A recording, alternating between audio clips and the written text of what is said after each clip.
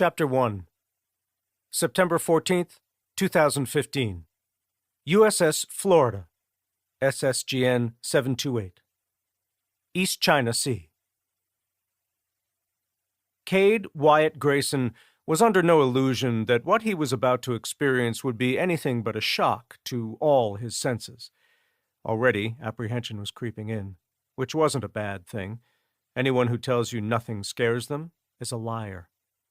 Cade had learned after countless deployments in the sandbox, first as an Army Ranger, then as the youngest member of Delta Force, that a healthy dose of fear was beneficial to one remaining on the good side of the grass. It had also served him well for the last 3 years, every day spent learning how to survive in a world overrun by zombies. Fear is the main component of the fight-or-flight impulse ingrained into the reptile brain of every human. Acknowledging and respecting the fine line between life and death is how one successfully reins in that fear. Cade had come out of the womb wired differently. Whereas most fell victim to fear, quickly succumbing to the flight component of the inherited response to it, Cade pushed that aside and accurately assessed risk, applied the knowledge gained with cognitive thought, and acted on the derived solution. In short, he was a fine-tuned killing machine able to instantly, as the famous Marine Corps saying goes, improvise, adapt, and overcome. Sitting inside of what was basically a steel coffin with an electric propulsion system, Cade was beginning to second-guess what he had gotten himself into. He wore a full-body dry suit, complete with Oakley gloves and swim fins, and was plugged into the Mark 11's oxygen system and onboard networked comms. Still, he knew as soon as the dry dock shelter affixed aft of the sub's sail was flooded with frigid seawater and the SEAL delivery vehicle got underway, he and his Pale Riders team were on their own. Until a pre-designated time when he would use a Thuraya satellite phone to contact his superiors back at Cheyenne Mountain Complex in New District, New America, the team would be operating dark. Adjusting the Draeger rebreather sucked tight to his face, Cade looked to his left, toward the bow of the 22-foot-long prototype submersible. In the left seat, hunched over the controls and running a finger across a dimly lit panel containing a row of gauges, was former Navy SEAL Master Chief Adam Hang-Ten Cross. First introduced to the venerable Mark 8 Mod 1 SDV during a training seminar put on for the Naval Special Warfare Development Group, also known as SEAL Team 6 or DevGRU, by members of SEAL Delivery Vehicle Team 2 at Little Creek, Virginia, Cross was the only Pale Rider with extensive SDV experience. Beside Cross in the navigator's seat was Petty Officer Second Class Neil Colby, a veteran of multiple prolonged cruises and an expert in nuclear propulsion and all things mechanical. The 20-something native of Brooklyn, New York, had drawn the short straw that saw him embedded with the SEALs attached to the Florida. Learning to drive the SDV and getting used to how it handled in currents and calm water alike had come easy to Colby.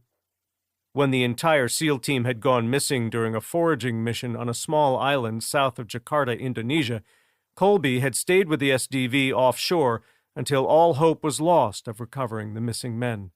Since that fateful day early in the zombie apocalypse, whenever a mission called upon utilizing the SDV, Colby was pulled away from his regular shipboard duties. Watching the dry suit-wearing petty officer go about his task of loading waypoints into the prototype navigation computer that, prior to the zombie apocalypse, was a top-secret eyes-only component of the Mark 11 project, Cade could tell the young African-American was all business. Still in the government acceptance phase of testing when China released the virus that had ripped around the world in record speed, the Mark 11 Mod X had proved to be worth its weight in gold to the men and women of the Florida. It was also slated to be a test bed for the next generation SDV, rumored to be a fully enclosed submersible. Even if the pointy heads at the Electric Boat Division of General Dynamic in Groton, Connecticut had lived long enough to learn that their pride and joy's primary mission was no longer to insert frogmen behind enemy lines, but instead it was depositing foraging teams on beaches near zombie-infested cities all over the world, they would have never believed the Mark 11 was still performing flawlessly 3 years on. With the lion's share of the United States Navy's surface ships either caught in port during Omega's introduction or plagued by onboard zombie outbreaks after fleeing mainland ports crawling with the dead, resupplying the Florida while underway quickly became a thing of the past. It wasn't uncommon, the boat's XO had told Cade during a candid moment, for him to order the Florida to surface near a friendly warship and find her crawling with deceased biologicals, a term Cade had found humorous until he saw his first Arleigh Burke-class destroyer adrift, no signs of life, just scores of zombies milling about topside. If not for the SDV, the XO had stressed to Cade, every soul aboard Florida would have starved to death that first winter after Omega burst onto the scene. To Cade's right, oversized dry bag in one hand, suppressed H&K MP7A1 in the other, was former SEAL Team 6 shooter Francis Griffin. The oldest of the group, quickly closing in on 40, Griff was the Pale Rider's corpsman and demolition specialist. Wisps of red hair snaked from his dry suit's hood, the curly ends crowding the periphery of his swim mask. To ensure the Draeger rebreather fit properly, he had trimmed a considerable amount of his usually unruly red beard. Behind the Draeger's glass shield, relaying a calm confidence, his green eyes were taking everything in. Behind Griff was the newest Pale Rider, Fui Nat Natanumo.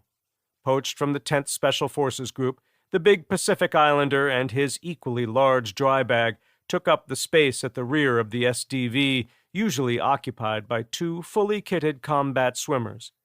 He was also tasked with bringing ashore the daisy-chained train of flexible bladders full of fuel.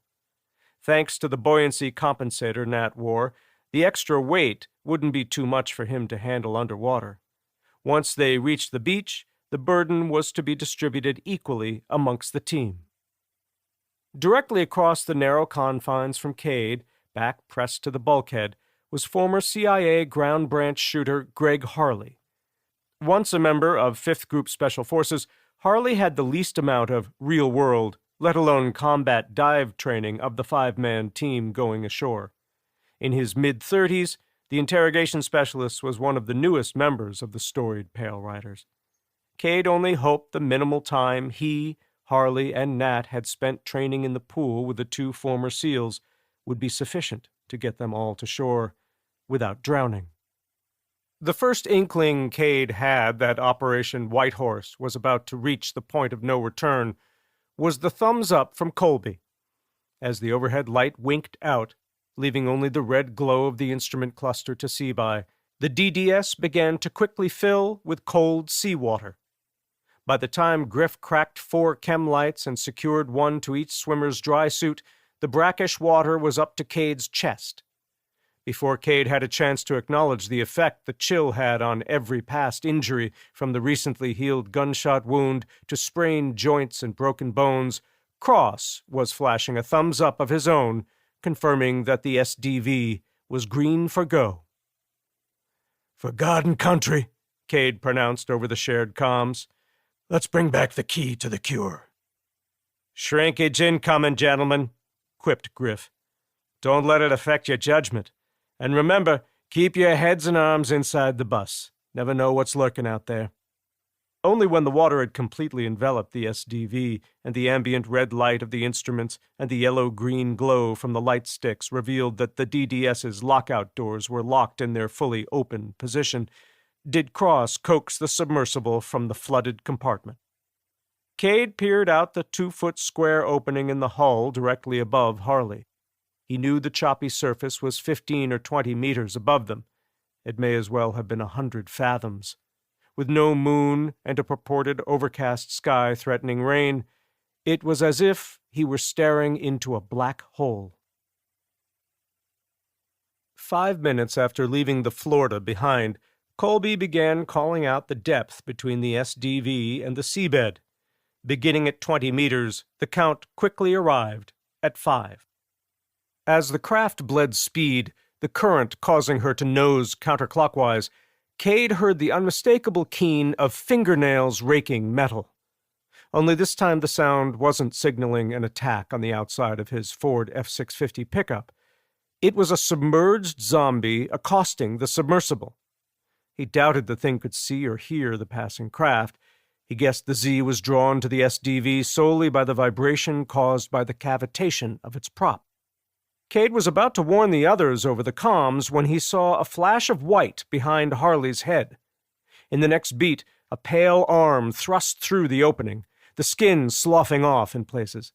As the bloated fingers scrabbled for purchase on the top of Harley's head, the man responded by twisting away from the attack.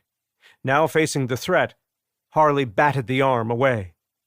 Slipping his Gerber Mark II combat dagger from the scabbard affixed to his chest rig, Cade leaned forward and clamped a hand around the Z's forearm, just above the wrist.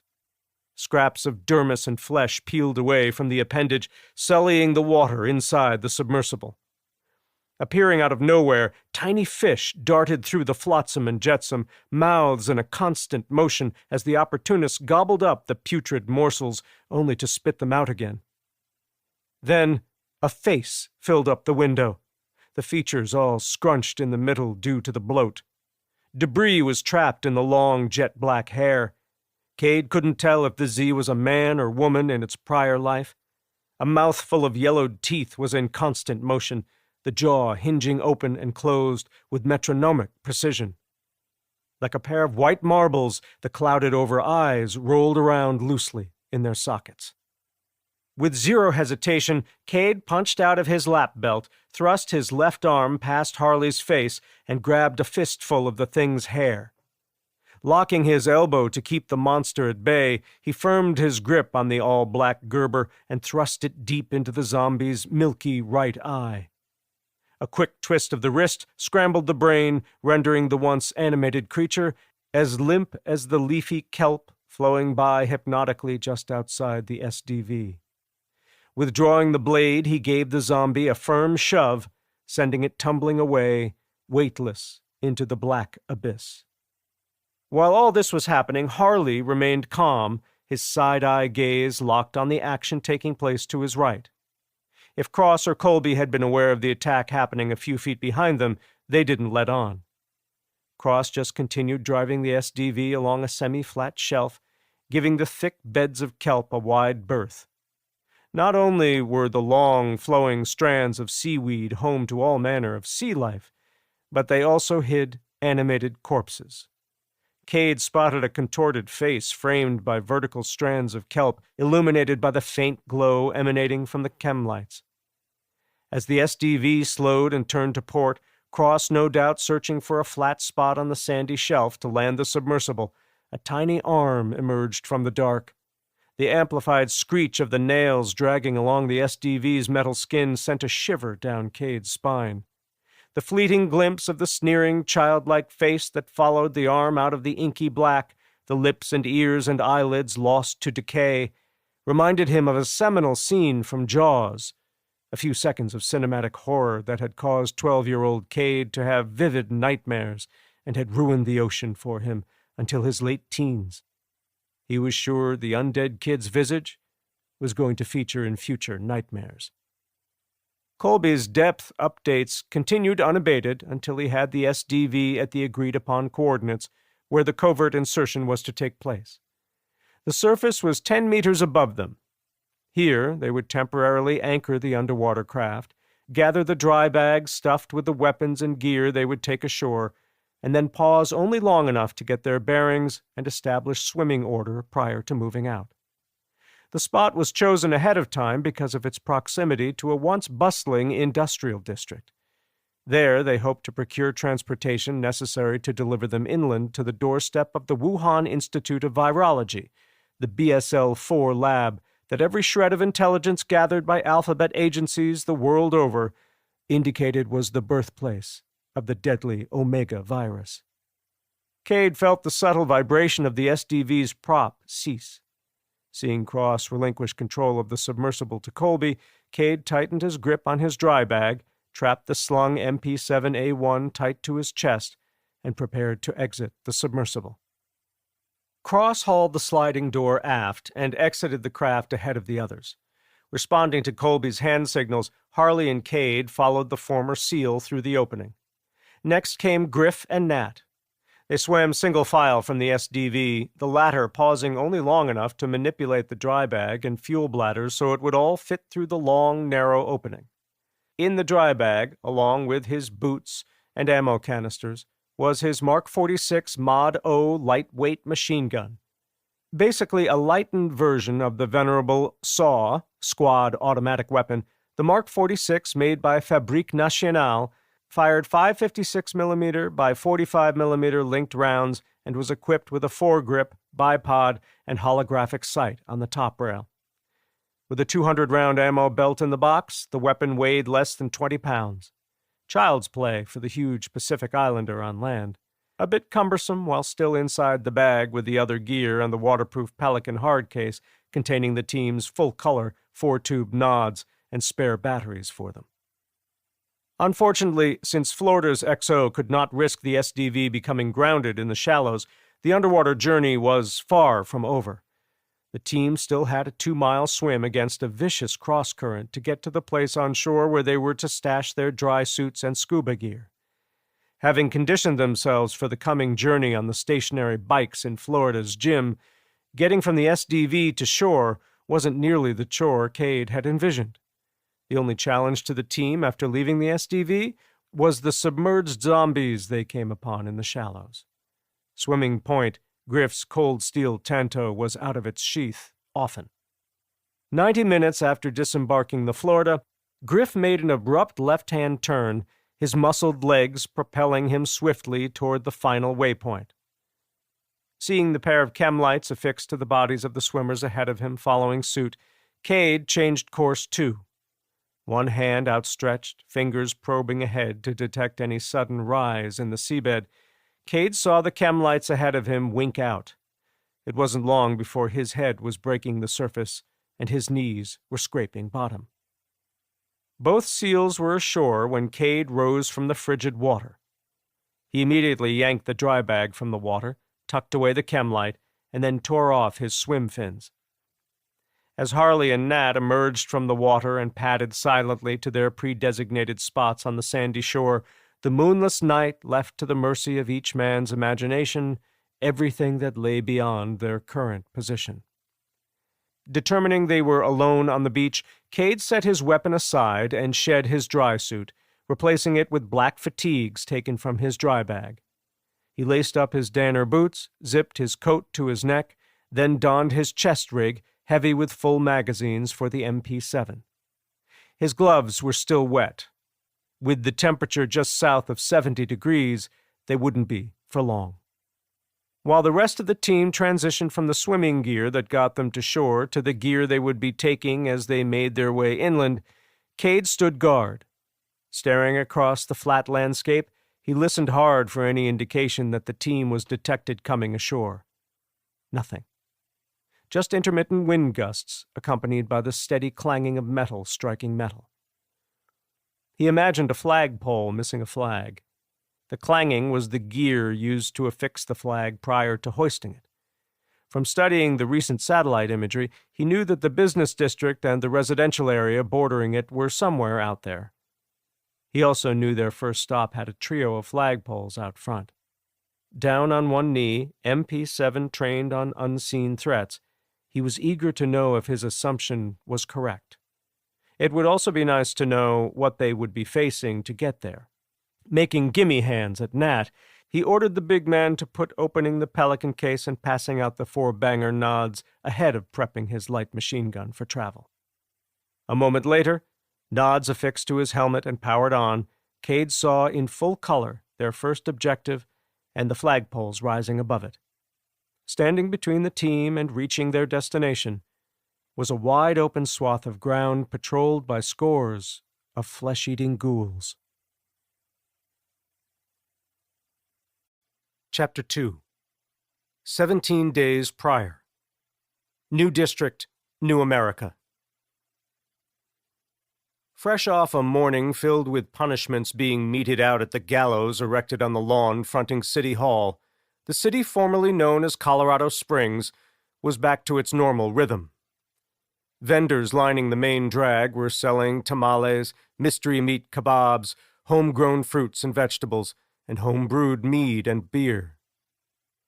Vehicles were making the slow, steady procession toward the south gate to queue up prior to high noon, the second of 3 pre-designated daily windows in which foragers with golden tickets were allowed to exit or re-enter the walled city that had become home to tens of thousands of survivors of the zombie apocalypse and the unexpected follow-on invasion by hostile Chinese communist forces. Raven Grayson was riding in the back of one of those vehicles, a desert-tan, 6-wheeled Oshkosh M1083 troop transport. Though it was not yet winter, there was still a crisp edge to the air. Keeping the sun at bay was the thin canvas ceiling stretched tight over a half-dozen hoops rising vertically from the transport's cargo area, one of which Raven was using as a backrest. She wore multicam ACUs complete with plate carrier and chest rig, the latter loaded down with 6 30-round magazines full of 5.56 hardball. Strapped to her head was the desert-tan low-rise ballistic helmet she'd been issued yesterday, day 1 of basic training, barely 48 hours into her 18th trip around the sun. Though still considered a minor in the eyes of the law, a signature from her father hadn't been required on her DD Form 4 enlistment document. Handing to the staff sergeant in charge of the surly welcoming party what amounted to little more than a permission slip, albeit one emblazoned with President Valerie Clay's signature and official seal, was more than enough to get her through the door a full year earlier than the second youngest recruit in her class, the big red-headed kid from Tallahassee, Florida, who just so happened to be sitting to her left.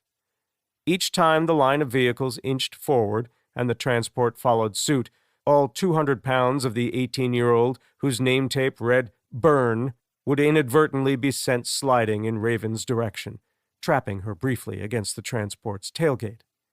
She had already decided that if Byrne offered to trade her places, she was going to politely decline. Last one in meant you were first one out. If they encountered bandits while traveling the roads outside the wall, with no one to her immediate right, she would have a clear field of fire should their instructor, First Sergeant Frank Osborne, allow her to engage the threats. Since everyone riding with her in the back of the Oshkosh was fully exposed, including the first sergeant directly across from her, she hoped it wasn't going to come to that. While the ceramic plates in her carrier would stop smaller caliber rounds, they were no substitute for the safety of the armored Ford F-650 she was used to riding in while outside the wire. The only personal items she was permitted to keep the day before were the well-worn Danner boots on her feet, the Gerber Command 1 combat dagger sheathed in the scabbard strapped to her chest rig, the Glock 19 semi-automatic pistol in the drop-leg holster on her right thigh, and the short-barreled rifle an armorer friend of her father's had built for her 3 years ago. She'd owned the boots for a year or two now and was grateful that she hadn't been forced to wear the unbroken surplus combat boots issued to the recruits who reported to Fort Kit Carson unprepared.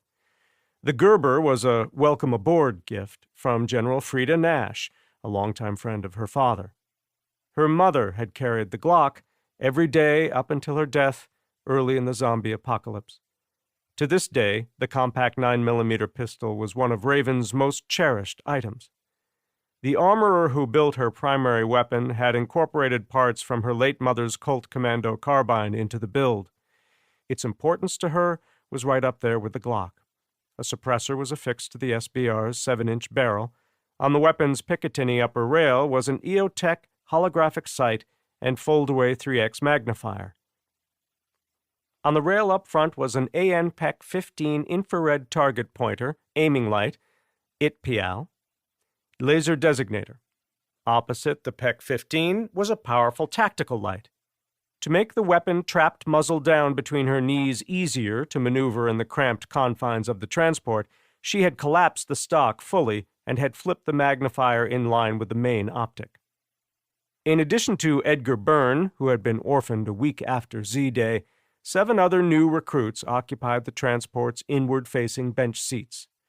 The 3 across from Raven were all men in their early 20s. 2 were twin brothers, Shane and Sean Crocker from rural Nebraska. They were both a little overweight and had barely passed the physical fitness test the entire squad was put through the day before at Carson. Still, on account of their well-known hunting prowess with both bow and rifle, Raven didn't dare count them out. The other guy, Rafe Dean, was lean and wiry. The blonde-haired, blue-eyed former pro surfer had made his way east from Los Angeles shortly after the warships of the People's Liberation Army Navy showed up at the city's main port. When Raven first set eyes on him, her initial impression was that he was a younger version of her father's Navy SEAL friend, Adam Cross. However, the thing that set the two apart, save for their vast difference in age, was Rafe's rather pronounced stutter. It wasn't always prevalent, but when it did manifest, it was because Rafe was under duress. The day prior, after signing the DD-4 and being issued his equipment, nearly every time he opened his mouth, his first words were slow to arrive. Today, however, at least since the 11 a.m. muster at the pickup point across the street from where Damon's store used to stand, during which Raven had engaged Rafe a couple of times in small talk, she had yet to hear him stutter. She took it as a sign he had finally gotten over the shock of those first few minutes of being screamed at by the men and women who, in their words, equated all new recruits to blocks of fresh clay they intended to mold into fine fighting machines. She figured that having his once long hair sheared to stubble had been an extenuating factor. She got it. Upon arriving home to see her father off to train up for the mission she was forbidden to talk about, let alone mention, and then enduring the rest of the evening with Duncan constantly telling her that she reminded him of Demi Moore in G.I. Jane, a movie she put on her short list to watch after basic training, she had spent an inordinate amount of time locked in the bathroom and staring at her new visage, all the while trying to convince herself that signing away her freedom and then voluntarily having her hair cut short like the men had been the right thing to do. Time would tell, she supposed. At the very least, the hair would grow back. To Burns' left were two women. The oldest, Crystal Weaver, was 25 and had been working as a flight attendant when the dead began to walk. Her final flight, a United red-eye out of Portland, Oregon, had been the last passenger jet allowed to land at Colorado Springs Airport. Raven had no opinion of the woman's capabilities. Time would tell. The other woman was an entirely different story. Raven's father had always told her not to judge a book by its cover. Doing so could get a person killed, especially in the post-Z-Day environment. The woman's appearance made it difficult not to. Raven had no idea what had prompted her to enlist. She had just turned 21 and was working as a bartender at the Jiggling Corpse. That she was severely top-heavy, D-cups if Raven had to guess, had Raven thinking she also knew her way around a brass stripper pole. And though Brandy Sweet, her real honest-to-gosh name, was a golden ticket holder like the rest of the recruits and appeared to know how to handle a firearm, she nearly washed out during qualifying thanks to poor performance on the handgun portion. Furthermore, Brandy had balked at walking, instead opting to hitch a ride from the range to Carson's dining facility aboard the range instructor's Cushman. Not a good look on day one of basic training, Raven had thought at the time. With all the marching, running, and patrolling Raven's father warned her to expect, not to mention the 60-pound rucksacks they would be wearing during the latter, she figured this would be Brandy's first and last time wearing the uniform outside the wire. Across from Raven, shoehorned between Rafe and the first sergeant, was Arthur Blake Castle, the recruit she had pegged as the most likely of them to be assigned squad leader. The African-American kid was 19 going on 20. He hailed from Chicago. Only 16 when the outbreak hit the Windy City, he had successfully guided his family to safety through streets teeming with so many walking dead that the Illinois National Guard had already cut and run. 2 weeks later, after an arduous and extremely dangerous cross-country trek, he and his mom and two younger sisters had arrived at what would eventually become the embattled nation's new capital. At 6'3" and 240 pounds, Castle was the biggest member of the squad. He towered over the first sergeant, a well-muscled fireplug of a man who, prior to the first reports of flesh-eating cannibals leaked out of Wuhan, China, had already served 5 years as a Green Beret in the 10th Special Forces Group. On everyone's right shoulder was the American flag. though the name of the country had changed, partially to signal a new dawn, but mostly to let people on the outside know that she was a nation rising from the ashes like the mythological phoenix. Her flag had not. On the opposite shoulder, save for First Sergeant Osborne's uniform, was a single gold chevron with a dark green border. It signified the recruits were all privates, the lowest rank in New America's army. They hadn't been assigned a unit. That would happen if they passed the accelerated version of basic training. As the transport rolled through the gate and began to accelerate down the ramp connecting the gate to the nearby interstate, the first sergeant pointed at the floor between Raven and Burns' boots. "Bota," he said, the hint of a smile already forming. "Under there. Grab the duffel and hand it to me." "Sir, yes, sir," Raven replied as she reached down and hauled the duffel into the open. When she hinged up and handed the loaded-down army green canvas bag to the first sergeant, she saw that everyone was staring at her. She had known what it meant the second the acronym crossed Osborne's lips. She was pretty sure the others did not. It was obvious Osborne was testing her, seeing if she could be rattled by the unexpected. It hadn't. She didn't even flinch. And since her father had told her you never choose your own nickname, it is always assigned to you by either a superior or your peers, she did not push back. Osborne was of normal height, stocky, and had a slight southern accent. Sounded like he could have hailed from Texas. The gray whiskers in his otherwise black goatee made Raven think he was about the same age as her father. Thanks to his piercing brown eyes, so far nobody had tested him. He wore a shit-eating grin as he took the duffel from her. It was at that moment she knew she would not be receiving any special treatment from Osborne or the other Special Forces personnel accompanying the class outside the wire today. She would have it no other way. Earning the lone stripe on her shoulder was her first task. Doing so without making an ass of herself was more important to her than she would acknowledge to anyone, save for those closest to her. In the back of her mind, as the transport got moving north by west, toward the reddish-orange rock spires rising over the Garden of the Gods, she was silently cursing Duncan. Bird was the nickname bestowed upon her by her mother and father. It was Duncan who had come up with Bird of the Apocalypse. And when 13-year-old Raven protested, the cantankerous Vietnam veteran, an unofficial member of the Grayson family since the early days of the apocalypse, only dug in his heels. Over the years, everyone close to Raven had come to learn the new nickname. The people she allowed, rather begrudgingly, to call her that could be counted on one hand. Wilson, Sasha, and Taryn respected her and usually just called her by her given name. Though she and Peter were kind of an item, even he was forbidden to utter it. Back to his usual stoic self, Osborne dipped into the duffel. Coming out with a Peltor headset, he looked across the aisle at Byrne. After a brief pause, he said, "Rug, pass it to the left." Raven was familiar with the brand. It was the older model of the comms headsets her father's team used. These ones Osborne was pulling from the bag showed a lot of wear. She wondered if they were inoperable and if they would be wearing them only to get used to the added weight. When Osborne singled her out, saying, "You've seen these before, right?" she answered, "Yes, First Sergeant. I own a pair of the newest model." "Pays to have a door kicker for a dad, eh?" Raven said nothing. Looking around the transport, gaze settling on each recruit for a beat, Osborne said, "While we're on our way to our AO, which is Area of Operation for the uninformed, Boda is going to instruct you all how to operate your Peltor comms." He told Raven the shared frequency and gave them all a quick primer on radio procedures. Finished, he said, "Any questions?" Raising his hand, Byrne asked, "Why Rug?" Osborne looked at the canvas roof. The transport was moving along at a less than stellar clip. Still, the taut fabric was vibrating slightly.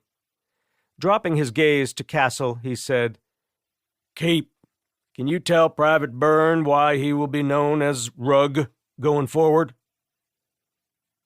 Castle shook his head. "I have no idea, First Sergeant."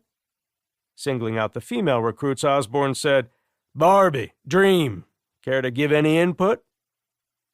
He received blank stares. Osborne rose off his seat and, beginning with Shane, looked the twins square in the face. D, Dumb, what say you? They shook their heads in perfect unison. The first sergeant shook his head, too. Grimacing, he said, "O ye of little imagination." He glanced down the line and singled out Rafe. "Any idea, Spicoli?" Sorry, First Sergeant. I don't. Interrupting the private, Osborne said, "Don't worry about it. Sorry to put you on the spot." He sat back in his seat. Catching Raven staring at him, he nodded at her. "Do you have the answer?" Raven nodded back at her superior. Yes, First Sergeant. "Spit it out." Rug and burn equals rug burn. She hoped she wasn't blushing. She prayed she wouldn't be asked to elaborate.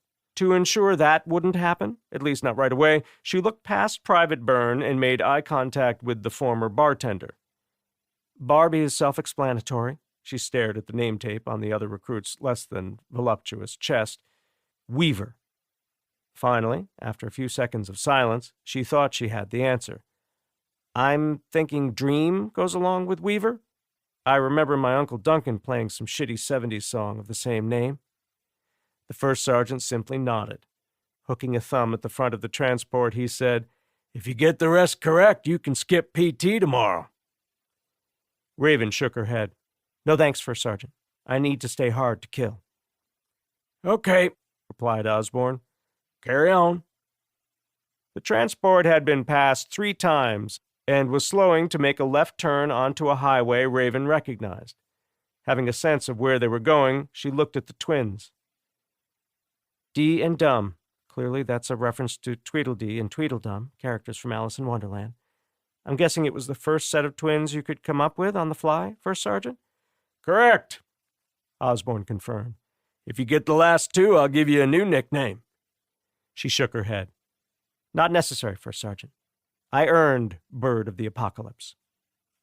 Feeling the stunned stares falling on her, she went on saying, Keep is another word for castle, pretty obvious, which takes us to Rafe. Jeff Spicoli was the surfer bro from Fast Times at Ridgemont High, right? I just watched it a few weeks ago. Loved it when Spicoli crashes Lincoln Z28, and he says, Relax, okay? My old man is a television repairman. He's got this ultimate set of tools. I can fix it. Rafe's from Southern California and was a pro surfer, or so I hear. So yeah, Spicoli makes a lot of sense, First Sergeant. By now, everyone was alternating between staring at Raven and casting furtive glances at their superior. Wearing a stunned look, Osborne said, "First one that came to mind for Private Dean was Hang 10. He shook his head. "That one's taken by a guy I know." "I know him too," Raven divulged, "and Private Dean looks a lot like him, only much younger." A bit crestfallen that he hadn't stumped the first-ever early entry candidate sitting across from him, the first sergeant changed the subject. "We're almost there," he said loud enough to be heard over the engine growl and constant harmonic thrum of the off-road tires. "Boda had the best range scores yesterday. She also killed the physical aptitude test, coming in a very close second to keep. That being said, and I want the record to show that my decision has nothing to do with her lineage, Boda will be your squad leader today." Suppressing a smile and wishing her father could see her now, Raven simply nodded. "One last thing," Osborne said as the transport steered off the highway. "Since you all have made it this far into this furball known as the zombie apocalypse without negligently shooting yourselves or someone else, you will be allowed to go weapons-free on this evolution. However," he held up one finger, "if I see anyone flag a team member with their weapon, that person will carry the broomstick of shame for the rest of the day." He reached under the seat where the duffel was and held up the 4-foot-long length of broomstick. It was painted gold and studded with rubies, diamonds, and emeralds Raven assumed had come from costume jewelry. "If one of you flag one of us with the broomstick of shame," he continued, "you will be washed out on the spot. If you survive the day without repeating the cardinal sin of close-quarter battle, When we get back to the DFAC at Carson, he or she will enter first, broomstick of shame in hand, and provide the entertainment while we all eat. I don't care if you do your best Charlie Chaplin, a Fred Astaire dance routine, or just pretend like you're Luke Skywalker and swing the thing around like it's a lightsaber. Choose wisely, because that's what you'll be busy doing front and center of everyone in the DFAC until we've all had our fill. While Osborne had been issuing the warning, Raven was gauging the reactions of the others. Dee and Dum didn't seem worried. She had already covertly assessed them, and judging by how they carried their weapons and the muzzle discipline they displayed, she highly doubted either of them would be providing the entertainment later. The twins had arrived the day before with tricked-out LaRue tactical rifles. Because the carbines were chambered in .300 Blackout, the pair were issued M4 carbines. Spicoli and Keep were also very conscientious when it came to keeping their weapons on safe and their fingers off the trigger. She had only made a point of observing each of them for a short while, but came away thinking she wouldn't be wary of having either of them at her six. The women, on the other hand, scared the bejesus out of her. Dream had arrived with a little Ruger 1022 and had professed to anyone who would listen that she had put down 100 zombies and 3 marauders with the .22 caliber plinker. She even had the notches on the rifle's wooden buttstock to prove her prowess with the rifle. When they got to the range and she was issued an M4, its recoil nearly the same as the rifle she'd turned in, she was, as Duncan would say, all hat and no cattle. She couldn't hit the man-sized target from 30 yards if her life depended on it. When they were on the ground, Raven decided she was going to give the former flight attendant a wide berth. Barbie's problem was her inability to shut up. She'd showed up with a Daniel Defense AR-15 she'd purchased from Lola's.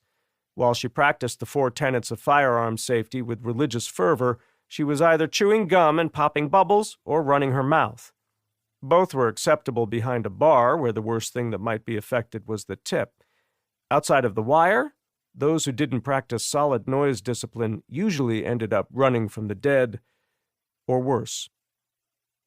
As the transport pulled hard to the curb and Osborne dropped the tailgate, he pointed to the video game arcade on the nearby corner. "You're going to need to clear that arcade. When you're done with your first task, you will proceed to the store next door. Find a way inside and rescue the hostages. Do not accidentally shoot the hostages." He pointed to his eyes, then tapped a finger on his headset. "I'll be watching and listening. You get yourselves into trouble and we are forced to come in to bail you out, do not shoot us. Are we clear?" Raven nodded, then jumped to the trash-strewn main drag that cut through the heart of downtown Manitou Springs. She covered the arcade with her SBR as the others piled onto the street behind her. During the short time she'd spent eyeing their first objective, the only threat she saw was a lone child zombie. It was sitting in a race car-themed video game and beginning to extricate itself from the contoured seat. Issuing orders to her squad, she moved out, head on a swivel, trying her best to hide her smile. Chapter 3. Duncan Winters stood at the top of a long run of stairs on the second-floor landing of an abandoned mansion on the outskirts of Aurora, Colorado. "I told you we should have waited for the first snowfall to start Operation Rebuild Damon's retail empire," he called out to his longtime friend Damon Bush. He was forced to raise his voice to be heard over the din of the zombies crowding the base of the stairs some 30 feet below him. Already, one of the fresher specimens that had been at the head of the pack when the heavy oak door had been breached was working its way through the warren of furniture that he and Damon had hurriedly deposited on the middle landing. Duncan guessed the 20-something woman had died and reanimated sometime last spring or earlier this summer.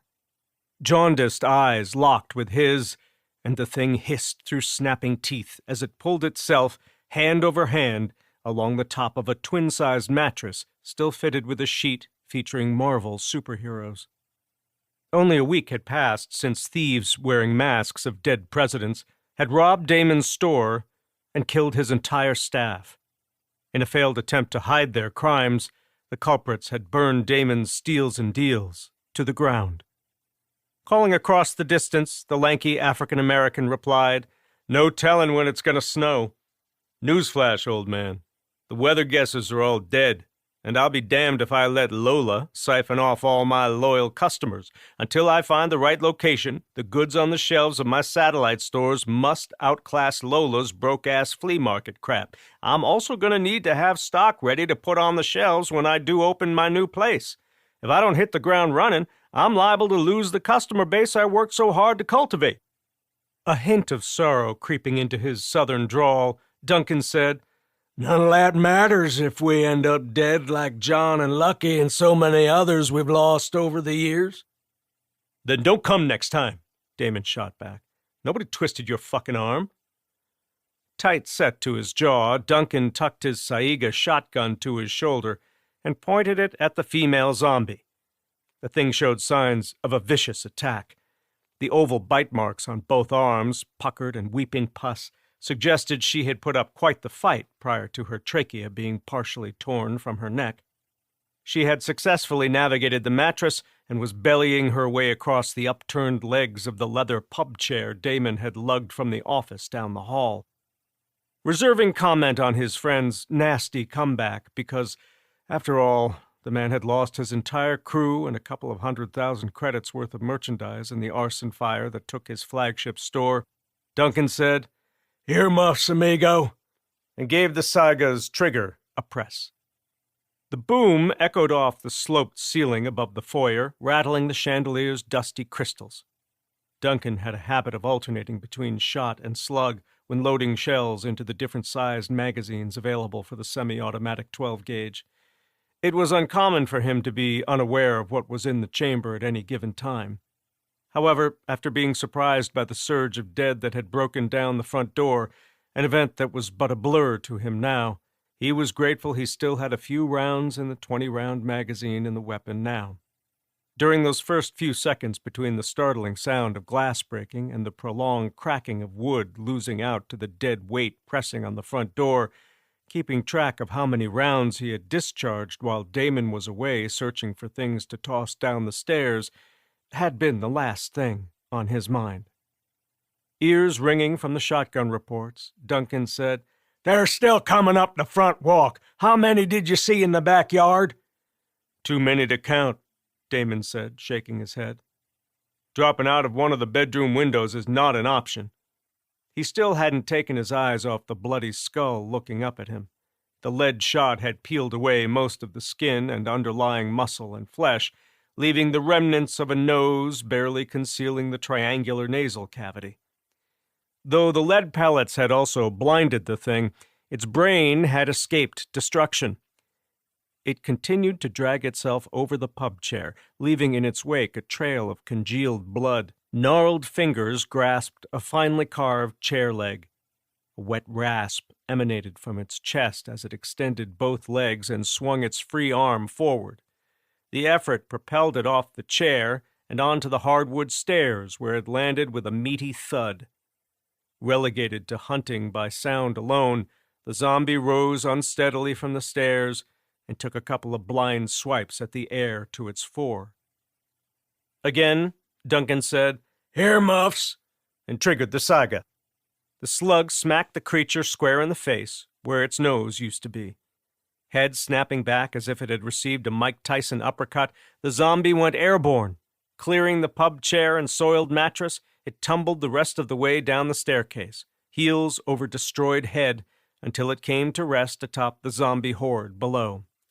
As the halo of brain matter and chunks of hair-covered skull rained down on the landing and stairs below it, the face-shot zombie landed atop the undulating mass of dead things.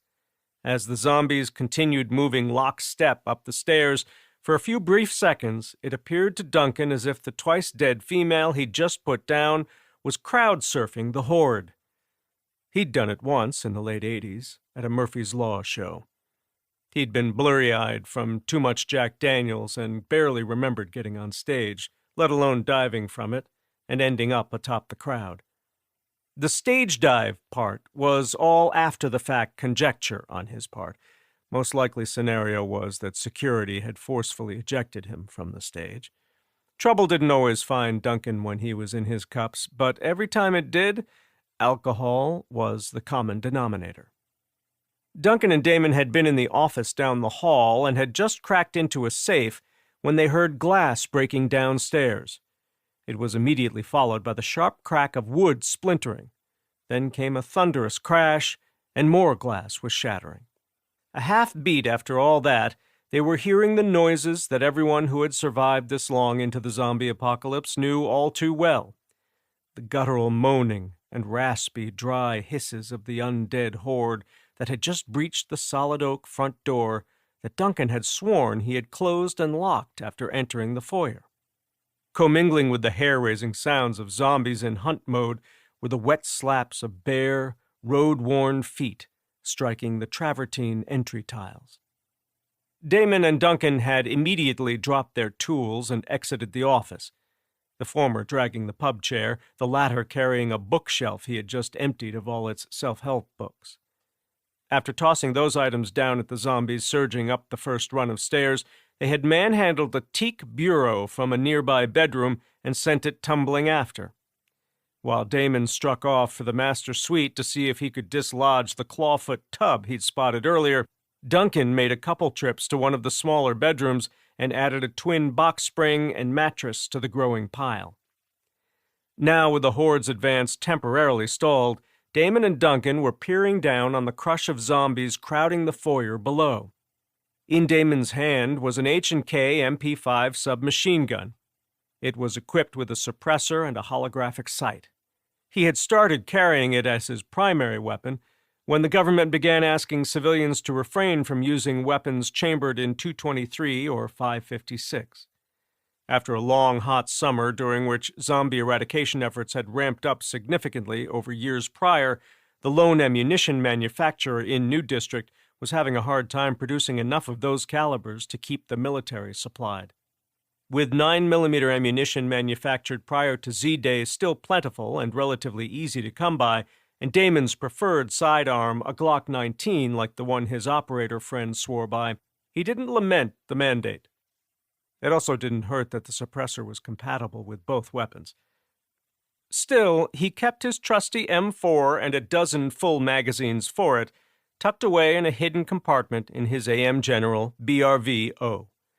Only problem was that the blast-resistant armored vehicle was parked on the street out front, along with the box truck half full of choice items they had already liberated from a large home in a subdivision a mile north. While the 9mm didn't pack the same punch as the M4, he had no choice but to make do with what he had. As Duncan watched his friend watching the dead things, he was getting an uneasy feeling that Damon and Cade's Hannah, Utah experience was about to be reenacted.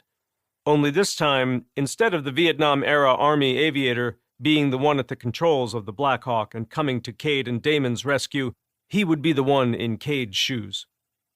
"No dice on the clawfoot?" Duncan asked. As Damon shook his head, his mini dreadlocks whipped back and forth. "It's steel, all right," he said, "but it wouldn't budge." "How about the bed and the master? Isn't there a post or long piece of hardwood we can take from it to use as a fulcrum and pry that tub off the floor?" Again with a slow side-to-side wag of the head. "It's just a mattress on a fiberboard pedestal." Unlike the farmhouse in Utah he and Cade had gotten themselves trapped in, the furniture here was as flimsy as the McMansion's construction. The items on the middle landing wouldn't hold for long. As Duncan watched Damon lean over the ornate wood rail and fire a dozen rounds down into the zombies, the sensation of déjà vu intensified, causing him to look at the ceiling. 3 zombies at the front of the throng took direct hits to the top of the head and slumped down on the debris on the middle landing. That was when the infamous Mr. Murphy decided to make his entrance. Finding the fallen zombies less of a hindrance to getting to the prey above them than the upthrust chair legs, the creatures clogging the stairs below the blockage clawed their way up and over the prostrate corpses. One of the dead managed to rise and stand unsteadily on the backs of the recently fallen. Eyes locked on Duncan's legs, The zombie thrust both arms through the balusters and strained mightily, the fingers opening and closing an inch from the fresh meat, fueling its desire to feed. Just as Damon became aware of what had piqued Duncan's interest, he spotted the zombie get a hold of his friend's pants leg. As he took 2 long strides down the hall to close the distance, he pulled a machete from the sheath strapped low on his right thigh. A vicious downward chop with the 18-inch-long blade severed both arms at once, one just below the elbow, the other a few inches above the wrist. The fingers on the former remained locked on the cuff of Duncan's pants. The cleaved-off hand ended up on the floor by his boots, palm up, the fingers clenching up like the legs of a dead cockroach. Seeing Duncan still straining to reach the ceiling, concentrating so hard on the task that the attack and the remedy to it had gone unnoticed, Damon stuffed the machete in its sheath, went up on his tiptoes, and placed both palms on the 4x2 panel that had Duncan's undivided attention. Though the seam around the panel's edges was barely perceptible, which was to be expected in a home whose finishes were above and beyond those in any place Damon had ever called home, he knew at once what the panel concealed, and the knowledge alone caused his stomach to clench. Last thing the former Bureau of Land Management firefighter envisioned as he and Duncan rolled through the east gate this morning with the sun chinned up over the horizon was that he would be reliving one of the scariest days of his life post-Z-Day. "Stand back," Damon ordered as he pushed up on the flush panel that he knew contained a drop-down ladder. When Duncan was out of the way, back pressed to the wall, Damon eased the panel down, being careful to stay out of the way in case the telescoping section of the ladder was the type that deployed automatically. It wasn't. So Damon tugged on the cord attached to the lower part of the ladder, starting it sliding smoothly from the housing. When the ladder was fully deployed, the bottom rung just inches off the floor, Damon looked up at the rectangle above his head. "You first," Duncan insisted. "I got your 6. "No way," Damon replied. "Age before beauty, old man." Removing his Stetson, Duncan said, "Can't argue with that." Tossing the hat into the attic, he nodded toward the top of the stairwell. "You better thin out a few more of those things before you follow me up. Can't take the chance of them blocking these stairs from closing. Hell, with the way our luck is going, damn rotters would probably find a way to climb the damn thing." Damon said nothing. The idea of stair-climbing rotters made his butthole pucker. As Duncan started up the stairs, the zombie arm gripping his cuff banged against the treads, alerting the host to its presence. Glaring down at Damon, Duncan said, "When were you going to mention this?" Without allowing Damon time to answer, Duncan urged the man to either chop off the fingers or cut his pants. Damon shook his head. Pointing at the ceiling, he said, "Ain't got no time for that. Climb." Swinging his gaze toward the top of the stairs, he saw that the zombies were dangerously close to overrunning the blockage. One zombie was on its knees, trying to find a way past the lightweight Scandinavian-design armoire blocking its path. The stench of death had beat the throng up the stairs, making the air above the open foyer near toxic to breathe. Concentrating on inhaling through his mouth, Damon tucked the MP5 to his shoulder, sighted on the zombie attempting to squeeze its slight frame between the banister and armoire, then caressed the trigger. Taking a round to the temple, the zombie went limp and slumped forward into the breach. Hearing Duncan say that he had made it into the attic, Damon slung his MP5 and turned toward the ladder. With the will to survive winning out over his reluctance to voluntarily subject himself to a repeat of the Hannah farmhouse attic ordeal, he grabbed a rung and began his ascent.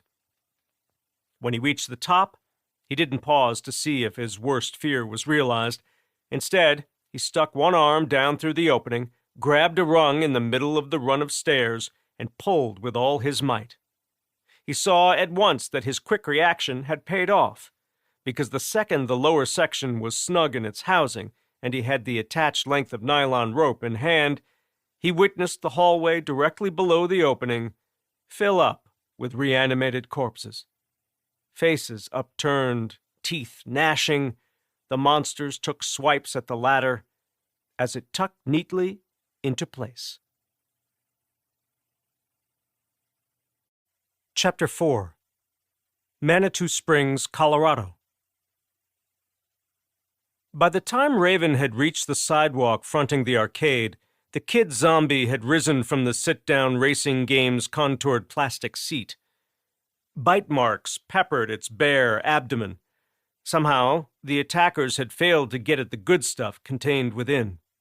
Raven figured the kid had wriggled out from underneath the Z's responsible for the superficial wounds that had ultimately killed him. Still, she had no doubt that after escaping certain death at the hands of the mindless flesh-eaters, the boy had suffered a very slow first death.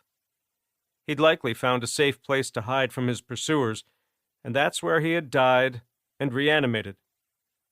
She shook her head. What a lonely way to go. The rear two-thirds of the arcade was illuminated by weak sunlight filtering in through grime-covered skylights high overhead on the sloped roof. The building was 100 feet across, and close to double that front to back. She guessed it was probably a saloon or general store during Manitou Springs' early days. Because the multiple steel roll-up doors were left up when the arcade was surrendered to the dead, the elements had taken a toll on its interior. Raven made note of the wood floor. The planks were buckled and sagging in places. Walking on it was not only going to be dangerous, but it would also be impossible to do without making a lot of noise. As the kid zombie struggled to get untangled from the seatbelt hanging down in front of it, a gust of wind ripped down the street, whipping the awnings on the building into motion and sending trash and tumbleweeds skittering from doorways where it had collected. The cracking and popping noises created by the tattered fabric beating the awning's rusted metal frames started a chorus of moans and raspy hisses coming from the arcade's dark recesses. Stressing that each recruit in her squad be responsible only for their slice of the pie, the sliver of arcade directly to their fore, Raven gave them their marching orders. The twins ranged off to the left. The corridor they were to enter and clear was about 10 feet across. On the left, abutting the wall, were a dozen skee-ball machines. Dried grass and scraps of newspaper sticking from one of the game's scoring holes suggested to her that wild animals had made it their home. On the right was a long row of stand-up arcade games, the first of which bore on its side an angry ape, barrels rolling along some type of scaffolding, and a little man in a red cap whose expression conveyed that he was in dire jeopardy. After a moment's hesitation, Barbie and Dream struck off down the center aisle. On their left and right were more stand-up games. Something called Galaga and Robotron capped 2 long rows of them. Raven was pleased to see the pair advancing slowly and steadily down their assigned corridor, M4 carbines shouldered, and their heads in a constant state of side-to-side motion. Leaving Rugg and Spicoli on the sidewalk as a rear guard, should the noise of their recent arrival draw in Z's from the surrounding area, she looked at Keep. Stabbing a thumb at her chest, she motioned toward the kid zombie who, to her amazement, had yet to extricate itself fully from the racing game. I got this one.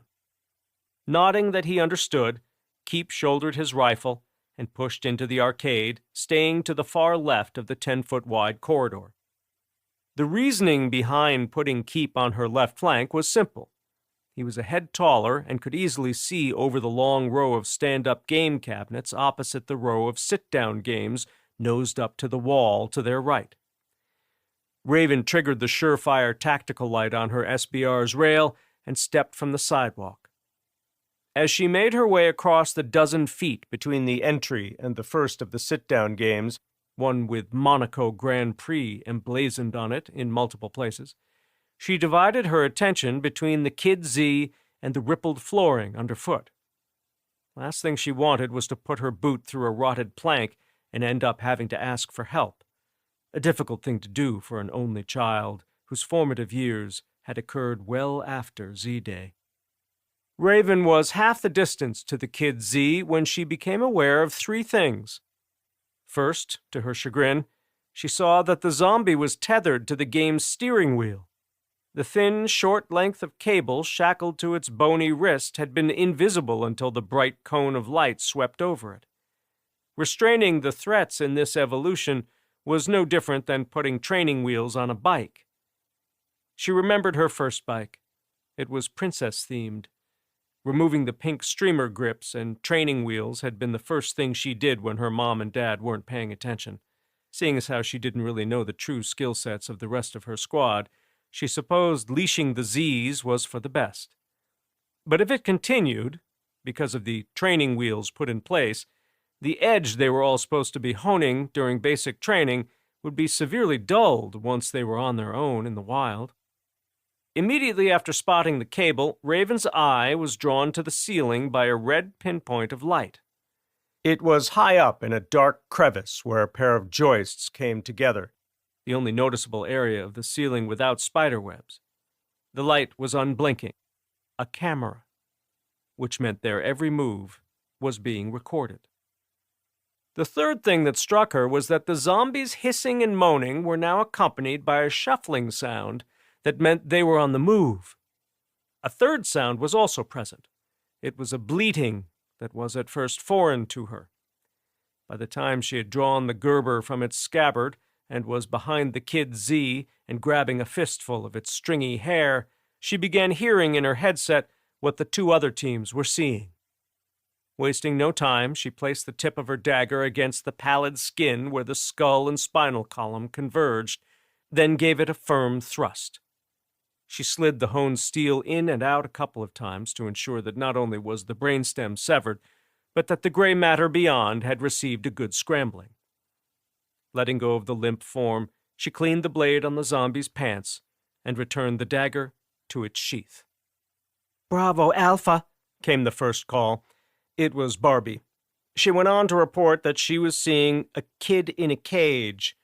Upon hearing this highly improbable development, Raven began to second-guess her method of choosing the leaders of the other teams. Having known most of the squad for less than 48 hours and having interacted with them very little when she was around them, she had decided that assigning the responsibility based on the alphabetical order of their newly bestowed call signs would make it easier for her to keep it all straight. Her father's adage, "work smarter, not harder," sometimes came with unintended consequences.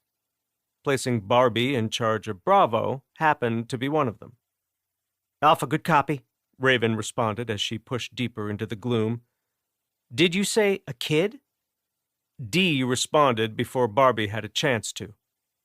"Alpha, Charlie," he said. "It's a baby goat, not a kid." When the channel was free, Barbie broke in. "A kid is a baby goat, dude." Gritting her teeth as the blind corner at the end of the row of stand-up arcade games came up fast, Raven said, "Bravo, Charlie. Alpha here. Sit rep, please. One at a time, describe what you're seeing." Finished talking, she made eye contact with Keep. After ordering him to halt with a predetermined hand signal, she continued onward, cutting the corner right to left, her SBR shouldered, and the suppressor tracing the sweep of her gaze. As she listened to Dee's clumsy attempt at correcting Barbie, she was getting her first look at the rear third of the arcade. There was an elaborate shooting gallery. It dominated the center of the space and looked as if it could accommodate a dozen shooters at a time. With a 270-degree field of fire, the gallery offered shooters targets ranging from a grizzled piano player to a full bar outfitted with liquor bottles and glassware. It was eerily like the saloon-themed shooting gallery her mom had taken her to as a kid, only the one at Oaks Park in Portland was half the size of this one. From her vantage, because the piano was in her line of sight, she didn't have eyes on what the others were reporting. Trying her best to hide her incredulity, Raven said, "A baby goat in a cage, eh? Do you have a head count on the Z's?" Barbie replied first. Sounding confident, she said, "Alpha, Bravo. I'm looking at 15 to 20 Z's. Hard to be certain because they're all clustered together. They're behind the shooting gallery, about 10 o'clock from your position. The bait is no longer holding their attention. I just watched 6 of them peel away. They are coming toward you.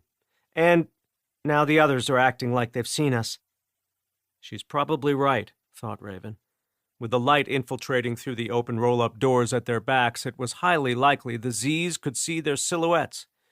Assuming the zombies were tethered in place like the first Z, and therefore had limited range of movement, Raven said, "Good copy, Bravo. Stay beyond their reach and check your fire.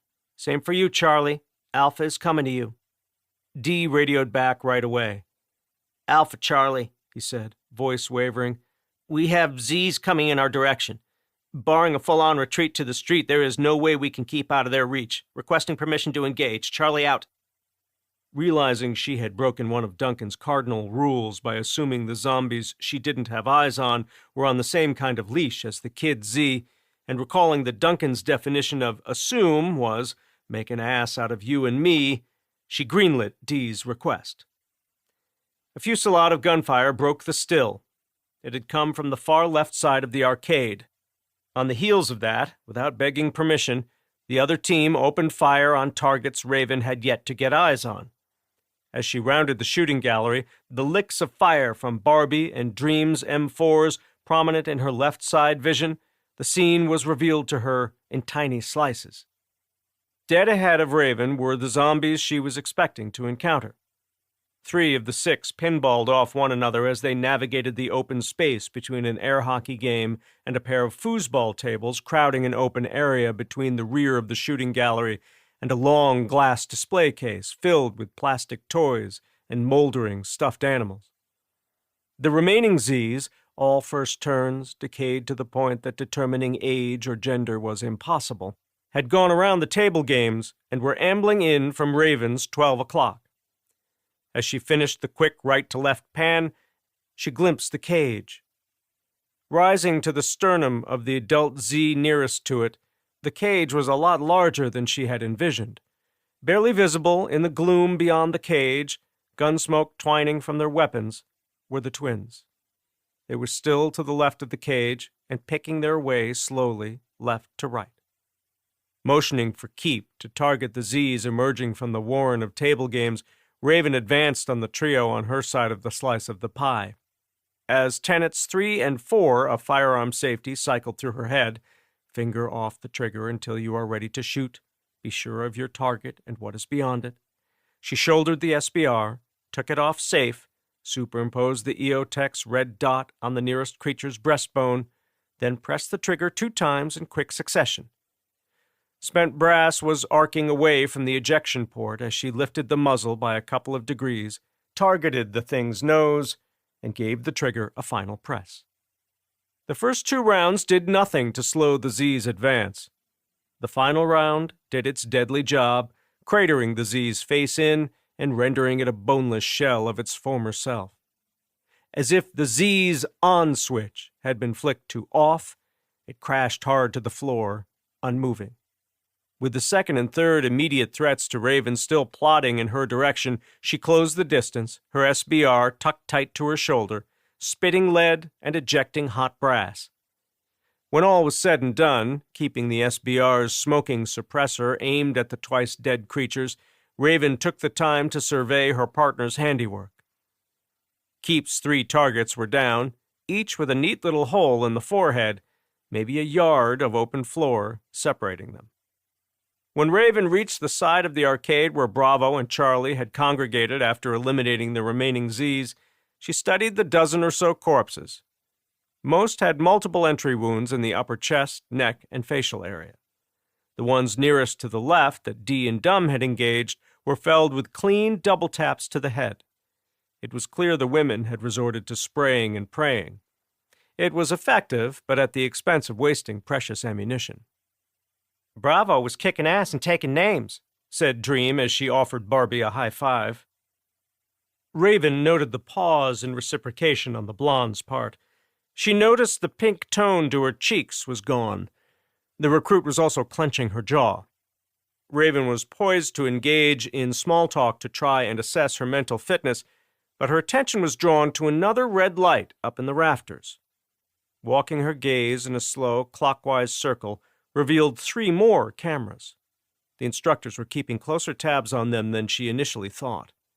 Finished with the covert recon, Her eyes fell to where the tactical light on her SBR happened to be aimed. It was illuminating a trio of doors to the left of the prize redemption counter. On the center door was a plaque that read, "Storage, Employees Only." The doors bracketing the storage room were labeled men and women, respectively. Clear the arcade. If she were following orders to a T, then the evolution wasn't finished. Raven had learned from her father that a true leader never orders others to do a task they are not prepared to take on themselves. So she raised a hand to silence her squad. Speaking in an even tone, she ordered everyone except for Keep to stay put and stay frosty. Relaying her plan to Keep, she led him past the portion of the arcade dedicated to casino-like games designed to take kids' money and spit out paper tickets in return. It was her experience that it took a massive number of those hard-earned tickets to acquire prizes that she viewed as little more than trinkets. Who really needed a whoopee cushion or a Chinese finger trap? Even 10-year-old Raven had recognized the dismal return on investment, opting instead for an additional ride on Oak Park's Mad Mouse roller coaster. Stopping short of the door to the storage room, Raven stood off to the left of the jam and listened hard. She didn't detect any noise from behind the door. The men's room was a different story. The telltale sounds of a dead thing pawing at the door's interior could be heard from a dozen feet away. As they reached the storage room door, Keep had briefly illuminated the men's room doorknob to show Raven that it was moving. Grayson operating procedure dictated she bang 3 times on the storage room door and then pause for a long 10 count, which is what she did. Nothing. So she tried the knob. Unlocked. Giving the knob a quick twist and the door a firm shove, she stepped back, aimed her SBR at the door, and watched it swing inward. Nothing rushed out at them. The shelves inside were stacked high with cardboard boxes with "Made in China" printed on their sides. She didn't need to explore further to know the boxes contained worthless novelty toys and wonky-looking stuffed animals. Leaving the occupied room for last, Raven moved to the door labeled "Women," where she repeated the knock and pause procedure. No response. This door was also unlocked. Shoving the door inward, she stepped back and walked the tactical light left to right. There was an empty paper towel dispenser attached to the wall beside the clouded-over mirror hung above the lone sink. To the right of the sink was a single stall. She saw in the space between the bottom of the stall and the dusty tile floor what looked like a pair of feet. No shoes. Strangely, there were fresh prints in the dust. The tread marks were from lug-soled boots and looked a lot like the ones left in the dust by her Danners, only much larger. The imprints walked away from where she stood and ended just outside the stall door. Crabbing into the room, back to the wall, she pressed the SBR's suppressor to the stall door and pushed it inward. The hinges protested, the harsh squeal echoing in the tight confines. Expecting to see the corpse of a person who'd chosen the bathroom of an arcade to end their life, instead she saw a life-size doll. It was vinyl or plastic. All the anatomical features of a grown woman were represented. The eyes and painted-on lashes were wildly exaggerated. Her mouth was a big O ringed with bright red lipstick. Raven was afraid there were additional anatomically correct orifices. Grateful she couldn't see enough to confirm or debunk the assumption, she stabbed one exposed breast with the suppressor. The doll was filled with air. It was inflated to the point that the flesh-colored exterior barely budged under pressure from the suppressor. If this was Osborne's idea of a hostage or survivor needing saving, she could wait to see what was in store for her squad next door. And though she was disgusted by the sight, she grabbed the doll by the hand and dragged it out for Keep to see. "What the F is that?" he mouthed. "It's a sex doll," boomed a familiar voice, "and you just rescued your first survivor." Osborne was standing with the rest of the squad. Apparently the first sergeant had brought Rugg and Spicoli in with him because they were also there. "Go ahead and clear the final room," he ordered. When you're finished, I have one more drill for you all. Raven sidestepped over to the closed door. She banged on the door. A beat later, the doorknob was moving again. Leveling her SBR at the door, she superimposed the red dot at a point where she guessed an average-sized person's head would rise to, transitioned her finger to the trigger, then gave it a press. Moving the barrel in tiny increments, she pressed the trigger 6 more times. When the SBR finally fell silent, on the restroom door was a smiley face made from bullet holes, and the knob was no longer jiggling. "What's that technique called?" asked Osborne. Shrugging, Raven said, "Work smarter, not harder." "Burning through 7 rounds is worth not having to twist a doorknob?" By this time, everyone had left Osborne all alone and had migrated over to Raven's side. Sensing the solidarity, Raven said, "Better than taking the chance of it being irradiated, or worse, it could have died the first time decked out in body armor. I've encountered both." "I heard all about it from one of the hitters on your father's team," Osborne grumbled. "What if there had been a survivor in there?" "She'd be deflated by now," Raven said soberly. The entire squad was now staring at Raven. Through it all, they had maintained their composure. Hands on hips, Osborne asked Raven what led up to her decision. "I performed a cost-benefit analysis," Raven explained. "I've opened hundreds of doors with Z's lurking behind them. I've never found a breather sharing space with a deader. Not once." "Makes sense in a real-world application." Osborne made his way over to the shooting gallery, stepping over twice-dead Z's, his boots leaving bloody prints in his wake. Arriving at the first shooting station, he said, "Makes perfect sense. However, from now on, I want you all to complete the evolutions as required. Technically, Bota, you didn't clear the final room. Also, after you spotted the first camera and realized you were being watched, you started performing." Raven raised her hand. Osborne acknowledged her. "I screwed up by ordering the other teams to check their fire," she conceded. "I assumed they were on a leash like the kid." She shook her head, obviously disappointed in herself. "I was treating it like a real-world experience. I've come across homes booby-trapped with Z's that have had their voice boxes removed. You open the door and they're right in your face and grabbing for you. Bottom line, I just wanted them to save ammunition." "Being able to admit when we're wrong goes a long way," Osborne said. "We learn from our mistakes. Better to make them here than out there when you all will be relying on each other. There's a lot to the adage that a team is only as strong as its weakest link. But that shit is for the people who used to make a living throwing a ball through a hoop or collating reports for a board meeting. There is no room for weak links in the teams." He placed his suppressed H&K Mark 12 carbine on the game next to the fake lever action rifle, and then drew his secondary weapon. Aiming the pistol that looked a lot like a Glock, he shot it 3 times rapid fire and returned it to the holster. He hadn't missed.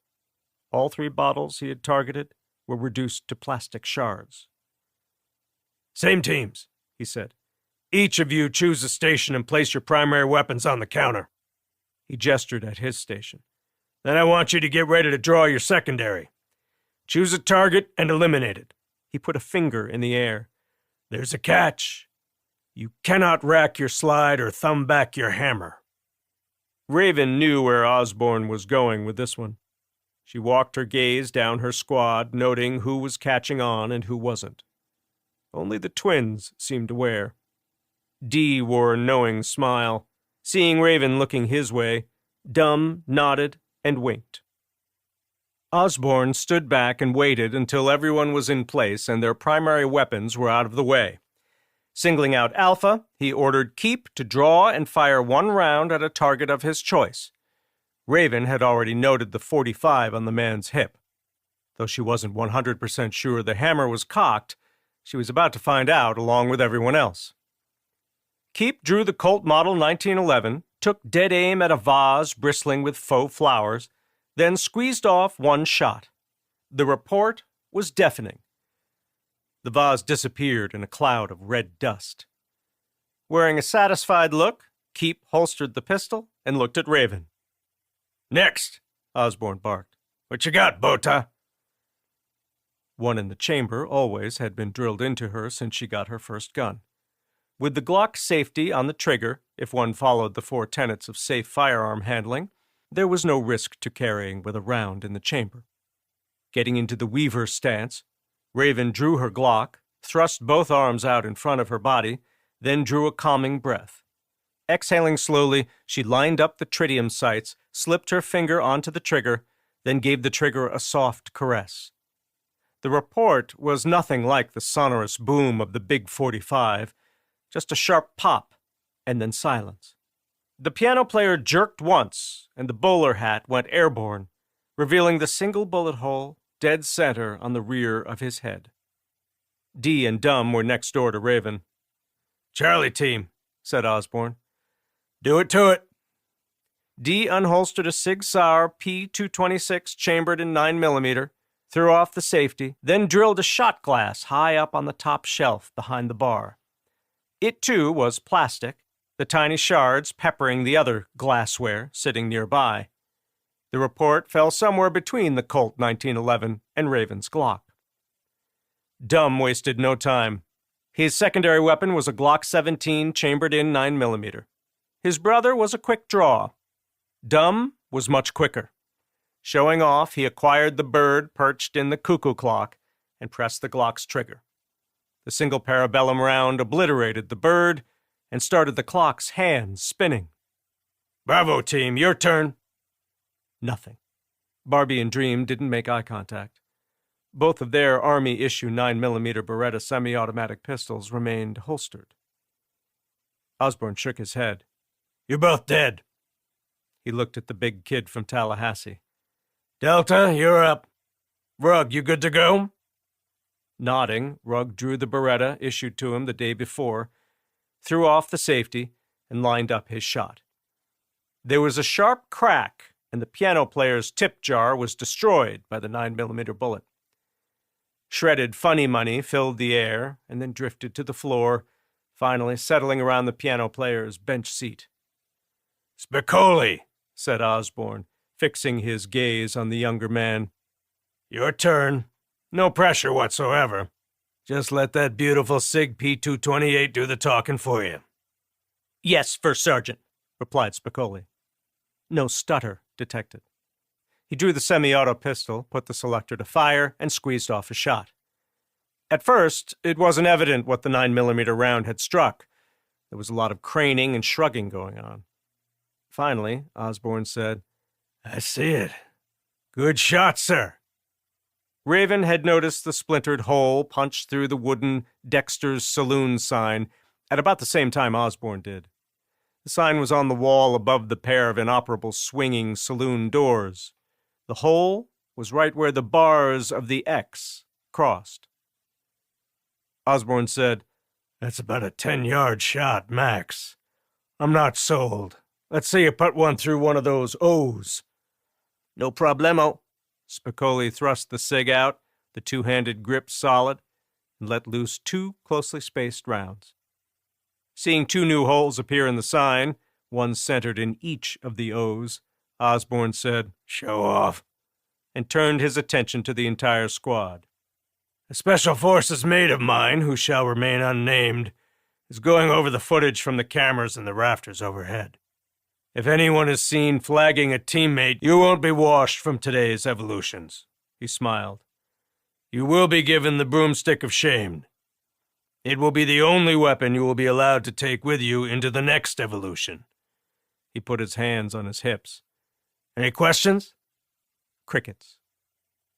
Good, Osborne said as he started for the roll-up doors. Release your brass and meet me on the sidewalk. Chapter 5. Peterson Air Force Base, New District. Full boat, aces over eights, Griff crowed, slapping his hand down on the card table set up just inside the yawning mouth of the 160th Special Operations Aviation Regiment's main hangar. That last bullet had my name on it. It was just waiting for me to draw it. Ace of spades, too. He paused, a big smile parting his bushy red beard. Anyone else hear Lemmy in their head just now? He looked around the table and pretended to strum an air guitar while belting out a line from Motorhead's Ace of Spades. Cross tossed his cards face down on the table. Who? Only thing I'm hearing is a sucking sound telling me my hard-earned money is leaving my possession. Shaking his head, Griff said, Lemmy Kilmister? Frontman for the English band Motorhead? Cross shrugged. I was more into ska back when music mattered to me. Operation Ivy, Let's Go Bowling, Sublime was also on constant rotation. Shame how Bradley went out. Harley threw his hand down in disgust. Love is not what I got, Griff. Full boat, queens over tens. You got me. He reached across the table and separated the black eights and black aces from Griff's full house. Know what this is called? Griff said, Dead Man's Hand, right? Bingo, said Harley. Know where the name comes from? It's Old West lore, Cross put in. Some famous gunslinger was offed at the poker table. He was reportedly holding that very hand. Harley nodded. Not just any gunslinger. James Butler. Wild Bill Hickok was probably one of the most famous of the Old West lawmen. The way the story goes, Wild Bill had black aces and eights when Jack McCall popped him in the back of the head. Happened August the 2nd, 1876, at the Nuttall and Mann Saloon in Deadwood, in the Dakota Territory. Only reason I remember the date is because it was so close to the American Centennial. He shook his head. Must have been wild being a pipeheader way back then. Nat was sitting on the hangar floor in the shadow of the stealth version of the venerable CH-47 Chinook tandem rotor heavy lift helicopter. Between his outstretched legs was a Husqvarna rescue power saw. The file he was taking to the saw's chopper blade created a sound like that of a barber running a straight razor over a leather strop. Pausing the motion, he said, Captain Grayson, what's your opinion on that scenario? Do you think the Pale Riders would thrive with Winchester repeaters and Colt peacemakers? No nods or laser designators? No close air support? Just the tools of the trade that were available at the time? Interrupting, Griff said, Hell, Nat, I think if Captain America were around in 1876, he'd put a Gatling gun on a wagon. It'd be history's first ever recorded tactical. Brody Ragin' Cajun Brasseau, Jedi One's newest crew chief, was inside the matte black helo, head down and inspecting the left side Dillon Arrow minigun. The 55-year-old from Baton Rouge, Louisiana, stopped what he was doing and poked his head out of the gun port. What about the caveman days, Griff? You reckon you and your secret squirrel friends would still be the alpha predator? With no hesitation, Griff said, Wyatt is the alpha of alpha predators. He'd kill a T-Rex with a rock and skin it with his bare hands. Voila, dino skin belt, dino skin boots. The possibilities are endless. We'd be fucked if we had to go up against velociraptors, Cross mused. If you believe the movie, they're cunning. The fuckers hunting packs, and they got those huge claws. They don't have any quit in them. He raised one hand and pretended like he was ticking an imaginary box. Advantage dinos. Nat said, What about King Kong? Wrong movie, genius. Griff shook his head. Everyone would be fucked if that gargantuan ape were a real thing, even Wyatt. Nat looked up from his task and flipped Griff the bird. I have 130 IQ, Francis. A yellow door bearing a plaque that read Chief Maintenance Officer First Sergeant Eugene Whipper opened out into the hangar. Ari Rimshot Silver emerged from Whipper's tiny office. He wore a big smile and had a pep in his step. Just a year north of 40, short dark hair sprinkled with gray, eyes concealed behind aviator's glasses, the commander of the U.S. Army's 160th Special Operations Aviation Regiment, Airborne, wore a dark green one-piece flight suit and Desert Tan combat boots. He carried his flight helmet in one hand and an iPad in the other. Slung over one shoulder were the Heckler & Koch MP5 submachine gun strapped to the outside was his olive green flight bag. Riding high on his right hip was a holstered Glock 19. "Game's over," he called across the distance. "I've finally received the intel package we've been waiting for. Clear off the table, gents." "What'd you have to blow to get that done?" Griff ribbed. "Probably a 2-star, Cross added. "Wasn't me," Whipper said, sticking his head out of his office and waving to get the attention of his lead maintainer. "Rim shot's too manly for my taste." Still on the move, Ari trapped the iPad underneath one arm, thrust a middle finger in the air, and proceeded to do a full 360. "A bird for all the smartasses," he fired back. Arriving at the table, he grabbed an empty folding chair, spun it around, and sat down. Displacing the cards and poker chips from the center of the table, he powered on the tablet and laid it down, screen up. "Gather round, gents." He shifted his gaze to the helicopters. "Haynes, Shelby, Brasso. You're going to want to check this out, too." He didn't see Tony Wild Thang, his current left-seater. The 30-year-old former Apache gunship pilot was likely still in the bunker, cleaning and oiling his personal weapons. Either that, or the Asian American known for his voracious appetite, had made a quick trip to the DFAC. Thin and muscular, no matter how much the 6-footer ate, he remained a constant 170 pounds. Originally hailing from Michigan's Upper Peninsula, the sore aviator had been flying one thing or another since his early teens. Isaac Hollywood Haynes extricated his 6'3" frame from the stealth Chinook's right seat and momentarily disappeared. After strolling down the center of the helo's cylindrical fuselage, the African-American sore aviator emerged from the rear of the hulking aircraft, ducking his head as he negotiated the deployed rear ramp. As he made his way across the hangar, the 41-year-old flashed an easy smile at the men congregating around the table. Making eye contact with Ari, Haynes mentioned that his left-seater, Shelby Cobra Kane, was on her way back from retrieving the latest weather and herd movement reports, and that he would bring her up to speed while they waited on the tarmac to go wheels up. Ari stopped scrolling long enough to flash Haynes a thumbs up. He didn't baby those under his command. Everyone was aware of how important it was for them to all be on the same page. Invariably, everything fell into place once the birds were in the air. A maintainer walking by interrupted with word that the 2 stealth helos were green for go. Looking up from the screen, Ari gave the airmen the go-ahead to tow the helos from the hangar. "Ghost Hawk leads," he said, leaving no ambiguity as to which ship would be the likely target should they encounter a CCP patrol. A single-man portable missile could ruin their day. Should an enemy be lying in wait, the smaller, more agile bird, based off the UH-60 Blackhawk, would have the best chance of surviving an attack. Then, once the attackers had blown their cover, the Ghost Chinook, lagging a mile or two behind Jedi 1, would be in a good position to engage their attackers.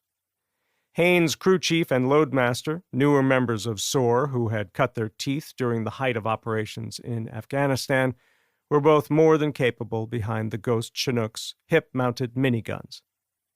Cade rose from his chair and made his way across the hangar. Remaining standing when he reached the table, he peered over Ari's left shoulder. Gathered across the table from Ari were 3 of the 4 members of Cade's team. Griff was on the periphery and busy stuffing his winnings into his rucksack. Nat and Cross were looking down on the tablet, arms crossed, serious expressions on their faces.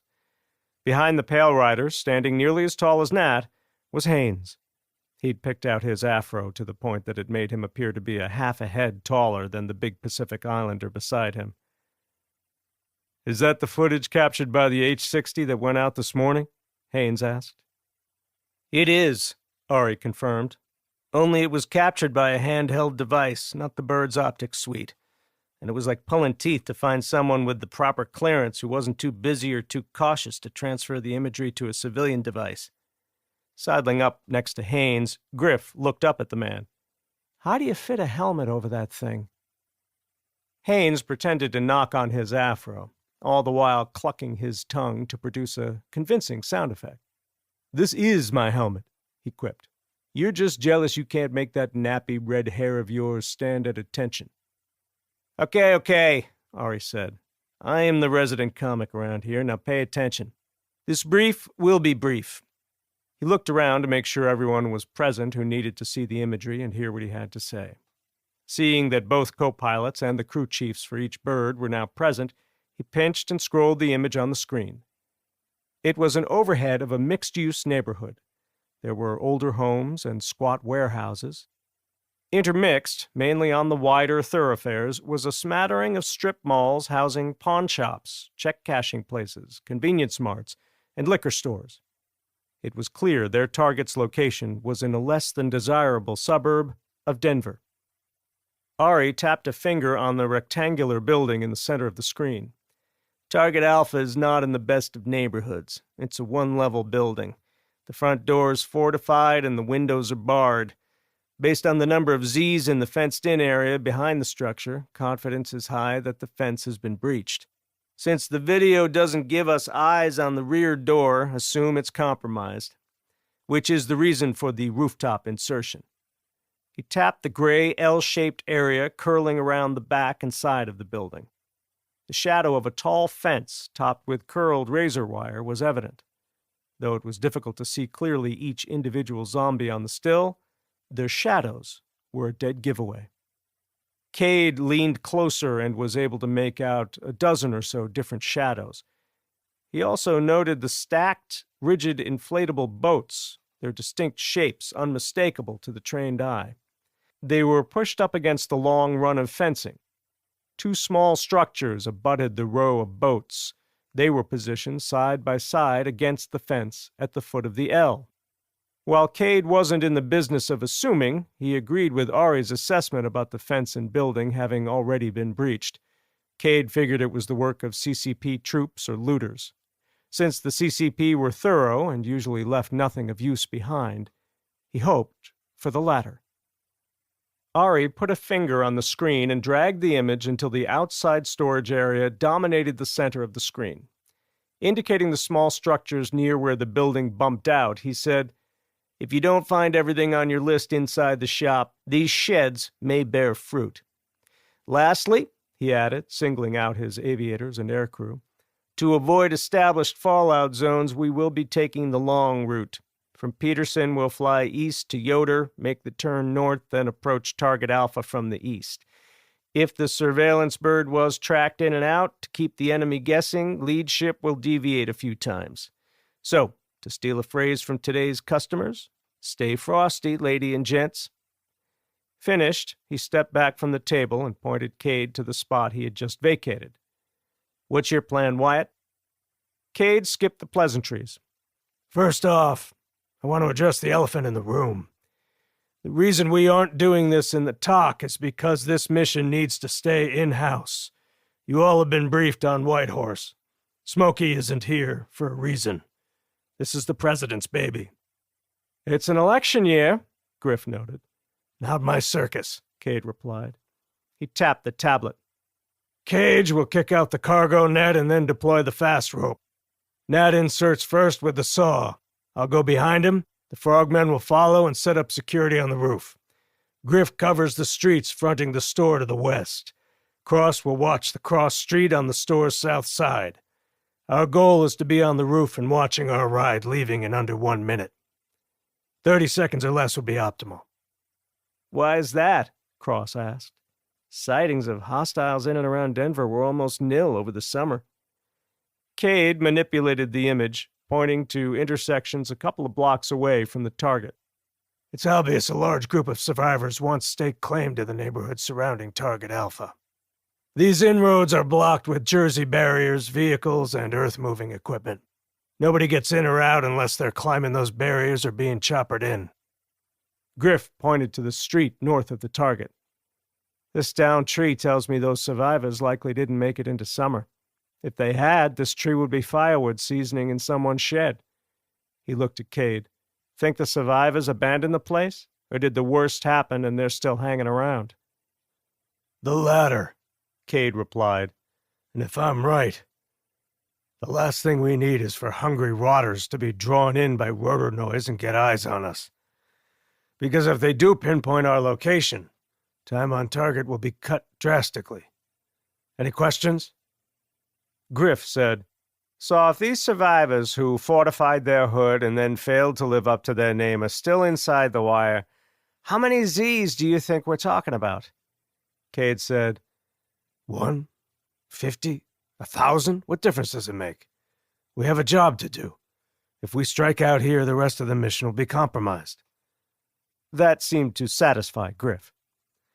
Shouldering his bag and scooping up the tablet, Ari said, "Going by the video this still was captured from, I'd put the undead population inside the perimeter at 500 or more."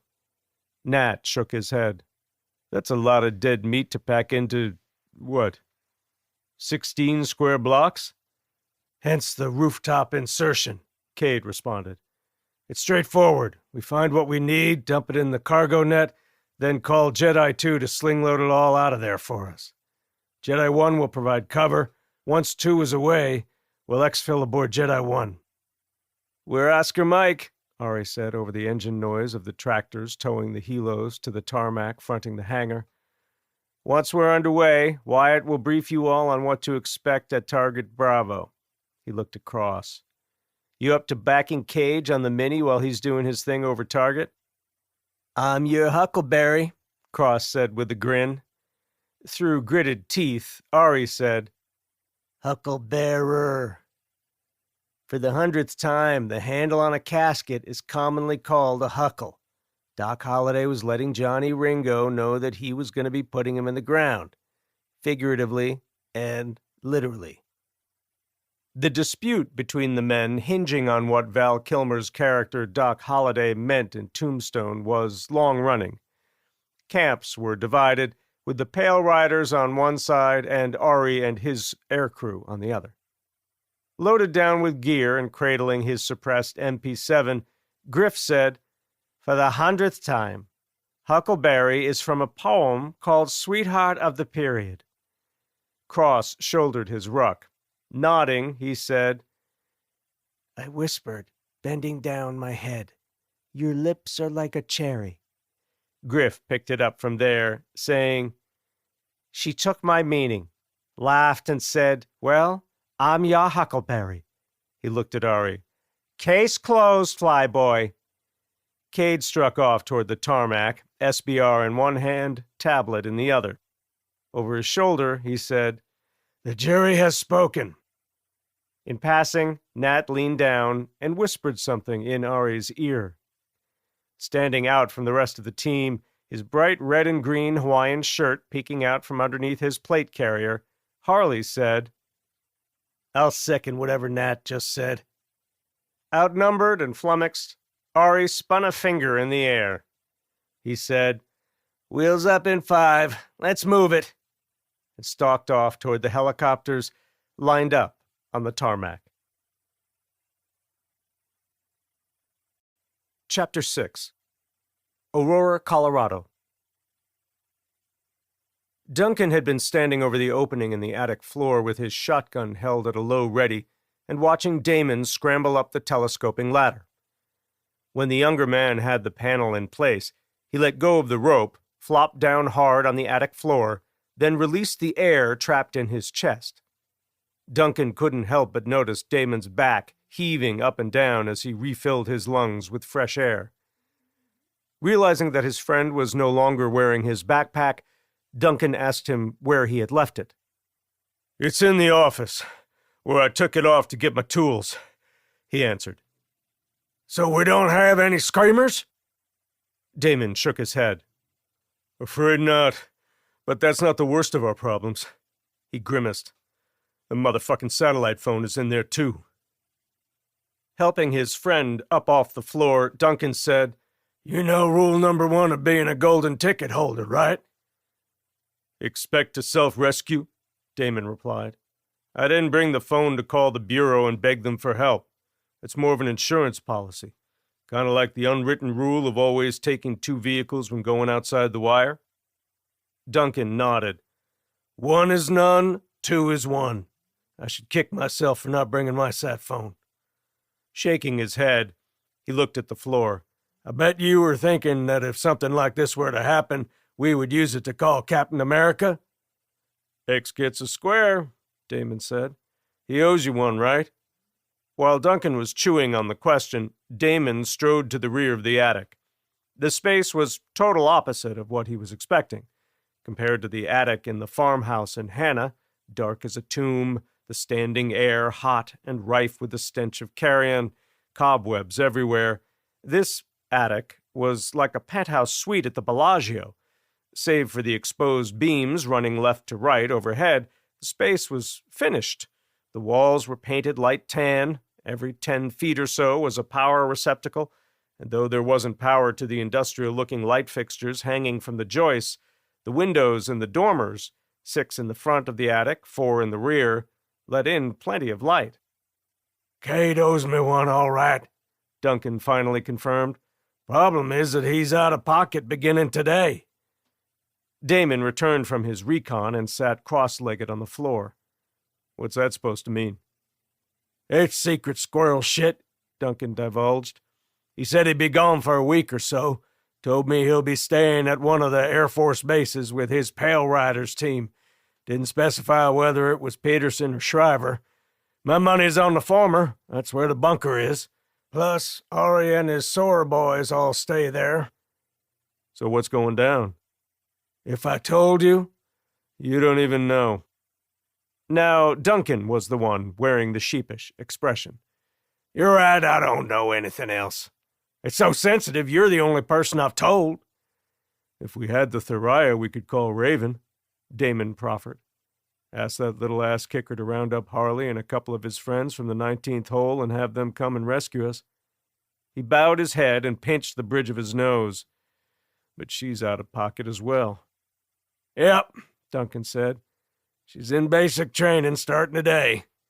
She aced the physical part and had the PT week waived. She had to testify in the dead president's trial. This evolution started yesterday when she signed and goes on for 2 weeks."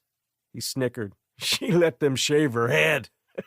Knowing her, she'll be teaching the instructors a thing or two by midweek and be back home with a week to spare."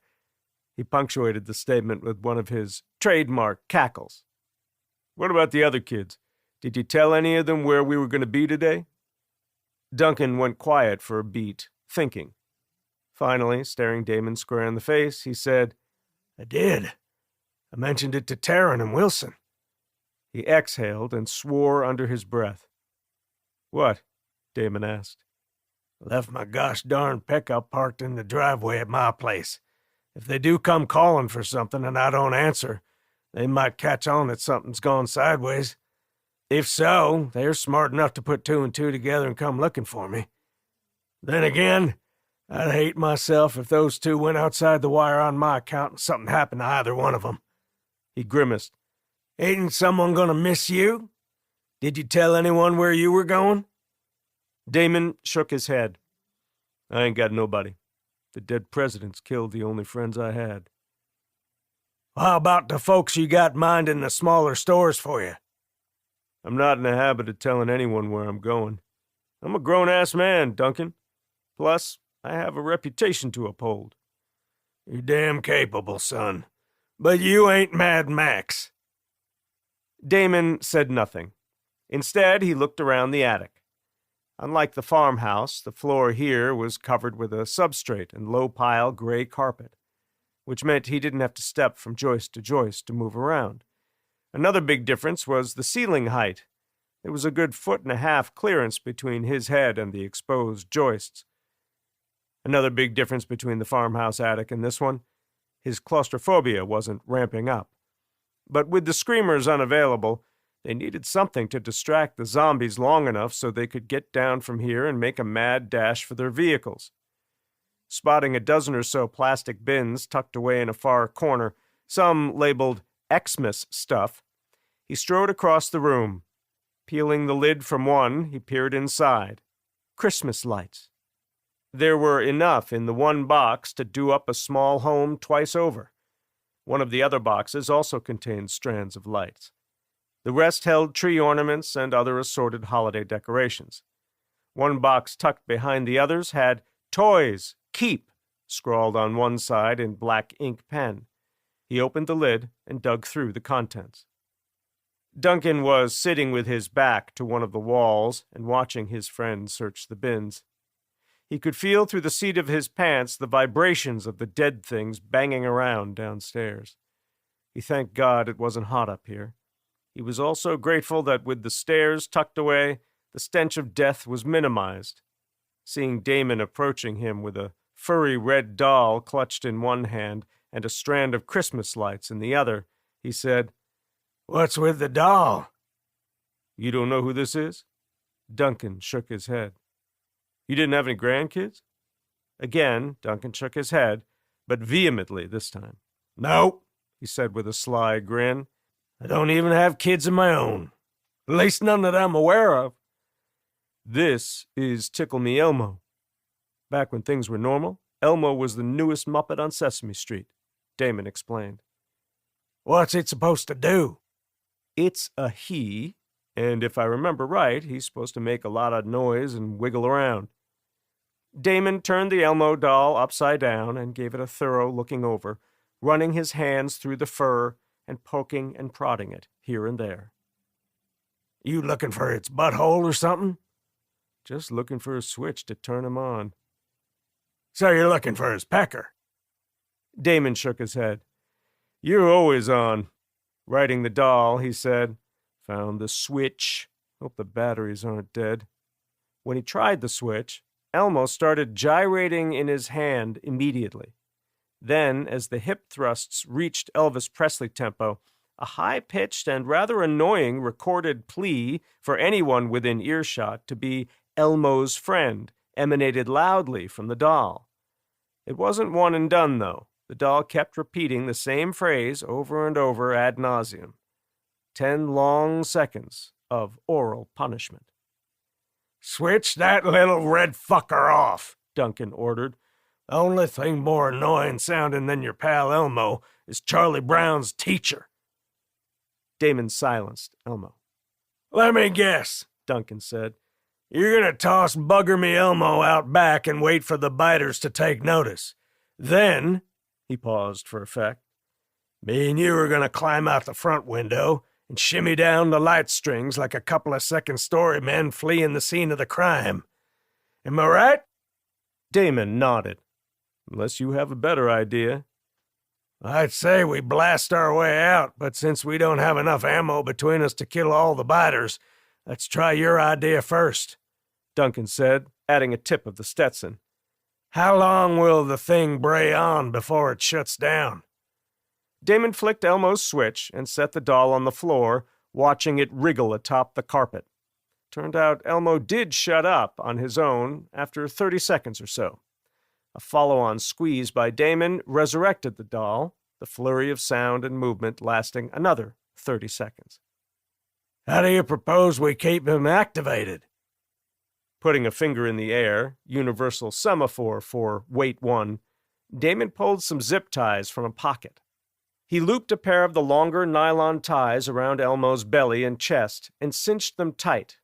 When he switched Elmo on again, the doll continued moving and chattering well past the 10-second mark where it had previously gone silent. The recorded sayings played continuously, cycling through to the next one after the previous had finished. "Turn the noisy bastard off," Duncan groused.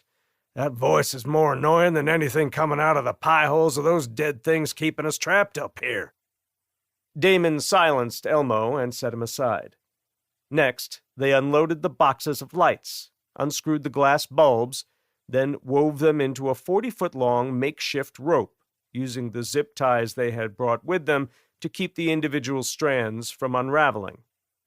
It took them the better part of an hour, during which the noises made by the dead below only intensified. "Think this will support our weight?" Duncan asked. "Our weight?" Damon said. "You are retirement age, old man. While I climb down, I'll be relying on you to spot me with the MP5. "Don't go put me in the grave, young man. I'm closer to 60 than 65. He bowed his head. "That being said, I am the better marksman between the two of us. I got your back." Damon tossed one end of the woven lights over the joist nearest to the front of the house.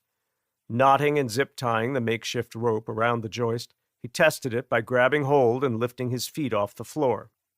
Half a minute passed. Though his arms and shoulders were beginning to tire, the light strands showed no signs of separating. Leaving the rope attached to the joist, Damon grabbed the loose end and made his way to the front of the attic. Trailing after Damon, Duncan said, "We're damn lucky the Chinese scientists got sloppy with their biological experiment in July instead of late November or December." Damon slowed his pace and looked at Duncan. "Why'd he say that?" "Because then these lights would be on the outside of this McMansion. If that were the case, we'd be screwed." "We still might be screwed if the rotters ignore Elmo," Damon pointed out. A quick inspection of the dormer windows revealed that they were not meant to be opened. Damon recalled seeing a flower bed below the dormer to the left of the front door.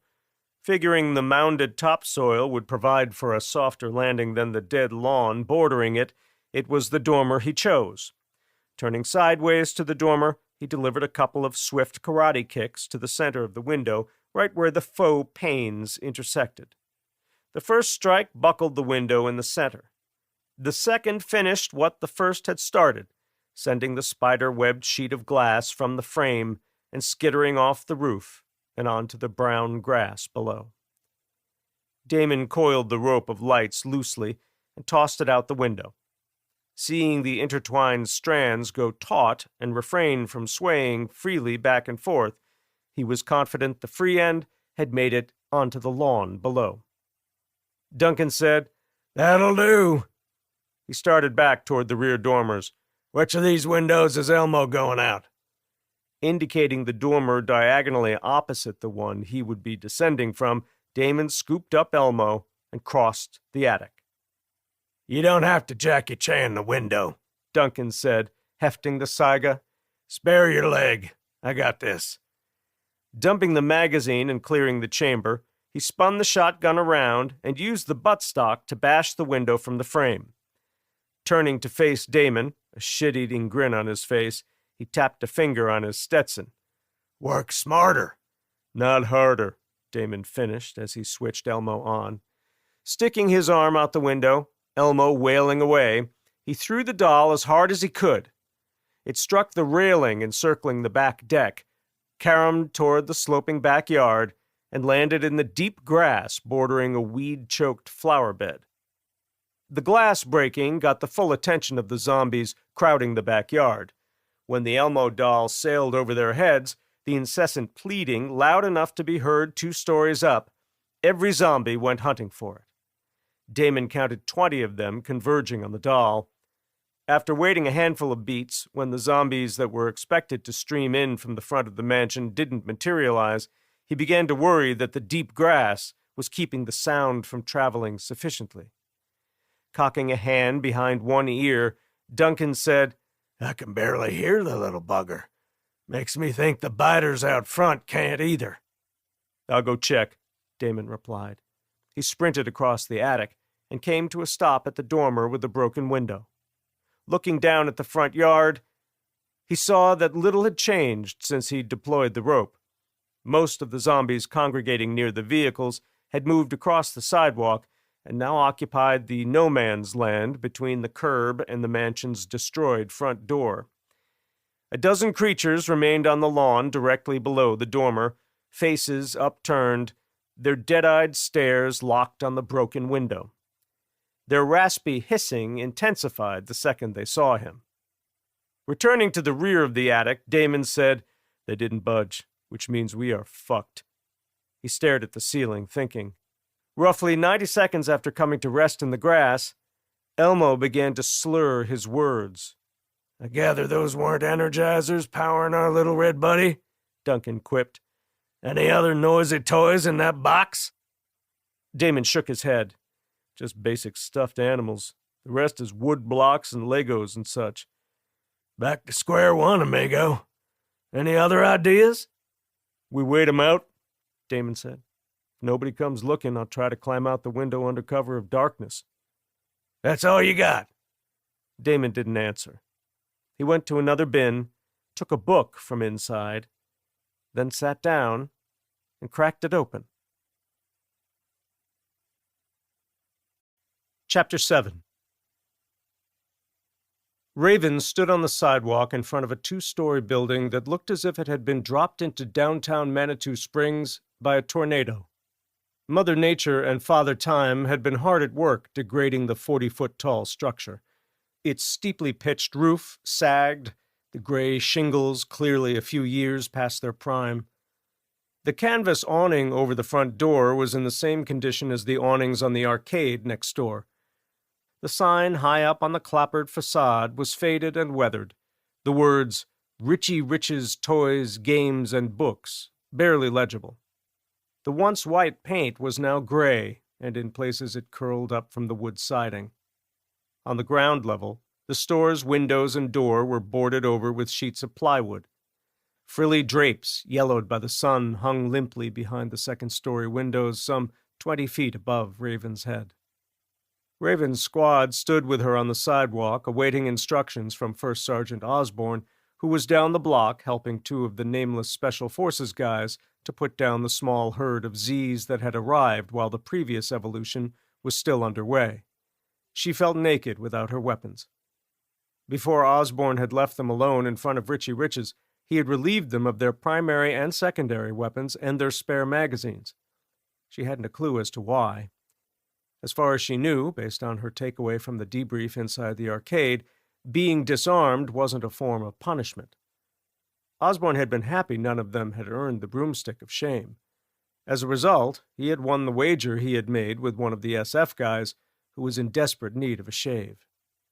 A flurry of soft pops from the instructor's suppressed M4s broke the still. Then, as if the Grim Reaper's scythe had sliced through the herd, Raven was witness to the zombies crumpling to the road in unison. One moment they were upright, arms outstretched and advancing steadily on Osborne and the others.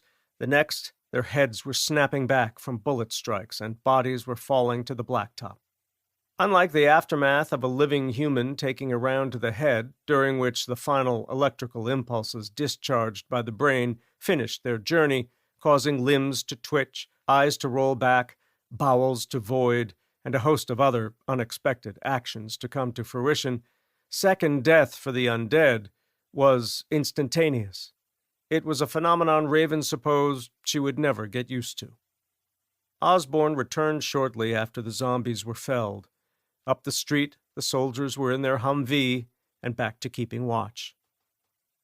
"I'm surprised none of you complained about being disarmed and left here to fend for yourselves," Osborne said. He wasn't singling anyone out, so Raven raised her hand to be acknowledged. "Yes, Bota, what is it?" "Why did you take our weapons?" she asked. Osborne said, "You won't need them for the next evolution." He pointed at the twins. D, Dumb, come with me." Raven watched them walk over to the troop transport. Osborne dropped the tailgate and climbed inside, leaving the twins waiting on the street. Moments later, Dee and Dumb were headed back, each dragging behind them a large, wheeled Pelican case. Raven had seen identical cases in the bunker back at Peterson. They could accommodate 6 rifles and all the accessories for them. Osborne exited the transport with a large duffel bag on one shoulder and hustled back to the awaiting recruits. While Osborne emptied the duffel of its contents, laying what appeared to be battery packs and clip-on lights on the sidewalk in front of the toy store, the twins were busy cracking open the Pelican cases. After passing a stack of clean white towels to Keep and ordering him to distribute them to the others, Osborne ventured back to the transport, muttering something about having forgotten the first aid kit and eye protection. Raven took a towel from Keep, then peered down into the first of the Pelican cases to be opened. It contained half a dozen M4 carbines. They were outfitted with holographic sights and single-point slings. The magazines were pushed vertically into slots cut into the case's foam insert, the ammunition in them clearly visible. At once, she knew she was looking at rifles designed to shoot simunition rounds, the red tip on the top cartridge, the dead giveaway. Her dad talked of training with them in Peterson's kill house. The tiny paint-filled projectiles at the tip of the rounds were propelled by air expressed in front of an explosion caused by black powder primers, not unlike those used in real ammunition. While the bullet didn't arrive with the same velocity or deliver the lethal damage of a .556 hardball round, when you got hit by one, there was no mistaking it for anything else. She had seen the paint splotches on her dad's uniform blouse and the constellation of red welts on his arms, neck, and torso where his ballistic vest didn't offer protection. It was the latter that led to her next action. Pulling the others close, she said, "Who knows the difference between cover and concealment?" Everyone but Dream raised a hand. After explaining the concept exactly how her father had explained it to her, even going so far as to giving examples of what did and did not constitute cover, Raven went over her plan. Success or failure hinged on whether the squad could get in and out quickly and emerge with the hostages, all while remaining paint-free. She presumed the hostages were blow-up dolls like the ones encountered next door. But just to be safe, she told the others to expect anything and be ready to adjust accordingly. Upon returning from his second trip to the transport, Osborne passed out the eye protection. The glasses were made of clear, high-impact plastic and were still in their original packaging. Singling out Raven, he said, "It's still your squad. Get in and out without getting your hostages killed. I don't care how you make it happen. Just do it." He surveyed the faces staring back at him. "Everyone gets a rifle and 3 mags. No secondary weapons for this one. Conserve your ammo. Anyone caught spraying and praying will find themselves on my shit list. Lastly, the Oppos are shooting blue paint. I better not see any of you coming out wearing anything but blue." Raven nodded that she understood. Slipping on her glasses, she handed out the rifles and magazines for them. After everyone had equipped their rifles with the provided tactical lights and had powered on the EOTech optics, Raven led her squad to the toy store's door, where they all stacked up, 4 on the left, 4 on the right. Taking a cue from her father, never ask someone to perform a task you aren't willing to do yourself, she opted to be the first one through the door. Since Raven expected them to be facing real pipe hitters, SF operators with some of the same training as her father, she threw out the window the knock-first routine she usually used to rouse any dead things behind the door. Instead, after nodding to the others, she gripped the doorknob and gave it a twist. Unlocked. A firm shove and the door swung inward, the god-awful screech of the hinges negating any advantage that foregoing the obligatory knock may have provided. With Keep and the twins at her back, Raven crossed the threshold and rolled to her right. Caught in the sweep of the tack light's beam was a trio of store fixtures. The one nearest to the front door stood head-high to her and was devoid of stock. She guessed at one time all 3 shelves of the oversized Lazy Susan had been occupied by plush stuffed toys. Immediately, she discarded the idea of using it for cover, and she struck off for the pair of wooden bookshelves angled away from the front door. As Spicoli peeled away to the left, batting away cobwebs with his rifle, Rugg, Barbie, and Dream filed in behind him. They were spaced close together and hunched over, trying their best to make themselves as small a target as possible. Before the lead man could make it to a pair of bookshelves identical to the ones Raven was leading her team toward, the sound of gunfire issued from the store's darkened recesses. Receiving bullet strikes to the neck and right shoulder, Spicoli hollered, I'm hit, and went down in a heap on the dusty floor. On the heels of that, both Barbie and Dream were stitched from shoulder to hip.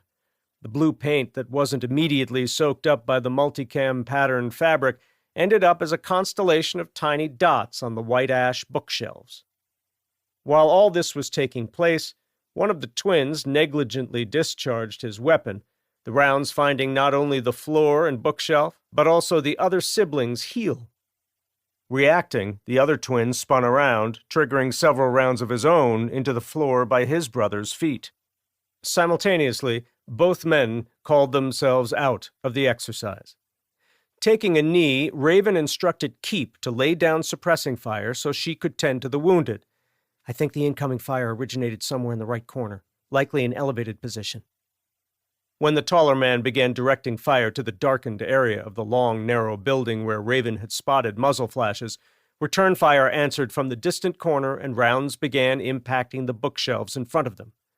Some of the rounds sailed overhead, splattering the boarded-over windows to their backs with blue paint. With ruptured gelatin casings and the blue paint ejected from them raining down on the floor all around, Raven crouched down and duck-walked from the cover of one shelf to the relative safety of the other. Meeting Dream's gaze, Raven grabbed a hold of her chest rig and dragged her toward the door. Trusting that Keep's suppressing fire was forcing the shooters' heads down, she pulled the front door open. A pair of bullets impacted the door as it swung by her face, showering her goggles and helmet with a fine blue mist.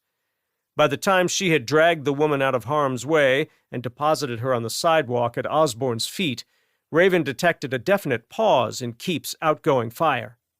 With the other two SF guys looking on, she turned to re-enter the fray. As she reached for the door handle, fully expecting to catch a face full of paint upon hauling it open, the door sucked in, and Rugg was there. He was gripping the chest rig of one of the twins with one hand. The fingers on the other hand were threaded through the belt of the other twin. Though the doorway wasn't much wider than that on a residential building, he managed to drag them both across the threshold, but not without a little collateral damage to an elbow here and a knee there. 2 casualties still inside, Raven thought as she went to ground and squeezed past the door. Narrowly avoiding the door's sweep as it sucked shut, she swept her gaze left to right. To her left, Spicoli and Barbie were on the floor and playing dead. To her right, Keep was swapping magazines, dropping what she guessed was his second to the floor and inserting into the M4 what would be his third and final full magazine. Taking advantage of a lull in the incoming fire, Keep popped his head up and started sending single rounds downrange. Just as the door opened again at Raven's back, Rugg commando crawling through the bright light spilling through the opening, the hostage-takers opened fire. Looking Barbie in the eye, Raven asked her if she could walk. "I'm dead," Barbie replied, pointing at the large red welt on her neck. "At least I'm pretty sure I would be." Nodding, Raven directed the same question at the former pro-surfer. The answer she got was not what she wanted to hear. Judging by the blue dots running up the man's left leg from ankle to knee, she agreed with his assessment. Having made it back to cover behind the bookshelves, Rugg hit Raven with a questioning look. "Orders?" Drawing a deep breath, she said, "I got Barbie. You get Spicoli." "Copy that," replied the stocky young man. He moved to Spicoli and positioned him so that it would be easy to get him into a fireman's carry once the incoming gunfire subsided. "We have to make this quick," Raven said to Rugg. "No doubt the bad guys are going to try to advance on us. At least one of them will." She got Keep's attention. "We'll be back in a sec. Watch your right flank." Seeing Keep nod that he understood, Raven raised her M4 and aimed its business end where she remembered seeing the sporadic muzzle flashes. She didn't have to wait long, maybe a second or two. Then, when the corner lit up again with the strobe-like orange-white light, she shouted, "Go, go, go!" and answered the gunfire with a half-dozen closely spaced rounds of her own. Watching Rugg rise from the floor with Spicoli draped over his shoulders lengthwise, Raven stopped firing long enough to open the door for him. Once he was filling up the doorway, his large frame blotting out daylight, she put her head down and followed him. Legs and back straining from exertion, fingers threatening to release their tenuous hold on Barbie's chest rig, Raven made the open door just as something heavy landed on the floor, equidistant to her and Keep's position. The explosion that followed was wholly unexpected. On a scale from 1 to 10, with 1 being the noise from Keep's M4 hammering away and the sharp clap of a flashbang going off nearby at the top of the scale, the paint grenade detonating a yard from Raven was a solid 5. It didn't make her ears ring any more than they already were from the non-stop gunfire in the enclosed space. However, it did express enough blue paint to coat Keep's left leg, both Rugg and Spicoli's backsides, as well as her right leg, from ankle to hip. Osborne was sitting on a folding chair when Raven made the sidewalk. Where he got the folding chair from, she hadn't a clue. He didn't seem to be disappointed that the entire squad was wearing blue paint. On his face was a look of total indifference. The two SF guys, one of whom had scooped up the towels and was already passing them out, had also put on their poker faces. Rising from the chair, Osborne made his way to the twins. Pointing at their legs, he said, "Blue on blue fire, I see." He smiled. "Don't worry, gents. We have more than one broomstick of shame." Pacing around behind Dream, Barbie, and Spicoli, he shook his head. Dead, and you, surfer boy, are severely wounded and can't walk, which means you're a drag on the entire team. Finishing his rounds, he singled out Raven. "What did we learn?" Changing the subject, she said, "What's with the paint grenade? Better yet, why didn't we get some?" Smiling, Osborne said, "You didn't ask." The SF guy with the unruly beard who had passed out the towels dragged the pelican case over to the middle ground. He peeled up the foam padding to reveal a trio of paint grenades. He plucked one out and showed the paint-covered squad how to ready it for use. "We're going to run it again," Osborne put in. He doled out fully loaded mags. Finished, he looked at Raven. "You still have hostages that need rescuing. Take 15 minutes to clean up and regroup. I recommend you get some water from the cooler in the Oshkosh."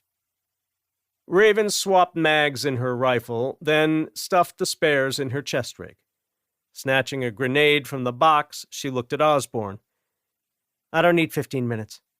Tucking the grenade in a pocket, she made a beeline for the nearby alleyway she had spotted prior to beginning the previous evolution. Chapter 8. Flying clean, landing gear and guns stowed internally to reduce their radar cross-sections, Jedi 1 and Jedi 2 had followed the flight plan laid out by Ari 30 minutes prior.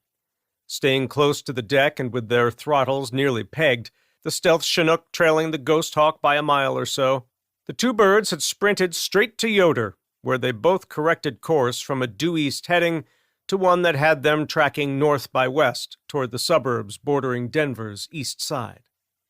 Now, having successfully skirted the fallout zone, the two-ship flight was formed up and thundering over suburban Denver. In the distance, framed by Jedi 1's angular cockpit glass, the downtown skyline was growing larger by the second. Suburban Denver. Damon was passing the time in the attic, reading the paperback he had selected at random from the bin full of them. It was a Western, written by a guy with a French-sounding name. Nothing about the prose or the way the author could transport the reader a couple of 100 years into the past and convince him he was on horseback and eating dust under a clear blue Montana sky screamed French upbringing. Though he and Duncan had been trapped in the attic for hours, the noise of the dead things milling about the mansion inside and out had not subsided. If anything, the moans and raspy hisses of the hungry zombies had intensified. Living vicariously through the eyes of a protagonist named Hondo had helped take Damon's mind off the pickle he had gotten them into. Had he not left his backpack in the office one floor below when the dead breached the front door, he and Duncan would have a lifeline to the outside world. Half a dozen people were a phone call away and would drop everything to come and help. Going through the flooring above the office to get to the satellite phone wasn't going to happen. In their haste to see what was responsible for the breach, the door to the office had been left wide open. Like the rest of the house and the surrounding yard and street, the office also belonged to the dead. Duncan was across the attic, stretched out on the floor, Stetson parked on his upturned face. His aviator glasses were on his chest, and the Saiga shotgun was on the floor within arm's reach. As if he sensed someone watching him, he lifted the Stetson off his face and looked side-eyed at Damon. "You feel that?" he asked. Looking at Duncan from behind the paperback, Damon said, "Feel what?" Duncan donned his glasses and sat up. It was a bit of a struggle, as his back was always giving him problems. Multiple hard landings in aircraft he liked to describe as a million individual parts trying to vibrate themselves apart, were the culprit. Bad knees were yet another byproduct of pranging multiple Hueys and a Blackhawk onto makeshift LZs. As if the cartilage in his knees had been swapped with bubble wrap, they popped and cracked as he crossed his legs.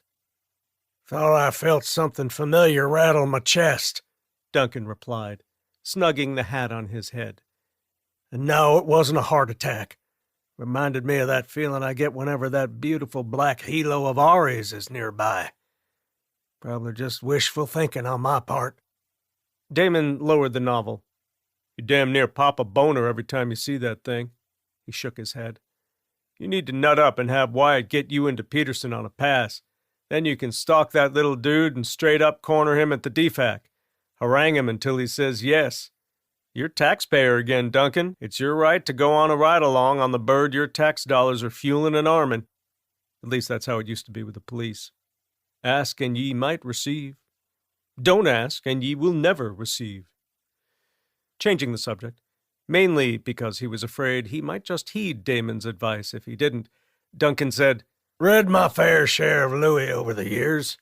Lord knows he helped me get through the war. Took my mind off the jungle and all the boys dying in it. Dude had a way with words. Elegant yet economical. Can't see the title from over here. Which one of his yarns are you reading?" Damon turned the book around and consulted the cover before he spoke. "Hondo. It's about an ex-Army scout trying to protect his family from some pissed-off Apache. Dude reminds me a lot of Wyatt. He's a crack shot, uses his words sparingly. In fact, he lets his six-shooter do the talking for him." "I read it a long time ago. I do see the similarities," Duncan said. "Wonder what Cade would have been like in the Old West days. He wouldn't have been a bartender or a banker, that's for damn sure." "He would have still been a pipeheader of the highest order," Damon insisted. "I wonder how he'd have fared if zombies were a thing back then."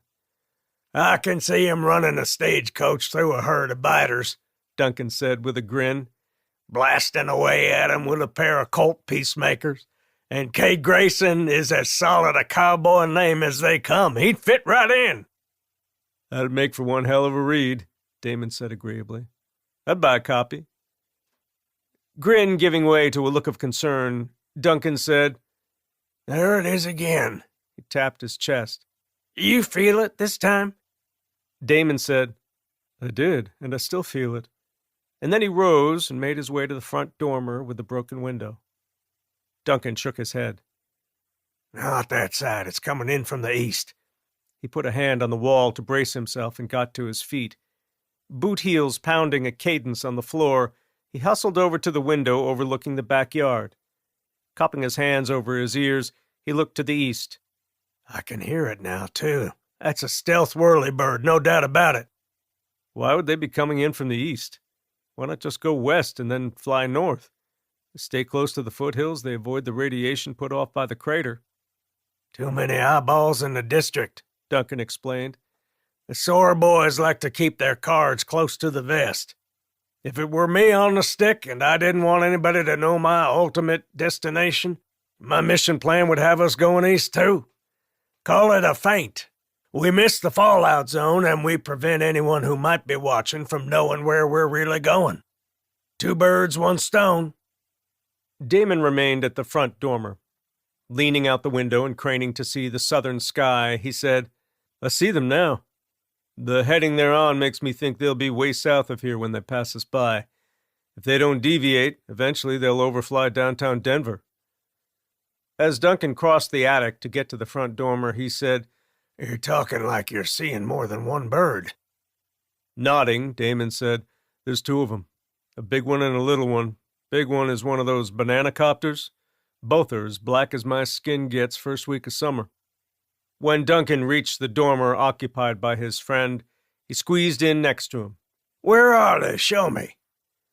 Pointing diagonally, south by east, Damon said, just over the treetops, about 10 o'clock.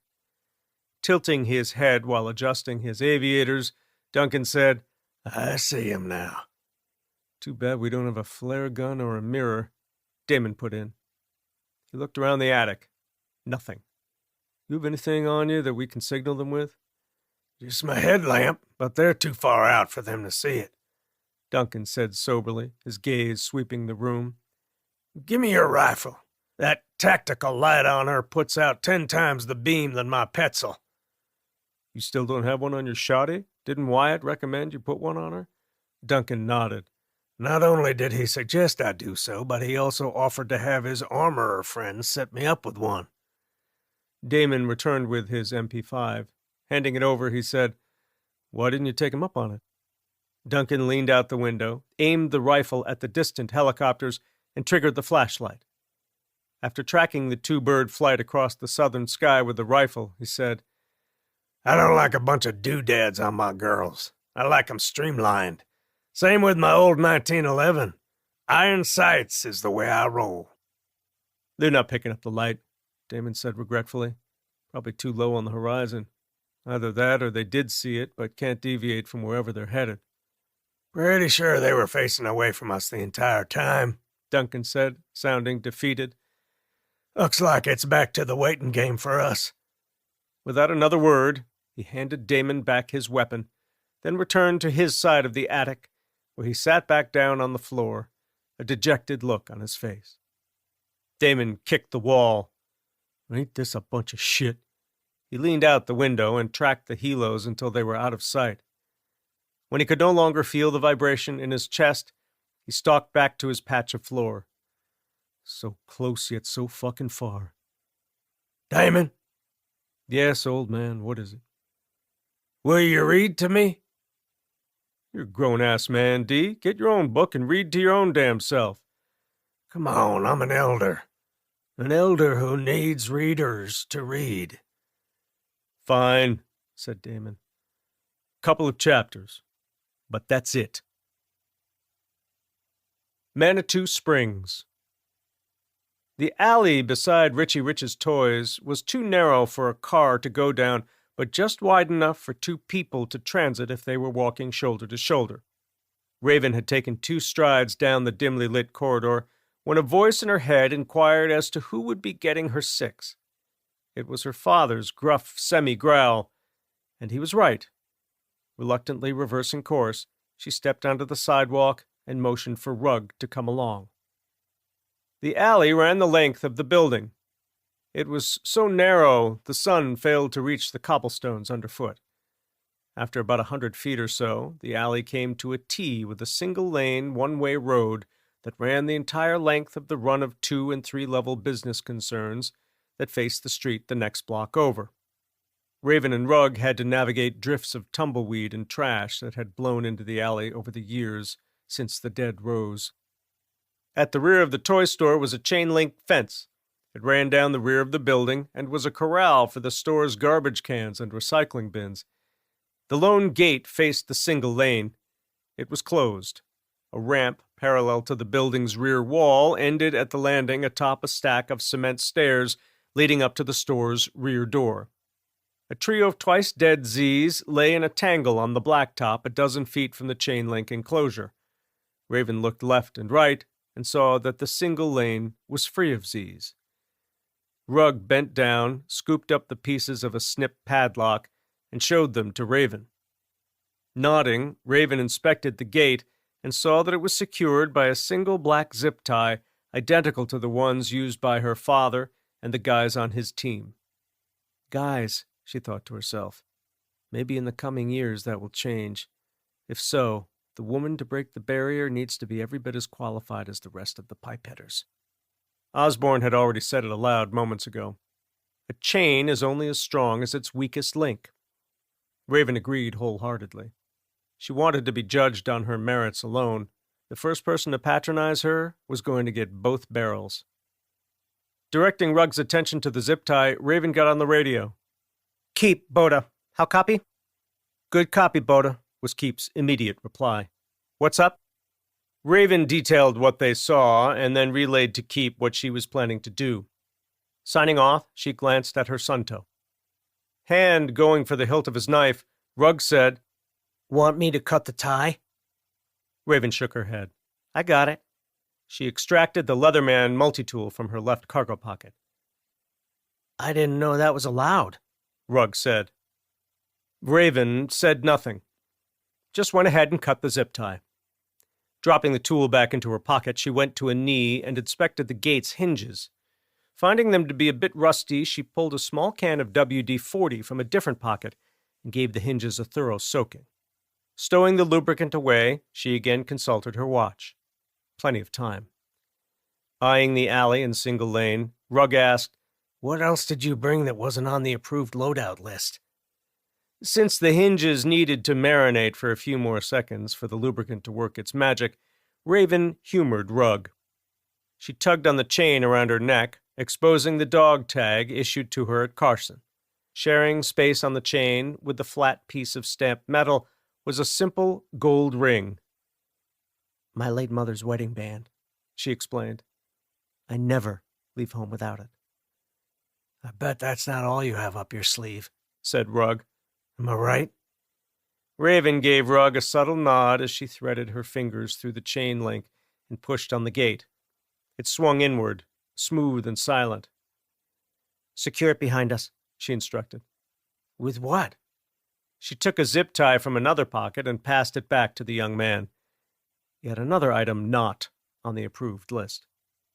While Rugg worked on securing the gate, Raven scaled the stairs. Kneeling by the door, she did two things. First, she checked the knob. Locked. Next, she checked the time. Still good to go. Forming up next to Raven, Rugg asked, "Is it locked?" Raven nodded. "Do you know how to pick it?" From another pocket, Raven took an item that always came with her whenever she left the wire.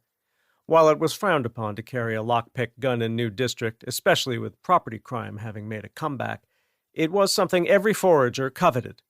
Her father had given her the item when she started leaving the wire without him. It was the same model he and his team employed while in the field.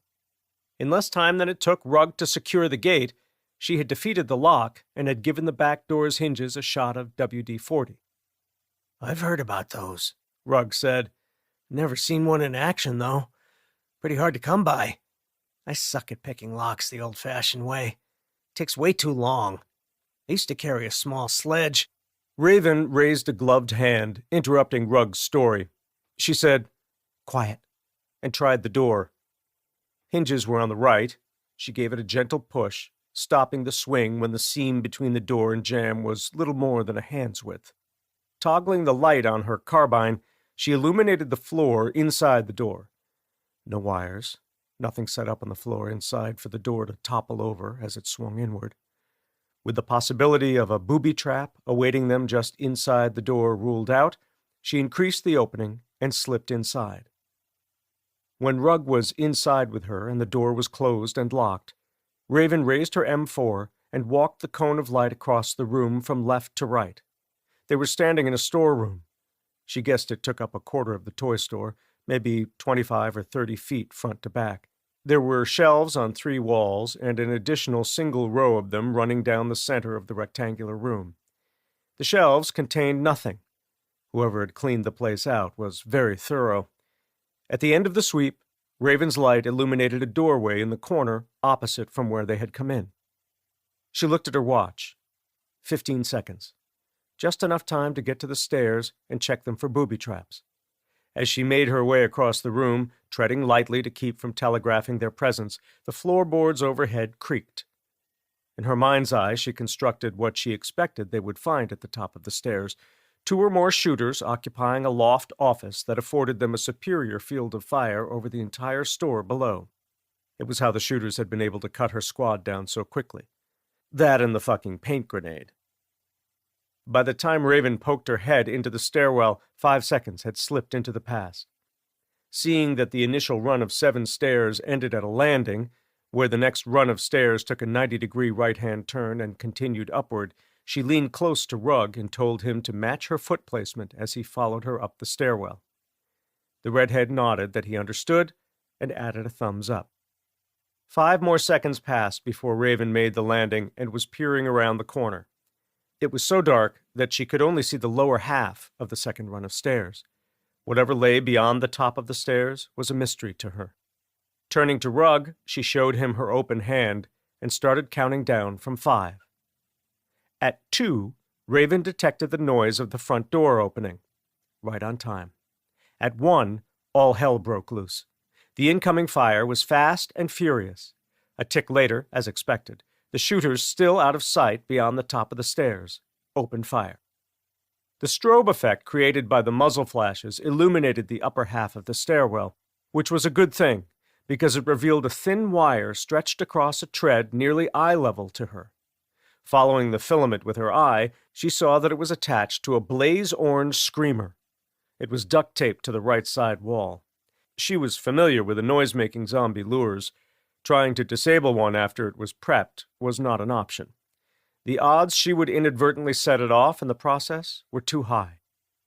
After pointing out the wire and screamer to Rugg, she avoided that particular stair and continued on her way.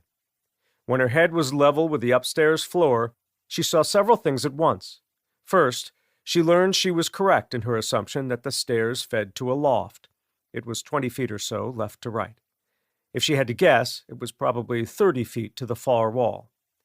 A desk with a chair parked in the knee well sat before a pair of doors.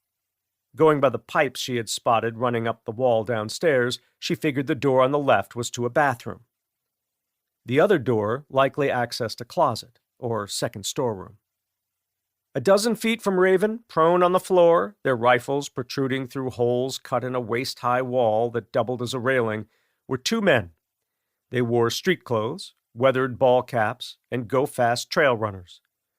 A large stack of magazines and a paint grenade occupied space on the wood floor between them. She recognized the man nearest to her. The big African-American named Buck was a Green Beret. He was friends with her father. None of that changed what she was about to do. Not wanting to get into close-quarters combat with seasoned veterans, she ducked her head down and took the grenade from her pocket. With the gunfire continuing to pour in from the front of the store, and the return fire from Buck and the other shooter tapering somewhat, she armed the grenade. Letting the spoon fly, she counted to 2, then tossed the grenade underhanded at the shooters. It arced over the top stair, then hit the floor a foot from Buck. Because Raven had ducked down, she didn't see where the grenade was when it detonated. The gunfire from the loft ceased immediately, and someone spit a long string of epithets, a mixture of Spanish and English. It wasn't Buck. That much was clear. The voice was heavily accented. Sounded to her a lot like her father's former teammate, Javier Lowrider Lopez. God, how she missed him. He always had a smile on his face and a twinkle in his eye. His death 3 years ago was a direct result of the Chi-Com invasion. A half-beat after the muted explosion, Keep was on the radio and asking if the shooters were neutralized. Before replying, Raven rose and triggered the M4's tack light. Caught in the light spill were the 2 shooters. They were on their knees and checking each other for red paint. "Hit and out of the fight," Buck announced, hanging his head. "Fuck me good, too," the other man put in. "I'm still alive, but I'm bleeding out." He was much smaller than Buck, which led Raven to conclude the grenade had bounced over Buck and had detonated between the two, just like she had planned it. After replying to Keep with a simple, "2 tangos down, no hostages in sight," she shouldered her M4, scaled the remaining stairs, and looked at the shooters. From head to toe, Buck on his right side, the other man on his left, their clothing wore bright red splotches. Fixing the smaller man with a hard stare, she said, "Where are the hostages?" "Screw you," said the man. "I ain't telling you nothing." Keeping an eye out for tripwires, she moved on, padding across the loft diagonally, left to right. Skirting the desk, she motioned for Rugg to cover the door on the right. Gripping the knob, she gave it a twist. Unlocked. Nodding at her teammate, she hauled the door open. It was a closet. Inside was a winter coat on a hanger and a new-looking pair of men's cold-weather boots. No hostages. Moving to the other door, Raven followed the same routine. It, too, was unlocked. When she opened the door, staring back at her from inside a cramped bathroom with a single sink and toilet, their eyes comically large and lipstick-ringed mouths permanently agape, were the hostages. The half-dozen blow-up sex dolls wore T-shirts bearing the toy store's logo, and nothing else. As Raven began the process of extricating the dolls from the 10x5 room, she radioed a sitrep to Keep, letting him know that she and Rugg were coming out with 6 unharmed hostages. The Hispanic operator noted the name tape on Raven's ACU blouse. "Grayson," he said, shaking his head. "Great pedigree. Just know that your entire squad was dead the moment you filed through the door the first time. You were all bunched together. In the future, you need to remember that wooden bookshelves are not good cover." "Just playing the hand I was dealt," Raven said in passing. Stopping near the spot where the shooters had been set up, Rugg gestured at the low railing. "Same thing here," he pointed out. "It's not like you guys were parked behind cement jersey barriers. I bet if I looked on the other side of that thing, I'd see that it's covered with red paint." "What's good for the goose?" Raven began. "Is good for the gander," Buck finished. "You gotta admit, Dirty, the Grayson spawn has a point." Pausing at the top of the stairs, a doll under each arm and gripping the thin wrist of a third doll, Raven looked a question at the man Buck called Dirty. "What?" he asked. Smiling, she said, "Is your last name Sanchez?" He nodded. "How'd you know that?" "I've not had the pleasure of going on an op with your pop, and as far as I know, we have never met." Buck buried his face in his hands. Already starting down the stairs, Raven called back, "Since all this started, I've spent a lot of time around men, most of whom have no filter. I know what a dirty Sanchez is, and it's fucking gross. But as Osborne was telling us earlier, we don't get to choose our own nicknames. Our nicknames choose us." Chapter 9. Suburban Denver. Cade's seat on the right side of Jedi 1 let him see a wide swath of suburban Denver, where the wealthy used to live. The streets winding through whole neighborhoods of cookie-cutter McMansions with overgrown lawns and empty swimming pools were wide and tree-lined. Through the trees he caught flashes of dirt-streaked vehicles, overflowing trash cans, and small herds of walking dead. The scene below took him back to his youth. Barely a mile from the home he grew up in Portland, Oregon, was a neighborhood of mansions and large homes called Eastmoreland. It was where the rich kids he went to high school with lived. The neighborhood was bordered to the north by Reed College, the west by the Eastmoreland Golf Course, and the south by an exclusive tennis club. Train tracks running north to south on the golf course's western edge separated Tony Eastmoreland from the hardscrabble neighborhoods of Selwood and Westmoreland.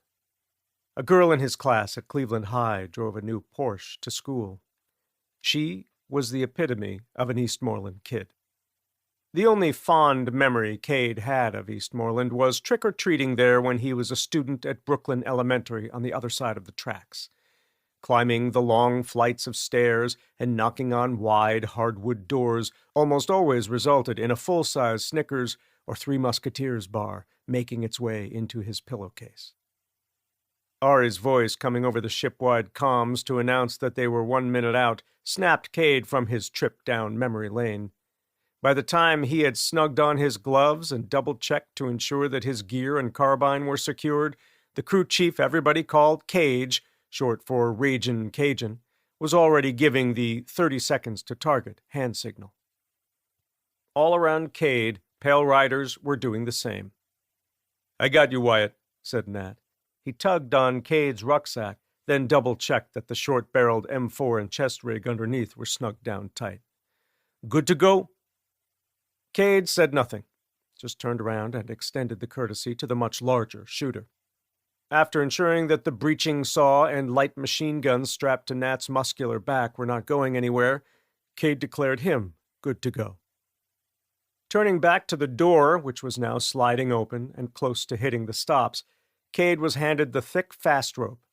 It was secured to the helicopter near the end he was gripping. The rest of the rope dangled from the open door. Leaning in close to Cade, Cage said, "Goal is to be sub 30 seconds over target, Captain Grayson." Flashing the man a thumbs up, Cade felt the wind whipping in the open doorway begin to subside. In the next beat, the stealth helo was flaring hard, the nose rising and falling back to level in the span of 2 or 3 seconds as all forward motion ceased. Feeling the cabin level out underneath his Danner boots, the bird adopting a rock-steady hover, Cade located the rooftop 20 feet below the helo, then stepped into space. At once, Cade felt his gloves heat up from the friction building as the rope slipped through his clasped hands. As he rocketed toward the roof, the remaining leaves on the whipping branches of the trees flanking the helo reduced to orange and red blurs in his side vision. He was feeling the heat from the rope building on his inner thighs and knees. Nearing the rooftop, to slow his rapid descent, he trapped the rope with his boots and clamped down hard with both hands. Cade's landing was a soft one, the roof underfoot a bit spongy. With the knowledge that Nat, north of 300 pounds when including the rescue saw, light machine gun, and fully loaded ruck, was already on the rope and barreling his way, Cade let go and vacated the man's landing spot. Nat's boots hit the roof with an audible thud. He immediately moved to the roof's edge, shucked his gear, and powered up the saw. While the rest of the team was roping to the rooftop, Cade moved to the rear of the building and peered over the edge. He saw virtually the same thing that Ari had shown everyone on the tablet. The hole in the rear fence was man-sized and appeared to have been created with a wire cutter. Below him, the rear door to the store hung wide open. The number of Z's patrolling the open area containing the boats and sheds was now close to double what was portrayed by the imagery taken during the Black Hawk's flyover. He guessed the noise of the hovering ghost hawk had drawn more ambulatory corpses out of the building. A group of 10 or so Z's was coming in from the right. They were a block distant, half of them spread out across the street, the rest ambling clumsily down the sidewalk, bordering the rear of the fenced-in enclosure. He guessed they would reach the hole in the fence in a couple of minutes. Cade returned his attention to the happenings at his back just in time to see Harley hit the rooftop and release the fast rope. With the helo rising rapidly, the rope still attached and gyrating in the rotor wash, Harley took a knee, instinctively placed a hand atop his helmet, and bowed his head. The noise of the rotors was soon replaced by the whine of Nat's rescue saw. By the time the helicopter was out of earshot, Nat had already lopped off the branches hanging over the far end of the rooftop and had powered down the saw. Cross and Griff were still busy dragging the fallen limbs away and tossing them over the edge when Nat set off for the other side of the roof. As the big man passed by Cade, bulky saw cradled in his crossed arms, Cade stopped him momentarily. Gesturing at the roof underfoot, Cade said, "You better rope up before you start cutting on the roof. Doesn't feel right in places. If it gives under my weight..." "Copy that, boss," Nat said in passing. Continuing across the roof toward the pair of large limbs that had come off a nearby tree, Nat got Harley's attention and asked him to locate the coiled mountaineering rope they always brought along with them. "Wyatt wants me to rope up," he explained. "Find something solid to tie it to."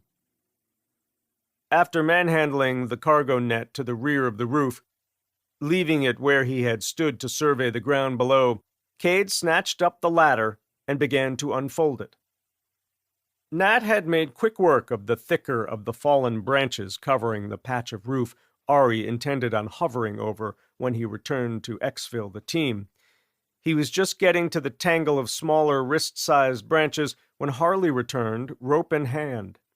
Walking his gaze the length of the rope, Cade saw that the former spook had looped the other end around the building's HVAC unit and had secured it with a sturdy-looking knot. Finished cutting the last of the branches, Nat enlisted the former SEALs to clear the cuttings away. Setting the saw down near where he was going to cut the hole in the roof, Nat took the rope from Harley. He fashioned a makeshift climbing harness, looping the free end around his legs, then tying it off around his waist. Making sure his family jewels were not in harm's way should something untoward happen and the rope came into play, he scooped up the saw, powered it on, then made a couple of exploratory cuts in the roof. Cade stood off to one side and watched the man work. Powering down the saw, Nat looked up at Cade. "Joists of wood. They're 16 inches apart. You want me to cut away 2 or 3? Cade flashed a peace sign indicating 2 would be sufficient. Being careful to keep a joist underfoot, Nat started making cuts. The carbide blade chewed through the outer layer and substrate with ease. Only when the blade hit the joist did the pitch of the motor change. Wood chips spewed from the saw. It looked damp. Plus, the scent was all wrong. The saw jumped in Nat's hand, and sparks showered his Solomons. Harley was standing beside Cade and watching Nat work. Addressing no one in particular, he said, "He must have hit an electrical conduit." Cade said nothing. Just watched the big man shuffle to his left and set up to make the final cuts. Nat was successful at removing a 3x4 section of soggy substrate and had cut away a 4-foot length of one ceiling joist. He was just about finished with the second cut on the second joist when the roof collapsed underneath him. One moment he was there, head down and working the saw back and forth. The next, there was a sharp crack, and he was pitching forward into the void. There was no cry for help. The saw just fell silent, and Nat disappeared. Cade knew right away that the joist Nat had been trusting to support his weight had already been compromised, either eaten through by termites or weakened by water infiltration. The same was true for the next joist over, because the moment Nat's safety rope went taut against it, Cade saw it flex under the weight of his teammate, and a vertical fissure appeared beside the rope. Over the comms, Cade heard Nat state in a calm voice that he was dangling just above the reach of too many Z's to count. Before Cade could skirt the opening to get to the rope, there was another sharp crack, and that joist gave way. Griff and Cross had been tossing the larger sections of fallen limbs off the roof when Nat crashed through. Hearing the same thing Cade had heard coming over the radio, the former SEALs stopped what they were doing and sprinted toward the HVAC unit. They were nowhere close to getting their hands on the rope when the second joist gave way. Fearing the worst, Cade moved closer to the edge and peered down. He couldn't make out much through the gloom, just the whites of the eyes of a whole mess of biters staring up at him. In the next beat, he heard the heartening noise of the saw powering up and detected light glinting off the spinning blade. Forgetting about the rope, Cade unslung his SBR, pointed it into the dark void, and triggered its light. In the bright spill was a scene he hadn't been expecting. Instead of a dozen hands tearing fabric, the sharp nails plunging into his teammate's flesh, it was Nat who was doling out the hurt. Somehow, he came to be upright in a seated position. His makeshift climbing harness had worked as planned. He was spinning slowly clockwise, the saw in front of his body, the whirring blade making horizontal cuts into everything it touched. Fluids, shiny under the intense white light, spritzed the crush of first turns. Fingers and whole hands were severed cleanly, the cut bones glistening white as the appendages tumbled to the floor. Out of the corner of his eye, Cade saw that Cross and Griff had made it over to the HVAC unit and were grabbing hold of the rope. Harley was on the move too, angling toward the opposite edge of the opening where the rope disappeared into the building. He was going to his knees, fingers wrapping around the quivering rope, when Cade remembered the clutch of zombies moving up the street behind the building. He didn't need to look at his watch. More than 2 minutes had passed since he'd first noted their position. If they hadn't already pushed through the hole in the fence and were filing into the building, they soon would be. As Cade rose to go and assess the situation behind the store, the whine of the saw abruptly cut out, and he heard gunshots coming from down below. Peering over the edge, he saw Nat spinning at the end of the rope. In one hand, spitting flame and jacketed lead, was the man's secondary weapon, a Glock 17. In the other hand, the strobe effect from the gunfire causing the slashing motions to appear slowed down considerably, was Nat's prized Gurkha. The reverse curvature of the blade made the weapon ideal for lopping off Z-heads. The man was putting it to good use. All around him on the floor lay the bodies of twice-dead Zs. Some had taken a round to the face. Many more were missing their heads entirely. "Nat, Cade here. You got it under control?" "Copy that," Nat replied. "Cutting myself down." "Keep an eye on the rear door," Cade warned. "You may have visitors. I'm going to get eyes on the back lot." Roger that, Nat radioed back. Out. Seeing that the SEALs and Harley had ceased Operation Haul Nat Up from the depths before it had even gotten underway, Cade sent the former to the front of the roof with instructions to get a lay of the land and a grasp of how many dead all the noise had drawn in from the surrounding neighborhood. Gesturing for Harley to follow, Cade made his way to the spot on the roof immediately above the rear door. Before Cade had reached the short parapet, he got eyes on the breach in the fence. The Z's were congregated on the sidewalk, two of them attempting to pass through the gap in the fence where there was barely room for one. Shouldering the SBR, he threw the safety and bracketed the first ghoul's face with the EOTech optic. He pressed the trigger 2 times. Like its power had been cut, the Z pitched forward. It became snagged on the fence, hinged forward at the waist, its cratered face about a foot from the paved courtyard, clumps of brains sloughing from the fist-sized hole created by the 2 bullet strikes. Hoping to recreate the feat, Cade paused and watched the second Z continue to struggle to occupy the same space as the first. When it had succeeded in getting its upper torso and one arm through the breach, Cade fired 2 rounds into its bald head, stilling it on the spot. Trusting the blockage of a few hundred pounds of dead meat to keep the rest of the Z's from accessing the enclosure, Cade turned his attention to the ones trapped inside the fence. As soon as he began pumping rounds into skulls, Harley went to work with his suppressed MP5. In a matter of seconds, the area inside the fence was littered with Z corpses. Tasking Harley with eliminating any immediate threats to the fence's integrity, Cade checked in on Nat. Hearing Nat come back with news that he had already cleared the store of Z's and was hunting for items on the list Griff and Cross had compiled, Cade hailed Griff on the radio and requested a sitrep. "We got 30 or 40 Z's parked out front," Griff replied. "More of them are coming in from the north, probably a good 20 or 30 bodies. If we don't pick up the pace, Wyatt, it's going to look like we're throwing a block party down there." There was a short pause. When Griff came back over the radio, he was petitioning for permission to go weapons-free. "Negative," Cade replied. "We need all hands on the deck." He tasked the frogmen with getting the cargo net in place. Turning to Harley, he gestured at the trifold ladder. "Help me get this in the hole." "That's what she said," replied Harley as he slung his subgun and grabbed one end of the ladder. The addition of Harley to the team upped the wisecrack quotient.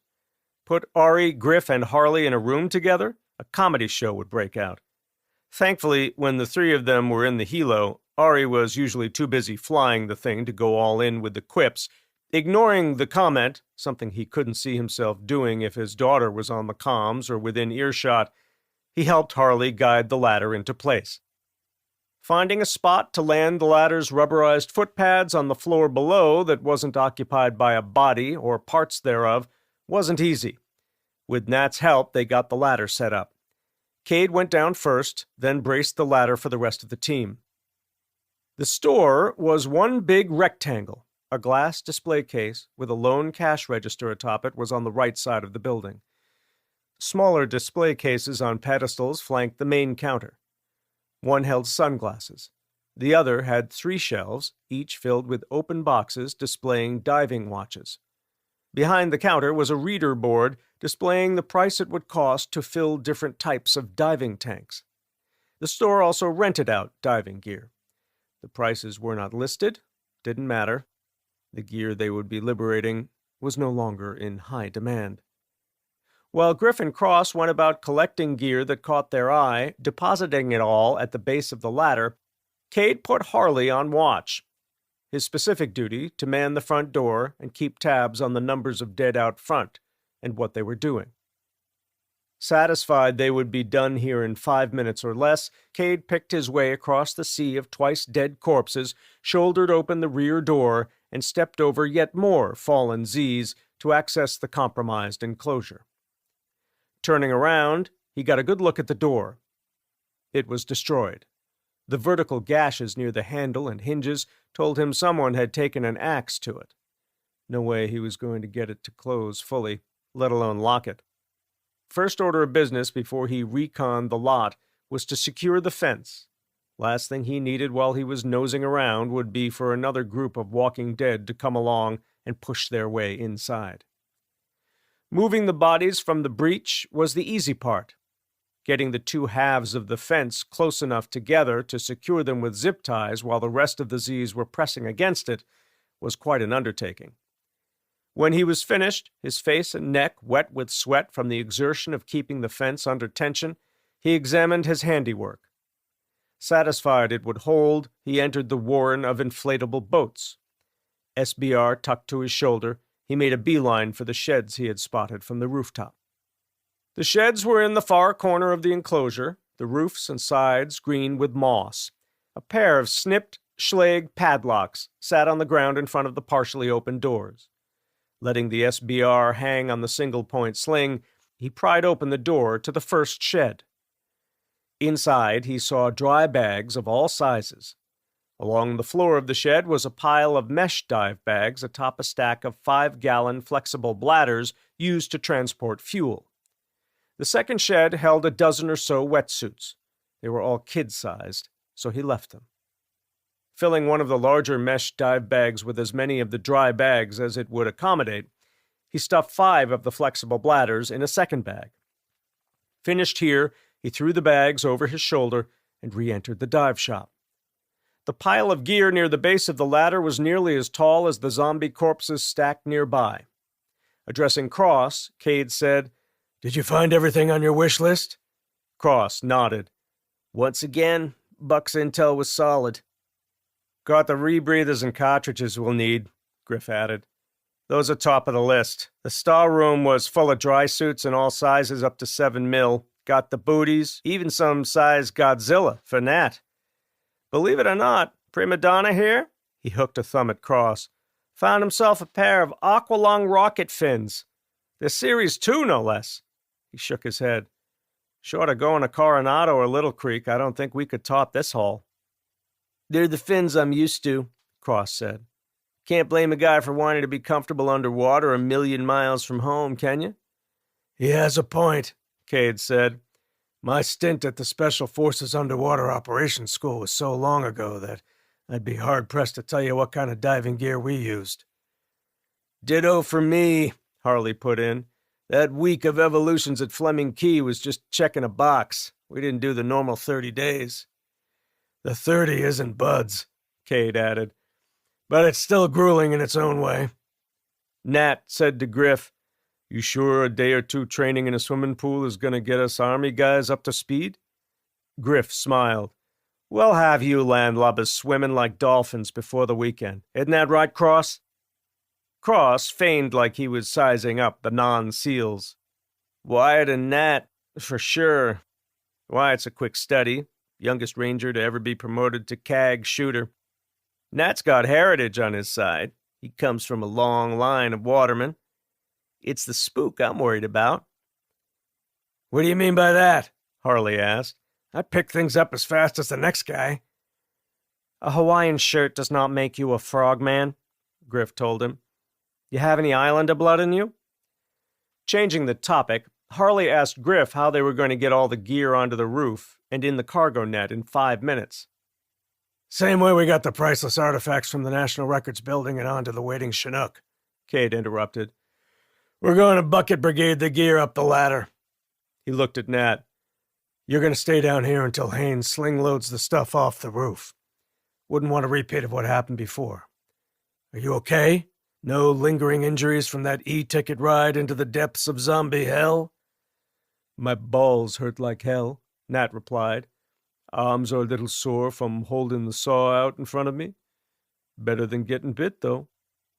"I got a new nickname for you," Cross said. "Tool Time, because you sure put the saw to good use." Pointing at the gore on his uniform, Nat said, "And now I'm a walking biohazard."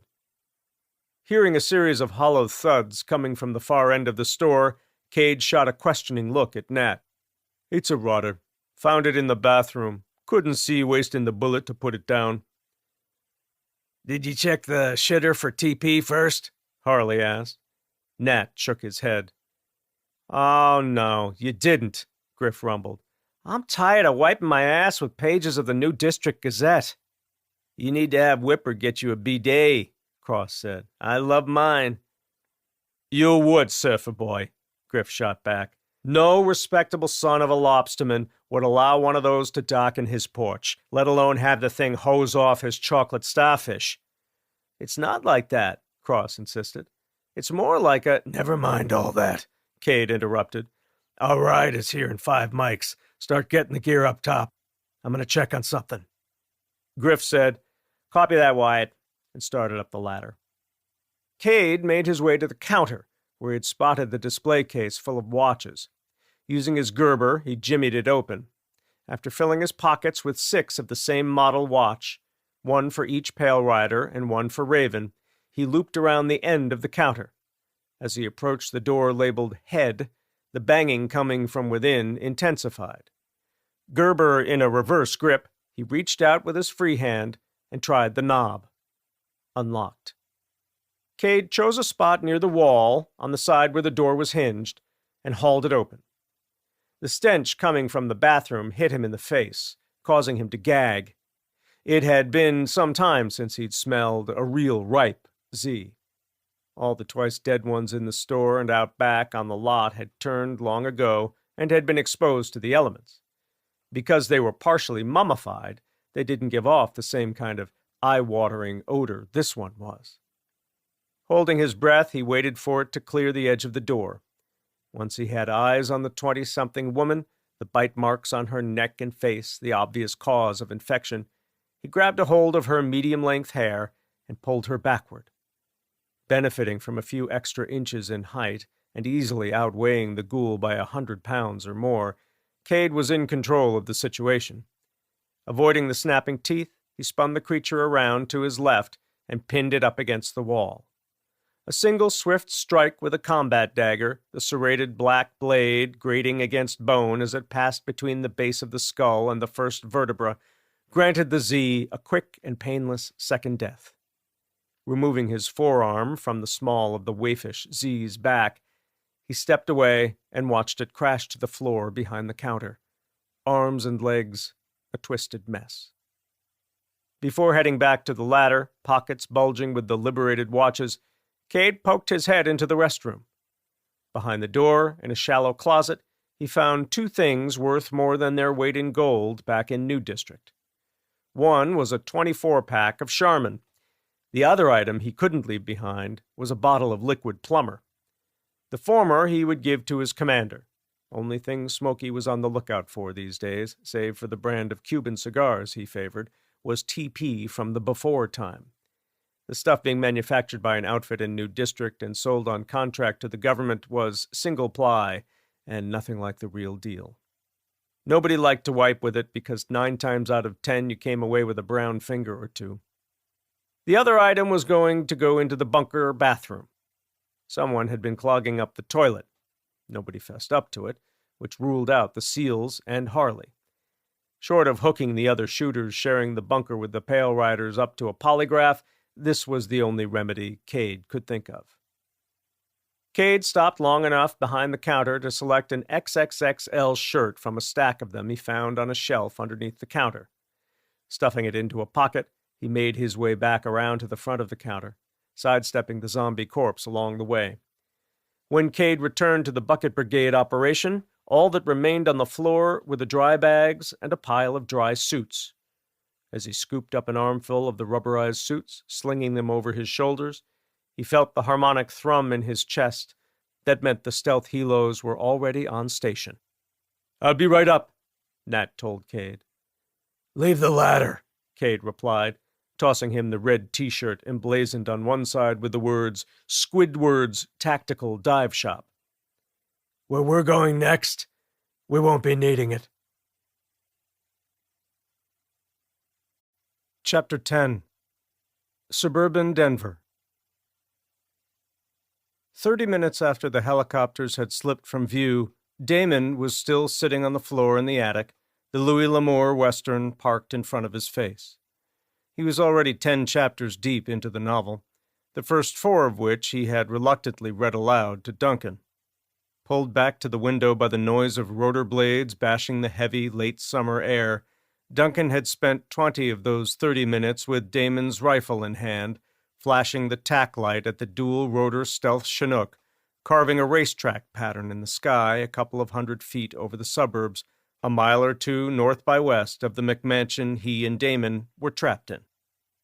Lowering the novel, Damon said, "You better give the battery a rest. The spares I brought for it are, wait for it, in my pack.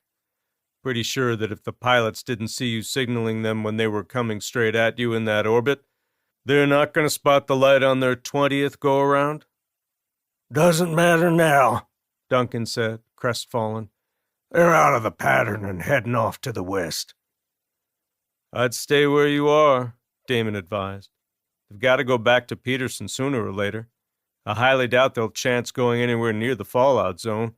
Hell, maybe both helos will be together when they do come back this way. If so, you'll have more eyeballs to sparkle with that thing." Duncan stared up at the sky. Clouds are rolling in. Looking off to the west, he went on, saying, And the sun is about to dip behind the mountains. He shook his head.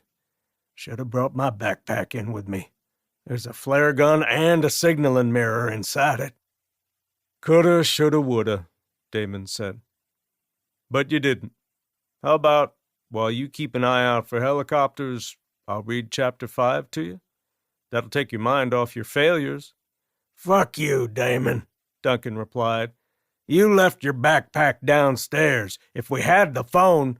Hondo Lane walked the line back into the willows and let the horse plunge his dark muzzle into the cold, clear water of the stream. Damon looked over the top of the book. What the hell's a line back? Duncan met Damon's gaze. You don't know what a lineback is? I thought you were a country boy. Well, I am. Kind of. A lineback is a breed of cattle. Get their name from the line running down their back. Pretty hardy suckers. They make for an excellent dairy cow. Not 100% certain Duncan was being serious, even though the man had spent his formative years in Texas. Damon simply nodded. It made sense when he read it over again to himself. As he picked up from where he left off, Duncan held a hand up to silence him. It sounds like they're coming back this way. One or two. Can't tell yet. He again cupped his hands and placed them behind his ears. What's that going to do? It'll help me get eyes on. Right now I can't see shit thanks to the Denver skyline cluttering up the background. When Duncan finally caught sight of the stealth Chinook, it was all by itself, flying eastbound, low and fast. Slung from the bottom of the airframe at the end of a 30-foot length of rope was a black net. It bulged with an unknown cargo. It's the Chinook, Duncan said. She's solo. Looks like Cade and the gang went on a shopping spree. Thinking aloud, eyes scanning the western sky, he added, Where are you, Ari Silver? Duncan didn't have to wait long for his question to be answered. The Chinook had been out of earshot for a couple of minutes when the angular black helo called Jedi 1 reappeared over the downtown skyline. It was moving fast on a southeasterly heading. It was clear Ari was hauling ass to catch up with the first bird. Why didn't you try signaling them? Damon asked. Because they're not on a search and rescue mission. Nobody knows we're out here. Therefore, nobody on those birds will be looking for a signal. It's going to be dark soon, Damon said. Want me to keep reading? Pretty soon there won't be enough light. And then we'll have to talk to each other, Duncan acknowledged. Start reading. That dusty western is better than me having to listen to you jawboning about your store burning down. That's a thing. It can be replaced. Everything that burned on those shelves can be replaced. Nothing can replace those young men. Tiny, John, Lucky. They're the real victims. Damon jumped back into the story, reading from where he had left off. If Duncan hadn't been a dozen feet away, and had the light been better, he would have seen the silent tears the younger man was shedding for his dead friends. 1 mile south by west, his back pressed firmly to the bulkhead separating the cockpit from the troop compartment, Cade was close to nodding off. With the steady hum of the Ghost Hawk's composite rotor blades filling the cabin, there was no fighting it. Sleep when you can, a tenet drilled into him by his late mentor, Mike Cowboy DeSantos. After Nat's near-death experience in the dive shop, the rest of the mission was smooth sailing. Getting the cargo net full of gear liberated from Squidward's safely off the rooftop had been as simple as waiting for the cable to spool out of a hovering Jedi 2, then attaching the hook at the end of the cable to the drawstring-like cable Nat had looped through the outer edges of the cargo net. When Haynes pulled pitch, causing the helo to climb from the roof and the cable to go taut, the weight of the gear settling in the center of the net caused the outside edges to come together. By the time the dual-rotor bird was thundering away to the east, everything the Pale Riders had lugged up to the roof was compacted into a neat little ball and coming along for the ride. Unlike Target Alpha, where Nat had almost become Z-Chow, getting in and out of Target Bravo was uneventful. The business park was 3 miles north by west of Target Alpha, in a part of Denver that seemed to have been forgotten. There was a cluster of homes nearby and a couple of strip malls, but that was it. Located near a confluence of boulevards with trees rising from grass medians separating the opposing lanes of travel, the business park was ringed by 10-foot-tall metal fencing. As the intel suggested, the wheeled gates south and west of the complex of warehouses were both closed and secured with large padlocks. There wasn't a single Z on the premises that they could see from the air. The lined parking spaces central to the buildings were mostly empty, which made a rooftop insertion wholly unnecessary. Ari had located the one building among dozens that housed the business that was supposed to contain the items they were coming for. He had threaded his bird expertly past the trees and light posts running down the middle of the parking lot and had set her down in front of Target Bravo, leaving maybe 60 feet of open ground for Cade and the team to cover to get to the building's front door. The door was a gray metal slab with a square of security glass and a single deadbolt above a brushed metal doorknob. The only way to identify what was inside Building 302 of Cluster H was the sign on the door: Durham's Parts Wholesale, Auto, RV, Motorcycle.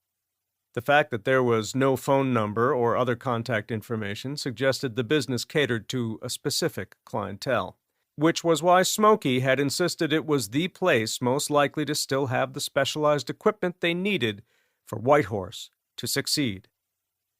In the end, 5 minutes after Cade had defeated the lock with his lockpick gun, the Pale Riders were back aboard Jedi 1, their backpacks bulging with the unique items they had come for.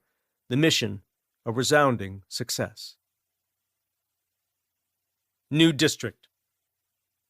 Raven had spent the entire afternoon and a chunk of early evening running evolutions with her squad, most of it with her acting as squad leader. It had left her exhausted, both physically and mentally. Dropped off inside the south gate, the short hike to where she had left her bike locked to a light pole had seemed like a marathon. The final evolutions were the hardest. Conducted at a Christmas-themed amusement park perched on Pikes Peak's north-facing slope, she and the squad had gone up against their instructors. To say they had been defeated was a vast understatement. They were shredded by the superior force. Rarely did any of her squad survive first contact with the enemy. The few occasions when some of them did escape the kill zone, they invariably found themselves being hunted down and quickly eliminated. Raven had the welts all over her body to show for it. After unlocking her mountain bike and finding it difficult to get her leg over the horizontal bar, she decided to push it the rest of the way home. She supposed, in a way, it was beneficial in getting her ready for the coming weeks of pain Osborne had promised all of them.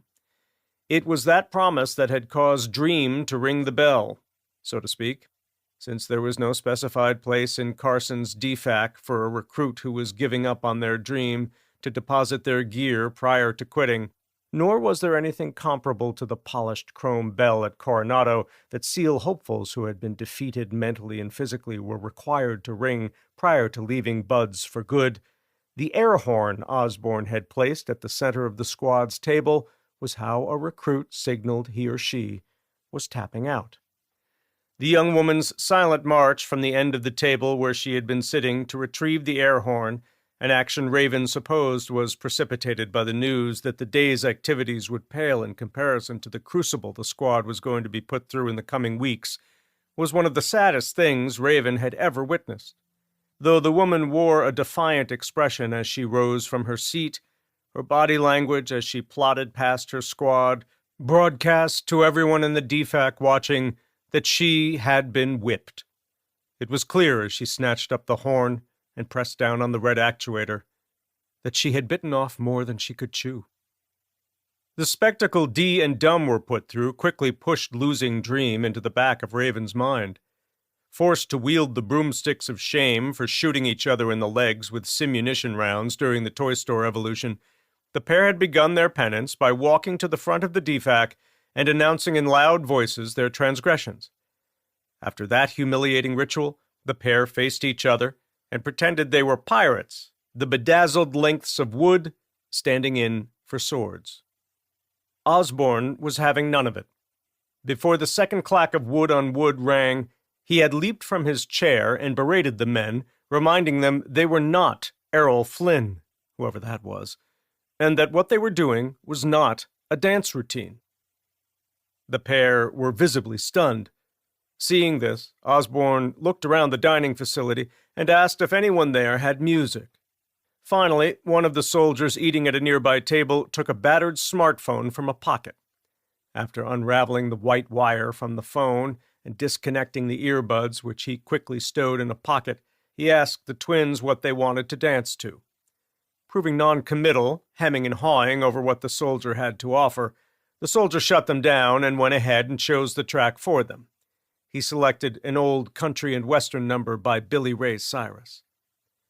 As the big oafs launched into their version of a line dance, something that looked more like a bunch of flash-blinded zombies chasing chickens than the choreographed routines Raven had seen adults performing in the town square on hot summer nights, it was all she could do to not spit out the bite of egg salad sandwich she had been chewing. Now there were 7, she thought as she passed in front of the Burr building, every muscle in her body on fire, and the urge to sit on the marble steps proving very hard to not act on. Tenacity winning out over the desire to take a rest, Raven forged ahead. Dropping her bike and rucksack off at the Boise house, she continued to Duncan's place. It was a little after 9 by the time Raven saw the outline of the 2-story house materializing from the dark night. Half a block out, she saw that Duncan's purple dually pickup was combat parked in the driveway beside the house.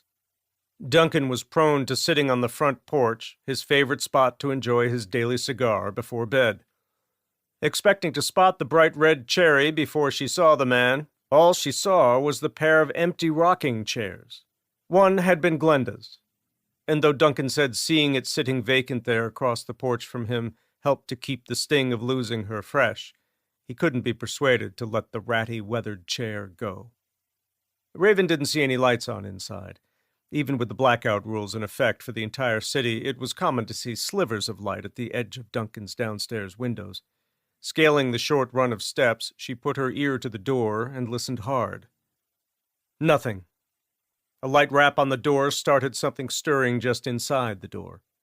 Next, she heard nails clicking on wood, then a whimper, which wasn't like Max. He was now an old man dog whose demeanor was as stoic as her father's. She stuck her fingers in the mail slot. The Australian shepherd greeted her by giving the offered fingers a thorough licking. When Raven drew her hand back, Max let out a mournful howl. "What's the matter, boy? Is Uncle Duncan ignoring you?" The second she said it, in her head, she saw Duncan lying on the floor. He was incapacitated and unmoving. Fearing the worst, she spun the SBR around on its sling, triggered the tack light, then made her way back down the stairs. Illuminating the narrow cement walk, she followed it as it curled around the right-hand side of the house. Sweeping the bright beam across the side yard, she located the garden gnome with the red hat. It was one of 7 Duncan had brought back with him from a trip to Pueblo. All the hats the other gnomes wore were blue. Lifting the gnome off the lawn, she lit up the circle of moist dirt with a light, exposing an earthworm and a couple of potato bugs. The key that Duncan had told her was supposed to be underneath the gnome was not there. Underneath. Turning the gnome over, she spotted a 3-inch long piece of silver duct tape. The imprint of the key was clearly visible on the tape. Raven ripped the tape off, tossed the gnome aside, then hurried back to the front door, separating the key from the tape along the way. As Raven stood on the porch, key in the lock, she suddenly wished she hadn't left her satellite phone at home. Calling Duncan would remove the risk of him being awakened from a deep sleep and thinking someone was breaking in. Last thing she wanted was to find herself staring into the muzzle of his .45, or worse yet, to be caught on the deadly end of that saga shotgun of his. So, to remove all doubt, she banged a fist against the door. Nothing. The longer she stood outside the door and listened to Max whimper, the more the feeling increased that Duncan was in there and in danger. Which is why she ultimately listened to her gut and turned the key in the lock. The first thing Raven noticed when she entered Duncan's home was the puddle of urine on the foyer floor. Perhaps that was the reason for Max's apparent unease. The second thing that struck her was the absence of the aroma of food having been cooked recently. Duncan was a known cheapskate. She highly doubted the man had gone out for dinner. Though Duncan's knees and back were a constant source of pain, he still slept upstairs. Raven didn't think the man had fallen asleep in his chair downstairs. Duncan had his reasons for enduring the pain of scaling the stairs. He had once told a story of being stranded on a remote firebase in the highlands of Vietnam. His helicopter had taken small arms fire and was damaged to the point he was forced to bring her down hard outside the wire. It was the 2 days and nights he had spent in a dirt bunker with a wrenched back, unable to help, while a couple of platoons of Marines fended off wave upon wave of attacks by a seemingly endless supply of Viet Cong. He had never felt more vulnerable than he had during those 48 hours of hell on Earth, which was why he always needed more than a door and a deadbolt standing between him and a breather with bad intentions. Therefore, maintaining the high ground was more important to him than enduring a little discomfort a few times a day. Giving Max a scratch behind the ears and letting him know he wasn't in trouble for peeing on the floor, Raven crossed over to the bottom of the stairs, grabbed the banister, and took that tentative first step toward the unknown. Pausing on the 4th step, she listened for a few seconds. Nothing. No snoring, no bed springs creaking. Cupping her hands to her mouth, she said, "Duncan, you up there? It's me, Raven." Still no answer. As the doubt that anyone could sleep through all that built, so did the sense of dread that had been stalking her since that first knock on the front door went unanswered. Raven knew that her father and men like him would never waste time ruminating on the what-ifs like she was doing now. They would quickly assess the situation and then act on that assessment. She was burning time. If he was up there and having a stroke, time was of the essence. Calling ahead again, she stormed up the stairs. Cutting the corner, SBR at a low ready, she swept through the upstairs, clearing rooms as she went. The bathroom was unoccupied. Suggesting it had gone unused for some time, there was not so much as a drop of water in the basin or the clawfoot tub. The 2 smaller bedrooms were used primarily for storing food and supplies. They, too, were unoccupied. Arriving at the large bedroom at the end of the hall, she slowed her pace, drew in a deep breath, and tried the knob. Unlocked. Twisting the knob, she pushed the door inward. Still holding the breath trapped in her lungs, she raised the SBR, poked her head into the room, then swept the cone of light from left to right. Nothing. The bed was made, the top sheet as taut as the batter head on a snare drum. Then it came to her that they may have gone out in Damon's armored Bravo. If so, they might have stopped off somewhere after coming back through the east gate. She didn't want to think of the alternative. Outside the wire after dark was not a safe place to be for more reasons than just the obvious. Exhaling sharply, one of the 2 worst-case scenarios now swept aside, she hurried downstairs, collected Max, then locked up and headed for home. As she double-timed it down the sidewalk, the unease she had felt when the first knocks on the door had gone unanswered building exponentially. She prayed a simple phone call would lead to her finding that Duncan and Damon had stopped at the jiggling corpse and were giving their hard-earned credits to desperate women like Barbie. Chapter 11. 5 minutes after locking up Duncan's place, Raven was back at the Boise home and ushering Max through the door ahead of her. The cold ball in her gut was growing larger by the second as she closed the door and secured the deadbolt. Her satellite phone was on the kitchen counter. Scooping it up, she unhooked it from the charging cord and thumbed a button. She glanced at the display and saw it was fully charged. There was no message and no indication that she had missed an incoming call. She didn't know if that was good or bad. It would take 1, maybe 2 calls for her to find out. The first call to Duncan's Thuriah went straight to voicemail. Calling Damon's satellite phone produced the same result. The third call she placed only as a last resort. It was to the east gate. Duncan had indicated they'd hoped to be first in line there when it opened. He had also promised to be back for 6 o'clock readmittance. Easy in and out was how he'd described the foraging mission. God, how Raven hated when he said that. Hell, she bristled when anyone close to her said it. It was her belief that making light of anything in the New World was tantamount to inviting Mr. Murphy, of Murphy's Law fame, to throw a wrench into the equation. Raven held her breath as she waited for a response. The call was picked up on the third ring. A woman said, "Eastgate, Sergeant Little, what can I do for you, Boda?" Raven rolled her eyes. Accepting that her nickname had already been broadcast far and wide, she asked Sergeant Little to check the logs and see what time Duncan and Damon had re-entered New District. As she waited, she made a mental note to self to see if the caller ID feature in her phone could be modified to broadcast her name only to contacts stored on her phone. She didn't have to wait long. Little was back in under a minute, and she was the bearer of bad news. "No sign of them?" Raven said. "Are you sure? Any way they might have been pushed through without adhering to protocol?" There was a long pause. When the sergeant finally replied, it was delivered in a far different tone. "Are you insinuating we cut corners here, Ms. Grayson?" Raven said nothing. "Are you still there?" Finally, Raven replied, saying, "I didn't mean it the way it sounded, Sergeant Little. I know you all are the utmost professionals. You take your jobs very seriously.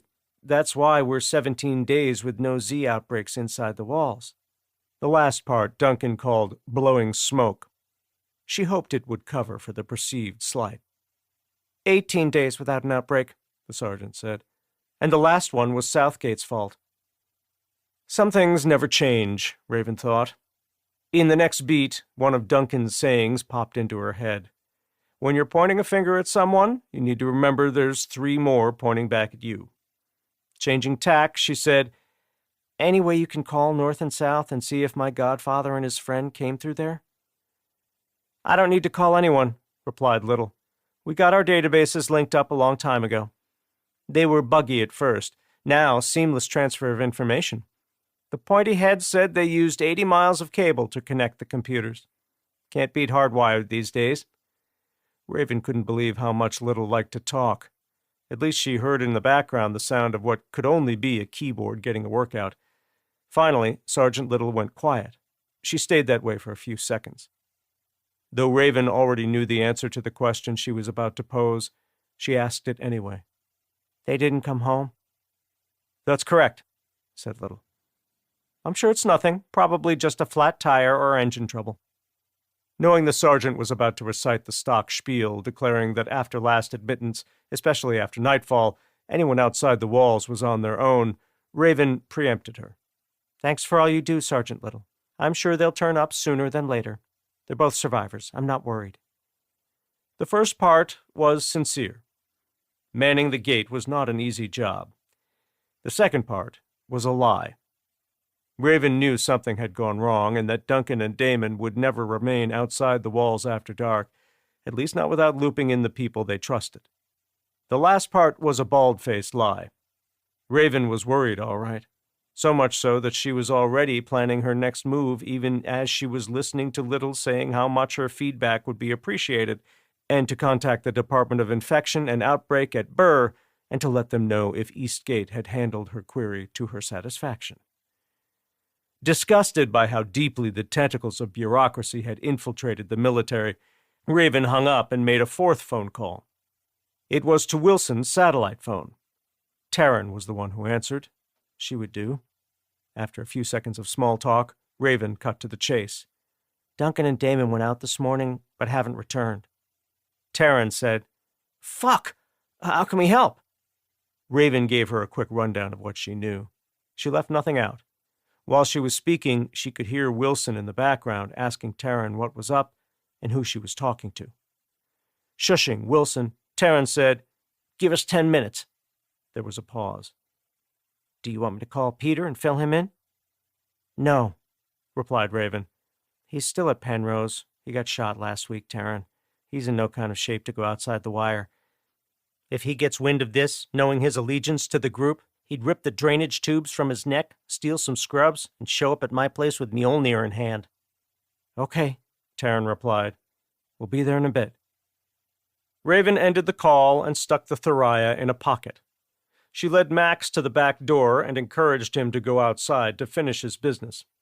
While Max was in the backyard, Raven swept through the downstairs rooms, stuffing things she would need into her pack along the way.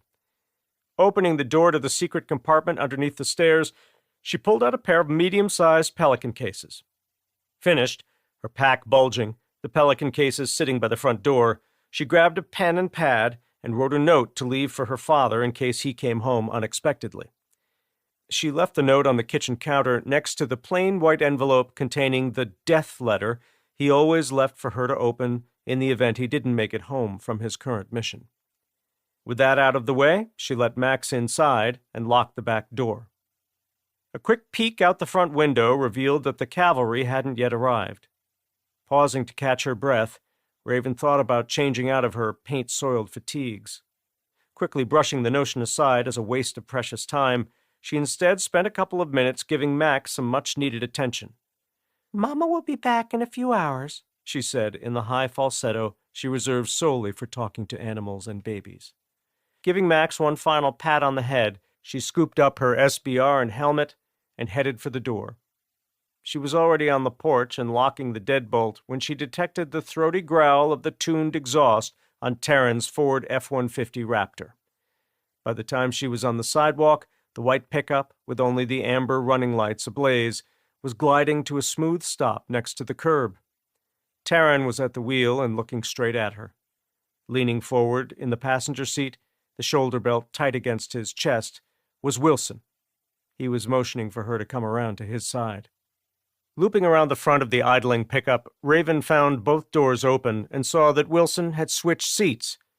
"I was just warming it up for you," he said, the attempt at humor doing little to assuage the gravity of why he and Taryn were here at such a late hour. After placing the Pelican cases in back with Wilson, Raven crammed her pack, helmet, and SBR in the footwell, then climbed aboard and belted in. Leaning between the seatbacks, mane of red hair nearly brushing the moonroof, Wilson said, "I noticed your dad's truck isn't out front. What's up?" Raven shook her head. "My dad's indisposed of? I can't talk about it." She sighed. "If I had to choose between my dad and you two, no disrespect intended, I'd be going outside the wire with my dad. He'd get us right past the gate guards, no questions asked. Plus, the last thing I want is to put you guys in harm's way. But I have no other choice."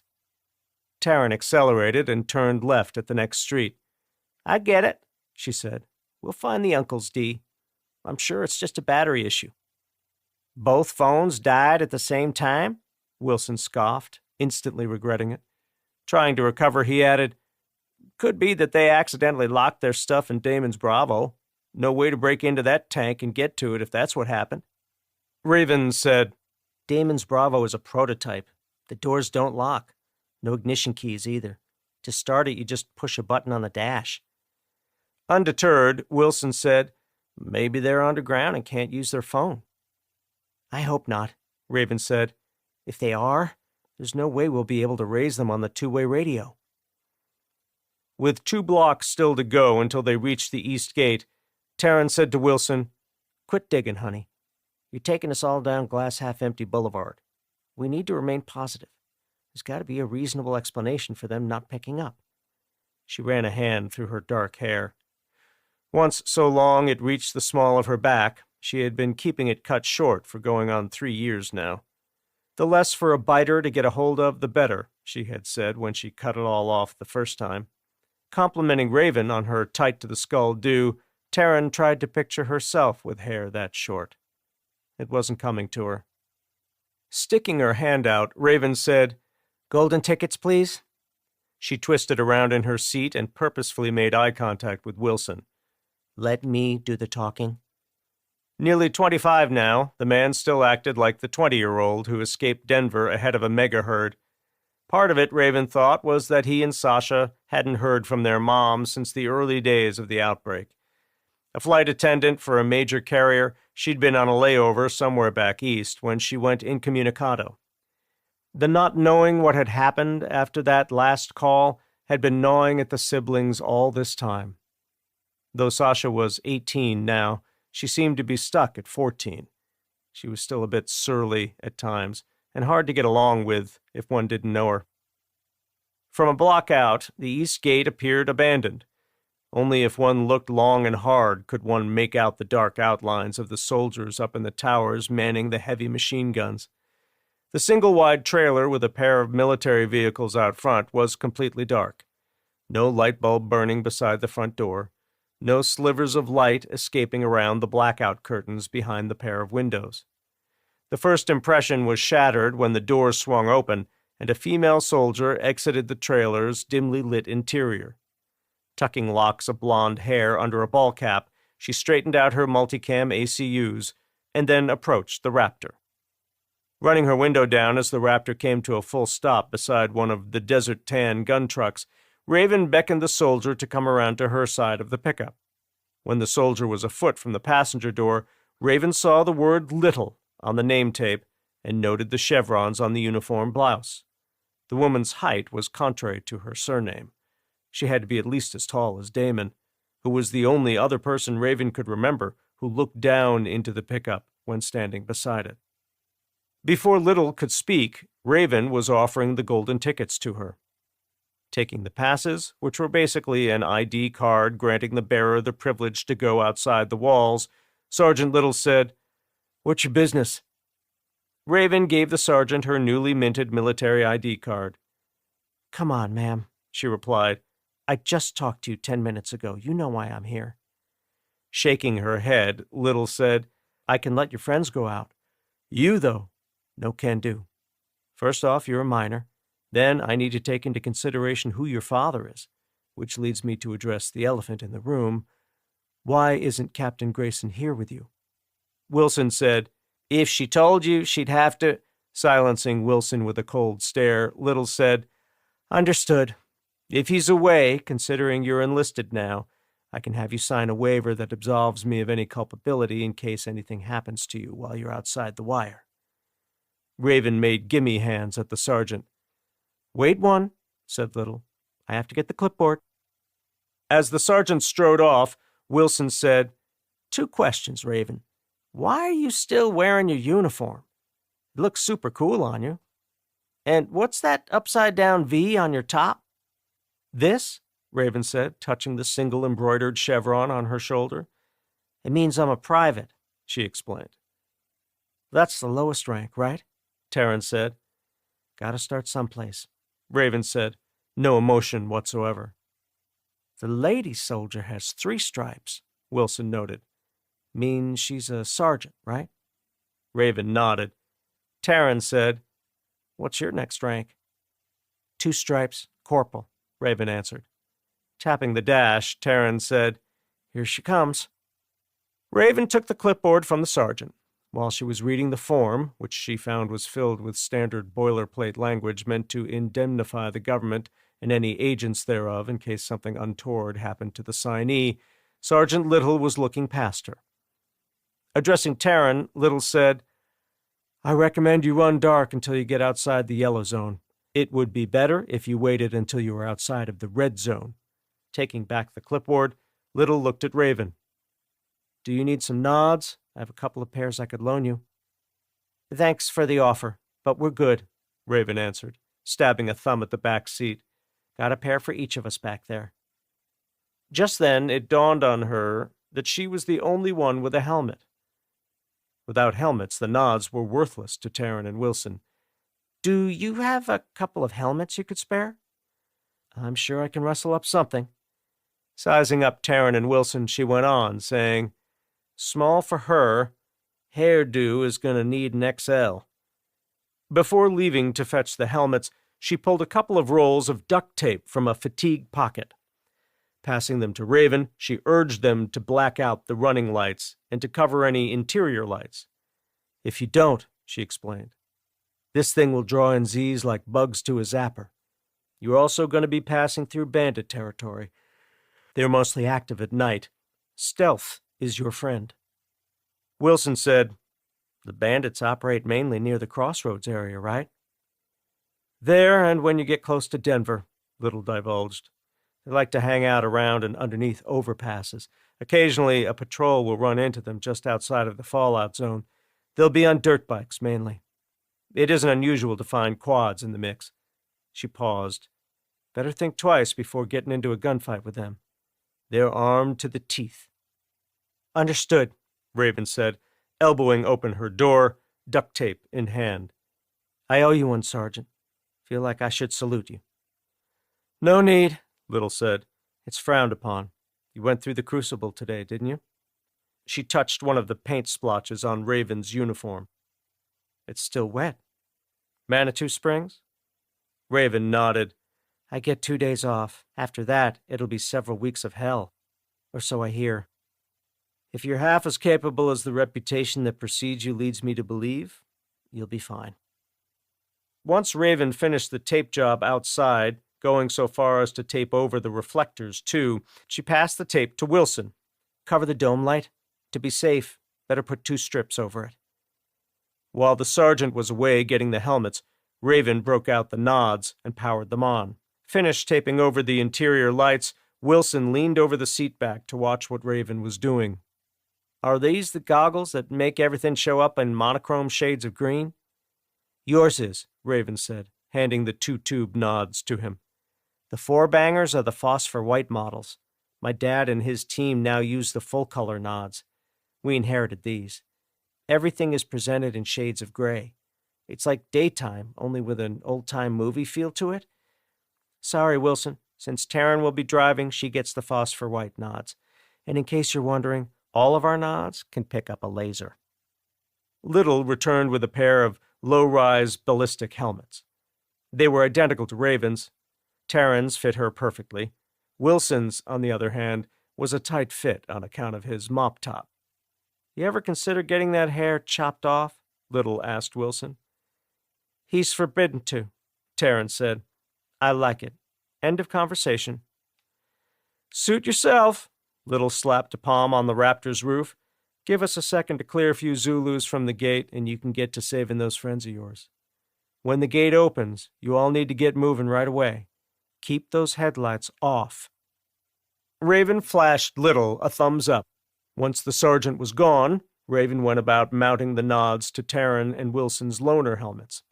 Finished, she readied her nods, powering them on and dropping them down in front of her eyes.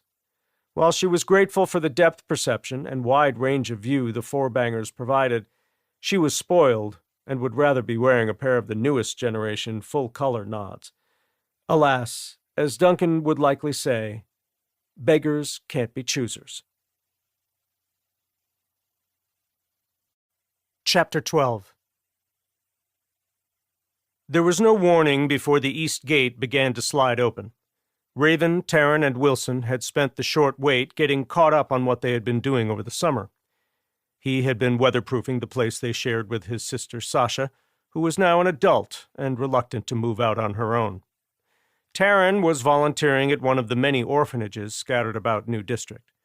when the grating noise produced by what was essentially a giant steel pocket door on the move interrupted the conversation, each of them powered on their nods and clicked into their seatbelts.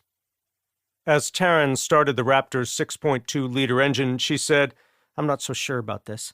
My peripheral vision is shit. I feel like I've got a Kleenex box over my head, and I'm peering through the oblong slit." She swung her gaze to Raven. "I think you need to drive." "I'll drive," Wilson said. "Can't be too difficult getting used to these things." Raven and Taryn immediately shot him down. Over the last few years, thanks to his propensity for wrecking new-to-him vehicles before their first oil change, Duncan had come to call him recycler of cars. Wilson put up no fight, just tucked his tail between his legs and slipped away into the darkened back seat area. Because the gate was a multi-ton slab of concrete wrapped with sheets of steel plate, its retreat into the pocket was glacially slow. Looking across the cab at Taryn, Raven said, "I'm confident you can do it. I need you to at least give it a shot. If we do encounter bandits out there, I need to be able to engage them without us stopping. I'm a better shot with my primary and secondary weapons. That's not a jab at you guys, and I'm not tooting my own horn." She pointed to the laser designator on her SBR. "You both run the same setup, right?" "Affirmative," Taryn said. "Knowing we're going outside the wire with you and that you have access to all the best gear, I took the time to put fresh batteries in both of ours." "Good thinking," Raven said. "Nothing beats aiming with the laser while operating under nods." Wilson said, "She makes a good point, hon. You are the best driver in this pickup, nods or no nods. And you have to admit, I'm a better shot than you. Me being back here makes perfect sense. I can give it to them from either side. While I'm thinking about it, it would be smart to open the rear window slider before we're underway." As the gate door disappeared completely between the dual slabs of concrete that made up the outer wall, Taryn put the Raptor in drive and took her foot off the brake. They had barely started moving when the stink of carrion invaded the cabin. The pickup was a dozen feet from crossing the threshold when Raven first caught sight of the head-high mound of twice-dead corpses responsible for the Pong. It was off to the right, just outside the wall, and would only grow taller before the dead sled crew came to remove them prior to first gate. No care had been taken to arrange the bodies. They had been put down and then hastily tossed atop one another. Backs were arched at unusual angles. Arms and legs jutted from within the pile, the bodies they were attached to pinned underneath hundreds of pounds of dead meat. Here and there, if one were searching for them, a rictus grin could be seen peering from within the crush. Raven threw a hard shudder. These days she preferred viewing her dead things in full color. After having devoured everything from the golden age of horror cinema she could get her hands on, classics by Lon Chaney, Vincent Price, James Whale, and others, meeting the wide-eyed stares of the dead in grayscale lent too much of a monster movie feel to it all. The red and yellow zones radiating out from New District's eastern flank encompassed acres of no man's land east and north of the city's outer walls. Prior to Z-Day, the land had been occupied by neighborhoods and business concerns. An out-of-control fire, spurred by heavy winds and with plenty of dry foliage to keep the conflagration going for the better part of a day, had devoured everything in its path for miles around, leaving behind a flat landscape crisscrossed by streets and dotted with charred stumps and the soot-blackened cement foundations of buildings lost to the fire. Viewed through the nods, it looked a lot like the old black-and-white footage Raven had seen of the damage wrought on Nagasaki and Hiroshima by Fat Man and Little Boy. Soon they had passed through the hellscape and were on Platt Street nearing Peterson Air Force Base, the place where her father and the rest of the Pale Riders were currently sequestered. It was cloaked in darkness. She looked out her window, straining to see if she could make out anything on the distant flight line. If any of the 160th SOAR's stealthy helicopters were on the tarmac and being readied for a mission, they would be impossible to miss. When the Raptor was perpendicular to the base access road, she caught sight of the long row of hangars belonging to Task Force 160. The massive hangar doors were closed, the tarmac out front unoccupied by man or machine. save for the guards in the towers flanking the base entrance at the end of the access road, and a dozen or so zombies hanging around outside the 12-foot-tall razor-wire-topped outer fence, she saw nothing moving. Shortly after leaving Peterson behind, they came upon the huge rectangular mass graves where Burr cleanup crews had deposited tens of thousands of zombie corpses. It was where the night's accumulation of dead bodies, taken away from all three gates, would be deposited shortly after first light. The mounds stretched off to the south for as far as the eye could see, each the size of a football field. The area always attracted wandering Z's. Some speculated the noises made by zombies that had escaped second death at the hands of the culling crews only to become entombed forever was what drew the migrating dead in from the nearby highway. Raven estimated there were at least 50 Z's congregated near the first grave. Some of the more curious specimens had ventured out into the middle of the dark patch and had become trapped in the always settling high plain soil. By the time they reached the road leading to nearby Shriver Air Force Base, the place Raven and her parents had called home for a short while before leaving for Eden just weeks into the zombie apocalypse, Taryn was getting the hang of driving with the nods. Between the East Gate and Peterson, she had been prone to misjudging closing rates and distances. The byproduct was a couple of low-speed collisions with zombies trudging Platte. Though the vehicle had gone undamaged, her ego had taken a hit. Now, confidence building with each passing mile, she had the Raptor matching the speed limit posted on SR 94 and was bypassing the occasional herd of walking dead without making contact. Close to 70 miles east of New District, still driving blacked out and under nods, Taryn quickly halved her speed and looked over at Raven. "We're getting close to Crossroads, right?" Raven consulted the map spread out on her lap, traced a finger along the near laser-straight line representing the two-lane highway, and nodded. "We're almost upon it. Lock and load, Wilson. Better power on your laser, too. You're responsible for our left flank." Flicking her SBR off safe, finger off the trigger, she used her offhand to activate her laser. "I'll keep my focus on our right. Remember to talk. See something, say something, and paint it with your laser. Trust your gut." She ran her window down, letting the cool night air infiltrate the cabin. "These phosphor white displays are hard on my eyes," Taryn noted as she lifted her foot off the accelerator. She blinked as she popped her neck. The weight of the helmet and goggles takes some getting used to. Raven instructed her to slow down to a walking speed and then let the idling engine pull them forward. Panning her eyes forward, she saw Crossroads. 3 of the 4 corners where the state route intersected the north-south running 2-lane designated State Highway 71 were occupied by business concerns and abandoned vehicles. On the northwest corner, coming up on the left, was a gas station. Across the highway to the east was an unoccupied parcel of land with a for sale sign prominently displayed where it could be seen from the intersection. Kitty-corner from the gas station was a wrecking yard, the crushed and mangled hulks of cars concealed behind a tall fence plastered with "Beware of Dog" signs. On the southwest corner of the intersection, fronted by a gravel parking lot on which sat a dozen or so dusty cars and pickups, was an automotive repair shop. Raven couldn't remember ever coming through here and seeing anything other than zombies hanging around. Tonight was no different. In response to Taryn, she said, "I know the helmet and nods get heavy after a while. You're just going to have to tough it out. If there's anyone waiting to ambush us, you need to be able to see them to avoid them." As they slow-rolled toward the intersection, the nearest waypoint where golden ticket holders heading to Denver could turn north and still avoid the fallout zone, Raven detected movement behind a 4-door sedan parked broadside to the gas station's only pump island. "Movement 10 o'clock, she said, shifting in her seat to get a better look. As Taryn pulled to the shoulder and brought the pickup to a complete halt, Wilson stuck his MP5 out the left side passenger window. "I see it too," he said, parking the green laser beam on the sedan. "Don't know what, but it's back there somewhere." "Keep your gun on it," Raven said, shifting her attention to the cluster of vehicles on her side. She shouldered the SBR and trained it on the nearest vehicle. a minivan with a crumpled front end and obvious signs it had once been under assault by a sizable zombie herd. As she scanned the lot for signs of anything moving, it was all she could do to not swing her gaze back to the gas station. She had to trust Wilson to do the right thing.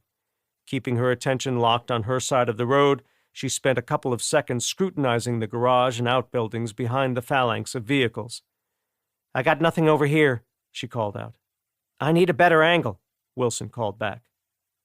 Raven ordered Taryn to take her foot off the brake and again allow the idling engine to propel the Raptor forward. "Keep it real slow. Apply a little brake if you need to." It was a tactic her father often employed. A motor at idle was harder to get a fix on than one at higher RPMs. Taryn took her foot off the brake.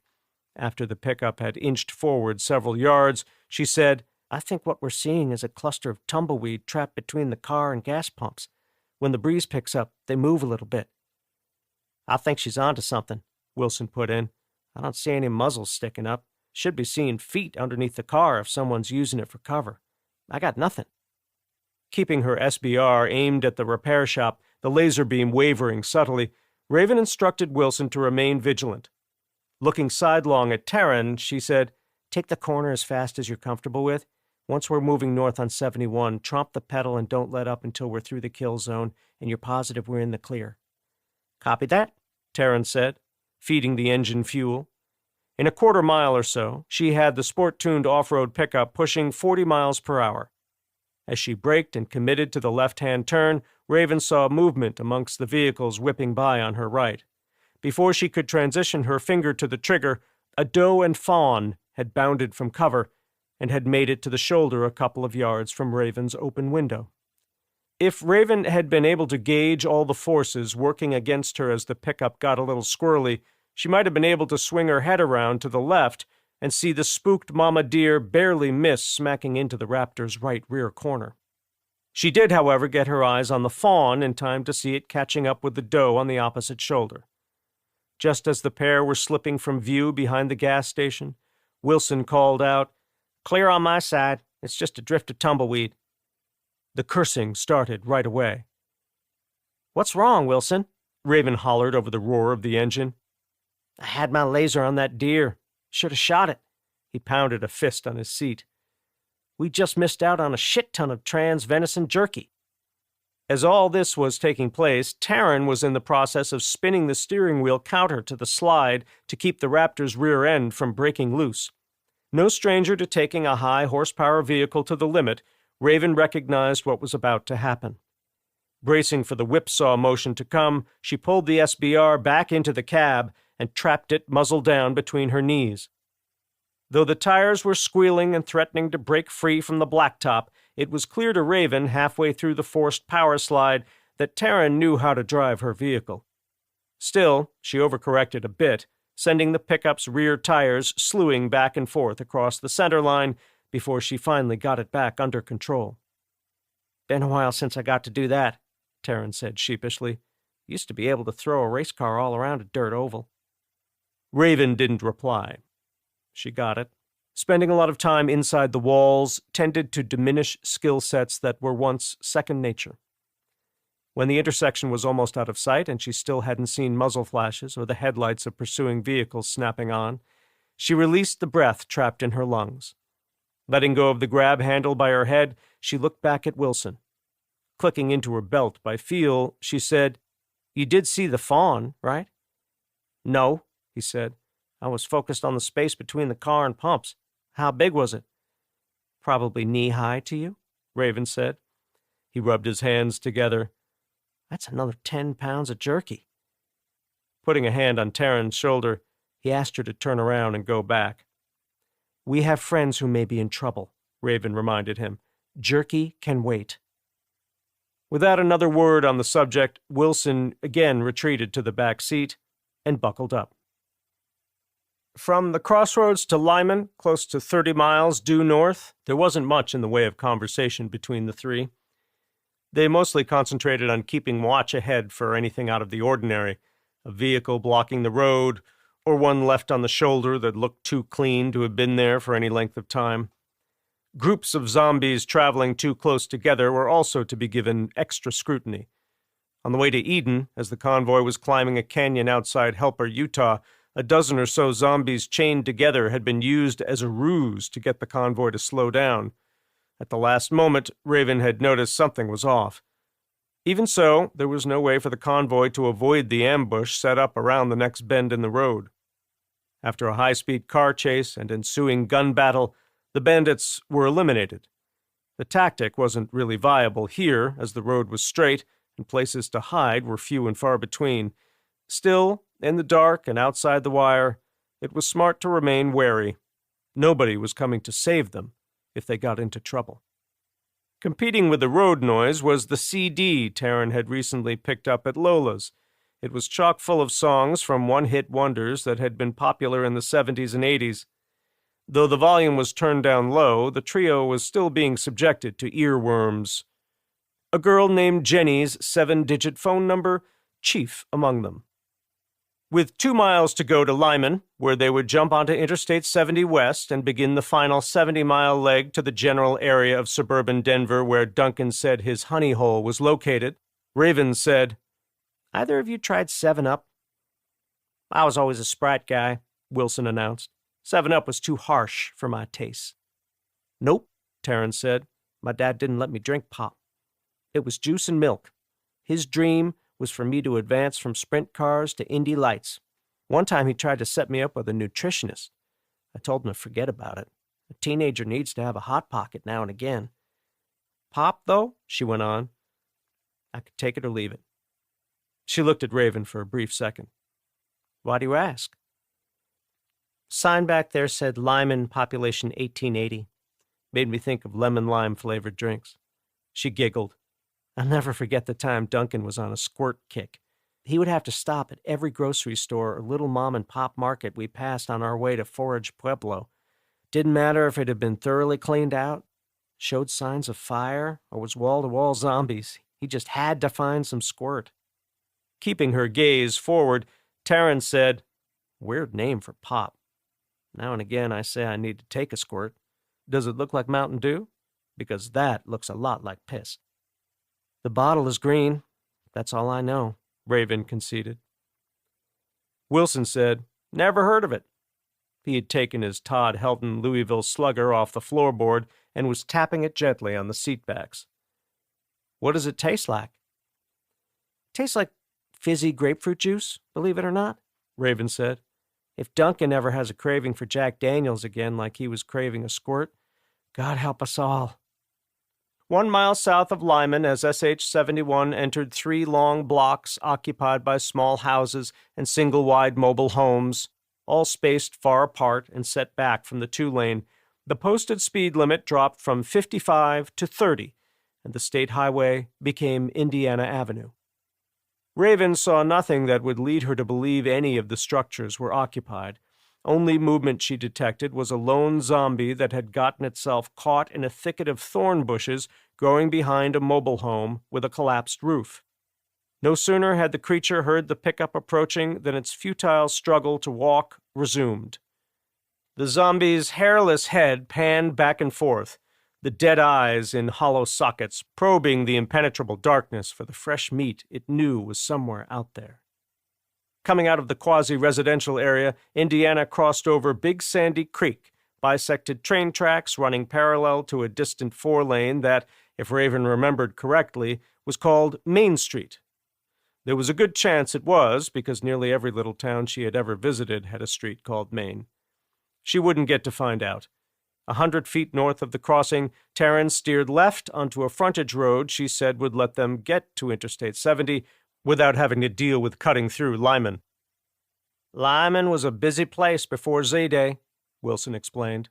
"They had an airport, a sizable correctional facility provided a lot of jobs, and because it's the terminus for a number of highways and county roads, locals used to call it the hub. Now, not so much." Raven said nothing. She was busy scanning the darkened buildings and lots north of Main Street. She remembered hearing about a large group of young people from one of the big colleges in Montana settling here a month or so after the outbreaks. They didn't survive the winter.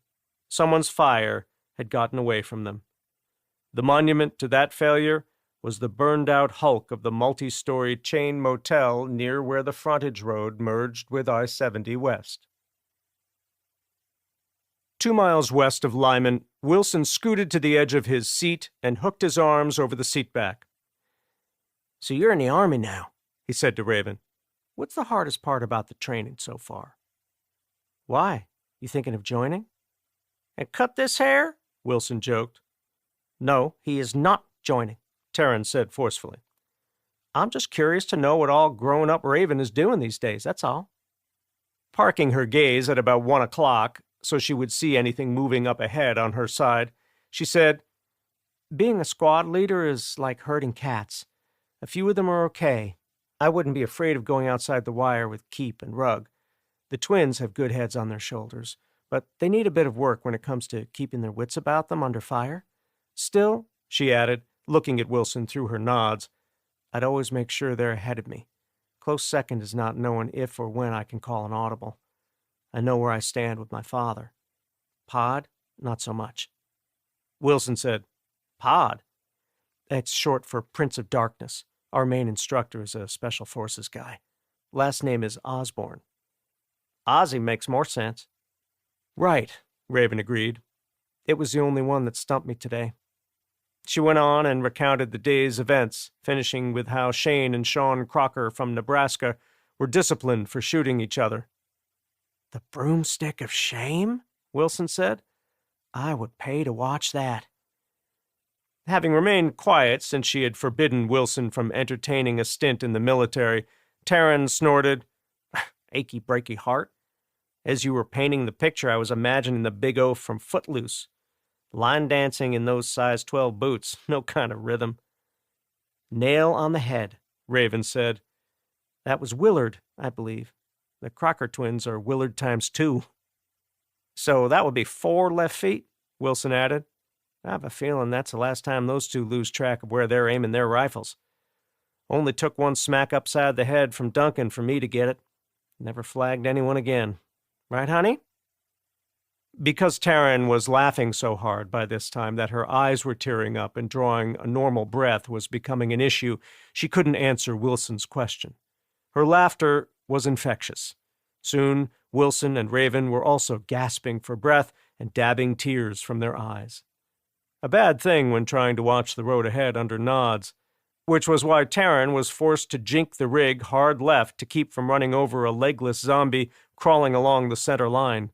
It was also enough of a distraction that Raven failed to notice the Watcher, hiding amongst the stacks of vehicles that comprised one of the many automobile graveyards that had sprung up beside the nation's highways and byways. The figure was dressed in all black, binoculars pressed to its face, and tracking the Raptor as it cut left to right on the nearby interstate. Chapter 13. From Lyman to the sign Raven just spotted on the right side of I-70, a C-dot item indicating they were still 28 miles east of Denver. The high plains scrolling by outside the Raptor were mostly devoid of trees and structures. Save for a couple of small dead towns taken over by zombies and tumbleweed, the occasional picket of trees planted long ago to shield clusters of homes from the wind intermittently buffeting the speeding pickup, nothing out there on the vast prairie held anyone's attention for long. Raven had gone on high alert each time she spotted an overpass, truck stop, gas station, or one of the ubiquitous auto graveyards materializing in the distance. Though the landscape looked flat as a griddle when viewed from afar, as they traveled the 60-mile stretch of I-70 between Lyman and the rise the Raptor was just cresting, they had come upon many gradual variations in the land that the engineers who laid out I-70 had been forced to overcome. Aside from a few instances where substantial rock formations forced the opposing runs of interstate to diverge for short stretches, everything else standing in the way of I-70's westward march was graded flat, leaving on both sides of the new 2-lane the remnants of the small hillocks that had been dynamited loose and then plowed through. Save for those occasional dirt berms rising off the prairie floor, There was nowhere near to the interstate that a large group of bandits could lay in wait to spring an ambush on inattentive travelers. It was at the top of the rise, bracketed by grass-covered berms that allowed the Raptor's occupants to see only the slice of landscape framed in the bug-spattered windshield, that they got their first good look at the front range. It was an unending wall of craggy peaks running left to right on the western horizon. Many a settler heading west had come upon the same rise and had spotted the seemingly never-ending wall of rock. The ones deterred by what looked to be an insurmountable mountain range had invariably settled in what would eventually become Denver, Colorado Springs, Fort Collins, Boulder, and many other little towns scattered along the front range. Finally! Raven exclaimed, nearly shouting. I've been wondering when I'd be able to see the southern Rocky Mountains under nods. It's way different than seeing them during the day and with the naked eye. Reminds me of something an astronaut might encounter on the moon. Wilson said, You mean like the upthrust rim of a distant crater? Just otherworldly, Raven replied. Hard to put it into words. You nailed it, Raven, Taryn said. This old burn we're passing through, she went on, pointing to a miles-long patch of scorched earth dominating both sides of the road, only adds to the effect. Viewed through these dollar store night vision goggles, it just looks like dark green algae on a light green lake, Wilson noted. I'm amazed the entire prairie didn't burn from here to Lyman. Chinook wind must have taken that day off. We had a thing like that in Portland, Raven said. The Columbia River Gorge is like a funnel going from eastern Oregon to Troutdale. In the fall and winter, sometimes even late summer, it's not too uncommon for our house to get buffeted by wind gusts coming from the east. My mom just called it the east wind. She got it from my dad's parents. I bet Chicago had already claimed the title Windy City, Taryn mused. I like Mile High. It's fitting. I was very happy when I finally got acclimated to the higher elevation, Raven said. Those first couple of days after me and my mom arrived at Shriver from Fort Bragg were pure hell. The headaches were the worst. I wouldn't know. I lived in Denver most of my life, Wilson said, voice trailing off. Me too, Taryn added. I was born at St. Mary's in Grand Junction. Elevation there is a few 100 feet short of a mile. Another 10 miles was in the rearview mirror when Raven suggested they pull over and try to hail Duncan and Damon on the Motorola two-way radio. What channel? Wilson asked, trying hard not to smile. Should I try 867-5309? See if Jenny's there? Very funny, Raven said, regarding him over her shoulder. It's still 10-1, Wilson interrupted. I know. I was just pulling your leg. Think we're in range? Won't know if you don't try, Raven answered. I also have no idea what kind of effect the gigantic power line towers we've been seeing will have on our radios, but I do know the closer we get to Aurora and Denver, the more prevalent they are. There's no electricity running down the lines, Taryn reminded her. Duh, Raven responded, shaking her head. I forgot. No electricity, no interference. Wilson selected the proper channel and subchannel, jacked the volume up, then said, Old man, Damon, this is Wilson. Anyone copy? Releasing the talk button reopened the channel. There was no response. He waited a minute, then tried again. Still nothing. We'll try again when we're within 20 miles of the Honey Hole, Raven said. Looking at Taryn, she asked, How's your neck holding up? A little numb, Taryn said, but we're getting close. I'll make it. Raven liked that answer. It was exactly what she wanted to hear from her squad members when they faced adversity. She was under no illusion that she didn't have a breaking point. She did, but it was a lot harder of a mark to hit than it had been during the early days of the zombie apocalypse. These days, the side effects of physical exhaustion were harder for her to overcome than the mental stuff. And right now, after a full day of training and having been awake for close to 18 hours, keeping her head up and eyes open was becoming a chore. Though she hated how 5-hour energy drinks caused her to feel jittery and messed with her stomach, it was preferable to the alternative. Digging into her backpack, she came out with 3 of the tiny plastic bottles. Cracking the seal and downing one of them in a single gulp, she asked Taryn and Wilson if either of them wanted one. I'm good, Taryn said. Wouldn't want to down it and all of a sudden go Super Mario Kart on you guys. No thanks, Wilson said. Considering how far past their Best Buy date those things are, I'm amazed they haven't lost their effectiveness. Me too, Raven said, grimacing. They do not age like fine wine, that's for sure. She put the extra bottles away where she had gotten them. Taking her radio from a pocket, she rolled up the volume, verified it was still tuned to 10-1, then hailed the Uncle's D. Suburban Denver. It was after midnight, and Duncan had just nodded off when a sharp burst of squelch coming from the Motorola radio on the floor next to him yanked him back to the present.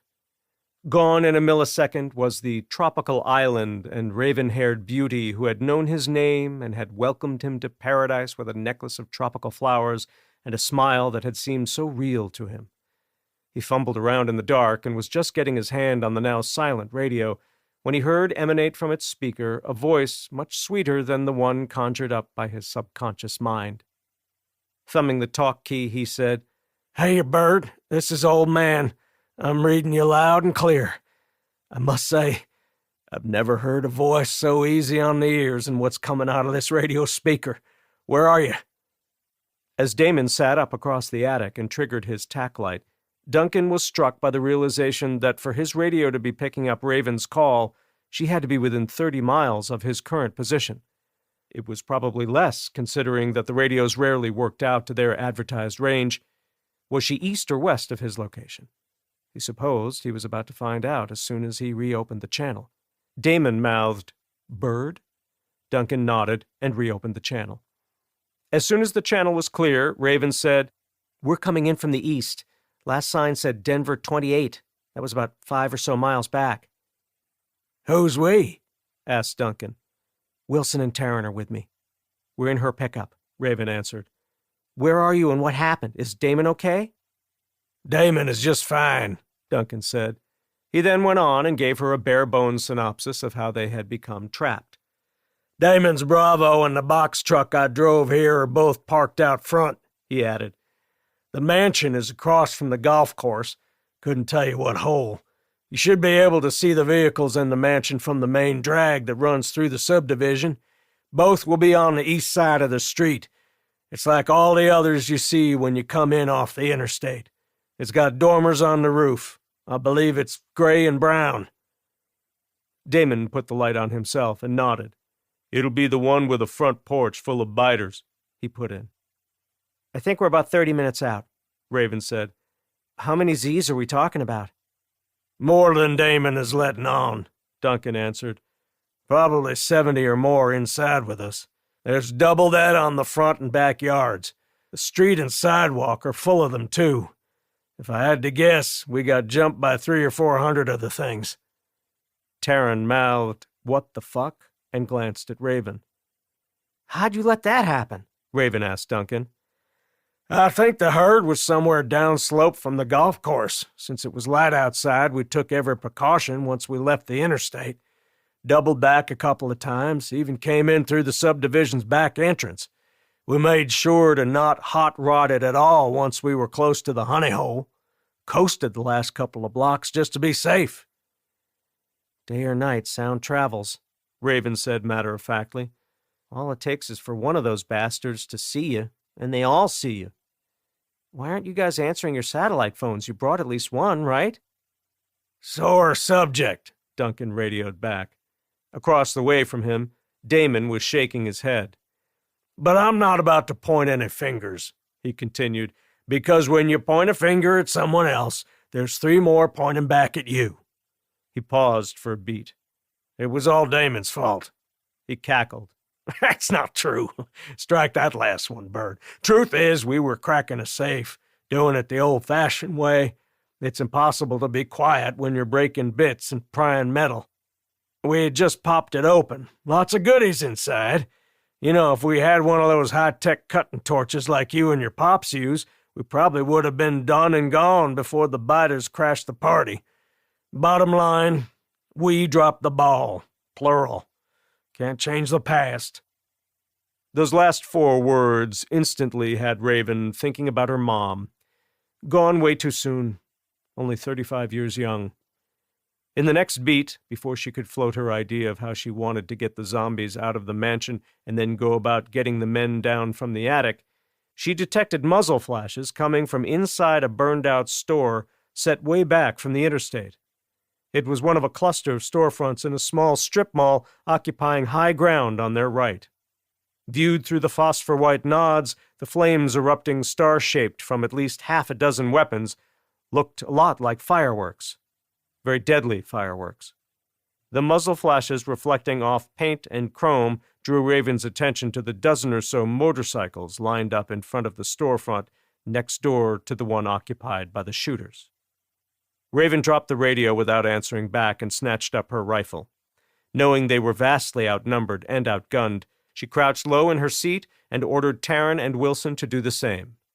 When they were out of the kill box with the Raptor's windows still intact, and having heard not a single thud of incoming rounds striking sheet metal, it dawned on Raven that the people shooting at them likely didn't have the advantage of night vision. If they had been directing their fire at the noise produced by the Raptor's motor, the bullets probably sailed harmlessly behind the speeding pickup. The strip mall was just slipping from view when Raven realized what they had to do to avoid further contact with the enemy and the gun battle that would bring. Stabbing her finger at the overpass, quickly filling up the windshield, she said, "Pull over underneath that. If you can, drive up the slope on the right. Tuck it in with the roof as close to the underside as possible, and then kill the engine." Raven imagined the shooters were now scrambling to get to their bikes, eager to give chase. If her hunch was correct, the access road from the strip mall parking lot would feed to an arterial somewhere northeast of the overpass. If that were the case, the bikers would have to access I-70 via the on-ramp coming off the right side of the overpass. And if they were hustling cut the lead to their target, Raven doubted any of them would give the stretch of I-70 behind them any kind of scrutiny. "You sure about this?" Taryn said, braking hard and steering for the shoulder directly below the overpass. "Positive," Raven said, explaining why she thought the shooters should be fooled by the feint. "But if they do have night vision," Wilson said, voice wavering, "we are fucked." Raven didn't answer. There was nothing she could say to assuage his fear. She directed her attention out her window, watching the view changing drastically in relation to the pickup as Taryn negotiated the transition from the flat shoulder to the sloped sheet of cement underneath the roadway. If she had to guess, she'd put the angle upwards of 30 degrees. Duncan's voice was coming from the Motorola's speaker when Taryn silenced the motor. The combination of the locked seatbelt strap against her neck and the aggressive side and thigh bolsters of the Raptor's sporty bucket seats helped to keep Raven from ending up in the driver's seat. Gravity, however, was pushing Taryn hard against the driver's door. Taking a hold of the grab handle over her door, Raven twisted around and peered into the back seat area. Wilson had not been wearing his seatbelt. As a result, he was now on the downhill side of the bench seat. All the gear back there, including the bulky Pelican cases, had accumulated next to him. The silence was deafening when Taryn cut off the motor. Near instantaneously, the void was filled by the roar of multiple engines firing to life. "Those are Harleys," Wilson stated. "A whole bunch of them." "I saw them up there near where the shooters were holed up," Raven divulged. "Lost count at a dozen. I just hope they don't have any military vehicles." "What kind of idiot rides a Harley in the zombie apocalypse?"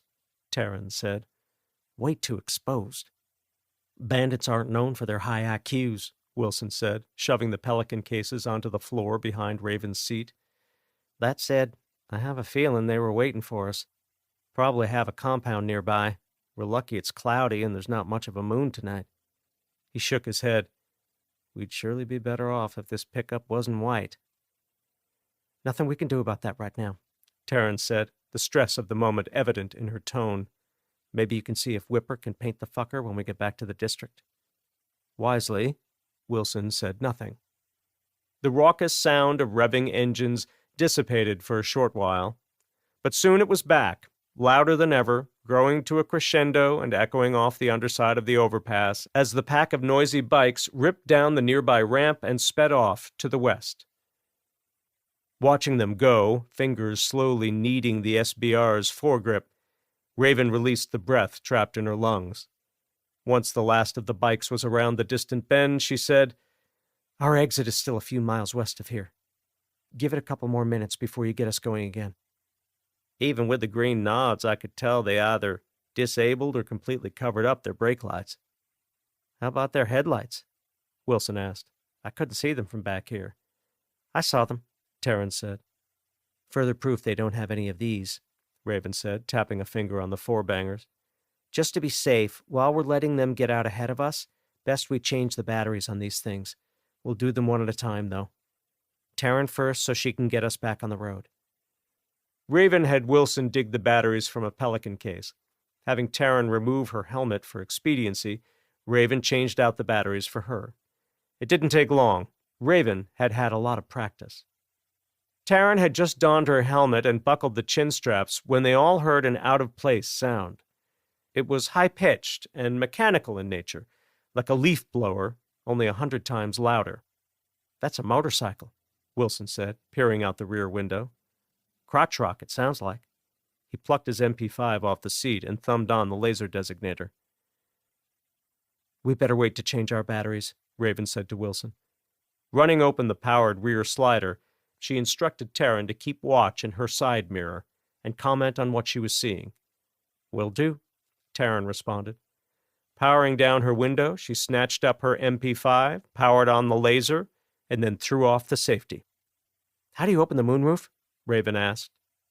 Instead of responding, Taryn hit the switch for her, starting the smoke glass sliding away. The whine of the engine, running at high RPMs, was growing louder by the second. "I see it," Taryn said. "It's coming up fast. Just one bike, I think. At least I only see one headlight. Could be some more running dark like us." "Doubtful," Raven announced, shouldering her carbine and triggering the green laser beam. "That's their spotter. We can't let them get past us." "Why engage them?" Taryn said. "Wouldn't it be better if we just let them go on by and then, as soon as they're around the bend, get off the interstate and start going north?" Raven shook her head. "Eventually, that bike's headlight is going to pierce the dark. When it hits your truck, the rider will see us. Can't risk letting him radio his friends. My father always says the best gunfight is the one you can avoid." "She's right," Wilson said, getting to his knees on the back seat and thrusting his MP5 out the open rear slider. "We need to take him out." Raven rose from her seat and spun counterclockwise on her knees. The angle of the truck forced her to plant a boot on the Raptor's center console to get fully turned around. Getting her head and shoulders and the stubby carbine through the moonroof took a bit more contorting of the body. Cognizant of the fact the bottom of the overpass was a yard or so overhead, she laid her SBR across the Raptor's roof. Peering through the optics, she said, "He's really moving. Hitting him is going to be tricky considering the downward angle. Single shots. Keep firing until he goes down. And make sure you lead him by a lot. Parking the laser 20 or 30 feet ahead of the bike before you press the trigger should do it."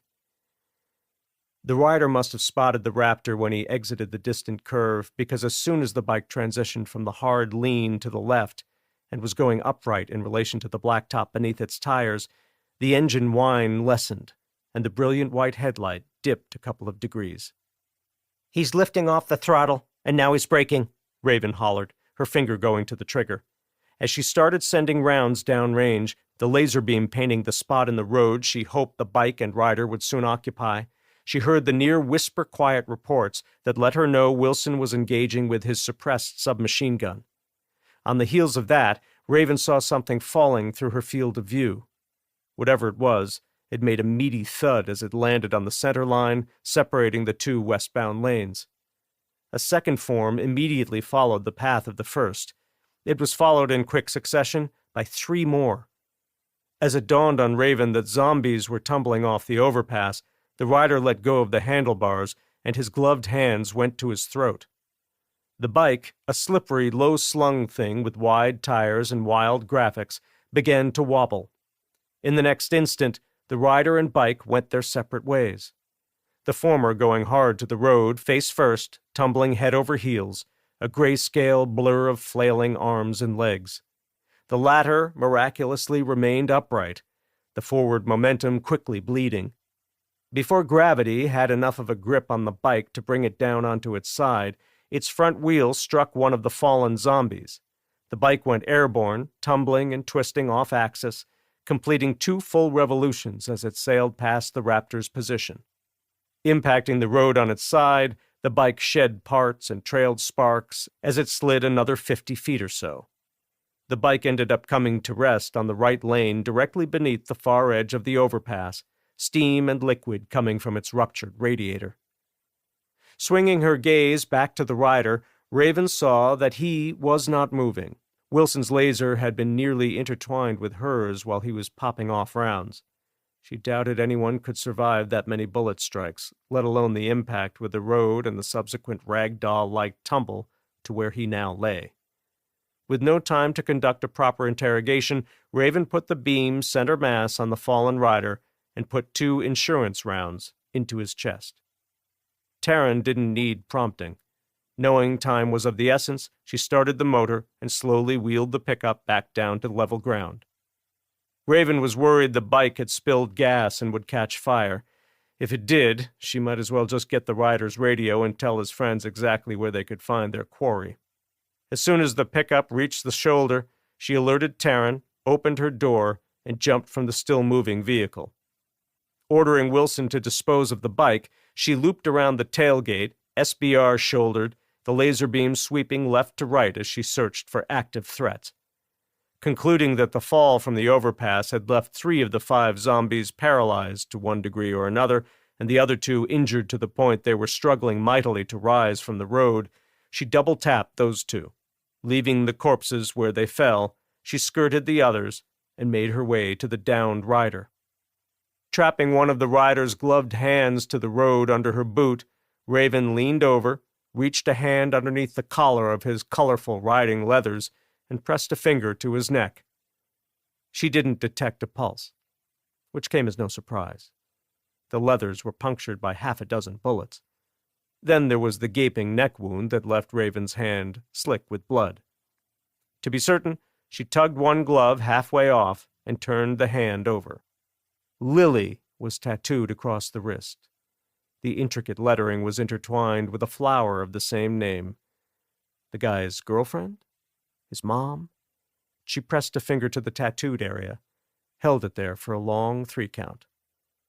No pulse. Digging through the man's pockets, Raven found a Uniden 2-way radio. A cord connected to the radio snaked up inside the leather jacket. Tucked inside the jacket was a Beretta 9mm and 2 full spare magazines for it. The pistol looked to be Army issue. There were a dime a dozen in the apocalypse.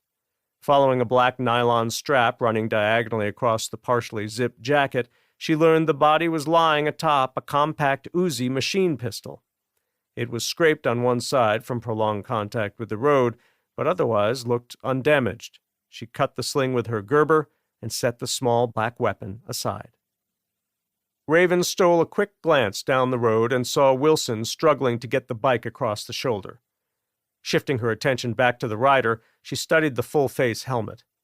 It had taken a beating, the mirrored face shield cracked down the center. Even with the nods, she couldn't see the rider's face. Curiosity getting the better of her, she undid the chin strap and removed the helmet from the rider's head. A woman? Though the rider was tall and big-boned, which was why Raven mistook her for a man, she was beautiful. Blonde hair and blue eyes, the latter lifeless and staring skyward. Raven guessed she was a little older than Taryn, before she fucked around and found out. "Wilson!" Raven called as she unplugged the cord from the radio and removed the attached, flesh-colored earbud from the dead woman's ear. "Help me get this Amazon off the road." Working together, they dragged the woman off the interstate and stashed the corpse and helmet in some overgrown bushes uphill from the overpass support. They were just about to climb into the idling Raptor when the rider's radio emitted a burst of white noise. Then came the query. It was a man, gruff smoker's voice. He said, "Lily, this is Dad. You copy?" The channel reopened. 3 seconds passed, and the man was back on the channel and telling his daughter that they were still searching for the pickup. Raven got back into her seat and buckled in. "What now?" Wilson asked as he closed his door. You want to pretend like you were her and lure them into an ambush? Raven told Taryn to go, then she looked back at Wilson. That's the last thing we need, Raven said. Our first order of business is to find Duncan and Damon. She held up the Uniden. As far as we know, this guy thinks Lily can't answer because she's riding a noisy-ass crotch rocket. Secondly, if he really is her dad, no way me or Taryn are going to convince him we're this Lily woman. As the bushes concealing the motorcycle scrolled by on the right, Wilson said, That thing was a bitch to get off the road. Both wheels were bent to shit. After a short pause, during which Wilson looked back at the ambush site, he went on, saying, That woman wasn't like any marauder I've ever seen. She was wearing makeup. Hair was clean. I bet if we took off her gloves, she'd have manicured nails. And that Suzuki was an 1100cc engine. That's a monster of a bike. Hell does Hayabusa mean, anyway? Raven didn't answer. She had a map of Aurora spread out on her lap, and she was searching for the address Duncan had provided. Looking up, she said, Next exit. Head north for a couple of miles. The mansion is in the Green Valley Ranch subdivision. Shouldn't be hard to find. Just look for a big gathering of Z's. As Taryn took the indicated off-ramp, the motorcycle gang still nowhere in sight, Raven plucked her Motorola from the floor where it had fallen earlier. She thumbed the talk button and radioed Duncan. Chapter 14. Since losing contact with Raven a few minutes ago, Duncan had been clutching his radio so tightly his knuckles were white. When he heard the electronic warble alerting him of an incoming call, he stopped pacing and focused the beam from his headlamp on the radio. The second or two it took for a voice to emanate from the speaker seemed like an eternity. Eventually, he heard Raven calling his name. When the channel opened, he radioed her back, asking her why she abruptly went radio silent on him. I was worried sick, Bird, he added, voice cracking slightly. Raven explained what had happened. She left nothing out.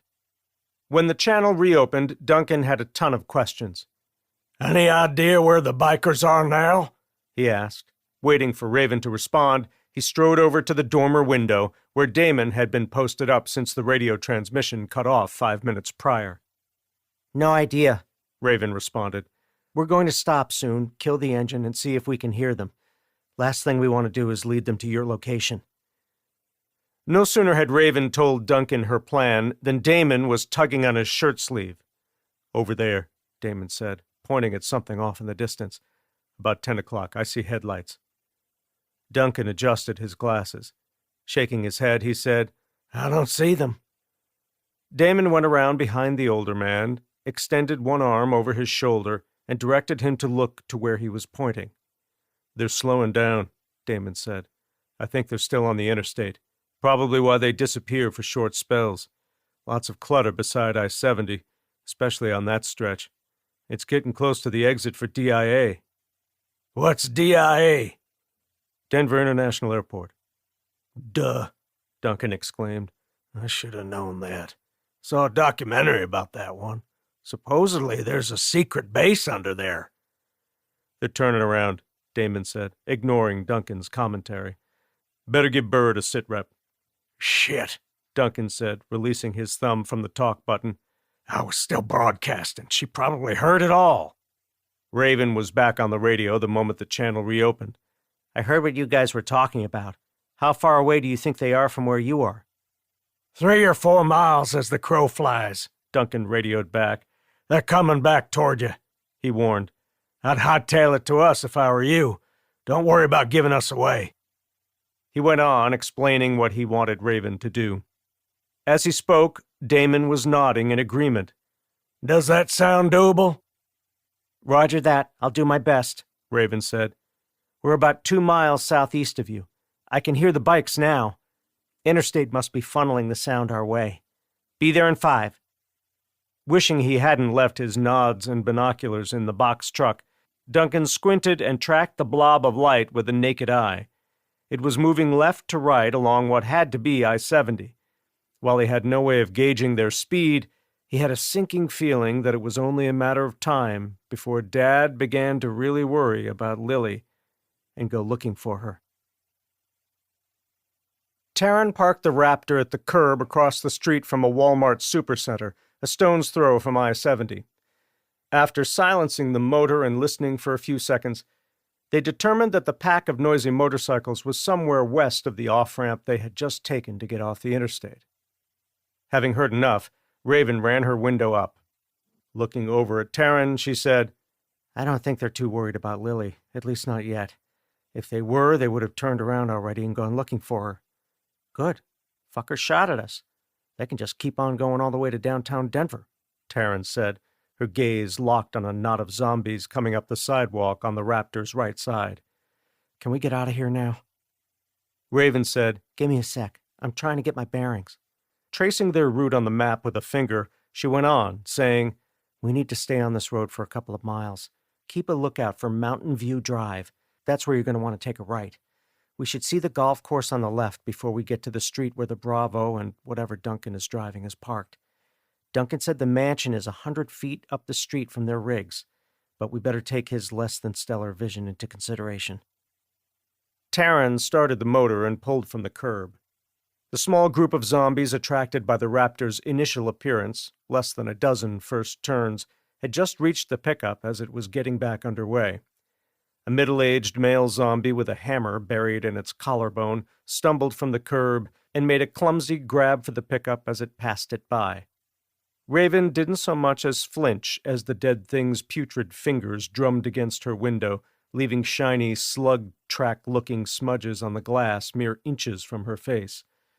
It didn't faze her, because in her head she was already wargaming what she was going to do to the biker gang should they try their bullshit again. That the bikers had already tried to kill them meant they deserved no mercy. First things first. The mini-herd standing between her friends and freedom had to be dealt with. Steeling herself for what was to come, she grabbed her pack. Transferring a couple of items from the pack to her cargo pockets where they would be easier to access, she set the pack aside. Digging the fresh batteries from her pocket, she went to work swapping them for the ones in her nods. The batteries in them probably still had a couple of hours of life left in them. Still, it was better to be safe than sorry. Having the nods die on her while out in the wild would not be good. Losing the overwhelming advantage of being able to see in the dark in the middle of a biter herd would be catastrophic, especially considering the numbers they were about to come up against. By the time Raven was finished with the task and had the nods reaffixed to her helmet and the helmet back on her head, Taryn had made the first turn and was pointing out the entrance to the golf resort. "Green Valley links my ass," Wilson said. "Even taking it all in through these things, I can tell the grass is as dead as the groundkeepers who used to take care of it all. Might as well call it Death Valley links." Ignoring the quip, Taryn said, "Which way?" Raven consulted the map on her lap. "This shows that a road cuts through two halves of the golf course. Take a left when you see it." She tapped a finger on the map. "Scratch that," she continued. "Turn left right here." "There's no road," Taryn said, even as she braked and committed to the turn. "She's calling an audible," Wilson noted. "I know someone else who is prone to doing that." "This rig is meant for off-roading," Raven said, one hand going for the grab handle. "And that's exactly what I want you to do."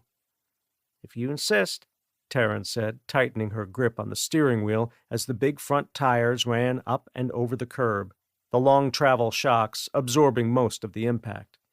Wagging her head side to side, universal semaphore for "that wasn't so bad," Taryn steered the pickup across the narrow sidewalk, cut a path through a substantial field of dry grass that came up to the pickup's bumper, then hung a right turn onto the cart path running parallel to the distant sidewalk. "Whatever you do when we're on the course," Raven said to Taryn, "do not get us stuck in a sand trap." "There might be water features out there, too," Wilson warned. "Enough of the backseat driving," Taryn said, staring her husband down in the rear view. "I'm going to stay on the cart path for now.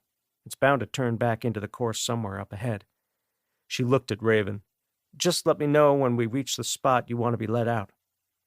Sure enough, fulfilling Taryn's expectation, after a short distance, the cart path dipped back into the golf course.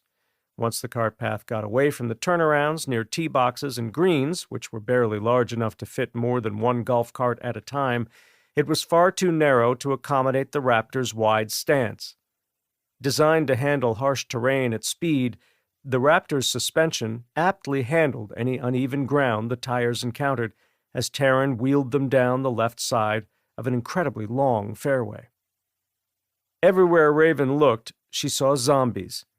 First turns made up the bulk of them, their stilted gaits and heads fully devoid of hair, the dead giveaway they had spent a lot of time exposed to the elements. A few were seemingly in stasis, snapping to life only when the approaching vehicle was within earshot. Strangely, given the propensity of the undead to stick to highways and surface streets where available, these ones didn't seem interested in the cart paths. "Here," Raven said, hunched down in her seat and pointing diagonally across the dash. "I see the Bravo. It's around our 2 o'clock. Go another 50 feet or so and let me out next to that tee box." Raven removed the earbud from her pocket, pushed it into her ear, then plugged the wire into the Motorola's speaker port. Up to now, the two-way radio taken from Lily had remained silent. She gave that to Taryn, instructing her to monitor it and provide only pertinent updates. As she finished speaking, Duncan's voice came through the earbud, telling her he could hear the Raptor's motor, but didn't have eyes on the pickup. She responded, informing him of her change in plans, but leaving one component unsaid. "You don't need to see the pickup," she added. "I'm coming in on foot." "Copy that, Boda," Duncan said. "You do your part, we'll do ours." "Good copy," Raven radioed back. "Boda out." What the hell, she thought, taking her thumb off the talk button. If I'm not going to be able to keep people from using the nickname, might as well embrace it. Raven removed a screamer from her pocket. As she prepped the tennis ball-sized sphere for deployment, the largest version of the noisemakers available, she said to Wilson, "I'm afraid I have to call yet another audible." Finished setting the timer on the device to 60 seconds, she passed it back to him. "Countdown has started. Toss it into the load bed." Wilson did as he was told. Spinning back around toward Raven, he said, "That was part of the plan. What's the audible?" She said, "I'm not going solo. I need you to come with me." No hesitation, he said, "You got it." "That was easy," Taryn said, her nods directed at Wilson. "I wish that was your response when I asked you to do the dishes." "If I make it back," Wilson said with a smile, "you'll never have to ask again." "I'm going to hold you to that," Taryn said. "If we didn't have these things on our faces, I'd give you a kiss to seal the deal." "They're not orthodontic appliances," Raven scolded. "Flip them up and suck face. I'll be waiting outside." She checked her mirror. There were a few zombies back there, traipsing slowly across the fairway, arms swinging, heads panning left and right. They were trying to get a fix on the mechanical sounds they innately associated with food. That was about to change, for as soon as the lifelike recording of a woman dying emanated at high decibels from the screamer's tiny yet formidable speaker, the lot of them would find their second gear, and the chase would be on. Chapter 15. Head on a swivel, the black SBR tracking with her gaze, Raven crept from the Raptor to the nearby tee box. She had checked her watch when she armed the noisemaker. Now, only 38 seconds remained of the original 60. She was out of the pickup for maybe 10 seconds when Wilson flung open the rear passenger door and stepped into the tall grass. The nods were back in place on his face. In his hands was the little suppressed MP5, the green laser following along with even the tiniest adjustment to the muzzle. Snugged in the black chest rig riding over his body armor were another 6 magazines for his primary weapon. In a holster on his hip was his secondary, the same beat-up but well-cared-for Beretta pistol he'd been carrying since those early days when fate had thrown everyone together. As Raven had stressed earlier, the main part of the plan, once they were away from the safety of the pickup, necessitated them being quiet as a couple of mimes. The only way they would be communicating going forward, barring an emergency where verbalizing couldn't be helped, was by using the hand signals her father had taught the group that first week when they were all living in the luxury hotel in downtown Colorado Springs. With 30 seconds to go before every dead thing for miles around heard the sound the DARPA scientist had surreptitiously recorded during an actual zombie attack, Wilson was crouched down beside Raven, and the raptor was rolling slowly away from them. The idling motor was nearly out of earshot when it was masked by a sound that had the hair on the back of Raven's neck standing at attention. The bikers were back, and it sounded as if they were on the interstate due south of the golf course. No sooner had she looked at Wilson and saw him nodding and pointing at his ears, confirming that he was hearing it too, than the rumbling of the V-twin motors ceased. If it weren't for the soft footfalls of the dead approaching their position from two sides, it was so quiet now one could hear a mouse pissing on a cotton ball. It was one of Duncan's many sayings that always managed to bring a smile to Raven's face. This time, however, it didn't have that effect. The cold, hard reality that she might never hear another Duncanism cross her godfather's lips was weighing heavily on her. As they crouched down in front of a bench anchored to a rectangular slab of cement directly behind the weed-choked tee box, the ominous swishing sound of grass being parted by the feet of the dozens of zombies already hunting for the retreating pickup was impossible for Raven to ignore. She dared rise and look in the direction they had just come from. Straight away, her gaze was drawn to the twin tracks left by the Raptor's big off-road tires. In places, the crushed-down grass was already beginning to spring back. The zombies nearest to her and Wilson were spread out across the fairway, trudging toward the nearby green, maybe 50 feet behind the bench. As she tracked them, a pair of first turns, totally oblivious to their surroundings, tumbled headfirst into a greenside bunker. She might have found it funny under different circumstances. Panning her head, she saw what looked to be 30 or so dead things shambling in from the street fronting a row of mansions. The loosely knit throng was the main source of what she was hearing. They were also on a collision course with her and Wilson, and posed the greatest threat to them. Using the laser to point the Z's out to Wilson, she crouched down next to him and pressed her back to the bench. There was nothing they could do to improve their current predicament, at least not until the distraction phase of the plan commenced. Tensed and waiting for the still night air to be pierced by the shrill pre-recorded screams of the dying woman, she monitored the countdown on her watch. When the time expired, as expected, the screamer went live. Simultaneously, the zombies nearest to the bench picked up their pace and altered their course by a few degrees, causing the main bulk of them to pass dangerously close to Wilson's side. While the screamer also spurred on the herd coming down the fairway at Raven and Wilson's back, the zombies cutting across the nearby green didn't deviate. They were still going to overrun the tee box. The bell cow zombie and a dozen or so others keeping pace with it passed by the bench on Raven's side. An assortment of road-worn bare feet, scuffed leather boots, and ratty tennis shoes trampled the grass an arm's reach from her. The same wasn't true for the rest of the herd. They were spread out across 20 or 30 feet and merging with the crowd flowing in from the street. As a result, many of them, unable to see where they were going in the dark, banged headlong into the rear of the bench, rising up behind Raven and Wilson. The pair felt every one of them, the thin metal seatback ringing gong-like with each new impact. A sharp crack sounded nearby as zombie bodies crashed into the ball washer, their combined weight shearing the plastic body from the steel pole. After a few seconds, the weight of the dead pressing against the bench became so great that Raven worried the cement pad anchoring it would become dislodged. This scenario hadn't factored into the plan. Just as she was about to rise and call yet another audible, flesh and bone lost out to steel and concrete. Acting like a rock in a stream, the bench remained sanctuary for Raven and Wilson, while the diverted zombie herd flowed by them on both sides. 3 minutes after the screamer activated, it sounded to Raven as if the raptor had finally reached the distant clubhouse. Part of the plan. Rising, she craned to see over the back of the bench. There were a scant few stragglers still traversing the fairway and cart path. The zombies in the sand trap were struggling to escape. Each step forward in the dry sand resulted in a slow slide back to square one. It was tiring just watching the pair. The crushed grass behind the bench looked like a slaughterhouse floor. It was slick with glistening fluids.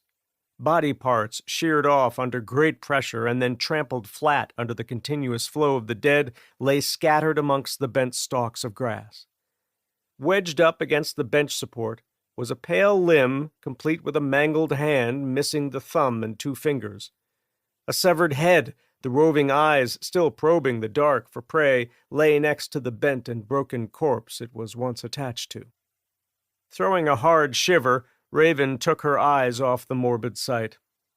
Signaling Wilson to follow, she rose and struck out for the street. Gaze fixed on the Bravo, she crossed the fairway slowly in a combat crouch, being careful to stick to one of the wider trails stomped into the knee-high grass. It reminded her of the game trails Tran always pointed out when she was tagging along on a hunt. Only she and Wilson weren't the ones doing the hunting. When Raven made it to the street, maybe 30 feet from the vehicles, she stopped and took a knee. Looking over her shoulder, she picked up Wilson. He was following a different trail in the grass and was still a few yards from reaching the sidewalk. To her left, in front of one mansion half a block up the street, was a crowd of biters. Studying the mansion's front elevation, she picked out the dormers Duncan had mentioned.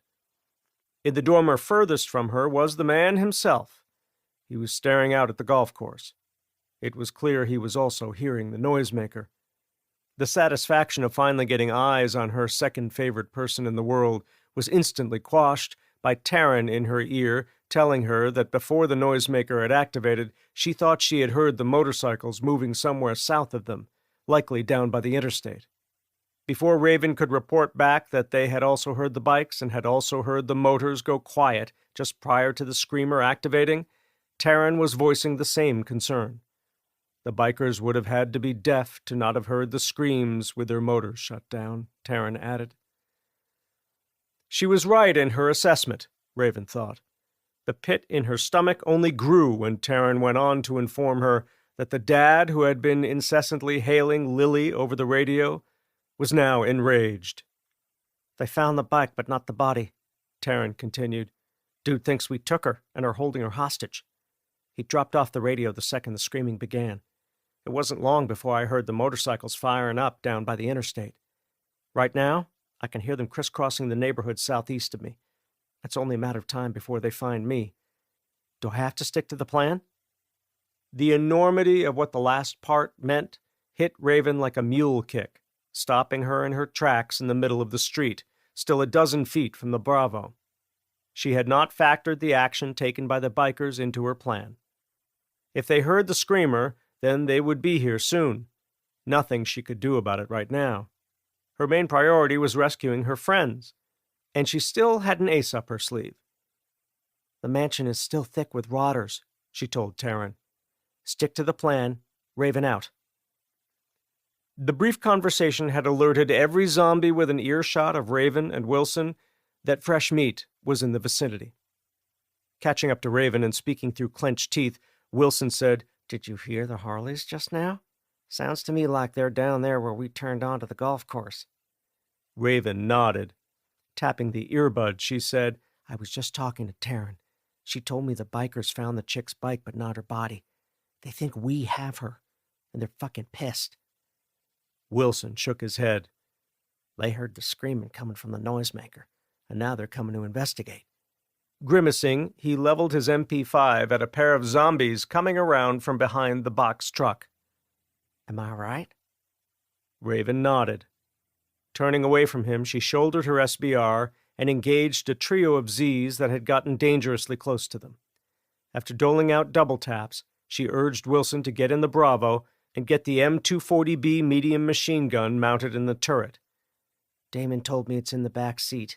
It's the force multiplier we need. Wilson threw off the safety, transitioned his finger to the trigger, and engaged the zombies coming in from their right, dropping them in quick succession with accurate headshots. Over the years since leaving Denver, though he had been raised by his mother to loathe guns, he had become very proficient with them. He was as good a shot at distance with the MP5 as he was up close with his trusty Beretta. Only thing he was more comfortable using against the dead than guns was his Todd Helton model Louisville Slugger. It was quiet, never needed reloading, and it couldn't jam. Unfortunately, it was in the Raptor. Chasing after Raven, he said, "Why didn't your dad make Damon return the machine gun when you all got back from Utah?" "My father has a lot on his plate." Reaching the Bravo ahead of Wilson, she hauled open the reverse-hinged back door and motioned him inside. "Get it done. Be quick about it." Without another word, he jumped in and slammed the door shut. Raven stole a quick second glance at the mansion. Duncan was now leaning out the open window and waving his Stetson back and forth. Since he was looking in her general direction, she had no doubt he had spotted the muzzle flashes. However, without nods of his own, there was no way on earth he could see her. And she wasn't about to call out or trigger the tack light. That would just draw in more zombies. The zombies already reacting to the muzzle flashes of the brief one-sided engagement were almost to the point in the road where she and Wilson had just vacated when the sound of the Bravo's heavy armored door clanging shut caused them to abruptly change course. Finding herself seconds away from coming face to face with yet another small group of walking dead, Raven decided to conserve ammo and let them come. She had opened her door and was in the Bravo's driver's seat, pulling her left leg inside, when a withered arm invaded the cab. Trying to bat it away with one hand and muscle the door closed with the other was ineffective. "I can't find the gun," Wilson called out, a hint of worry in his voice. "You sure Damon didn't mean something else when he said back seat? Is there a compartment behind the seats I'm not seeing? Because all that's back here is one of those pop-up sun canopies." Unable to get her door shut due to the zombie arm trapped in the vertical seam between the door's edge and where it seated into the Bravo's armored hull, Raven gave up trying. Spinning around on her backside to get her knees out from under the steering wheel, she placed both boots on the door, drew the Glock from the drop-leg holster, then secured the pistol in a two-handed grip. Thrusting the Glock forward to clear her knees, she gave the door a solid, flat-footed kick and waited for the Z's to show their faces. It didn't take long. The door was barely a third of the way through its swing when the withered arm withdrew from the opening, and a pallid face filled the void. The Z's punishment for mucking up the plan was a pair of 9mm parabellums fired from point-blank range.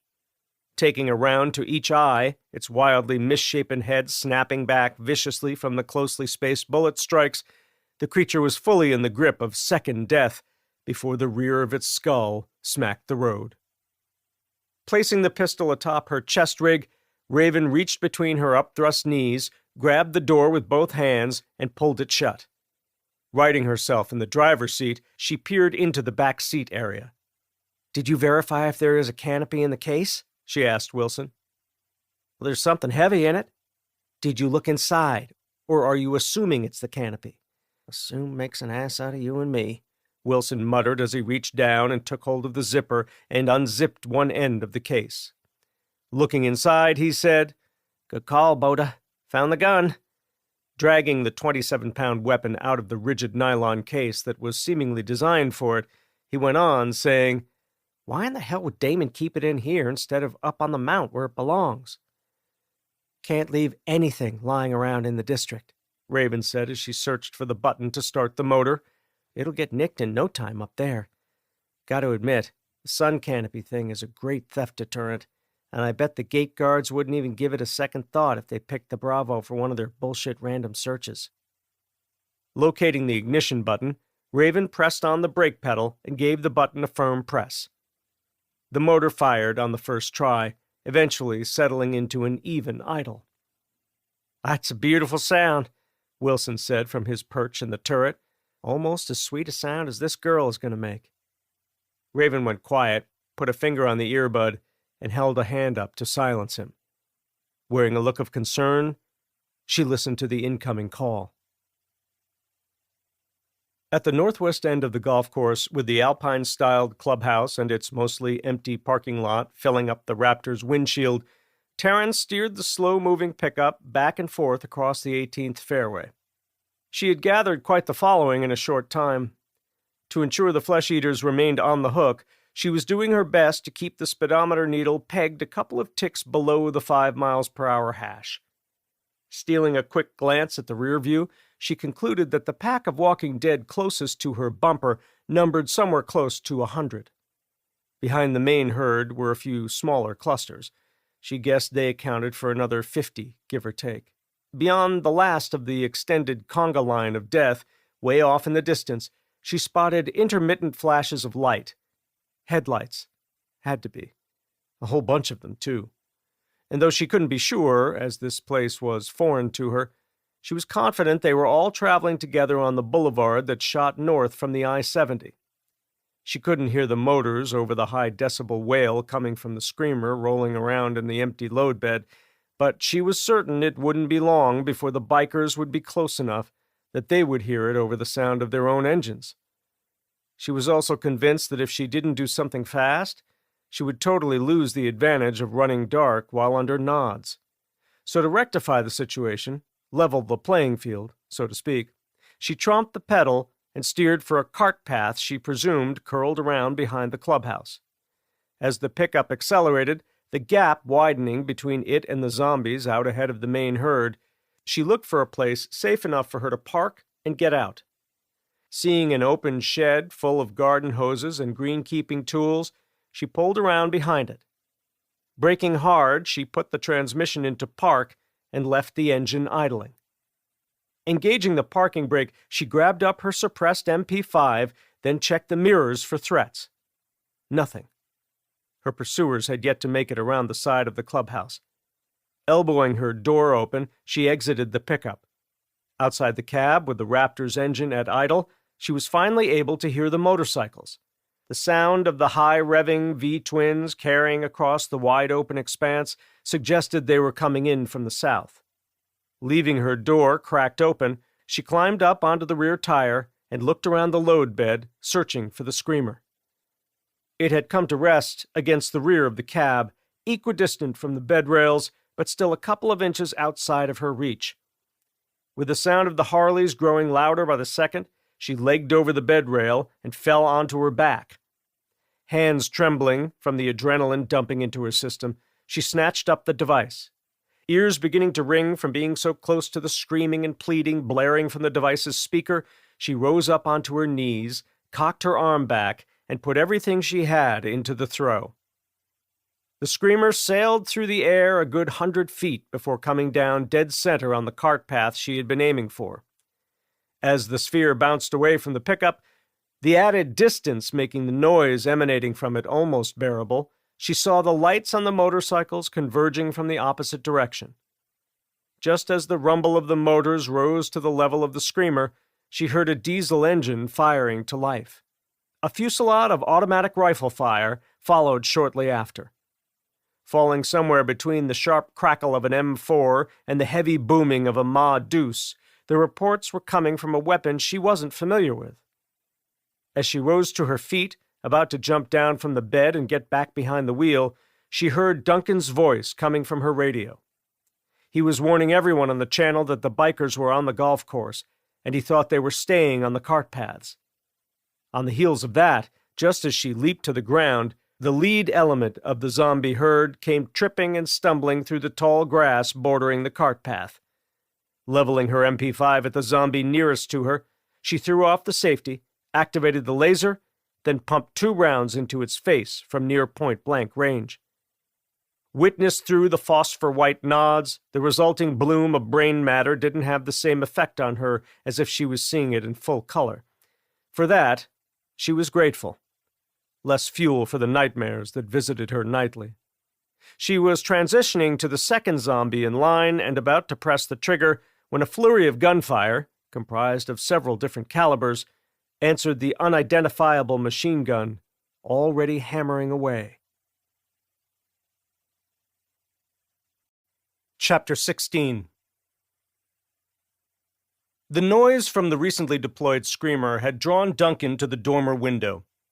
His spirits were lifted when, from the lofty perch with expansive views of the golf course and the roads converging on it from the north and the south, he spotted down the street the muzzle flashes of two weapons.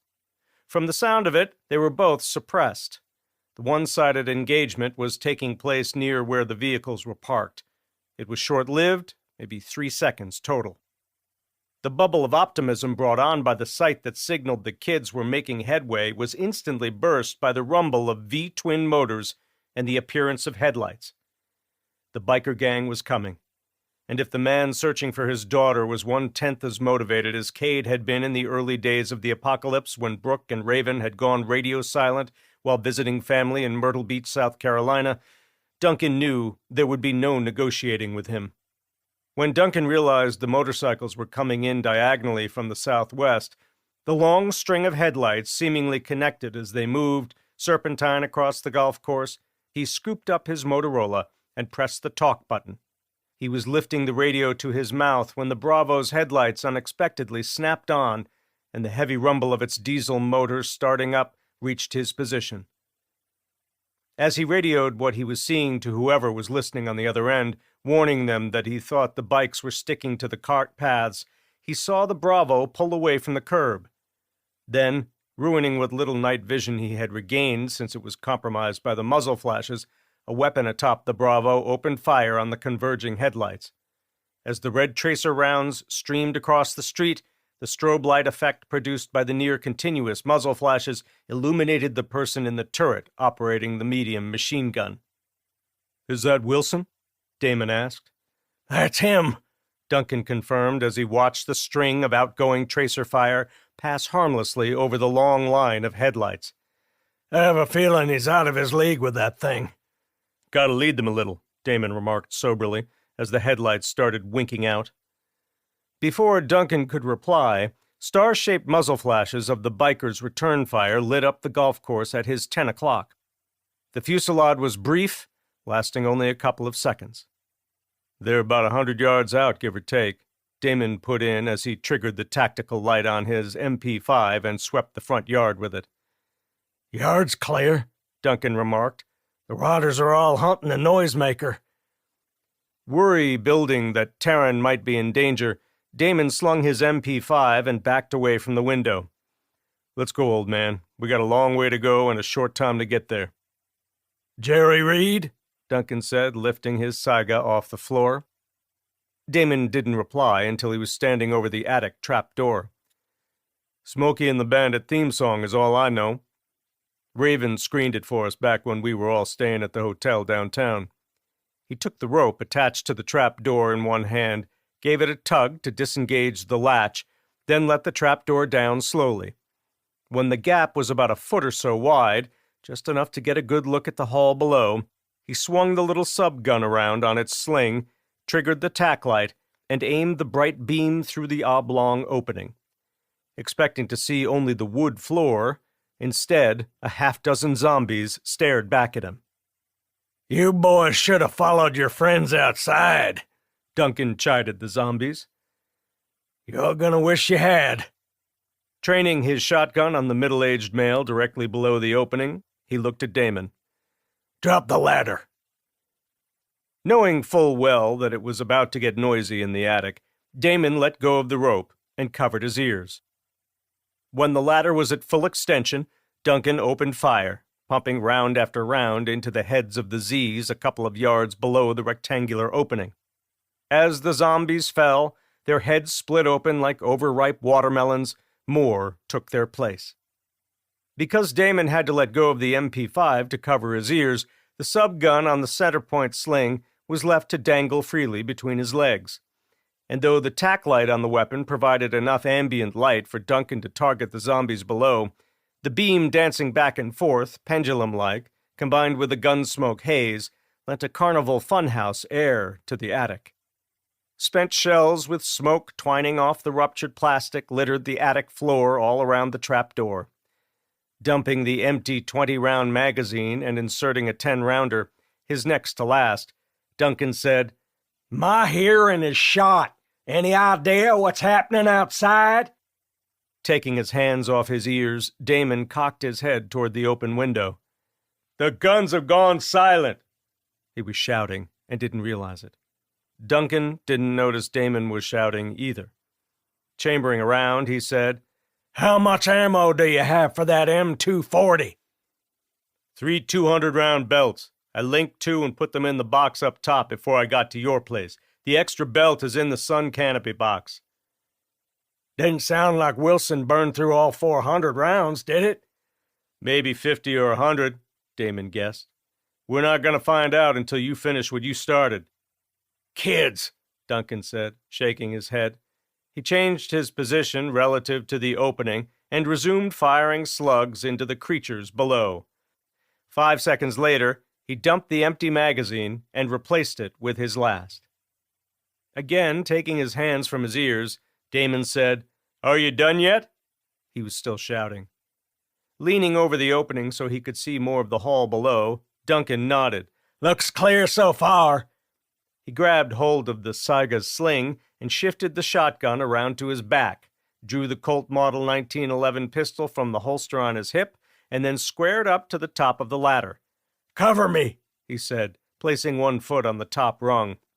Colt aimed at the deep pocket of darkness at the landing. He placed his other foot on the next step down. "Still nothing from outside," Damon called as he watched his friend plant a boot onto the pile of corpses. "Make sure they aren't going to shift before you put your full weight." As if the face-shot zombie at the apex of the drift of death had come to life a third time and was reacting to the boot stomping down on its ribcage, one of its arms flopped across Duncan's foot, causing him to look down and release his grip on the ladder. As he brought the Colt online and added his free hand to the one gripping the pistol, the pile also shifted underneath him. Transferring his weight to his back foot, he drove his shoulder into the wall to his left, dislodging a large oil painting. While all of this was taking place, a lone zombie trapped behind the deployed ladder reached an arm between 2 of its rungs and threaded its fingers into Duncan's beard. In the process of climbing down from the stacked bodies, Duncan felt his head get yanked hard to the right. By the time he realized what was happening, he felt the air in front of his face disturbed by the machete blade scything through it. He didn't know whether kindness or mercy severed the zombie's forearm, but he did know that Damon's quick reaction had put him at the mercy of Newton's law. With the tension abruptly removed, his head whipped in the opposite direction, and his body came along for the ride. On the plus side, pitching sideways put him out of reach of the zombie's good arm. In the negative column, a hand and about 3 inches of forearm, all of it stinking to high heaven, remained attached to his beard. Grabbing for the wall he could not see did no good. He was on a one-way trip toward the pile of corpses, some of which could still be a danger to him. While all of this was going through his head, a pair of muzzle flashes lit up the room. Between the first and second report, a span of half a second at most during which he was in freefall, he witnessed a halo of pink mist bloom around the head of the one-armed zombie. Landing on one side, the saga and what felt like a pile of miscellaneous bones stabbing his ribs and hip, he lost his grip on his pistol. Before he could call for Damon to shine his light on the floor, he was awash in a cone of light. "Trying out for the Special Olympics, old man?" Damon quipped, reaching out a hand. Accepting the hand up, Duncan said, "Thanks and all that, but couldn't you have just as easily cut through my beard? Did you really have to leave?" He pointed at the stunted limb hanging down in front of his chest. "This damn thing latched on to me?" "What would be the fun in that?" Damon replied, pulling Duncan to his feet. "Can't wait to tell Wilson about this. He's still embarrassed by Operation Arm Removal. Took a month for his hair to grow back. You one-upped him. First the one got you by the pants, now this one got the jump on you. You guys are kind of like brothers now." Duncan said nothing. Placing a finger to his lips, he pointed toward the foyer below. "I hear it," Damon whispered. "Something's moving down there. Let's put some light on the subject." As Damon made his way to the top of the stairs, Duncan pulled a folding knife from a pocket, flicked the blade out one-handed, and began hacking away at his beard. Throwing the stark reminder of how close he had come to being Z-Chow on the floor, he picked his way through the fallen corpses and went over to the rail.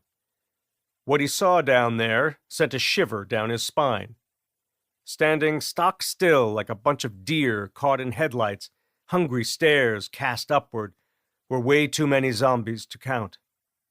Because of the mad rush of zombies trying to get outside and locate the source of the noises they associated with fresh meat, the front door had gotten pushed most of the way shut and was now hanging on by just the top hinge.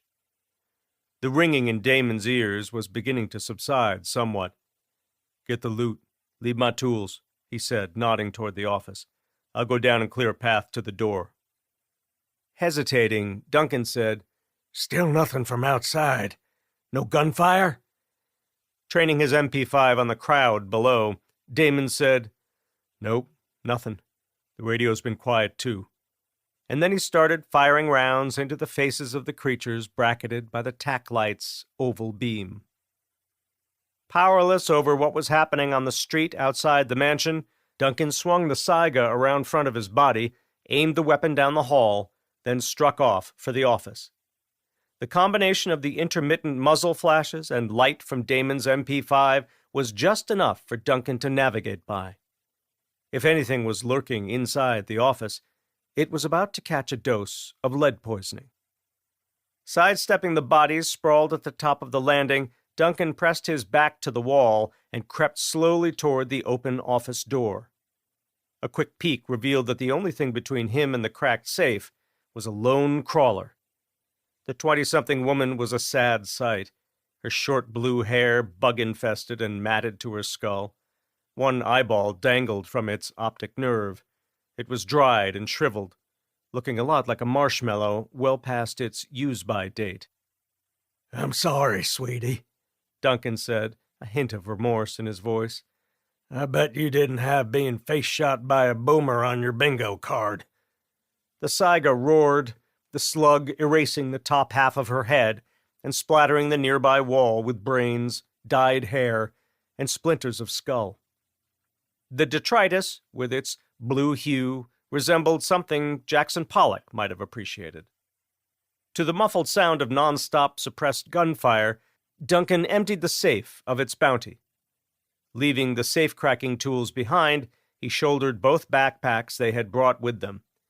Weighed down with more than 100 pounds of precious metals, comprised mostly of gold and platinum 1-ounce Krugerrand coins, he stepped over the twice-dead woman, slipped sideways through the open door, and made his way to the top of the stairs.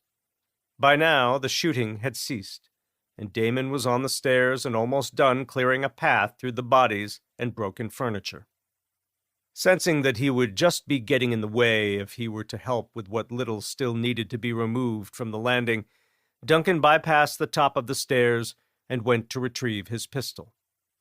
Looking up at Duncan from the landing, Damon said, "It's all quiet on the Western Front. Still nothing coming out of the radio." He hefted the pub chair off the landing and was muscling it over the rail when a single shot rang out. That was out there by the street. Sounded like a 9mm, and it wasn't suppressed. "Beretta?" Duncan said, immediately thinking of Wilson. "It's what our former pacifist prefers to carry. But why only one and done?" Damon nodded. "Good question. We better hurry up and get out there."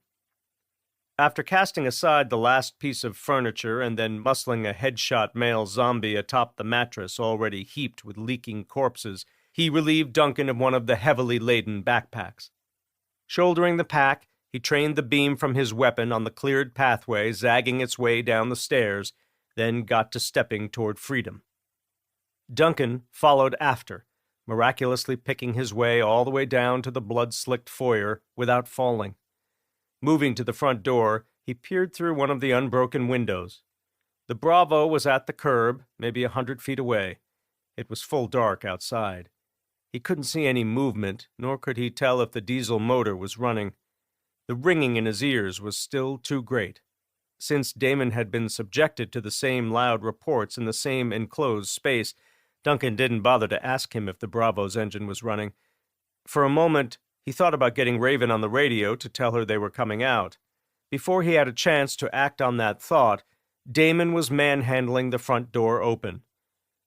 "Age before beauty," said the taller man. "Our chariot awaits." Grumbling at the slight, Duncan adjusted the pack hanging off his shoulder, gripped the saga with both hands, then hustled out the door, one step behind his friend. Chapter 17. Green Valley Links. The moment Elias Bridger saw the bright red tracer rounds stream in from his right and cut the air overhead, the crackle and pop of their passing like nothing he had ever heard, he immediately forgot about the screams coming from the vicinity of the distant clubhouse. Self-preservation winning out over a dogged determination to save his daughter, he aimed his Harley-Davidson Fat Boy for the perceived safety of the nearby Greenside bunker, awash in the bike's headlight beam. If his ride was damaged from going over the edge or became hopelessly mired in the bottom of what appeared to be a particularly deep and long sand trap, so be it. There were more brand-new 2010 models where this one came from. If there was one thing about the zombie apocalypse Bridger really loved, save for being in complete control of northeastern Aurora and the hundreds of survivors who had settled there over the last couple of years, it was that everything he desired was for the taking. There were no salesmen to tell him to sit tight while they got the general manager to look over the deal. Credit checks and FICO scores were a thing of the past. Bottom line, if the former mayor of Denver wanted something, be it a woman, motorcycle, Italian supercar, or anything else he used to desire before the gatekeepers all got eaten or had turned into one of the things doing the eating, he would go out and fucking take it. And for the last 3.5 years, that's exactly what he had been doing. Knowing that the throat mic attached to his long-range two-way radio failed at times to filter out all background noise, Bridger barked out his orders to his followers at the top of his voice.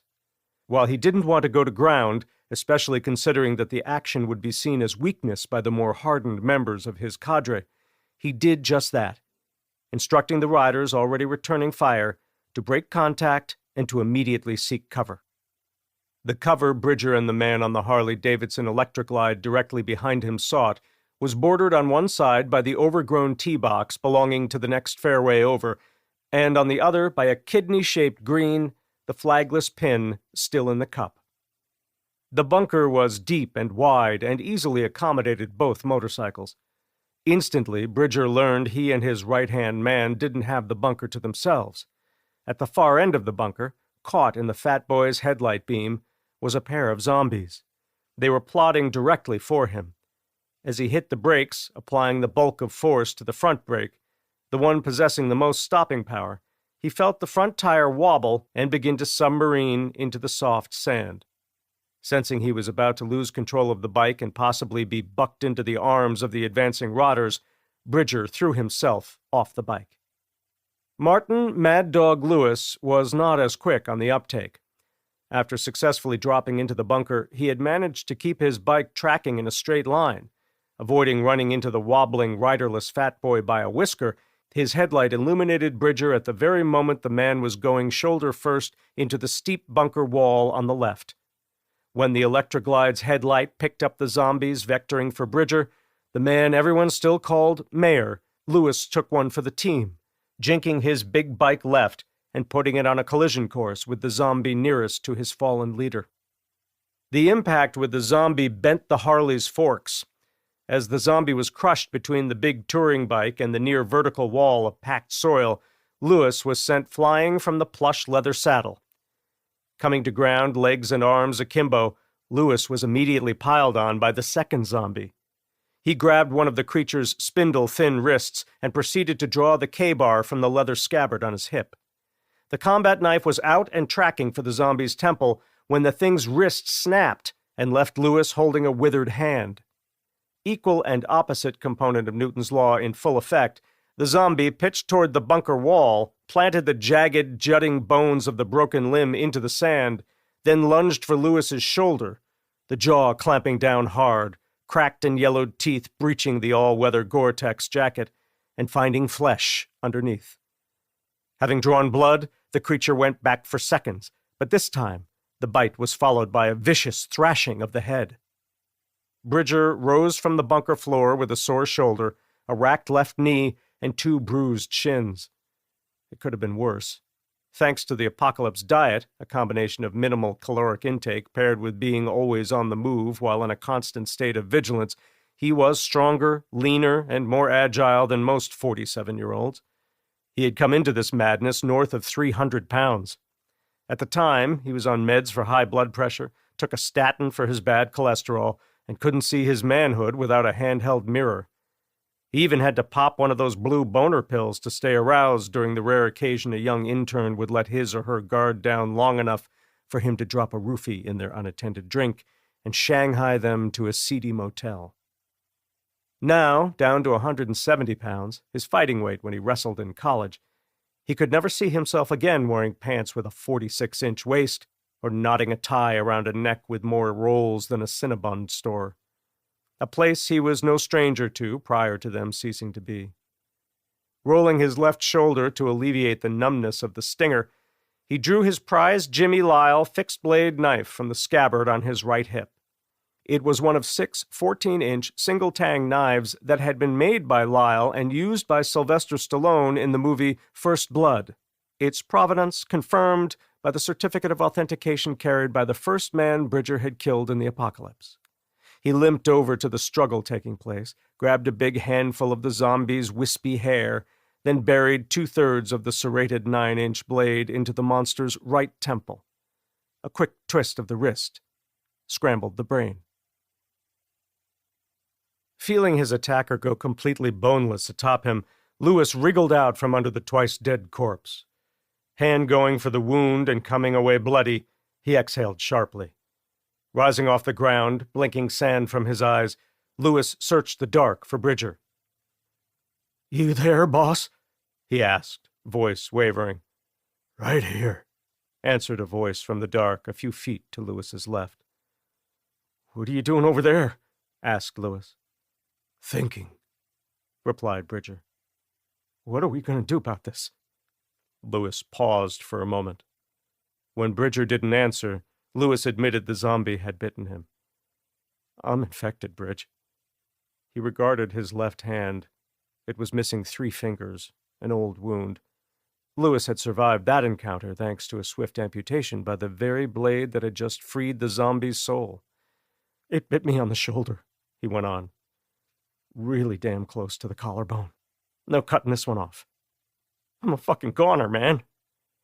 "I know," replied Bridger, turning back to face his friend. "Take off your socks." "A tourniquet isn't going to save me." "I know the rules," Bridger snarled. "Just take off your fucking socks. We don't have much time." Holding his palm against the wound to staunch the bleeding, Lewis unlaced his boots one-handed. Finished, he tossed them aside and stripped off his socks. "Tie them together," ordered Bridger. "What for?" "Just do it." Complying, Lewis said, "Now what?" "I want you to take that pistol from the holster and stick it in your belt around back where it'll be out of sight." Lewis did as he was told. "Done? And now I'm supposed to do what with it?" "You know what a kamikaze is, Lewis?" "You're sending me on a suicide mission?" Bridger nodded. "At least this way you get to die an honorable death." Lewis went to tie the socks around his head like a bandana. "That's not what those are for, you moron. It's your truce flag," Bridger said. "I want you to go up there and wave that thing over your head like you're surrendering. Then I want you to walk slowly toward the street. When you see the shooter, I want you to approach them with your hands up. Keep the socks in plain view. And keep in mind, they'll probably see you first and show themselves at the last moment. You just make sure you get close enough to deliver a message." Wincing from the pain, Lewis said, "What's the message?" "Give up the girl you took, and the mayor will let you all live." "Sounds like a line from a bad B-movie," Lewis pointed out. What if they balk? Then shoot the one who looks like he's the leader. Lewis sat staring into the dark. He knew he was dying. He could already feel the heat rush coming on. It was like a bad fever, and always preceded the final phase of the turn, a prolonged cooling period that some people called the cold creep.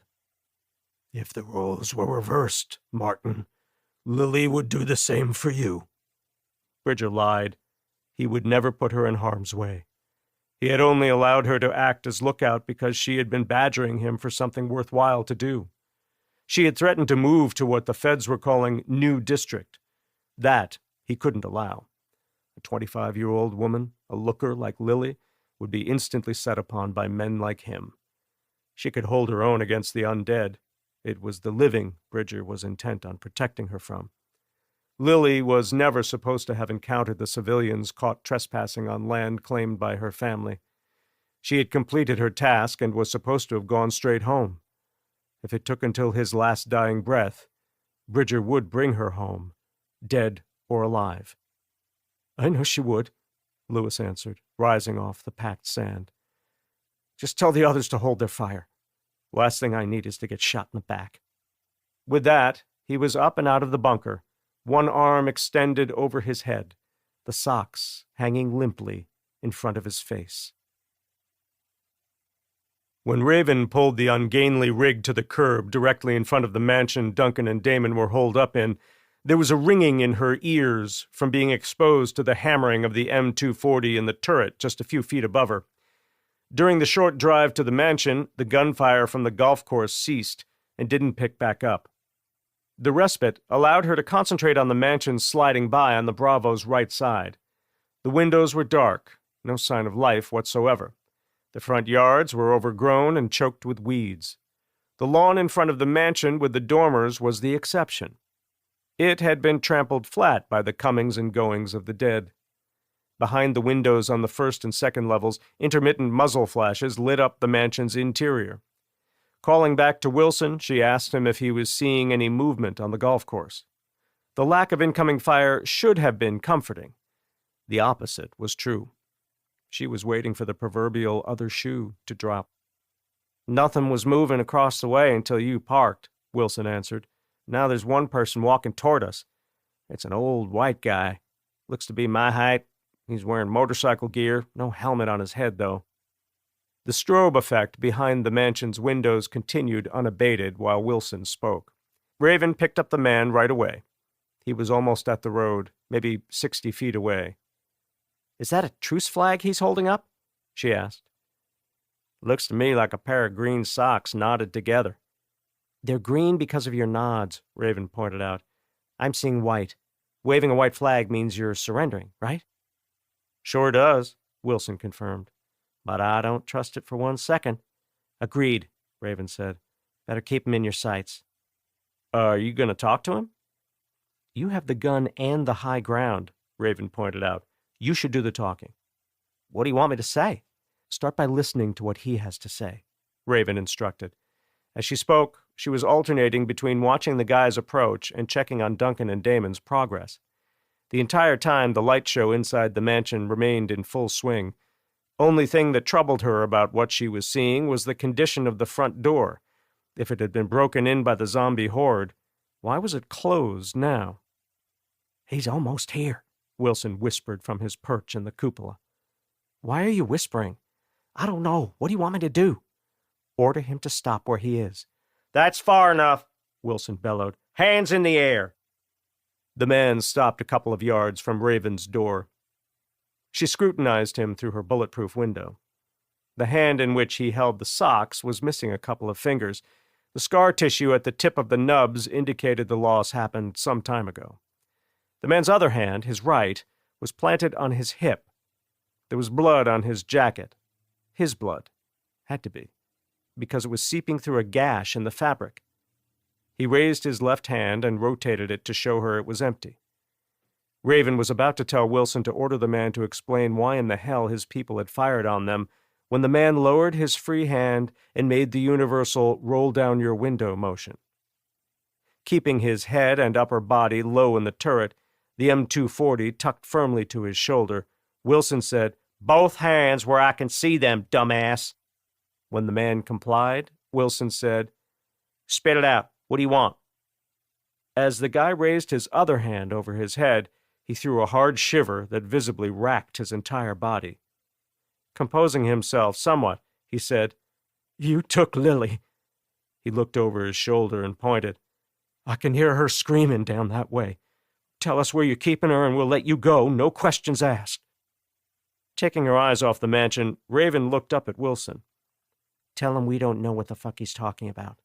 Then tell him that's not Lily he's hearing. It's just a recording coming from a noisemaker we use to get the dead going where we want them to go."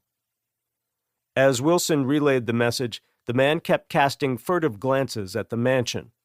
It was clear he was curious and wanted to know what was going on in there. Suddenly, the muzzle flashes ceased. Raven tore her eyes from the mansion's darkened windows and gave the man her full attention. In the 2 or 3 minutes between getting her first look at him and now, his pallor had changed drastically. Thanks to the phosphor-white nods, she was able to watch his face losing its color in real time. The man gestured at the mansion. "What was that all about?" "None of your business," Wilson told him. "We don't have the woman you're talking about."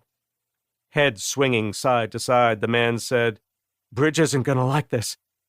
Wilson said nothing, just kept the M240 aimed at center mass. Raven saw the man's eyes flick from Wilson to the mansion. She followed the man's gaze and picked up on what had grabbed his attention. There was a faint light moving around behind the windows above the front door. Assuming there was a grand entry, or at least there was one in most every mansion she had ever set foot in, the dancing light belonged to someone moving around upstairs. Sensing that her friends didn't need help, because if they were in trouble, one of them would have already gotten on the radio and called a prairie fire, Raven decided their conversation with the man had run its course. Raising her left hand to her mouth to prevent the man from reading her lips, she whispered back to Wilson, telling him to shoot the man. She couldn't see any other way out. Saying, "My bad," and telling him Lily was dead in the bushes 50 feet uphill from where they found her bike would only further enrage the man at the other end of the two-way radio. Using a "your people shot first" defense wasn't going to fly either. The brief firefight a couple of minutes ago was all the evidence she needed that these people didn't operate with any kind of code of honor. Wilson's reply to her whispered order was a single round fired from his secondary weapon. The Beretta's sharp report echoing inside the Bravo caught her by surprise and ratcheted up the ringing in her ears. Out of the corner of her eye, she watched the man crumple to the road. He ended up on his back, arms stretched out to the side, jacket open and leaving exposed a jagged bite wound over his clavicle. The makeshift flag ended up coming to rest across his eyes, sparing her the accusatory dead man's gaze. Blood oozed from the single hole in the center of his forehead, and clumps of brain leaked slowly from the hidden exit wound. Clutched in one hand was a black pistol. No doubt it had been tucked away in his pants and concealed by the jacket, which was good for Wilson, but very bad for the man. Out of sight usually equals hard to draw and bring to bear in a hurry. The bite confirmed to Raven that the man's diminishing pallor meant the turn had already begun.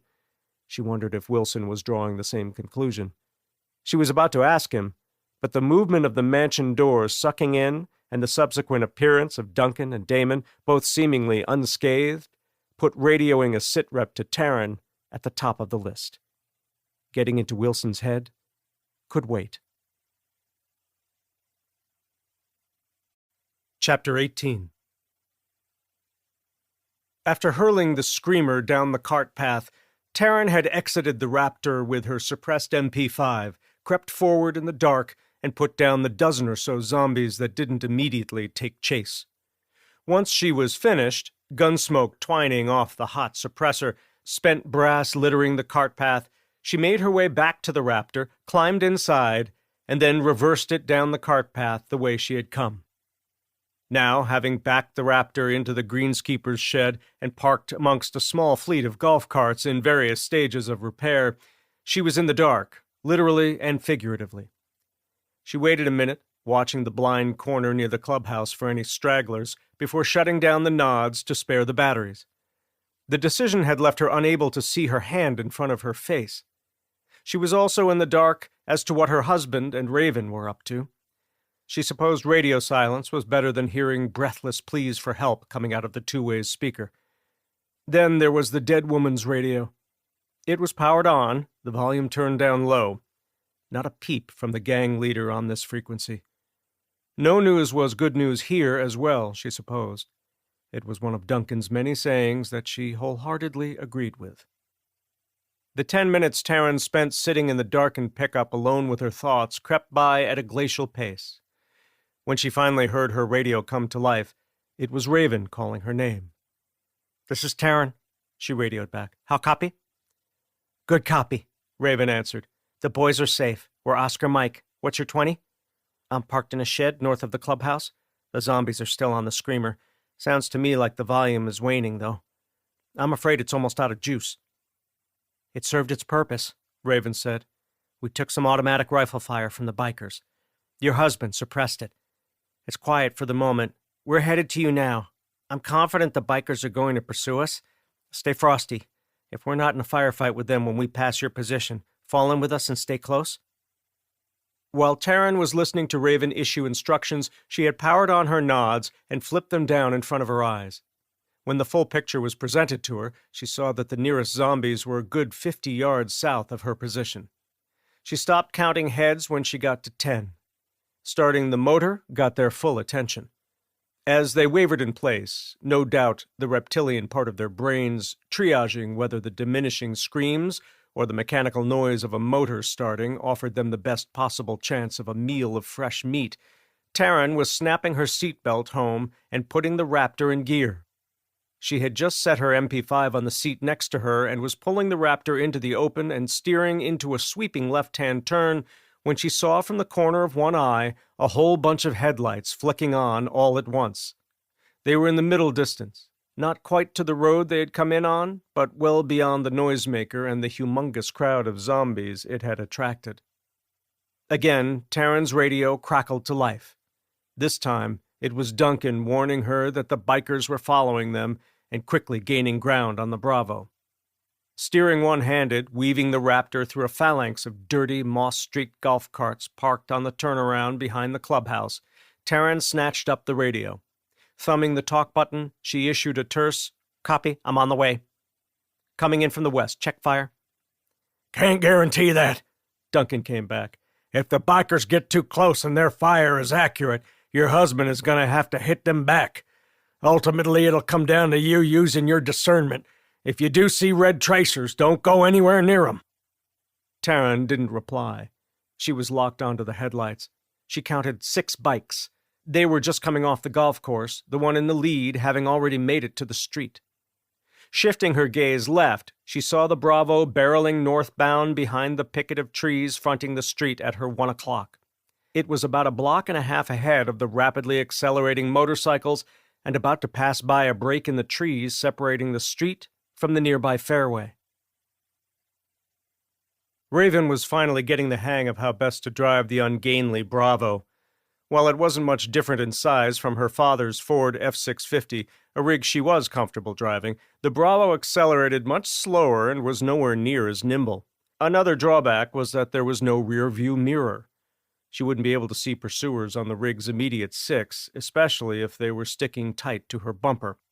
Fortunately, she had Damon in the passenger seat to help keep track of them. In the Bravo's cupola, Wilson was hunkered down behind the M240 and keeping the bikers in his sights as they drove off the curb. Once all 6 were on the street, the first to leave the golf course still out ahead of the rest of the rapidly tightening pack, it was all he could do to not put his finger to the trigger and turn them all into street pizza. "The fuckers are all off the golf course," Wilson called out. "They're riding close together on the street now. Should I light them up?" "It's human nature for them to pack up," Duncan called up to Wilson. "Let them come. It'll be easier for you to hit a large moving target than a bunch of smaller ones." "Okay," Wilson replied, tapping his trigger finger impatiently on the side of the machine gun. Taking his eye from the optic, he picked up the Raptor. It was 100 feet from the break in the trees the Bravo had just passed by, and angling sharply for it. He saw Taryn at the wheel, a firm set to her jaw, the knuckles on her hands visible at the 10 and 2. Dropping back down behind the M240, he saw that the lead biker was just becoming aware of the Raptor. It was clear he was hearing the Raptor's growling 6.2-liter V8. The rest, packed up and still lagging several bike lengths behind, remained oblivious until the pickup launched from the trees at their 10 o'clock. The transition from grass to pavement put a few inches of separation between the Raptor's tires and the street. Wilson wished the nods allowed him to see the expressions on their faces. Instead, he let his imagination fill it in for him. When the lead biker saw the pickup slam down on the street 10 or so yards in front of him, the Raptor's rear end fishtailing as the tires fought to get purchase, the only way for him to avoid a collision was to brake hard and veer right. The pack of 5 bikes behind the leader saw the pickup a millisecond later. By then, it was too late. Their leader was braking hard, his bike getting wobbly, and nearly sideways to them. Raven saw the flash of white in her side vision and flicked her eyes to her side mirror in time to see the Raptor make its grand entrance. Seeing the thing going airborne brought a smile to Raven's face. She only wished she could one day drive half as well as the woman who had helped soften the blow of losing her mother. Over the years, Raven had come to think of Taryn as not only a fellow survivor and good friend, but also as the big sister she never had. The cacophony of the bikes colliding made its way inside the Bravo via the open cupola. Raven knew at once what the sound of squealing tires and the follow-on crash and torturous keen of metal scraping asphalt meant. It wasn't even an hour since she'd last heard something similar, and that crash happened after the rider was dead. She was confident in this case the inverse would prove to be true. Because she didn't have a visual to go along with the morbid soundtrack, she called back to Duncan and asked him to have Wilson provide a sitrep. While Damon navigated, gesturing at the upcoming four-way stop and then pointing in the direction he wanted Raven to turn, Duncan stuck his face in between the front seats. He wasn't wearing his Stetson. His hair was a tornado of silver. His beard was streaked with red, the whiskers going every which way. Gaze dropping to where a big chunk of beard was missing, Raven momentarily forgot about the sitrep, and instead asked him about it. "None of your business," Duncan said. "That's not like you," Raven pointed out. "You're usually a cornucopia of useful facts and inane bullshit." The last part is Damon speaking. Hitting Damon with a glare a grizzly would look away from, Duncan said, "Let's just say a rotter got its rotten mitts on my beard. Removing it necessitated a similar degree of trimming that Wilson had to go through when the Undead butcher got a hold of his luxurious red mane."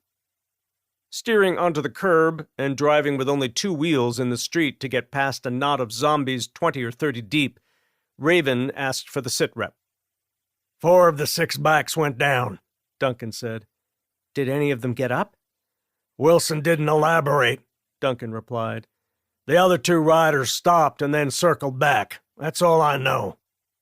Raven flicked her eyes to her wing mirror. The Raptor was tucked in close and still driving dark. No lights inside or out. Taryn was making herself as small a target as possible. Slumped down in her seat, only the top of her helmet and the 4 lenses of the deployed nods were visible. "So this road takes us out the back way?" she asked Damon. "And it eventually meets up with I-70? "That it does," Damon confirmed. "Going by how you described the initial ambush site, I have a feeling we're going to be passing right by where you guys killed the woman, which means we might be having to deal with more of them." "I saw more than 6 headlights coming in after they lit us up the first time," Raven noted. "That tells me they held a bunch of riders in reserve." She glanced at Damon. "Do you think they're going to try to intercept us?" "I wouldn't want seconds of what you all dished out," Duncan put in. He again stuck his head between the front seats. "So when is someone going to tell me how the big guy dead on the road in front of the McMansion got his third eye? Whoever did it right." Raven drew in a deep breath. "I had Wilson kill him. I would have done the deed myself, but these windows don't roll down." Who was he? Damon asked. He didn't say, Raven replied, her gaze locked on the road ahead, and I didn't think to ask. He just said he was an emissary for the mayor, whoever the hell that is. Then he started making demands on the mayor dude's behalf. Who would blindly follow a guy who sends people to do his dirty work? Duncan wondered aloud. Exactly what I was thinking, Raven said. My father always says a good leader never sends someone to do something he isn't willing to do himself. Or herself, Damon said, playfully elbowing Raven. Speaking of your father, Duncan said, me and Damon saw a two-ship sortie going in and out of Denver's suburbs somewhere close to here. They were flying low and using the ground clutter for cover. Not quite nap of the earth, but damn close to it. He thumped a hand on his chest. Felt it in here. Can't confuse the vibration those stealth helos put out for anything else. Raven guessed the foray into outer Denver had something to do with Whitehorse, but let it go unsaid. Instead, she said, He didn't mention anything to me. Not a lie, not even by omission. She truly didn't know what he was doing between now and Whitehorse getting underway. She did know, however, that it was the most dangerous mission he had yet to go on, and that she would be on her own for more than a month. She just prayed it wasn't going to end with her having to open and read the dreaded death letter he always left behind. The guy on the road back there, Raven added, the one I had Wilson shoot, he had it coming. For one, after Wilson sent the warning shots over their heads, he and his friends and the mayor dude shot back. And you know what else? Lay it on us, Duncan said. He had Mad Dog tattooed across his knuckles. Plus, she said, looking back at Duncan, I'm pretty sure he was infected. I watched him go pale as a sheet while he was issuing his demands. So you did him a favor, then, Duncan said, following up with one of his trademark cackles. Infected or not, anyone with a nickname as unoriginal as Mad Dog doesn't deserve to live. I'm betting he won't even be missed. Speaking of betting, Raven said, consciously changing the subject, which is something you're not supposed to be doing, did the trip out here pay off?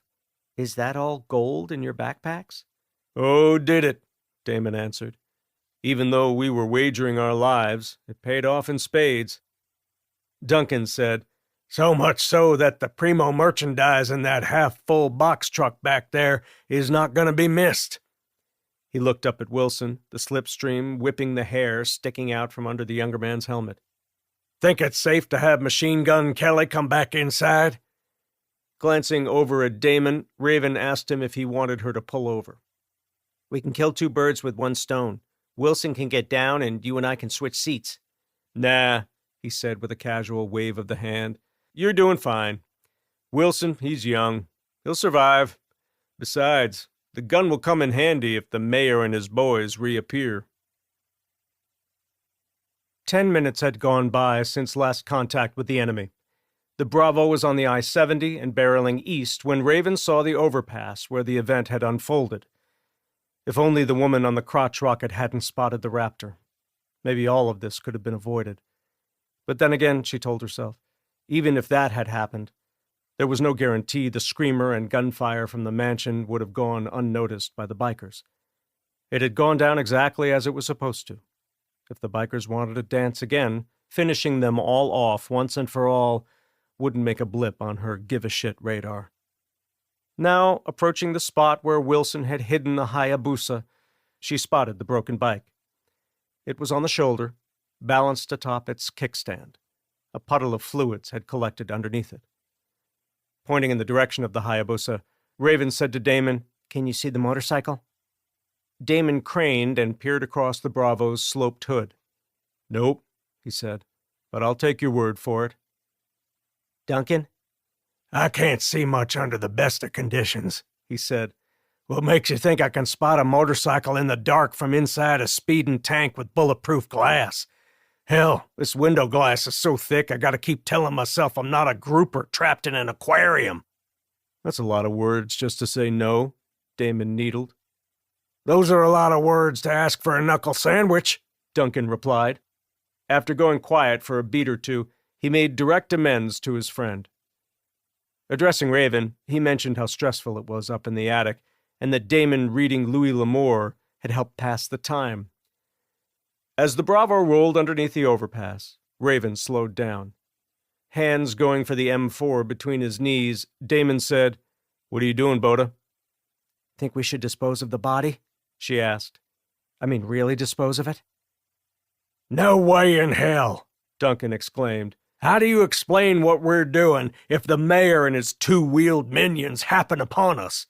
It would look like a cover-up, and we all know that the cover-up is worse than the crime. "Agreed," Raven said, accelerating and steering the Bravo around the crumpled zombie corpses. "But as soon as we find a place to pull over, I want someone else to drive. I've been up 20 hours and need to pee and eat something." As the clump of bushes high up on the hill concealing Lily's body came into view, Raven was hit by a wave of remorse. What if she wasn't one of the bad ones? Diverting her gaze helped her to shake the thought, but out of sight, out of mind wasn't permanent when it came to taking someone's life. The woman would be revisiting her in the future one way or another. They always did. Chapter 19. All around Cade was darkness. The pressure from being underwater at depth for a prolonged amount of time had started a low-grade throbbing between his ears. As he was strapping on his second swim fin, someone violently ripped his mouthpiece out of his mouth. The action was meant to simulate the effect of being blindsided by a strong ocean current. The person responsible for violently removing the most essential component of Cade's Draeger rebreather was one of the two former Navy SEALs in his close-knit Pale Riders team. Judging by the ferocity of the motion, if Cade were a betting man, his money would be on Griff. The Cliff's Notes version of Phase 2 of the Navy SEALs' Bud's training had been ongoing for a few hours. The surprise had been sprung on Cade, Harley, and Nat. The second Jedi one was wheels down following their mission into suburban Denver. Denied time to decompress, they were quickly blindfolded and marched to Peterson's Aquatic Center. Cade knew instantly what was going on when they were led through two sets of double doors, the smell of chlorine and the sound of lapping water were the dead giveaways. After being put through the water competency evolution of the underwater course, the three of them passing with flying colors, the SEALs broke out the scuba gear liberated from the dive shop and helped reacquaint the three non-SEALs with the Draeger closed-circuit underwater breathing apparatus. Remaining calm, cool, and collected, Cade held his breath as he located the air hose and followed it with his hand to the mouthpiece. As he reinserted the mouthpiece, he felt hands grabbing his arms, and suddenly he was being propelled to the surface. Evolution over, he thought, his stomach rumbling. All that was left on the docket before they were released to eat and get some sleep was to sit through a short primer on open-circuit scuba systems. He hoped it wouldn't take long. As it was, he'd been awake for more than 20 hours. He supposed another couple of hours being cold and famished wouldn't kill him.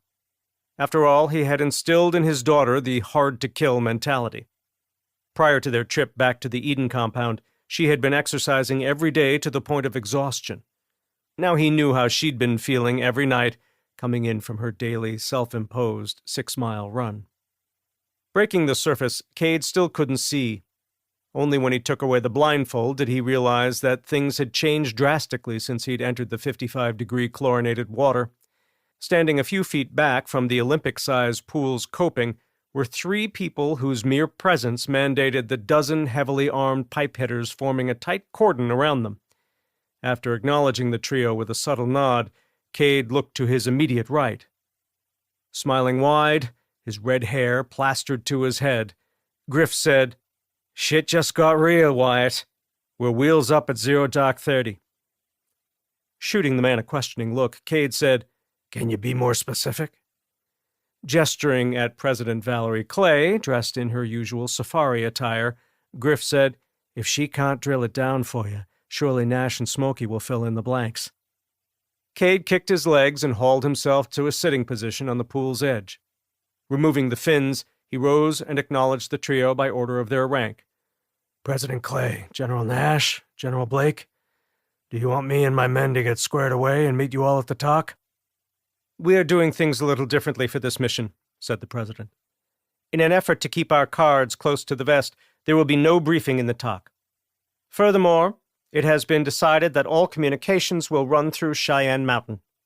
She gestured at Nash and Smokey.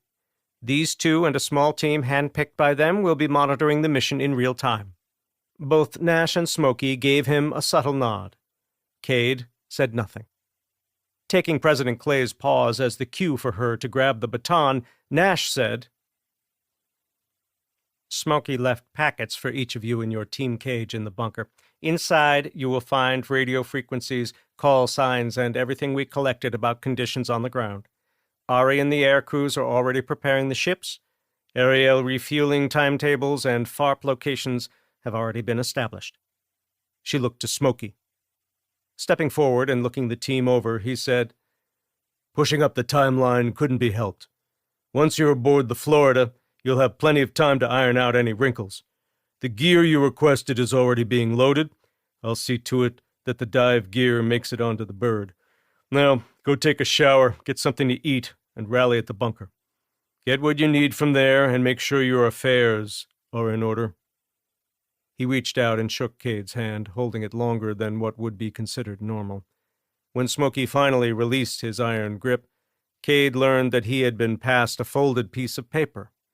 Meeting his commander's gaze, he closed his fist and directed his attention to the President, who had stepped to the pool's edge. "This ought to be good," Griff whispered up to Cade. "She's gonna channel her inner Patton." Cade silenced him with a glare. "A lot is riding on Whitehorse," President Clay said. "If anyone can go in and get the job done, it's the 5 of you. While Operation Slapshot was not exactly a slam dunk, remember that the facility wasn't ground zero for Omega. Confidence is high that the Wuhan lab will bear fruit. Now let's bow our heads so Captain Grayson can lead us in prayer."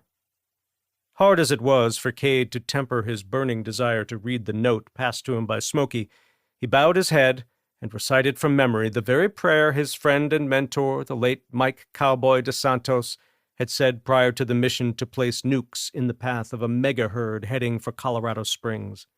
It had been the man's last prayer. He was bitten by a child zombie later that night, and the solemn task of sending him to Valhalla before the Omega virus ran its course had fallen on Cade's shoulders. The amens were still echoing in the tall ceilinged glass building when President Clay said, "Godspeed, Pale Riders. We'll hold down the fort while you are away." Cade removed the Draeger and set it by the wall with the rest of his swim gear.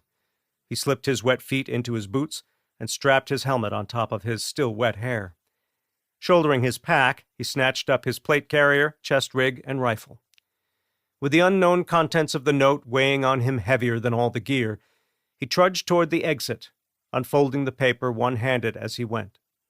Though Smokey's handwriting was harder to read than Chinese arithmetic, he understood that Raven, Wilson, and Taryn had left the wire after dark to search for Damon and Duncan.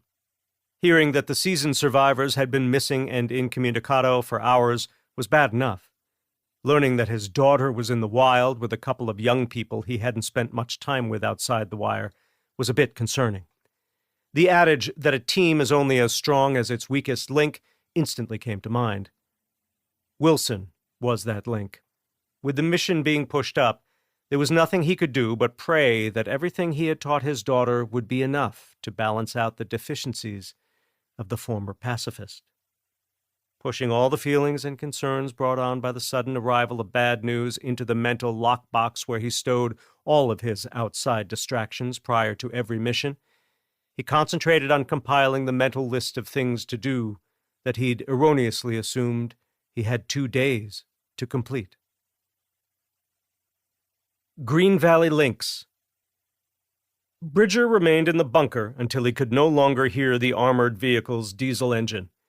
He didn't show himself when he heard the single gunshot he assumed was either Lewis shooting the leader, Lewis killing himself to keep from becoming more of a monster than he already was, or, the most logical answer, the man Bridger had freed from Aurora's Supermax penitentiary just days after the outbreak had been executed by the trespassers who had abducted Lily after causing her to crash her motorcycle.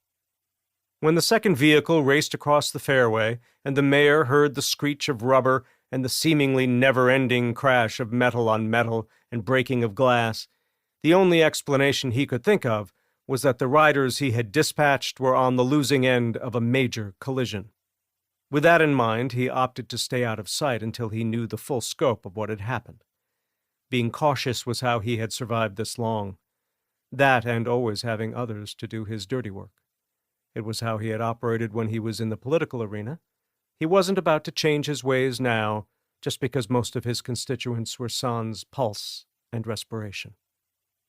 Only when the second group of riders he had sent out had radioed back that both enemy vehicles were out of earshot did the man who claimed all of Denver and its suburbs as his domain rise and poke his head out of the bunker. God, how I hate links-style courses.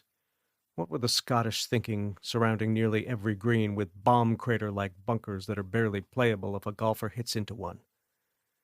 Last thing he wanted to do after crouching in one place for 20 minutes was to right his Harley and try to ride the thing out of the sand trap. From his vantage point, it looked doable. He guessed the 4-foot-tall incline to be 60 degrees at the most. When he'd launched from the lip on the way in, unable to see the bottom and with his imagination filling in the blanks, he'd thought that walking away from the landing was not in the cards. Fortunately for him, he'd been wrong. Bridger learned little from walking his gaze left to right. He could make out only the rooflines of the mansions across the street from the golf course. Only when he toggled on the light attached to his AR-15 did he learn that the only vehicle at the curb fronting the mansions was a white box truck. No doubt it was full of items the trespassers had already looted on their way here.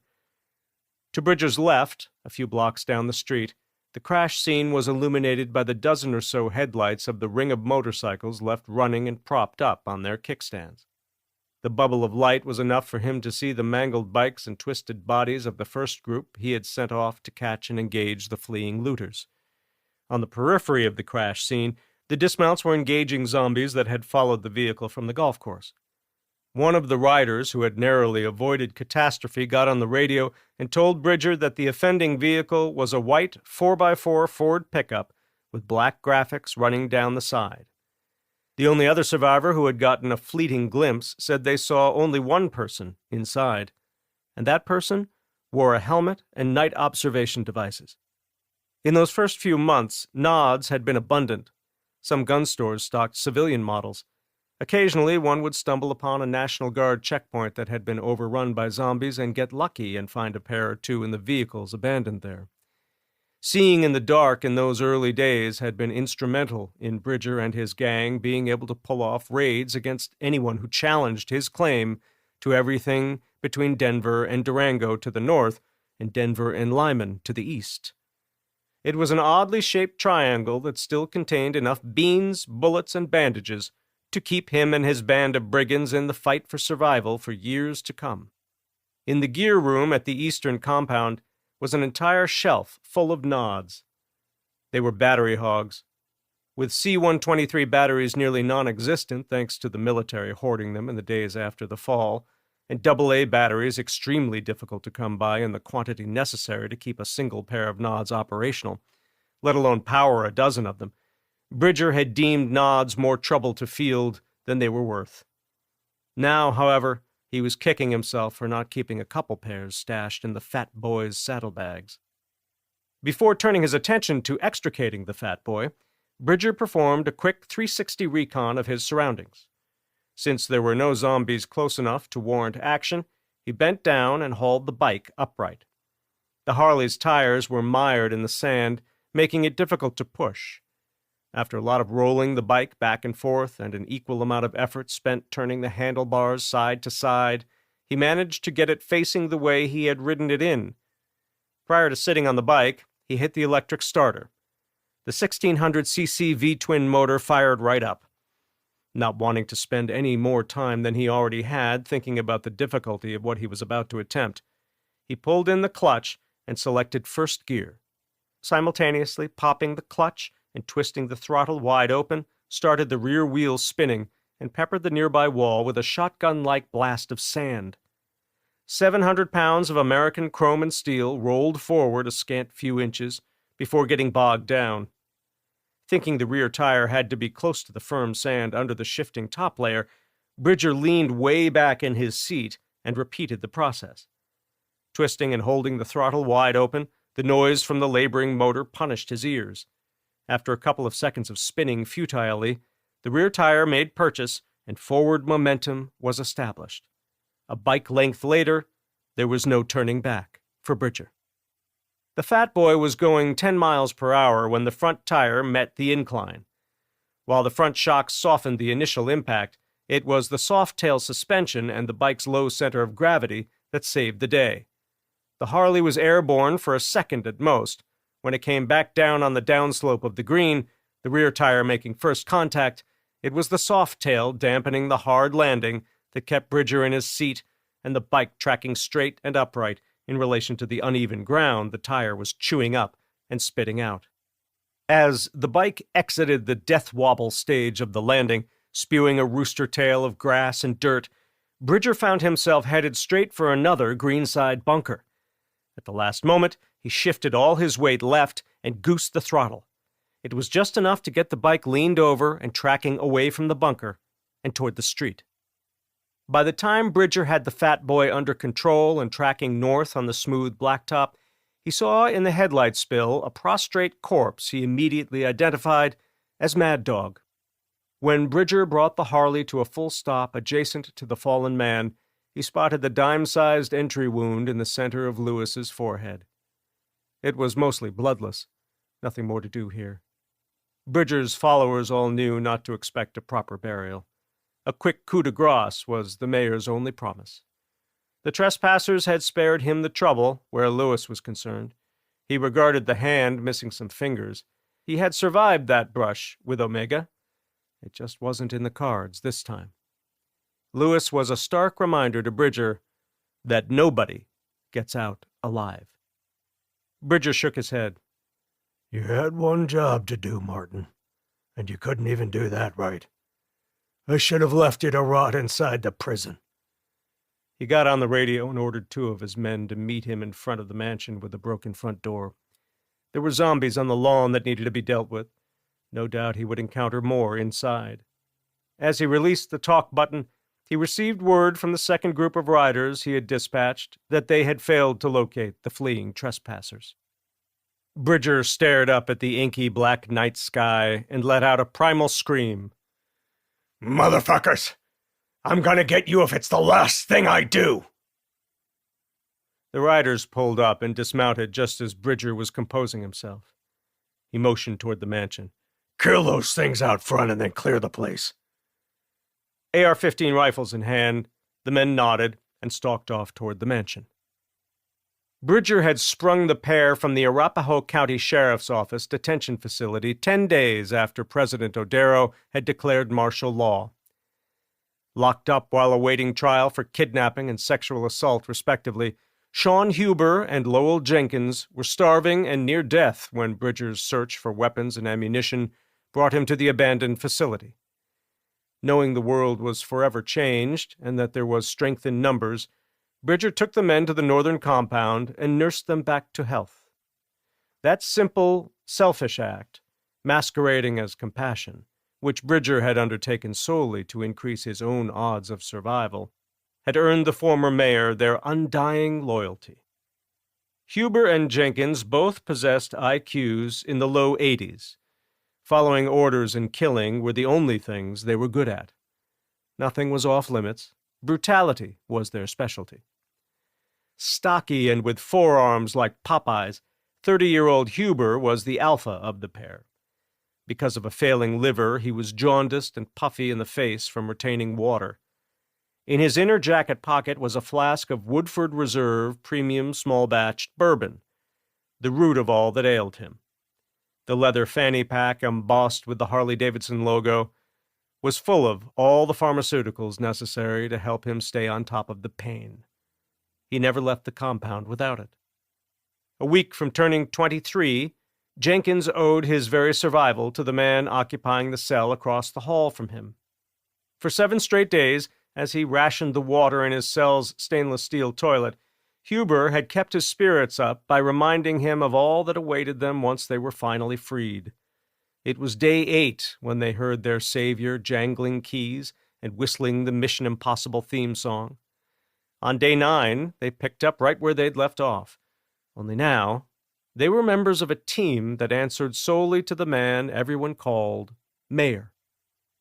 5 minutes after Bridger watched Huber and Jenkins shove aside the door and disappear into the darkened foyer, the beams from the lights on their rifles dancing on the walls as they went about clearing the mansion, Huber was on the radio and declaring it safe to enter.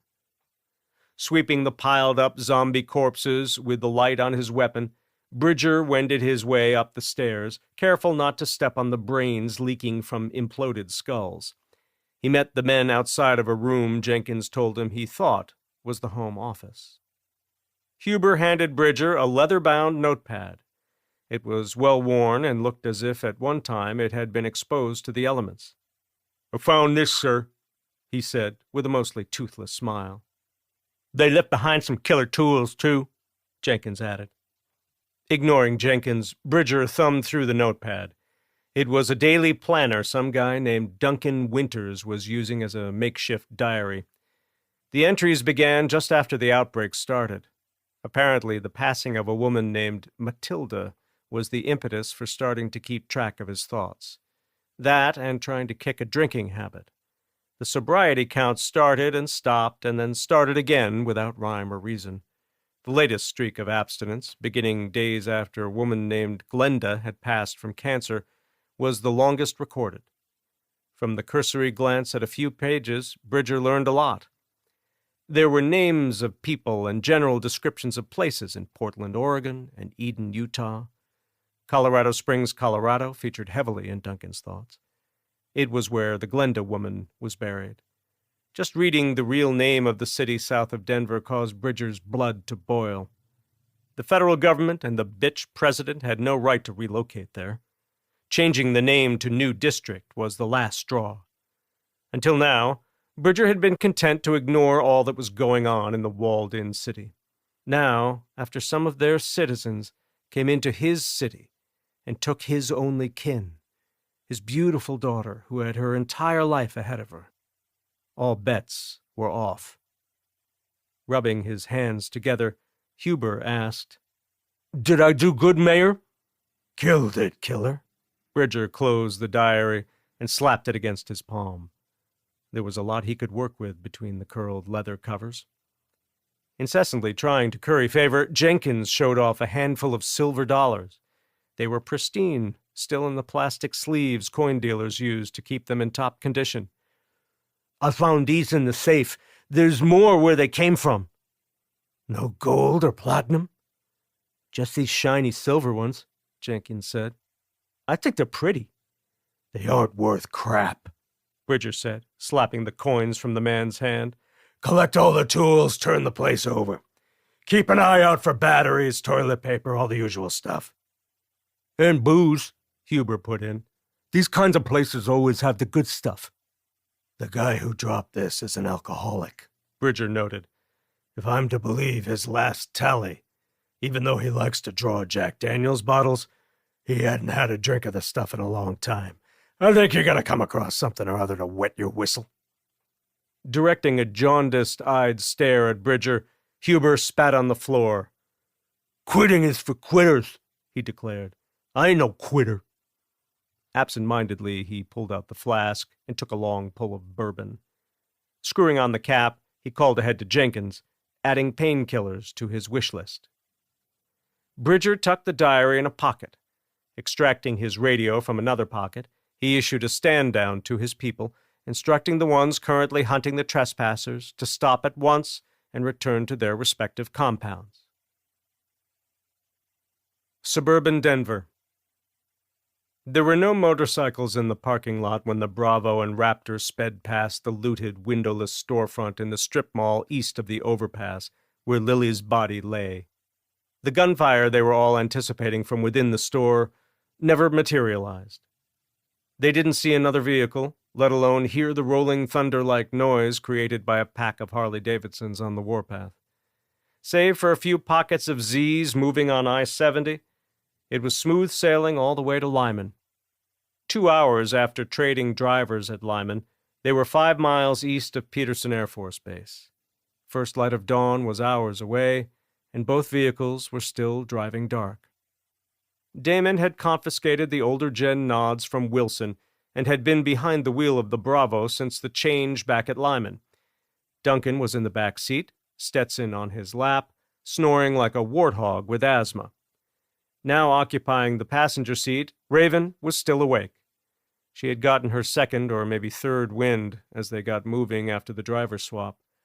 Since then, because Damon had insisted they stow the M240 in its sun canopy case and close the upper hatch, she had been keeping watch out her window, the high plains looking like a white and gray moonscape as it scrolled on by. In the Raptor, having been staring out at the darkened countryside while his wife did the driving, Wilson was chewing on something the dead man had said. Bridge isn't going to like it. At first, Wilson had assumed Bridge was another one of the mayor's lackeys. Now he was certain the mayor and Bridge were one and the same. Grabbing up the two-way radio, he pressed the transmit button and brought the Motorola to his mouth. "What are you doing?" Taryn asked. "We're almost to the east gate. Can it wait until we get inside the walls?" "I think I figured out who the mayor really is." Realizing he had been holding the channel open and that anyone in the Bravo who was still awake had heard the brief back and forth between him and Taryn, he took his thumb off the talk key. Less than a second had elapsed before Raven was on the open channel and asking him to elaborate. "I put 2 and 2 together, kind of by accident," he conceded. "I was mulling it over and realized their leader is Elias Bridger. He was the mayor of Denver when the virus hit. My mom was always talking about him that summer. He'd just gotten elected. Mom had kind of a love-hate thing going on about him. One minute she loved him because of his anti-gun platform. See, me and Sash were little when those demons shot up Columbine. I was 10 or 11. Sasha was still in kindergarten. Thinking about his mother saw him choke up a bit. Composing himself, he went on, saying, she was in recovery and hated that he was always pushing to legalize pot. He ran on both issues. It was the 10th anniversary of Columbine, if I remember right. Sasha was in high school, and Bridger's ads were all over television. His stance on guns eventually won our mom over. Then, when the first rumblings of cannibals and a virus that made people crazy hit the radio and television, suddenly Mayor Bridger was very pro-gun. He even went as far as to have a very public spat with the governor about her not wanting to deploy the National Guard. When Wilson reopened the channel, Raven didn't reply. Instead, after a burst of squelch, Duncan said, "I remember that. I was following it real close. Even bought a lifetime NRA membership to help fight the erosion of our 2A rights. The million-dollar question is, why is the mayor operating so far from City Hall?" Just the thought of setting foot in downtown Denver again caused Wilson to shudder. He and Sasha had almost gotten trapped in their Viscount Arms apartment. Thumbing the talk button, he said, "Downtown was so full of dead that first week, a person would have had to step on their heads to cross the street. The cops were all dead or had bugged out. The governor dragging her heels about bringing in reinforcements sealed the deal. In no time, the mile-high city belonged to the dead."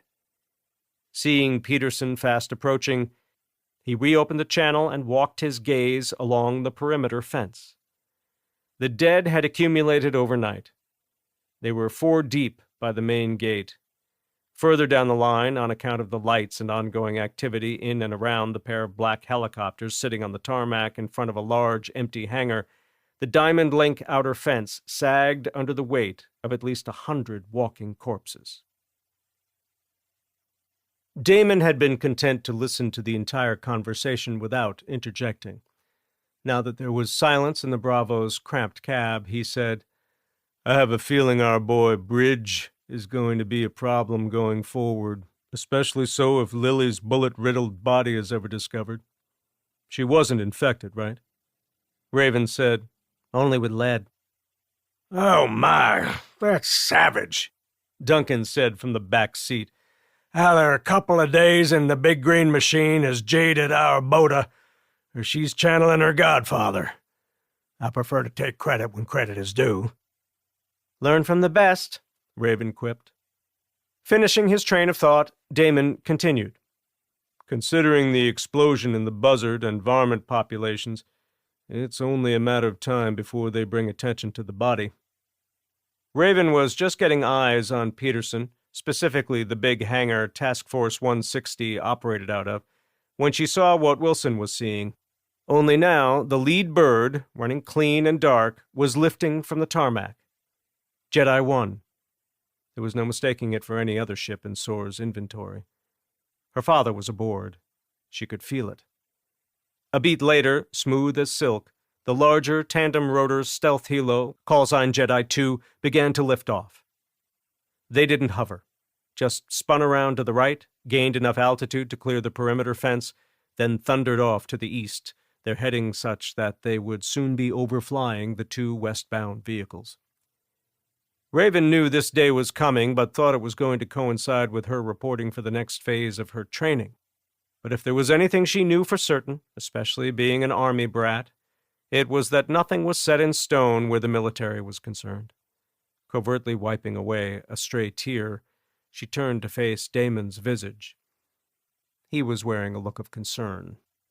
Then, catching her by surprise, a grizzled hand, bony yet possessing a rock-solid grip, was squeezing her shoulder. Everything's going to be okay, Duncan told her. I don't know precisely where your father is off to, nor do I know what is drawing him and the boys away. But if I know Cade, whoever he's going up against is going to regret they put themselves in his crosshairs.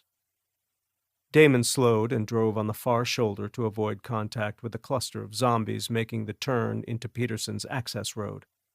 As he steered back onto the two-lane, he looked at Raven. Me and old man just took Murphy the full 15 rounds. He ain't got nothing left to use on your dad and his men. He reached back and fist-bumped Duncan. And I concur with the wisest man I know who just quoted my favorite Rastafarian. In a passable Jamaican accent, Damon said, Don't worry, bird. Every little thing gonna be okay. Chapter 20. Cade was the last one to board Jedi 1 prior to launch. By default, he was relegated to sitting on the right side of the bird, facing forward with his back against the near-vertical rear bulkhead. Ari's crew chief, Cage, was in the rear-facing seat directly across from Cade. With the Dillon Arrow minigun stowed inside the ship and the weapons hatch closed, 6'3" Brazeau was forced to slump in his seat so that his flight helmet would clear the vertically stowed Dillon Mini. Cade didn't expect to hear any complaining from the man who was nearly as quiet as Hicks, a former crew chief who had given his last full measure of devotion to the mission years ago during a hot refueling operation at the Grand Junction Regional Airport in Grand Junction, Colorado. With two choices of where to park his gaze during launch, the first being straight ahead at the helmeted crew chief, whose eyes were hidden behind a deployed visor as black and shiny as polished obsidian, and the second being on the dark countryside outside the oval window, Cade chose the latter. Directing his attention to the only thing that stood out in the dark, the gray road curling past Peterson's south perimeter, he saw a pair of vehicles heading west on the two-lane. If he hadn't happened to be looking exactly where he was at this very moment, and had the trailing vehicle been any color other than white, both vehicles would have gone unnoticed. And had that been the case, he would have carried all the way to China the worry brought on by the note passed to him by Smokey. It was a valid worry that he had been hard-pressed to keep secured in his mental lockbox. Peering down on the Bravo, the very rare prototype vehicle owned by his longtime friend Damon Bush gave him confidence Raven's foray outside the wire had not ended in disaster. While he wouldn't know for sure if both men were safe and sound inside the armored vehicle, until he returned from the mission, he would act on that assumption. Raven, on the other hand, was in one of the vehicles. He could feel her presence. He knew her eyes were tracking the helicopter as it swung around to the west, briefly matching the convoy's speed and direction of travel. The moment took him back to the day they had laid Brooke to eternal rest at Arlington West. To take both of their minds off the grim task, as well as relieve the pressure of the very important things that loomed on the horizon for them both, she had insisted on father-daughter movie night. He had the popcorn popped and the Kool-Aid made, light sugar because it was almost as hard to come by now as precious metals, batteries, and feminine products. Like always, at least when it wasn't his turn to choose the movie from the wall of DVDs and VHS tapes, he watched her as she went about her process of picking a title. She always started out alphabetically, top left of the impressive collection. That day had been no different.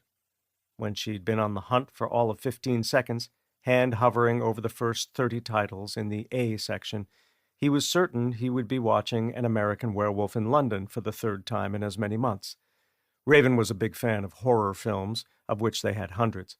For reasons she had yet to divulge, she seemed to always gravitate back to John Carpenter.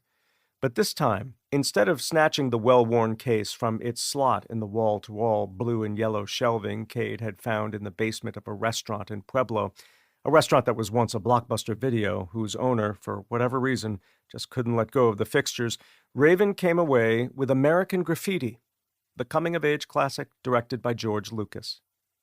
While Cade had no idea at the time the emotions the movie would stir in him and his daughter, when the final scene arrived, Kurt Henderson at his window seat aboard the jet airplane stealing him away from home, the white 1957 Thunderbird driven by his unrequited crush out of reach and tooling the road below the ascending aircraft, Cade completely lost it. The meaning of the scene had also affected Raven. Fresh from being informed by General Freda Nash that Whitehorse would keep daughter and father apart for the longest stretch since all this madness began, she too was reduced to a blubbering mess. As the distance widened between the ghost hawk and the vehicle carrying his last of kin, he bowed his head and prayed to his God that the separation wouldn't be final. Raven picked up her radio, thumbed the talk button, and said, "Wilson, Raven, how copy?" The Bravo was just coming to a stop 100 yards or so from the east gate. Raven turned in her seat and watched the Raptor slow down and come to a complete stop a couple of truck lengths behind the Bravo. After a few seconds of silence, during which Raven observed Wilson in the Raptor's passenger seat conducting a frantic search for his radio, the redhead's voice emanated from her Motorola. "Good copy," he said, sounding a little annoyed. "Sorry I took so long to answer. I heard you but couldn't find the damn radio. Turned out it had fallen from my pocket and ended up under my seat. What's up? Why we stopped?" In the Bravo, Raven directed her gaze at Damon. "You sure this is what you want to do?" Interrupting, Duncan said, "I say we wait 3 hours and let the gate guards do the honors. Remember what your dad's always saying? Work smarter, not harder?" "I'm positive," Damon said. "My bet is calling me, and if I have to spend 3 more hours with my favorite human being on planet Earth, I think I'll end up killing him." He looked at Duncan. "No offense." "None taken," replied Duncan. "I love you, bro, but the feeling is mutual." "It's settled then," Damon said, taking kindness and mercy from their scabbards. "Who's going to alert the gate we're coming?" "They're already watching us," Raven said as she shrugged off her chest rig. "Guy in Tower 1 had 4 bangers on, and he's looking right at us." "Hello, Raven?" Wilson radioed. "Anybody there?" Raven lifted the radio to her lips and filled Wilson in on their plan. "Just you two?" Wilson said incredulously. "That's like 20 to 1. "Damon wanted to go solo," Raven radioed back. "Not saying he can't handle it, but even with the twin Ginsus, he needs someone to get his 6. Without waiting for a response, Raven slipped the Gerber from the scabbard clipped to her chest rig, pushed open her door, and stepped into the crisp night air. As she closed the door, she saw across the no-man's land that the Z's crowding the gate were keying in on the rumble of the big engines. About half of them had already turned away from the steel door and were trudging toward the sound. Nods flipped down in front of her face, black combat dagger clutched in her right hand. Raven kept her head on a swivel and waited for Damon to join her on the road. Seconds later, he was out of the Bravo, machete in each hand. 2 tube nods on the borrowed helmet dropped down in front of his eyes. "I'll go left," Raven whispered. Nodding, Damon said, "We flank them and work outside in." Seeing Raven flash him a thumbs up, he curled around front of the Bravo and set off sprinting along the shoulder in the direction of the advancing horde, kindness and mercy seemingly extensions of his pumping arms. Alone in the Bravo, Duncan hauled his backpack off the floor. After digging into the backpack's many pockets, and then sifting through the loose coins and not finding what he was searching for, he redoubled his efforts, running his hands over his pants and jacket. Nothing. No diary. He'd either lost it fighting the dead in the mansion, or it was safe at home atop his dresser. For all their sakes, he hoped it turned out to be the latter. Unable to see what was going on outside in the dark, he took Damon's M4 from the footwell, hit the switch on the tactical light, then said a prayer that his friends wouldn't be needing him to intervene. A dozen yards from the gate, moving slow and deliberate, Raven flipped the Gerber around in her hand. Advancing on the first zombie in a long, disjointed line of them, a recent turn showing a good deal of bloat, she raised the blade to shoulder level, cocked her arm back, and turned her body perpendicular to the road. When the Z was broadside to her, she delivered a vicious roundhouse strike, the blade moving right to left on a flat plane. The reverse grip allowed her to put enough power into the strike to breach the temporal bone. The follow-through, a barely noticeable twist of the hips at the moment of impact, helped to drive the honed steel deep enough into the brain to stop the creature mid-stride. Stepping back to avoid being pinned to the road underneath a couple of 100 pounds of pasty white dead weight, she wrenched the blade free and moved on to the next in line. Without the benefit of a little piped-in Bob Marley music to cull to, Damon took a straightforward approach to the task at hand. There were no blades flashing pirouettes. He didn't clang the machetes together to chide the dead into charging, only to step aside at the last moment to lop off the top third of its skull and then speed up its trip to the ground with a firm shove from mercy or kindness. Another favorite was to split a zombie's skull vertically down the middle, stopping short when the blade reached the collarbone. If done properly, the head would open up like a flower in bloom. In homage to one of the best practical special effects in film, he had taken to calling that move the Thing.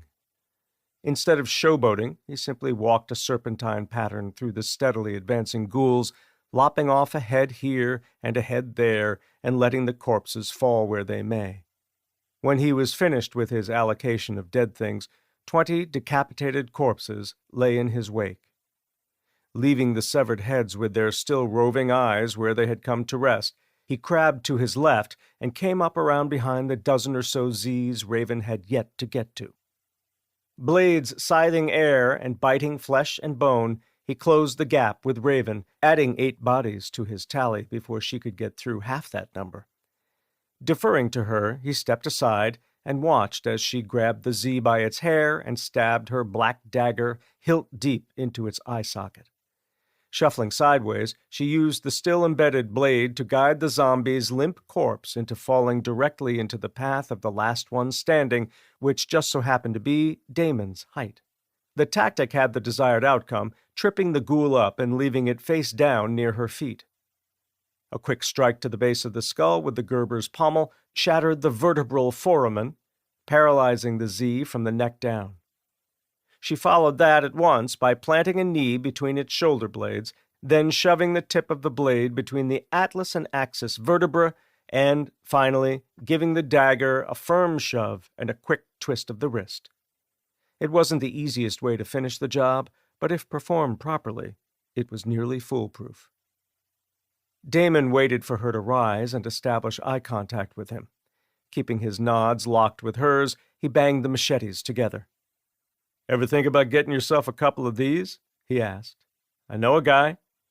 Sheathing her dagger, she said, "If we weren't so close to the gate and I could use my rifle, the count would have been reversed."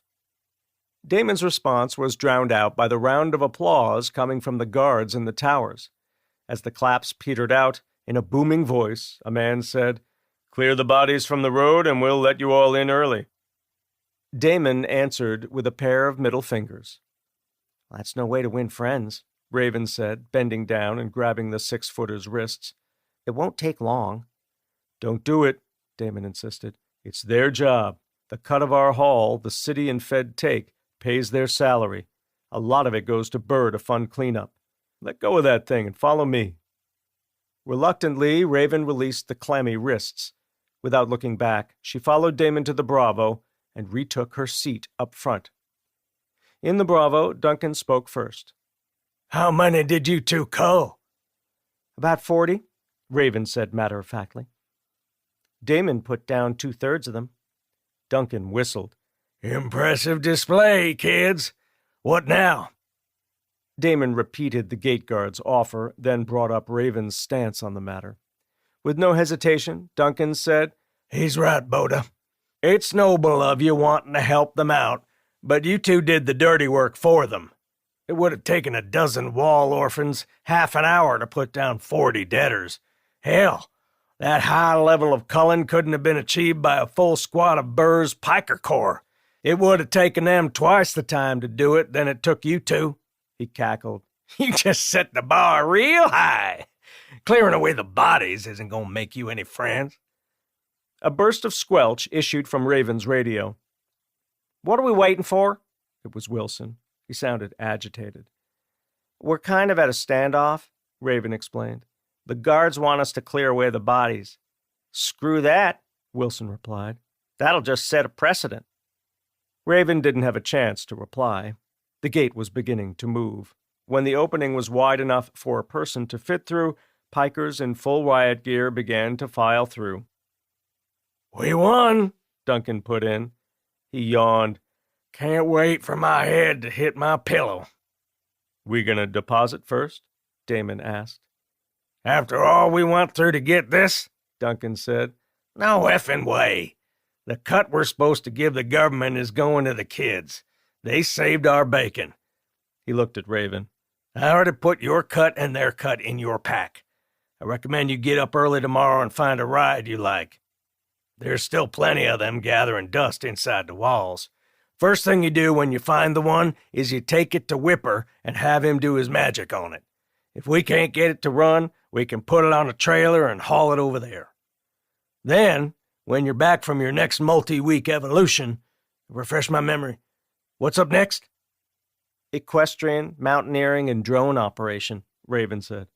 "It's going to be held at a big ranch west of Garden of the Gods. It's a couple of 100 acres. Way out in the sticks from what I hear."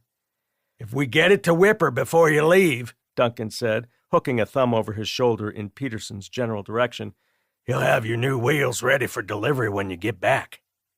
"First off," Raven said, "it's already tomorrow. I'm sleeping in. Secondly, it sounds like you have more invested in this vehicle hunt than I do." "I'm your godfather, Bird. Can't a fella get excited about being useful for a change?" "I didn't mean to hurt your feelings." Raven flipped up her nods, peered over her shoulder, and made direct eye contact. "It's just that I'm so tired. My tank is empty. I don't even know if I'm going to be able to keep my eyes open long enough to make myself something to eat." "I'm not sore," Duncan said. "I'm just excited to see my bird all grown up. Just curious, when are you and Peter getting married?" Raven flipped the nods down and looked away. She was glad it was still dark. She was certain the warmth she was feeling on her face and neck was from blood rushing there. Blushing was one of the only tells she had yet to figure out how to control. Acting on a cue from one of the guards at the gate, Damon started them rolling forward. As he steered off the street to get around the cleanup crew, he said, "Next step, Boise House." "Nope," Duncan said, about to burst a couple of bubbles. "Next stop is the in-processing trailer. If we're lucky, we won't get an anal retentive newbie rule follower. If we're not lucky, it could be daybreak before we get home." "You two in luck are not amigos," Raven reminded them as the guard who had beckoned the Bravo forward stabbed a finger in the direction of the quarantine and inspection trailer. Remembering she had left the satellite phone powered on, Raven dug it out from the bottom of her pack and punched in the passcode. When the screen lit up, first thing she noticed was the missed call banner. Navigating to the proper screen, she started the message playing, then put the phone up to her ear. The message was brief, maybe 20 seconds, and it contained all kinds of bad news. "Damn you, Murphy!" Raven exclaimed, powering down the phone and slamming it flat on her thigh. She looked at the roof and growled. "You turning into a werewolf on us?" Duncan quipped. Damon said nothing. He was busy nosing the Bravo into a parking spot marked off with orange traffic cones. "I have orders to muster at the south gate at 1200 hours in a clean uniform and with approved kit. The next evolution is beginning 2 days earlier than I was led to believe." "Led to believe," Duncan said, suppressing a laugh. "We're talking about the big green machine here, Boda. Never believe a thing they tell you until you're doing it. Hurry up and wait should be the Army's official motto. This is just the first of many rug pulls you're going to be subjected to during your career." "I'm so tired," she said, throwing open her door. "I don't think I have the energy to take my clothes off for the full-body VI." "Visual inspection is the price we pay for being trusted to go outside the wire," Damon pointed out. "Me and old man were out past Last Gate. You guys went out after Last Gate. It's to be expected." A female airman met Raven at her door. Another was angling for the Raptor as it pulled in next to the Bravo. Raven followed the airman into a trailer adjacent to the guard tower. 10 minutes after entering the trailer, Raven was first to exit with a clean bill of health. She was in the Bravo and having a hard time keeping her eyes open when the others exited their respective trailers. She was asleep before Damon got the Bravo rolling north towards the block in North New District where they all lived. She wouldn't remember being carried into the Boise home and being tucked into her bed, fully clothed. A note from Duncan left on the bedside nightstand would fill in the blanks. Before leaving with Max and locking up, Duncan had set her phone alarm to wake her 30 minutes prior to muster. He figured hustling to get into clean fatigues, put on all the battle rattle soldiers wore these days, and riding her bike to the south gate under duress would be doable in 30 minutes. Nothing like a little stress upon wakening to get the blood flowing and sharpen one's mental acuity. At the very least, it would give her a little taste of what he knew she would be facing in the coming weeks. 9 hours later, North Pacific Ocean, southern end of the Moresby Sea Channel. Cade noted the subtle drop in airspeed and opened his eyes. Bright light was infiltrating his window. Going by the angular shadow flitting over the whitecaps a couple of 100 feet below the westbound Ghost Hawk, he guessed it was close to noon Pacific Standard Time. A quick glance at his Suntoe confirmed his hunch. He had been out of it for most of the flight. Sleep when you can. He remembered seeing the familiar vehicles after launching from Peterson. Taking that wild card out of the deck set him at ease. After that, save for a few minutes over San Francisco when the zombie-ridden city with its destroyed bridges and ivy-covered buildings had garnered his full attention, the long flight over 3 western states was mostly a blur. If everything set out in the flight plan Ari had presented back at Peterson had gone off as planned, Cade had slept through a hot refuel on the ground in Salt Lake City and 3 separate rendezvous with airborne tankers, the first occurring north of Las Vegas, Nevada, another due west of Bakersfield, California, then the final meeting with a different MC-130J Commando II 100 miles offshore from San Francisco. Now racked with aches and pains from a full day of running and gunning, several hours in the pool at Peterson's Aquatic Center, and a third of a day crammed into a seat amongst his Pale Riders team inside an aircraft with a million components trying to vibrate apart from one another, Cade could see the proverbial light at the end of the tunnel. Only it was matte black and cutting the surface of a mostly docile Pacific Ocean, just the top third of its hull and angular sail visible to him. He didn't know what was going to be more of a relief. Standing on the lolling deck and stretching to get the blood flowing in his lower extremities, or emptying his bladder into the vast ocean instead of the communal container everyone had been forced to use since Jedi 1 had gone wheels up the last time in Salt Lake City. If the ocean proved to be as calm as it looked from the air, he was confident he could pull off both tasks at the same time. Work smarter, not harder. As Ari spoke over the shipwide comms, letting his customers know that they were 30 seconds out, his update confirmed visually by the crew chief flashing the corresponding hand signal universal to all the branches of service, Cade was policing up his kit. Meanwhile, all around him, the others were doing the same. Dodging inadvertent elbows from Harley, his seatmate to his left, Cade donned his chest rig and secured his rifle to it. Ready to exit the bird when the time came, he directed his attention to the submarine below. He noted that the hatch atop the sail was open. 2 sailors, appearing ant-like, were standing beside the hatch and watching the ghost Chinook, call sign Jedi 2, sliding into position over the hull aft of the sail. Under the tandem rotor helo, at the end of 30 feet of rope, was a cargo net bulging with items specific to the coming mission. It was spinning slowly counterclockwise until a sailor on the fantail stopped the motion and proceeded to guide the load onto the submarine.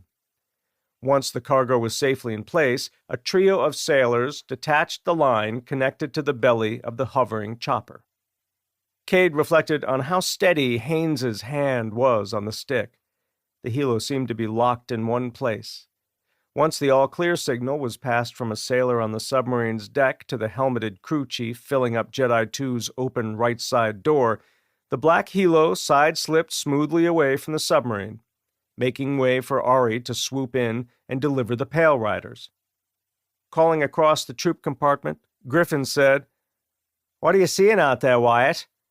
"Our gear is safely aboard," Cade replied. "Haynes just cleared the airspace for Ari." He looked at his watch. "That was a quick in and out. They got it done in less than 30. "You got a better view than me," Griff announced. "I'm staring at the Reagan, a couple of Arleigh Burkes, and some random cruisers, and a half-dozen other surface vessels. And they're not easy on the eyes. Every one of those hulls down there could use a good scraping and a couple of fresh coats of battleship gray paint." "There's likely a couple of fast attack subs of ours out there somewhere, too," Nat said. "Can't leave the fleet high and dry once our new ride gets underway." "Cut the sailors some slack," Cross said to Griff.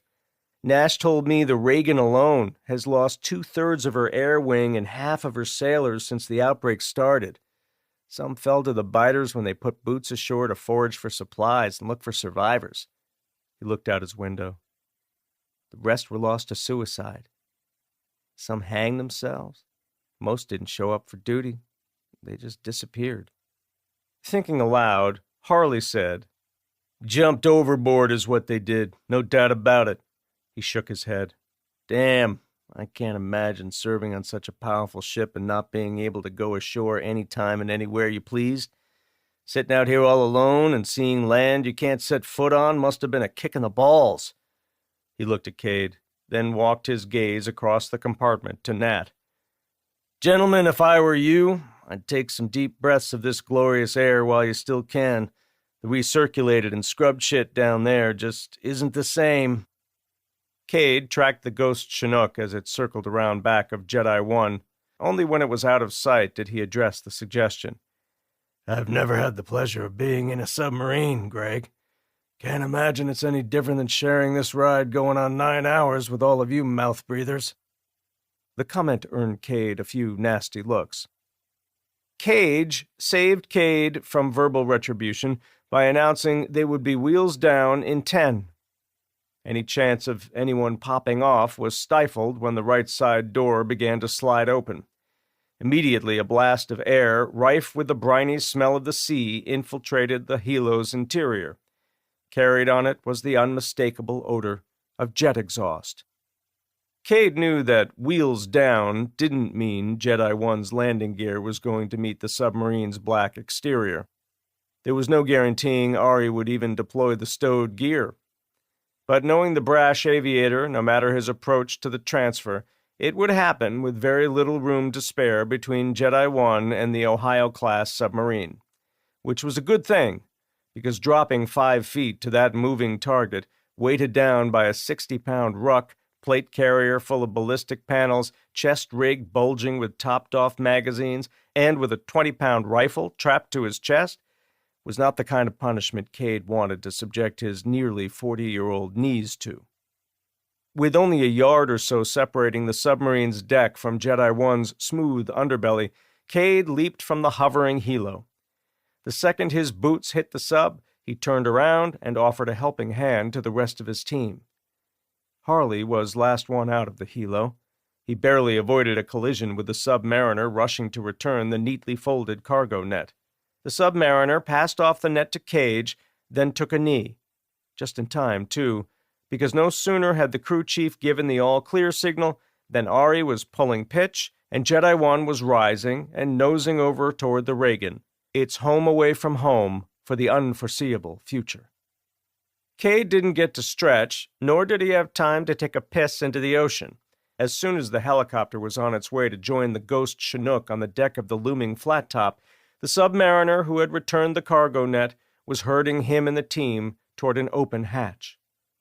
Less than 5 minutes after setting eyes on the Florida, a submariner was showing Cade and the rest of the Pale Riders to their cramped quarters deep in the bowels of the nuclear sub. As he ducked his head and stepped through one of many lockout chambers, without warning, the floor underfoot was adopting a downward angle, and from an overhead speaker, a commanding voice was warning that the submarine was diving. New District, South Gate. As hard as Raven tried to resist looking at her watch, the urge was stronger than her resolve. 1 p.m. Her ride was an hour late. Duncan was right. Hurry up and wait. So far, just a few days into what was supposed to be 6 weeks of basic training, the big green machine had displayed many of its negative qualities her father and Duncan had told her to expect. After all the excitement of the night before, though she was exhausted and her muscles ached, she had managed to get all of 4 hours of sleep. Up since 8 a.m., she had spent the morning hours getting all of Max's things collected and had written concise instructions for Duncan to follow. Knowing she and her father would be gone for an indeterminate amount of time, he had volunteered to take care of Max. She had even gone so far as to give him permission to find a vehicle he thought would be suitable for her. Her only request was that, whether he chose an SUV or pickup for her first ride, it had to be no smaller than Terran's Raptor and no larger than a Ford F-450. She even greenlit him to take it to Peterson for the Whipper treatment, a responsibility he wholeheartedly embraced. She said her goodbyes to him and Max, and then rode off on her bike. That was a little over an hour ago. The feeling that Old Man was going to go overboard with the vehicle thing was still gnawing at her when a pair of military vehicles painted desert tan rolled up on her from the north. Osborne was at the wheel of the troop transport. Raven's new squad members were in back. The 2 SF guys from the Manitou Springs Evolution were in the Humvee. Without being told what to do, Raven handed her ruck and SBR to keep, accepting a helping hand from Barbie, then climbed in back. After making a little small talk while the 2-vehicle convoy waited in line to be let through the gate, she trapped her carbine between her knees, rested her helmeted head on the canvas wall, and closed her eyes. Sleep when you can. Before the transport had moved another inch forward in the queue, she was out like a light and snoring softly. Chapter 21. 17 days later. September 14th, 2015, 7:34 p.m. Hangzhou, mainland China.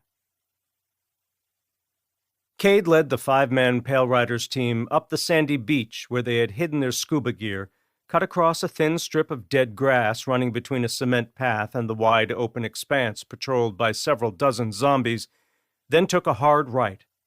Suppressed MP7, trapped to his chest with one hand, the Gerber dagger in the other, he stayed on the hard surface, doing his best to tread lightly as he picked up his pace. The path was taking the team away from the target building, but had them circumventing the largest contingent of dead things. Eventually, the path would circle back, and they would be at their destination. Cade knew this from studying satellite imagery while aboard the Florida. He also was aware that just one muzzle flash and the suppressed report in a night as dark and quiet as this would illuminate the entire team, giving away their position to not only the Z's, but also to anybody with a pulse who happened to be within earshot. He couldn't risk broadcasting their presence unless they had no choice but to do so. They still had plenty of work to do here once they were inside the target building, so to remain flying under the radar, they would maintain radio silence and rely on their blades to do the dirty work. Catching up to a pair of zombies trudging the path ahead of him, Cade used hand signals to let the rest of the team know he would be taking them out solo. Hearing the rustle of fabric and soft scrape of boots on cement, and knowing it meant that the team understood and that they were slowing their pace, he doubled his. Cade caught up with the slower of the pair of Z's and grabbed a fistful of its dark hair. It was a male and easily a head shorter. If he had to guess, the thing was a little over 5 feet tall. The clothing, a tunic and nondescript pants made of cotton, was ripped and tattered and disintegrating around the neck. The thing's bare feet slapping concrete had masked Cade's approach, making it easy for him to immobilize the head with the hand holding the hair and guide the Gerber's blade into its left eye socket. He had become so adept at scrambling the brains of the dead over the last 3 years that he was stabbing the honed, blood-slicking blade into the brain of the second creature less than 5 seconds after he had let the first one down easy onto the cement path. Neither one knew it had hit them. Moving on without looking back, Cade kept to the path, following it as it circled around to the left. He passed by 2 rows of benches, all facing the water. Next were the flagpoles. The flags hoisted to the top of all 3 poles were nearly as tattered as the zombie's tunic. The only one of the flags he recognized was the crimson-red herald of the People's Republic of China. Very telling that it wasn't at half-staff. The CCP would never broadcast national distress, especially when it was of their own doing. Brass Chinese characters that read Qianzhang Distribution were affixed to the front of the glass portico sheltering the boarded-over glass double doors. Cade crouched by the doors, unclipped the MP7 from his chest rig, then covered the team's approach. When the entire team was assembled under the portico, the 4 who had brought up the rear forming a semicircle with their weapons aimed away from the front door, Cade dipped a hand into a cargo pocket and pulled out a tool that had, over the years, proven to be worth its weight in gold. Eschewing the standard knock-and-wait tactic used to determine if anything deadly lurked on the other side, Cade went to work on the lock with the lockpick gun. It didn't surprise him that Chinese-made locks were as easy to thwart as the American-made Schlage and quick-set models he was used to encountering back home. A couple of pulls of the trigger combined with a little bit of jiggling back and forth, and the reassuring snick of the lock disengaging sounded in the alcove. "I'm running point," Cade whispered, dropping the lockpick gun back into the pocket it had come from. "Harley on me. Griff, you and Cross stick close. Nat, secure the door and pull security."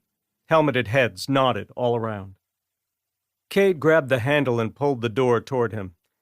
First thing he noticed was the musty smell.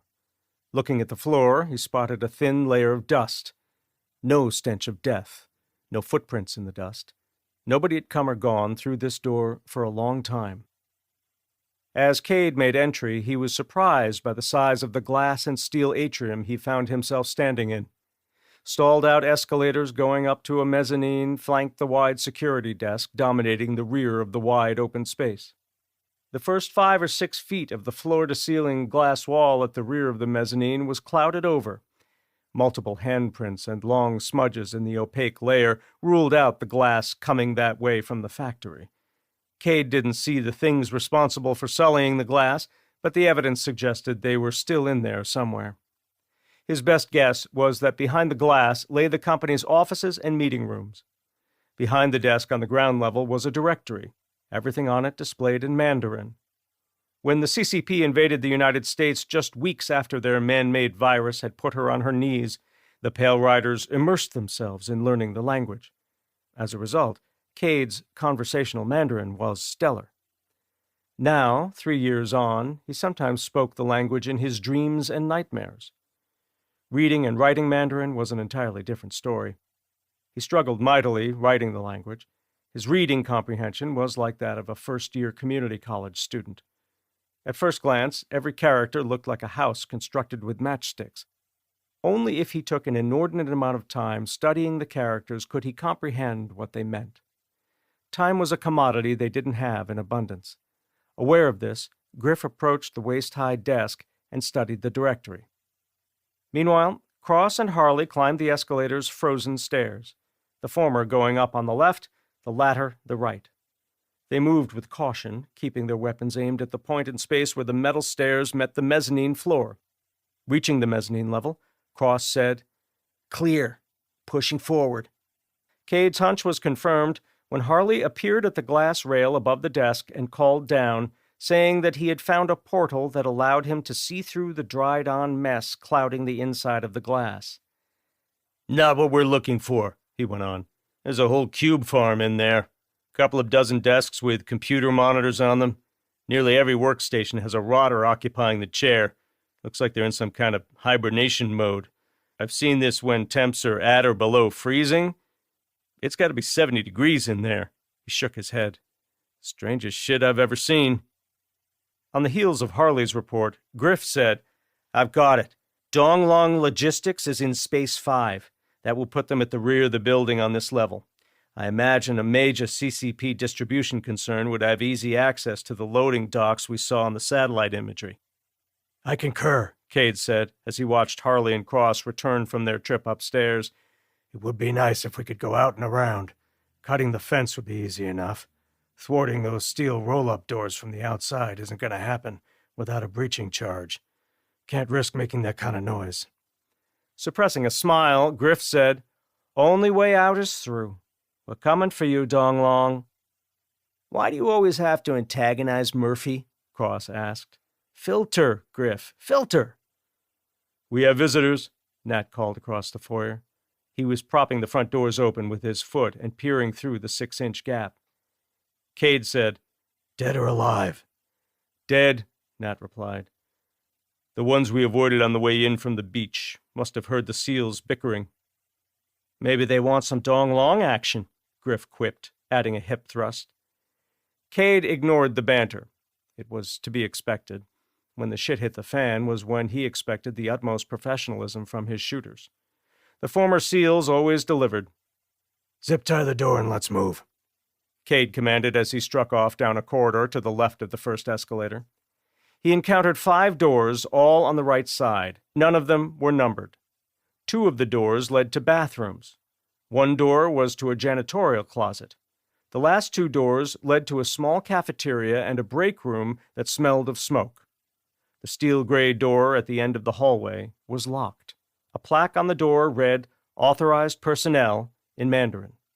There was nowhere to stick a key, let alone the business end of the lockpick gun. A credit card wouldn't fit in the seam around the door or under the door sweep. Next to the door was a card reader, the pair of lights no longer indicating its status. Cade banged a fist on the door. Nothing. He waited a full minute, with the rest of the team at his side remaining silent. Still nothing. Standing back from the door, MP7 at the ready, Cade called Nat forward. Without needing to be told why he had been summoned, Nat pushed past Griff, Cross, and Harley. Normally he would be carrying a mini sledgehammer in his pack. To make room for other items necessary to the mission, the tool he had aptly named Knock Knock was back home in the team cage in the bunker. He set down the oversized dry bags bulging with gear, passed the MK-46 to the former spook, then unencumbered himself of the rubber fuel bladders he'd been carrying draped over his broad shoulders. Turning his back to the locked door, he braced by placing his palms on the walls on either side of him, then delivered a kick to the door a mule would be envious of. His size 12 Salomon struck perfectly just to the left of the knob, bowing in the door and shattering the striker. As the door swung inward, he said, "Made in China," and got out of Cade's way. Sweeping past Nat, MP7 tracking with his nods, Cade quickly learned that the breached door led to yet another hallway. The authorized personnel who used to have access to the inner sanctum of the Chunjiang building hadn't been this way in years.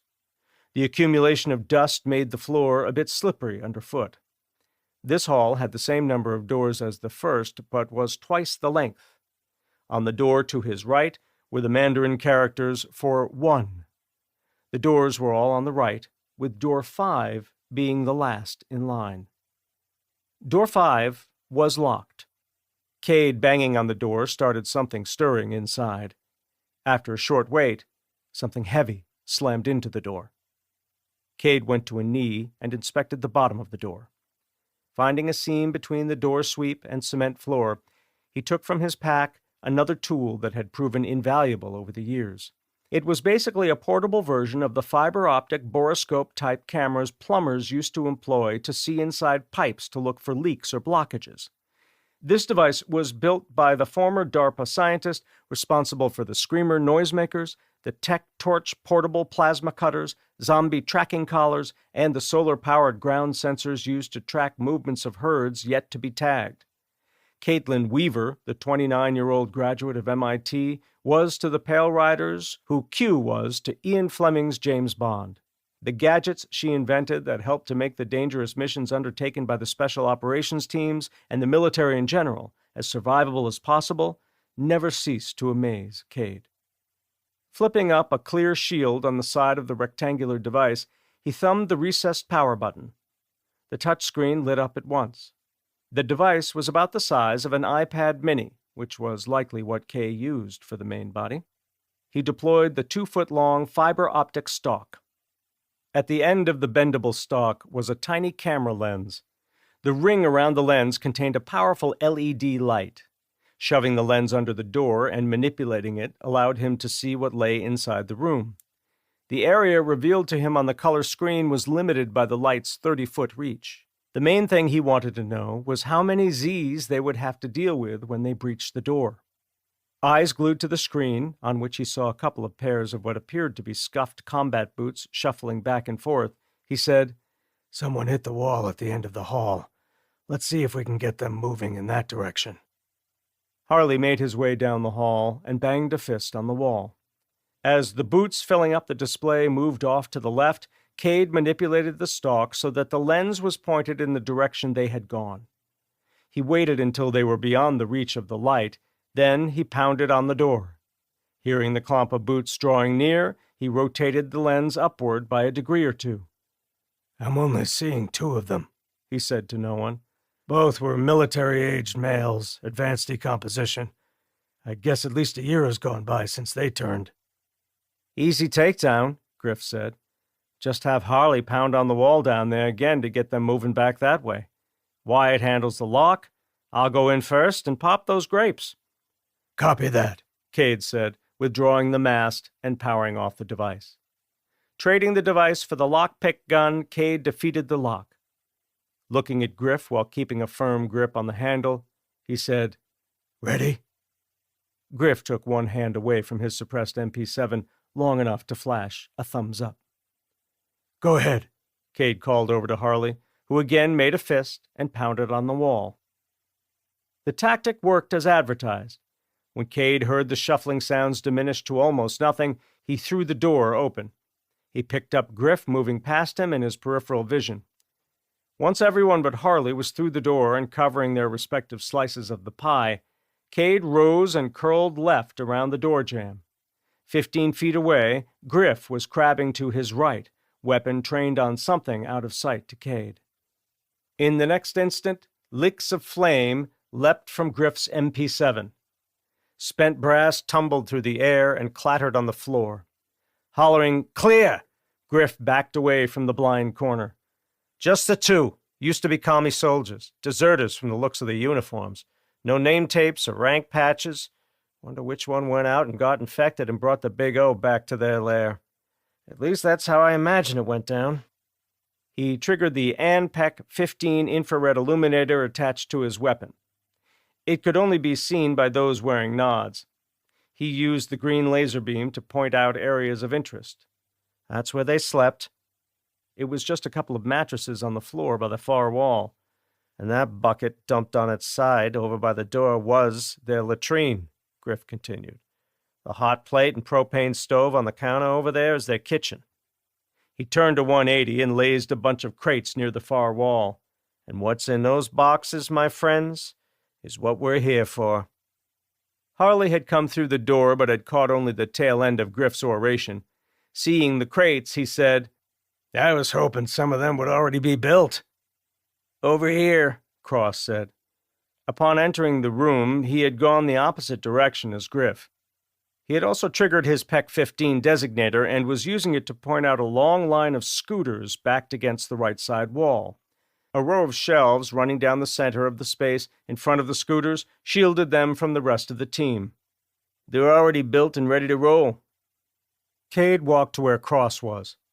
When he spotted what the seal was referring to, he shook his head. Not what we're looking for. Calling Nat over, Cade sent him to check the space opposite the scooters for crates containing the specific models that Nash's intel suggested they would find here. 500 cc's or more is optimal. 250 cc's or less is not top of the line, but anything is better than a scooter. What are those things? 80 or 100 cc's max? "Doesn't matter, Wyatt," Nat called from the corner opposite the door. "Once again, Nash's intel is on point. We just struck the motorcycle motherlode. Gotta be a dozen of the 800cc trail models of the bikes she said this place used to distribute to dealers local to the area. Says 1911 to 2011. That would make these their 100-year anniversary models, right?" "I thought Benelli only made firearms," Griff said, pointing to the lettering on the end of the crate Nat was showing off. Cade shook his head. As of 2005, Benelli was owned wholly by a Chinese outfit. They produced them here, but still exported them under the Italian brand name. 100-year anniversary model my ass, Griff said. Shady fuckers. They knew most people wouldn't even question it. Everything they make seems to magically resemble stuff produced by other countries. Harley said, "It's common knowledge the CCP used to specialize in corporate espionage. Your intellectual property is never really yours if the commies have anything to say about it." "We're on the clock," Cade said. "Pull out 5 crates and start opening them." He had spotted a pair of propane lanterns on the shelf above the stove and hot plate. One tank was full. The other was half full. To conserve the batteries in their nods, he struck a match and lit both lanterns. So long as prepping the fresh from the factory motorcycles went smoothly, there would be plenty of gas to keep the lanterns burning while they worked. He placed the lanterns in a wide-open space near the roll-up doors at the front of the warehouse, separating them by a few feet so the light spills would overlap. Working under the lantern's flickering light, they pulled the 5 crates to the front of the room. Each crate contained a Leoncino trail scrambler. After prying the crates open with Griff's cold steel tanto, they used the tools that came packed in each crate to remove the battery covers from the pre-assembled motorcycles. Each man had brought along in his pack one of the 12-volt lead-acid Yuasa batteries they'd liberated from the auto supply place in suburban Denver. They had activated and charged the batteries fully the day before while still aboard the Florida.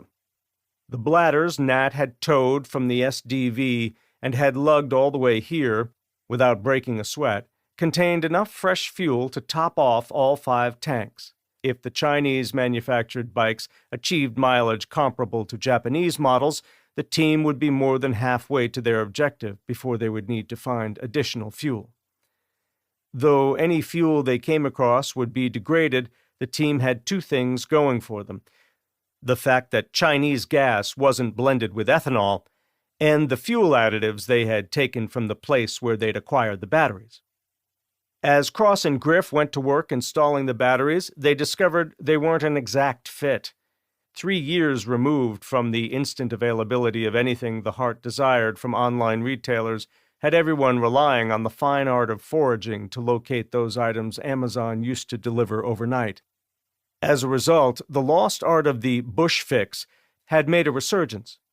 Once a skill possessed only by people in remote areas of the world where getting things done with the items on hand was tantamount to survival, every little thing that used to be taken for granted necessitated one to think outside the box. In this instance, duct tape was going to have to suffice to keep the batteries from rattling around in the oversized battery trays. While the SEALs were busy solving the battery issue, Harley and Nat went about removing the mufflers and packing them with the fine steel wool and fiberglass insulation they had brought with them. the bikes wouldn't be as quiet as the Special Forces model Cade had ridden away from the National Guard base in Draper, Utah, those first days of the zombie apocalypse, but it would be close. Considering how far sound traveled when there was nothing else competing with it, anything to help cut down on the noise produced by the 800cc four-stroke engines was better than nothing at all. Cade got to thinking that the bikes looked suspiciously like knockoffs of the Japanese and German manufacturers' big overlanding models. If the Chinese version proved to be half as durable and reliable as the real deal, Cade was confident they would be sufficient to get them to their destination. The odds on them arriving there before first light were long. Even if Murphy minded his own business, everything from here on out would have to fall into place perfectly for it to happen. Worst-case scenario, barring contact with the enemy or coming across a mega-horde, they might have to lay up close to the target and wait for their old friend, Full Dark, to return. Using the can of flat black spray paint he had brought along, Cade painted over the bike's lights, reflectors, and anything else he thought would refract light. Finished with that, he took the compact battery-powered air compressor he'd gotten from Whipper and went about airing up tires that had gone flat long ago. He only hoped the rubber hadn't degraded too much. If it had, they would know the first time one of them leaned hard into a corner. An hour and 15 minutes after coming in through the front door, the bikes were ready to roll. Cade took out the surveillance tool, powered it up, then worked the camera lens underneath the rubber flashing running across the bottom of one of the roll-up doors. He saw a pair of semi-trailers backed up to the dock. No tractors attached. His hopes of them just riding away into the night without additional contact with the walking dead were dashed when he triggered the light. On the screen, he saw the tops of a dozen heads. The 12 sets of dead eyes were level with the loading dock and staring directly at the roll-up door. If there was a ramp down from the top of the loading dock to the bay where the trailers were parked, he didn't see it. He supposed one could be beyond the reach of the light spill. They'd know as soon as the roll-up door was on its way up. "Mount up," Cade said as he disengaged the door locks and started the door running up in its tracks. At the same time, behind his back, 4 of the 5 bikes fired up in unison. At idle, the exhaust notes were softened considerably. When the door's bottom edge came level with Cade's nods, he spotted the ramp. It was on the far right-hand side of the loading dock. Of the dozen Zs, only 3 of them were close enough to the ramp to be a problem. Motioning for Nat to head out first, Cade shouldered his MP7, took it off safe, and started dinging the Zs closest to the ramp. Seeing Nat navigate the ramp, the other 3 bikes already out of the warehouse and closing with the top of the ramp, he secured his weapon, threw a leg over his bike, and started the motor. Only when the rest of the team was safely away from the ramp did he pop the clutch and gun the 800cc power plant. Leaving the door partially open, he sped down the ramp and away from the loading dock. Chapter 22. A little over 3 hours after leaving Hangzhou's industrial district, Cade was still chilled to the bone by the evil he saw on display as the team rode through one of the massive city's many residential areas. Though they had avoided the densely populated center of Hangzhou, skirting the capital of Zhejiang province to the south, the suburbs were still as cramped as many of the largest cities in the United States. Apartment buildings to house employees of the companies posturing to compete in the coming high-tech boom were everywhere one looked, many of them in varying stages of construction, the materials and heavy equipment slowly rusting away. Unlike those comparable American cities and the highway system feeding them, the streets in Hangzhou were mostly devoid of vehicles, which came as no surprise to Cade. The most recent intelligence prior to the Omega outbreak suggested that vehicle ownership in all of China was in the single digits, hovering somewhere between 4 and 5%.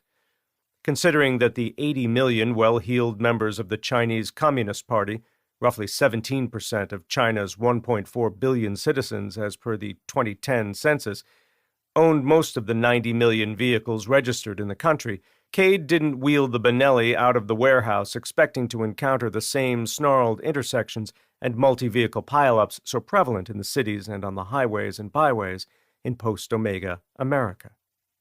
The tree-lined boulevard they took to get out of Hangzhou was hemmed in on both sides by high-rise apartment buildings. At first, Cade was surprised by the dearth of zombies. He had expected the streets to be teeming with first turns.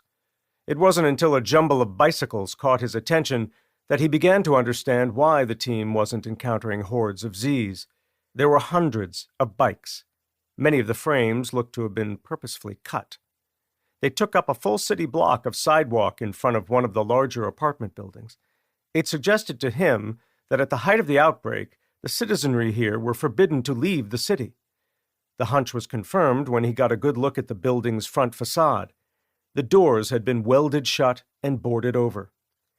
To add insult to injury, heavy chains were looped through the fused metal handles and secured with padlocks.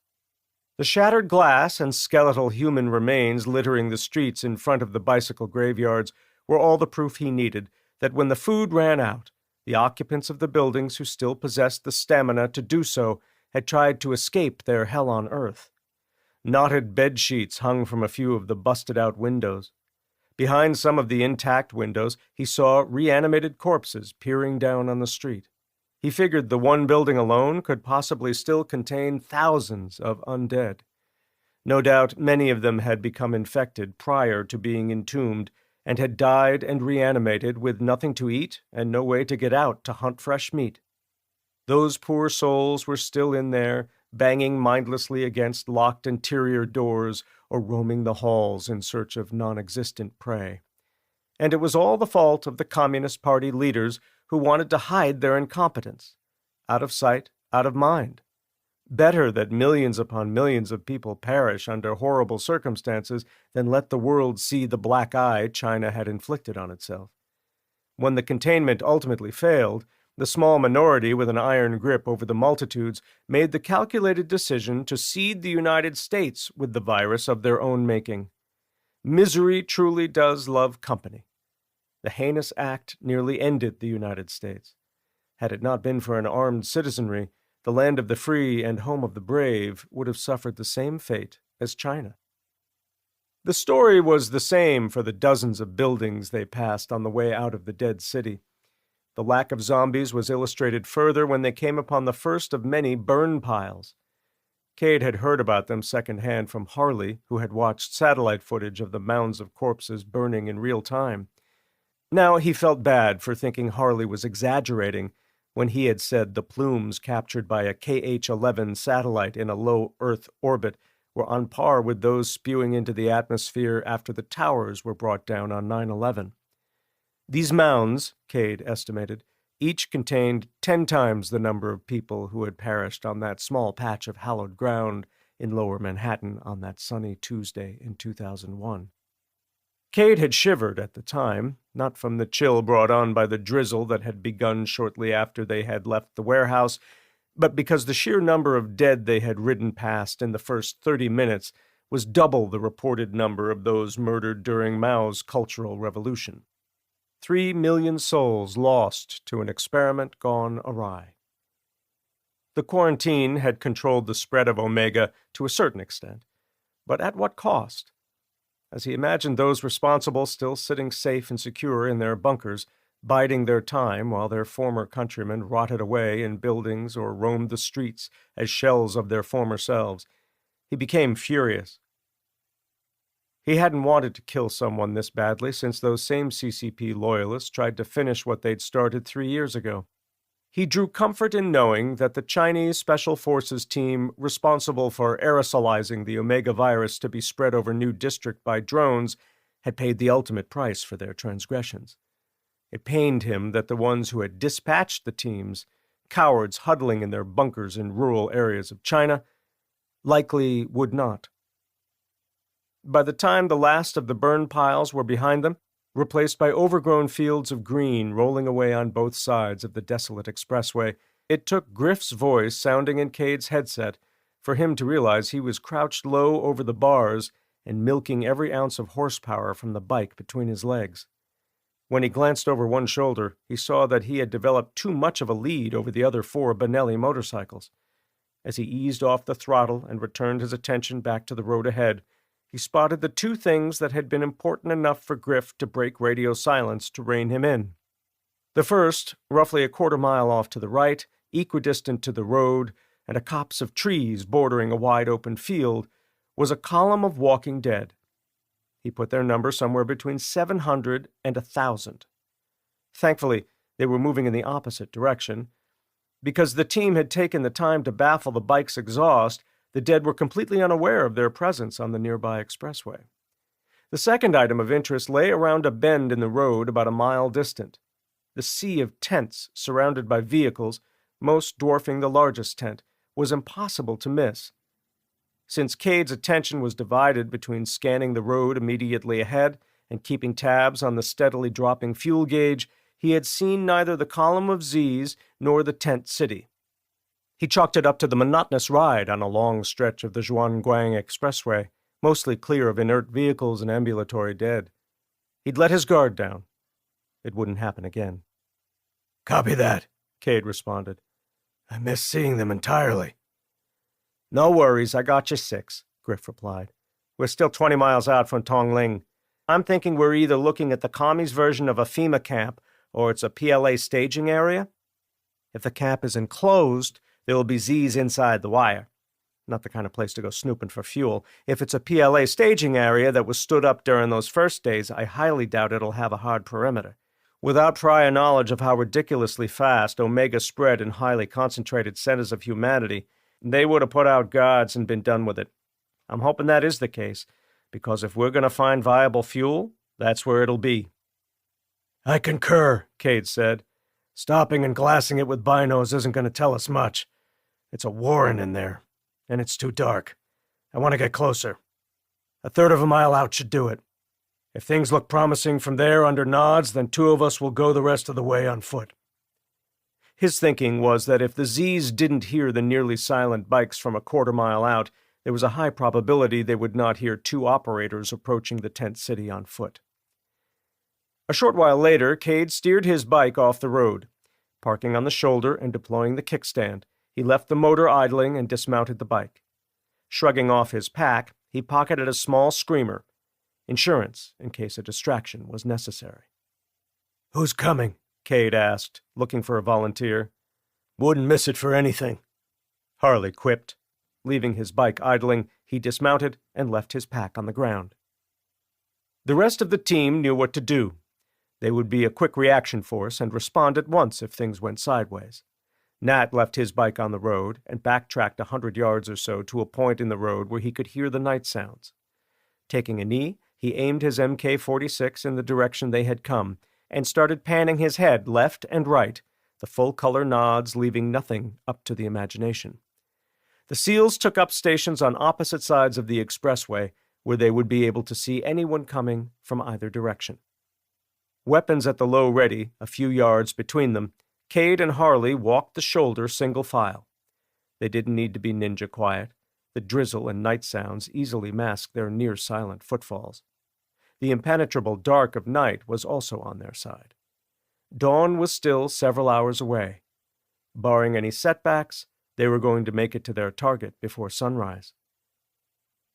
100 yards from the tent city, they learned that it had been a People's Liberation Army staging area, complete with at least one of just about every vehicle in the inventory. Cade clenched a fist and held it aloft. Once Harley had formed up beside him, he whispered his intentions. Nodding, Harley said, Copy. Quick in and out. He pointed to their 3 o'clock. 6, maybe 7 Z's near the motor pool. There, behind the tank recovery vehicle, he pointed dead ahead of them, is another small group. Methinks Mao's militia are either dead or they couldn't take the heat and bugged out. Ready? Harley responded by placing a hand on Cade's shoulder and giving it a gentle nudge. The operators crept forward the last 100 yards, moving at half speed and taking every precaution to not step on the multitude of twice-dead zombie corpses or disturb the spent shell casings littering the ground between the expressway shoulder and where the guardrail had been removed to allow vehicles access to the staging area. When Cade was within spitting distance of the sea of mud churned up long ago by vehicles coming and going, he noticed that the first row of tents they had spotted from a mile back was not the original perimeter. At one time, there were another 40 or 50 tents occupying the ground in front of those still standing. They had been reduced to scraps of nylon and broken tent poles. Some of the tents still bulged with what had to be rotting corpses, many of them still moving. He saw the brassy glint of thousands of spent shell casings, a great deal of them partially buried in the mud. There were dozens of skeletal corpses littering the ground amongst the tents. Judging by the scraps of uniforms and discarded helmets, Cade concluded that most of the dead had been PLA soldiers, that the ones he could see close by had neat little bullet holes in their mostly hairless skulls led him to believe these men had been infected and were put down on the spot by their comrades. A sit-rep from Griff letting Cade and Harley know the QRF was still alone on the road and standing by was coming over the radio when Cade saw something that made him freeze in place. Triggering the IR laser on his weapon, he swung the green beam to the right, using it to point out the pair of zombies trundling the length of a long row of squat vehicles that bore an uncanny resemblance to the venerable high-mobility multi-purpose wheeled vehicle designed and manufactured by AM General. It was the sucking sound made by the zombies' footfalls that had given them away. Circling around to avoid the pair, of which only the tops of their lolling heads were visible sharking over the flat roofs of the Humvee knockoffs, Cade literally walked into what they had come looking for. Sitting atop wooden pallets meant to keep them from sinking into the soft earth, which in turn would have led to them rusting through long ago, was a dozen of the PLA's equivalent to the 55-gallon drum. That the 200-liter drum didn't wobble and fall from the pallet after being hit by 170 pounds in motion told Cade it was full. All but 2 of the drums contained some type of fuel or lubricant. Not wanting to chance misreading the Mandarin stenciled on the drums, Cade had Harley do the honors. Going down the line, Harley read off the contents of each barrel. Upon reaching the 7th, he stopped and placed one hand lovingly atop the drum. "Bingo, Wyatt. Regular gasoline. And if we are to believe the labeling, it's been pre-treated with a fuel stabilizer. If moisture hasn't infiltrated the drum, we'll have all that we need to reach the target." Not wanting to inadvertently summon Mr. Murphy, Cade simply nodded and set off jogging for the road. Double-timing it, he and Harley were back at their bikes in under 5 minutes. Threading the bikes through the minefield of bones and military gear, up-thrust tent stakes and aluminum poles was no easy task. Whereas the motorcycles had gone unnoticed by the passing herd, the same wasn't true for the Z's in and around the staging area. They were drawn to the mechanical noise like moths to a flame. Before Cade had stopped his bike and had a chance to deploy its kickstand, zombies were swarming the pallets of fuel. He had just legged off the Benelli when the first turns reached the immovable steel drums and began to stream around both ends of the pallets supporting their considerable weight. Knowing that a single stray round hitting the wrong barrel would be catastrophic, leading not only to the dead being incinerated but also to the team's demise and ultimately the complete failure of Operation Whitehorse, Cade stomped his feet and hollered at the zombies to draw their attention to him. Fish on, was what he was thinking as he backpedaled away from the rest of the team, the dozen or so first turns in perfect lockstep and hunting him by sound alone. He continued berating them and walking in reverse until he had drawn them 50 yards away from the staging area. Doing a quick sweep of his surroundings, spotting only a pair of hopelessly mired Chinese main battle tanks, the clay-rich mud packed in the sprockets and treads, he stopped the catcalls and took a half-dozen lateral steps to his right, where he froze in place. The zombies didn't deviate. They continued trundling toward where Cade's voice had last emanated from. He had put them on a collision course with the pair of tanks. No sooner had the Z's entered the morass of soil on which the tank sat than they, too, were trapped in its sucking embrace. Pleased that the tactic had been effective, Cade circled back the way he'd come, looking over his shoulder a couple of times to confirm he wasn't being followed. The Z's were going nowhere, at least not until late spring, when the plum rains season kicks off. Cade arrived back at the drums to a refueling operation already in full swing. The drum containing the fuel they needed was now sitting in the mud near the motorcycles, the suction hose to the battery-powered siphon threaded through the half-dollar-sized opening in its top. Harley tended to the pump, while Nat was going about refilling the 5 fuel bladders. Finished, Nat handed off the final bladder to Griff. Next, going from bike to bike, their engines left running, Nat topped off each tank. By the time the team was again on the move, each bike and rider laden with enough fuel to reach Wuhan without stopping, less than 30 minutes had slipped into the past. "Heads up! We're closing fast with the mother of all parking lots," Griff announced over the open channel. Since they hadn't seen a living soul, let alone any sign the military was operating in the province, maintaining radio silence had gone by the wayside. "This is where all the vehicles from Hangzhou and Zhuangzhou ended up. Better hope their drivers aren't still hanging around," Cross put in. "If they are and we have to backtrack, our timeline is blown the F up." Cade ignored the comment from the SEAL on the bike to his right. They couldn't afford to suffer that kind of setback. Instead, he focused on the sea of vehicles, trying to decide if they were going to be able to go through. The jam went on for 1.5 miles, all the way to the entrance of the modern-looking cable-stayed suspension bridge stretching more than 1 kilometer across the Yangtze River. While the opposing lanes were clear of vehicles, Jersey barriers stood in the way of them getting the bikes over there to take advantage. Backtracking a few miles to get to the opposing lanes was an option, but with no guarantee of what awaited them at the opposing entrance, he decided to stick with the devil he knew.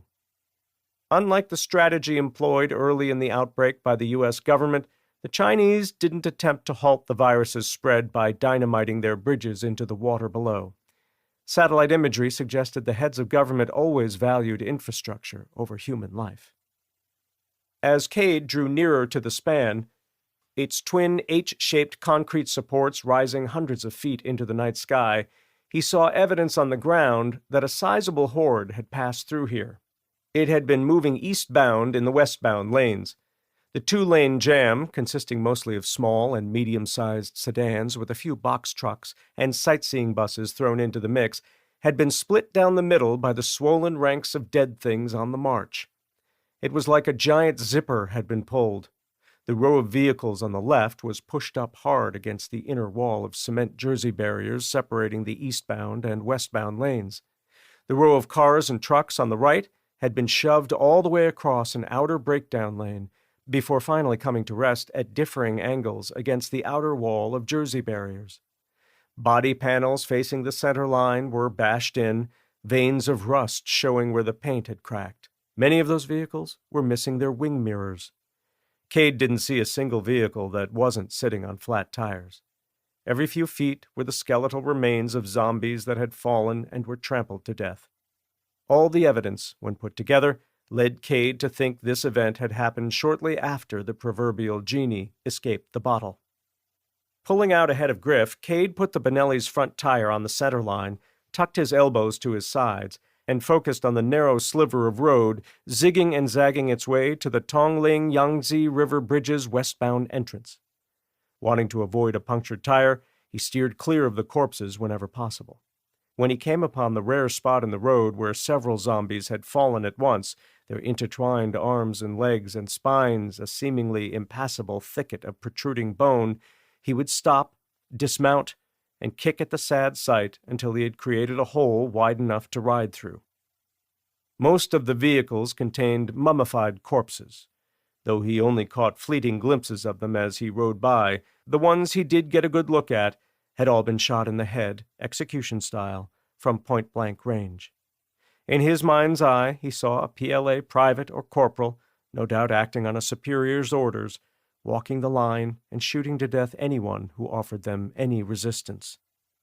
Cade was nearing the end of the jam, maybe 15 or 20 cars away from a city bus blocking the left lane and most of the right, when he spotted the first zombie in a long line of them. The Z's were spilling in lockstep through a bridge access point dedicated to pedestrians and bicycles only.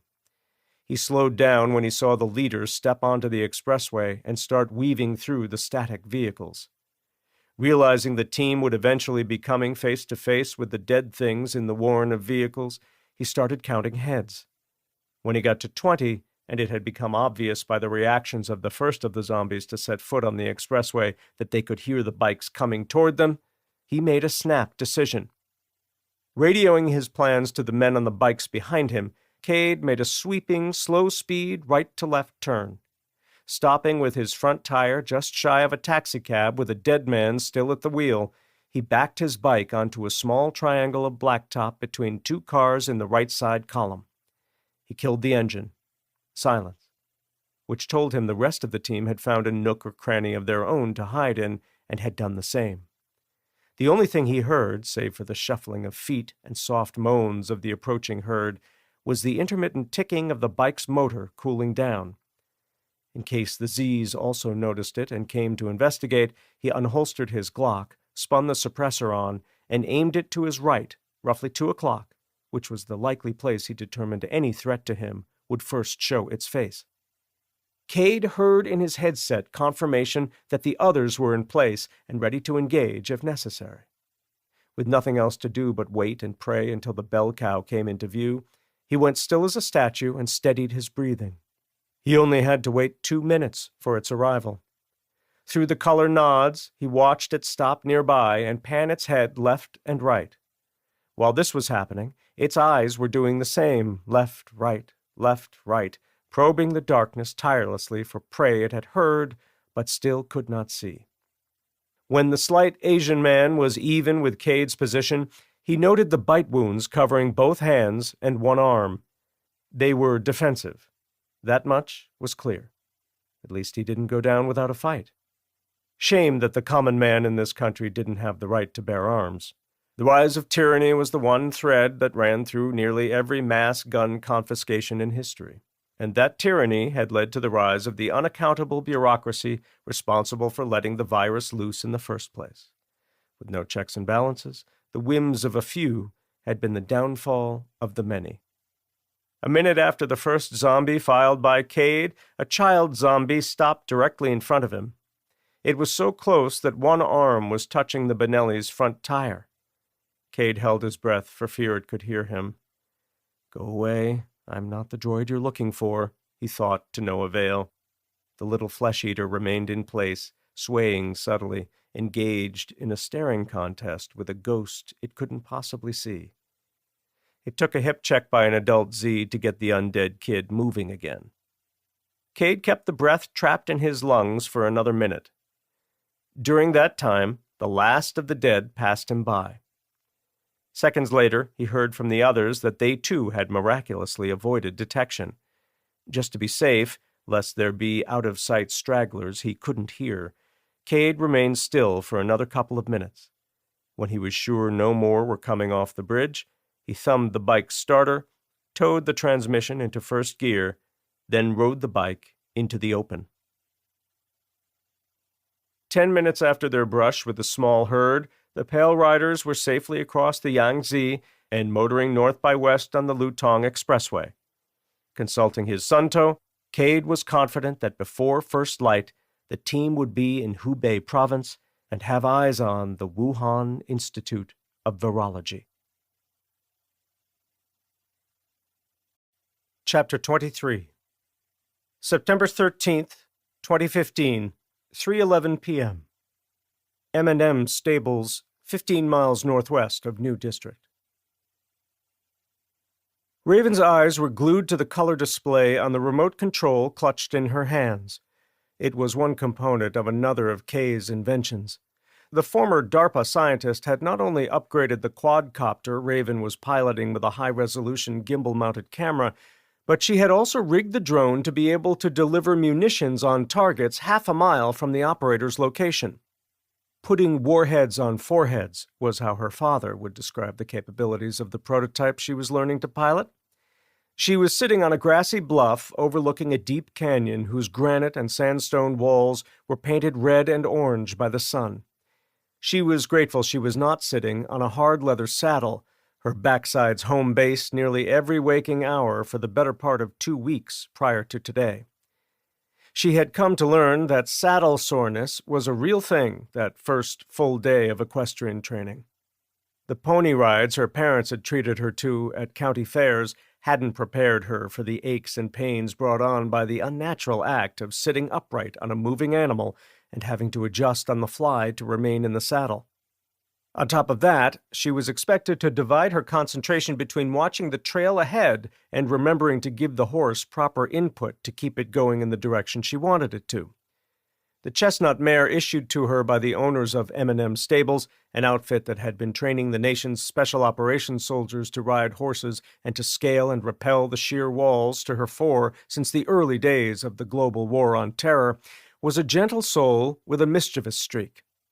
Raven had learned how to not only properly control a beast multiple times her weight, but she also was responsible for feeding and grooming Willow.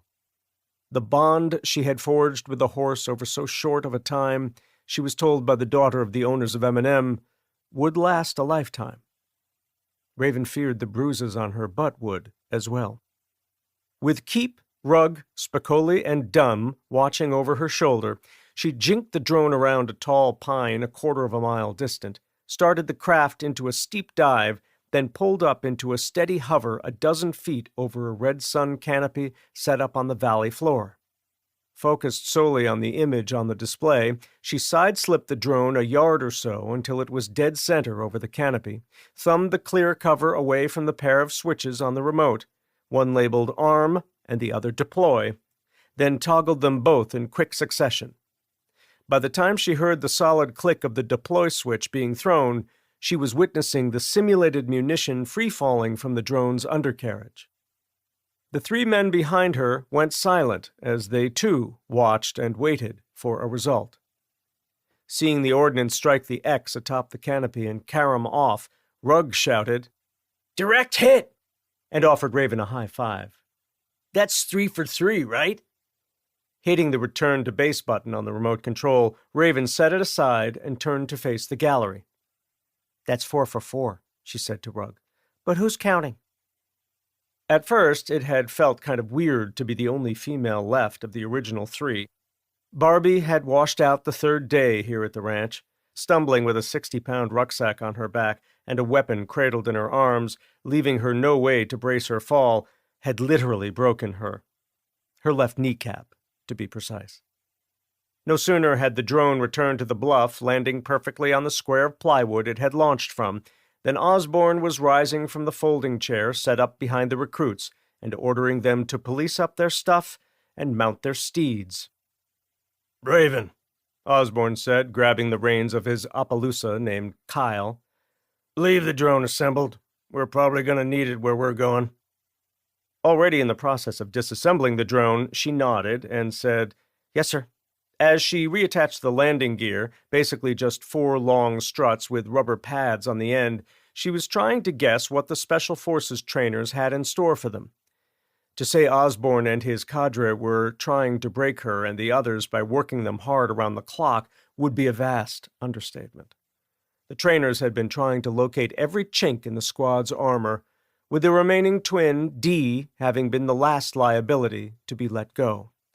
Dumb had shown considerable improvement since the negligent discharge incident, but he was still prone to sometimes needing to have orders repeated back to him to get a firm grasp of what he was being asked to do. Having to be told twice was dangerous to the entire squad when bullets were flying. That he was a crack shot, Raven surmised, was the only reason he hadn't yet been encouraged by Osborne to ring the bell and move on. Raven thought it strange they were pulling up stakes so abruptly.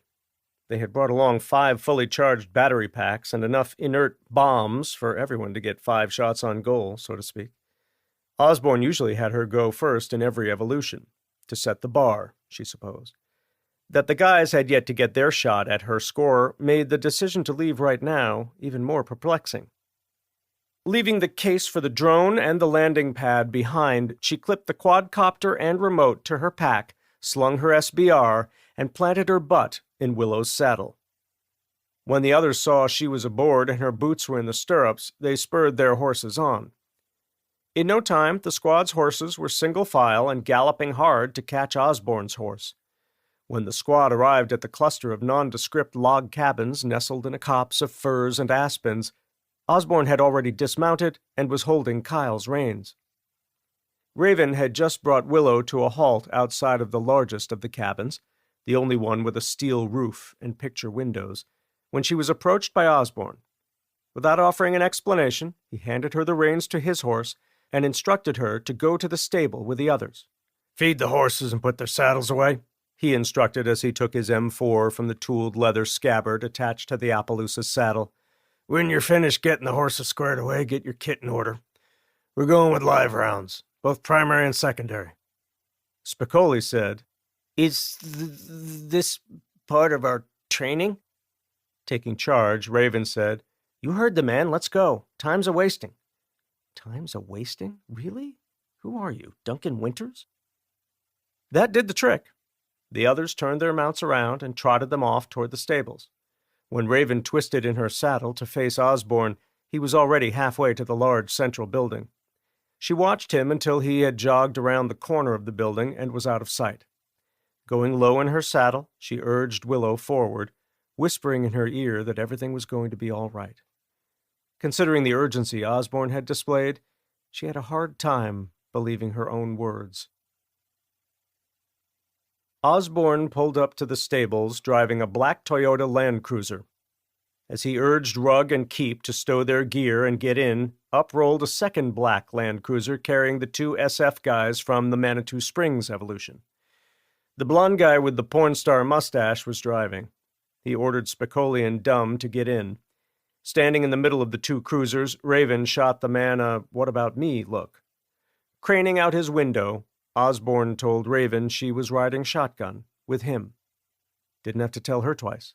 Since the upper half of the cruiser's rear hatch was already hinged up, she placed her pack in back with the others, being careful not to crush the drone. Being vertically challenged, like her late mom, to close the hatch, Raven needed to jump to get a hold of it. Climbing in and getting her seatbelt on, it was all Raven could do to not repeat what Spicoli had asked earlier. Seeing Osborne hustle the first time she could remember him moving with any kind of a pep in his step had her thinking this was not a drill. "Take the cotton out of your ears and put it in your mouth." It was a saying Duncan picked up at his AA meetings. Seeing as how her mindset going into training was to approach every evolution as if it were real, that's exactly how she was going to treat this curveball Osborne had just thrown at the squad. Raven's head snapped back as Osborne accelerated. He took the turn out of the ranch at breakneck speed, the Land Cruiser going into a power slide on the gravel road.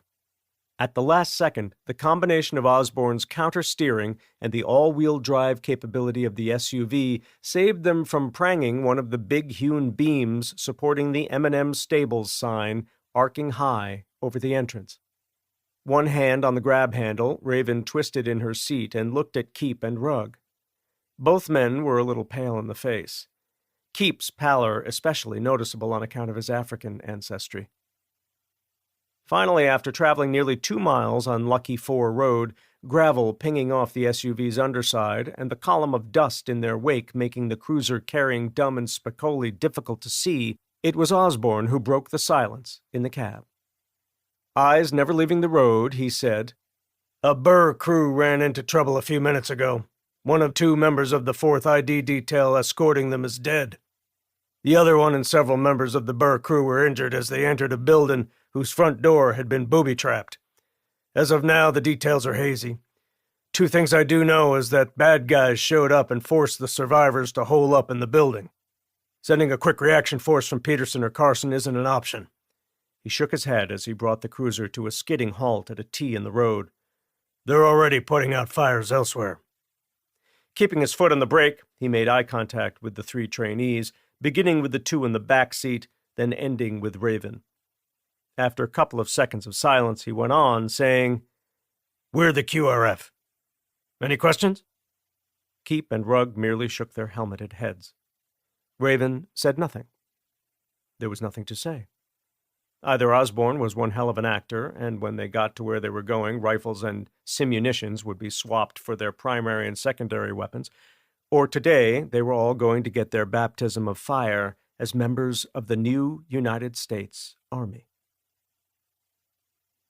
New District. Crouched down in the yard of an uninhabited home in North New District, Lowell Jenkins lowered the binoculars and looked at the man beside him. "You sure that's Duncan?" Sean Huber, his hand shaking noticeably, held up a sheet of paper on which Jenkins had taped multiple pictures of Kenny Rogers, Sam Elliott, and Richard Dreyfuss.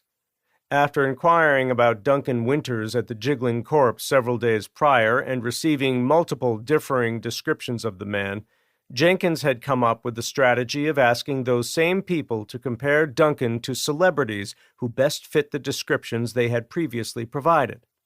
He had snipped the pictures from old magazines and tabloid newspapers he'd picked up at Lola's. Then, returning the day prior, he had spread some 1/10-ounce gold coins around to the bartenders and dancers, asking them to choose the best likeness to Duncan of the three. By the end of the night, most of the people queried had chosen Sam Elliott from the lineup. Comparing the man to the celebrities, Jenkins said, "That guy is a combination of all three of these dudes, don't you think? The hat is right. The boots, too." Scrunching his face, Huber said, "The guy you think is the Winters fella doesn't look quite as old as any of these guys on your little mugshot sheet. And we know from the journal that he's been living hard most of his life. He's been down bad since that woman of his died." He shook his head and stabbed a finger at the purple pickup in the driveway. "That rig wasn't around when Lily—" He swallowed hard, then went on saying, "I'm not sold that guy with a dog is him. I need some more convincing." "How much more evidence do you need? First off, his beard is a dead ringer for the one on the guy in this picture." Jenkins pointed to a photo of Kenny Rogers in The Gambler. While Huber was giving the photo a closer look, Jenkins had again brought the binoculars to bear and was taking another long look.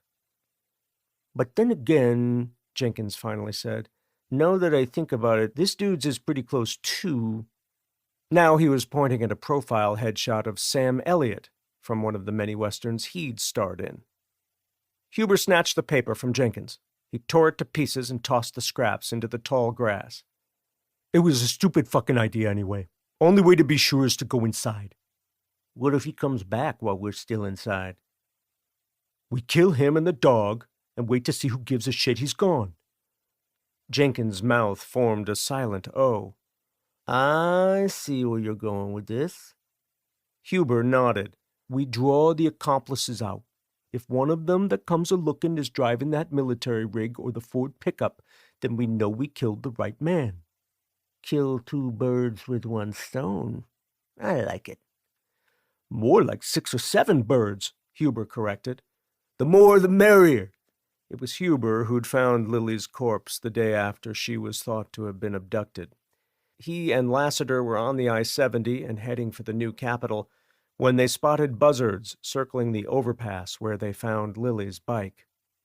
The cluster of big carrion eaters competing to get to something in the undergrowth prompted Huber to pull his Harley to the shoulder and investigate. The Harley's loud pipes scattered the birds. Parting the branches and getting an up-close look at what the carrion eaters had done to the woman he had hoped to one day bed had reignited in him the rage he had felt the night before when she had gone missing. The revelation had instantly elevated Bridger's order from go to the new capital and locate the owner of the diary and use him to find Lily to find the fucking owner of the diary and kill him and all of his accomplices. Jenkins withdrew an officer's model Colt M1911 semi-automatic pistol from the holster tucked in his waistband, gave it a quick press check to ensure a .45 ACP round was chambered, then said to Huber, "I'm going to do a little sneak and peek." "Put that thing away until you need it," Huber growled. "You never learn. Always showing your fucking cards."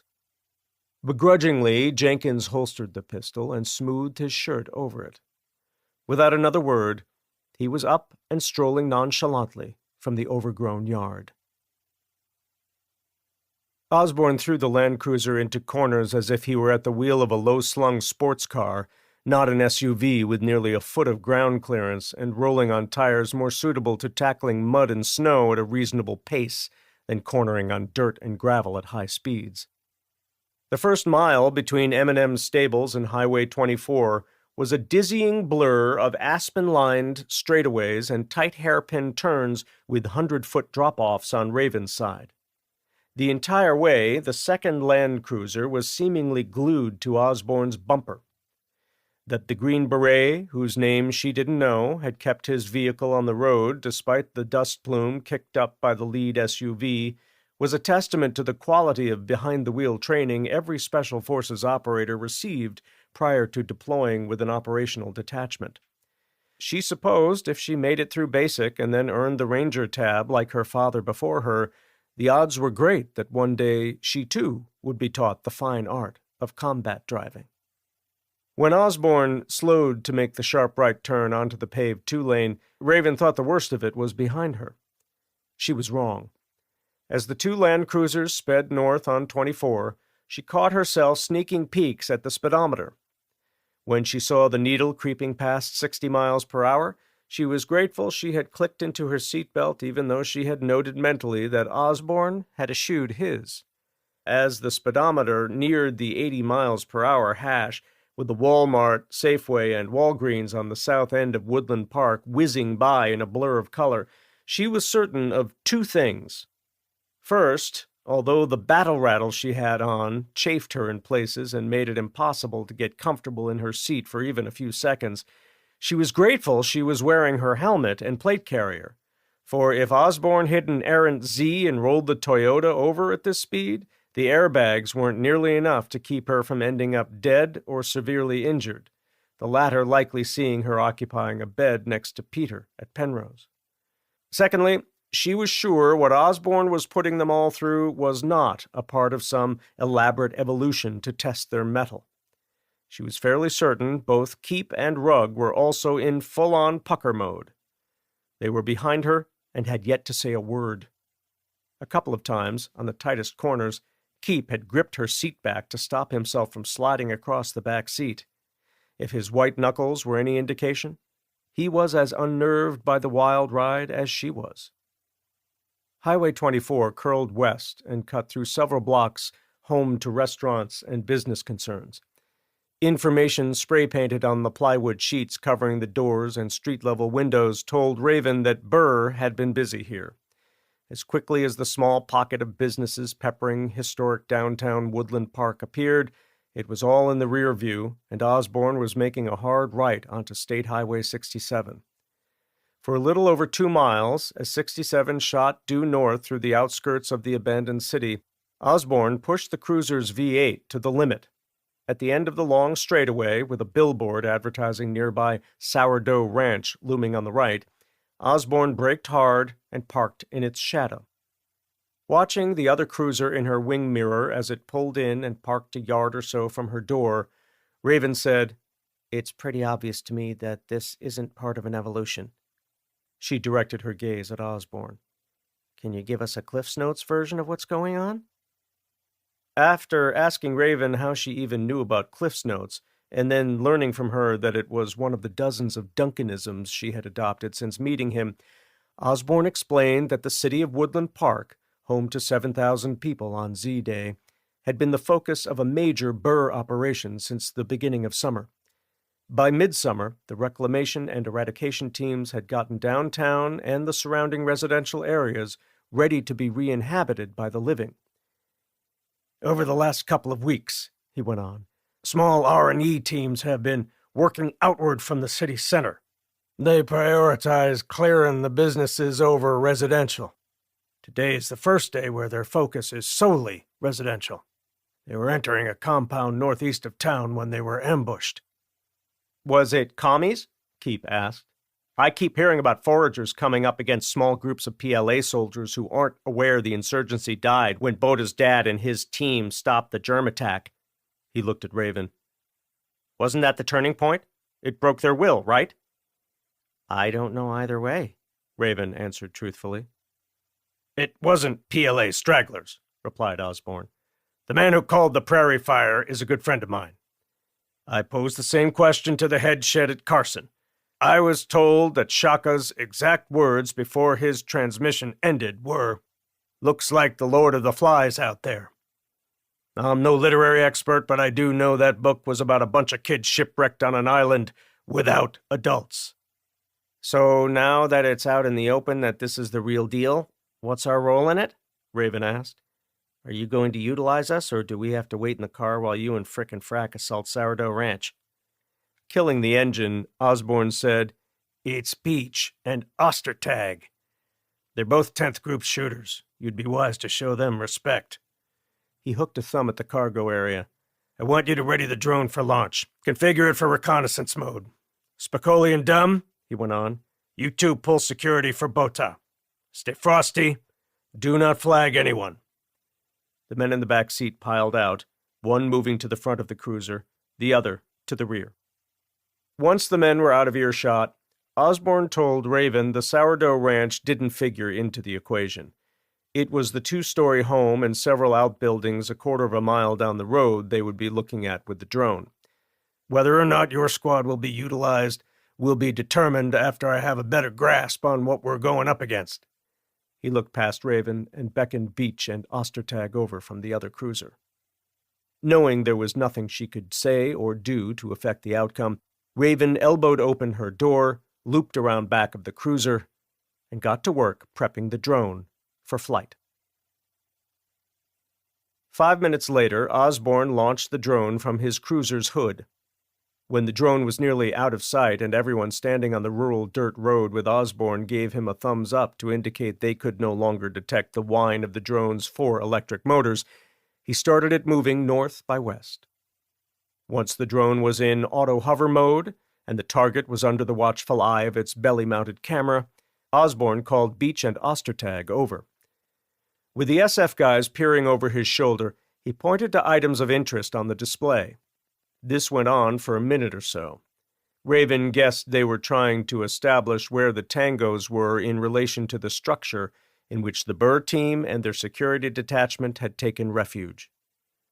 Finished with the recon, Osborne punched a button on the remote and set it aside. The SF guys hustled back to the second cruiser to finish getting kitted up. Osborne was stowing the drone in his cruiser when the SF guys returned. Beach was carrying a notebook. He called Raven and her squad over to the cruiser. When the 5 of them arrived, they stood in a semicircle behind Beach and watched as he drew on the open notebook, explaining himself as he went. Lastly, he drew a basic compass rose on the top right corner and turned his hastily rendered map around on the hood so that the N he had drawn in the compass rose was lined up with north in relation to their current location. Pointing, Osborne said, "North is just to the left of the copse of pines behind the Sourdough Ranch house. If you can see the spire with the weather vane on it, you're looking in the right direction." He had Raven and the rest of the squad turn and face him. He pointed to Raven, Keep, and Spicoli. "You 3 are coming with me. Weapons hot, booger hooks off the trigger until you need to destroy something. And that something is anyone who is armed and standing in our way of getting to our people." He looked from person to person as he said the next piece. "I don't care if you come up against a little kid who reminds you of your grade school pal Johnny. He will put a bullet in you faster than shit. Better him than you, understood?" Heads nodded all around. Next, he stressed radio silence. "Speak only when spoken to." Again, heads bobbed up and down. Lastly, he showed everyone on the map where the 2 teams were going to rally prior to enacting the next part of his plan. Beach called Rugg and Dumb over to the other cruiser. Pointing at Osborne, he said, "He's running the op. However, while you're with me and Tag, we're God. Understood?" The young men both flashed a thumbs up. Osborne extended his pointer finger and drew an invisible circle in the sky. Raven had seen it 100 times. It was a silent signal that meant they were moving out. And in case it was lost in translation to the new recruits, Osborne said, "We're Oscar Mike." After the combined teams had marched down the dirt road to the spot where they were to split up, he had them all pause there. "I don't want any of you to die on my watch, So heads on a swivel, and stay frosty out there. It was exactly what Raven would have said if she were in Osborne's boots. And she owed it all to her father, who was half a world away. Under her breath, spoken so softly that only she could hear, she said, "Stay frosty, Dad," and fell in behind Osborne as he slipped silently into a colony of mature aspen. Chapter 24. Wuhan, Hubei Province, capital city, People's Republic of China. The team sat on their roughly idling Benellis at the entry to Second Ring Road and stared at Hubei's capital city. Like every city they had seen up to now, it was eerily quiet. The only things moving were waterfowl clustered at the edge of a body of water whose name Cade didn't know. It looked man-made. So far, he had noticed the CCP had been concerned with how everything looked to outsiders. Great care had been taken to ensure building facades and landscaping were pleasing to the eye. The way some of the buildings were already deteriorating suggested to him the same care didn't extend to build quality. Mired in the mud near shore was a large group of zombies. Cade guessed they were initially drawn into the knee-high water by migratory birds that had already moved on. It was not lost to him that this was the place Omega originated. He checked his watch, 5:11 a.m. He did a quick calculation and determined it was 3:11 p.m. where Raven was, nearly a full day behind thanks to the international dateline. His eyes misted over when he realized 17 days was the longest stretch he had gone without seeing her since he was on deployment in the Stan. When he was still on active duty during the GWOT, being separated from his family for months on end was a regular occurrence. To say it was a strain on them all would be a vast understatement. Cade's wife, Brooke, had been the glue that held the family together, but that was nearly 7 years ago. Raven was 10 and still naive to how man treated fellow man. And now Brooke was gone. Never in a million years did Cade think an extinction-level event would lead to the death of his soulmate and propel him back into the service of his country.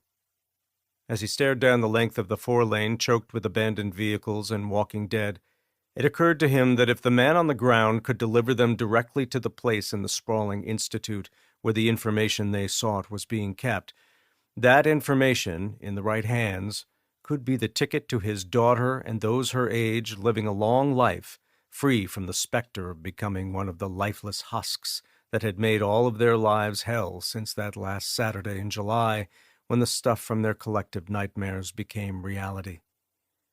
If he had to give his life to make it happen, that was a sacrifice he was willing to make. The team had been on their bikes for nearly 10 hours non-stop since leaving the warehouse. Most of the time was spent speeding along expressways, many devoid of vehicles, and walking dead for unbelievably long stretches. They had jumped from the G3 to the G50, then, after staying on the G50 for roughly 200 kilometers, during which the 4-lane took them through cities and villages alike, they merged onto G70.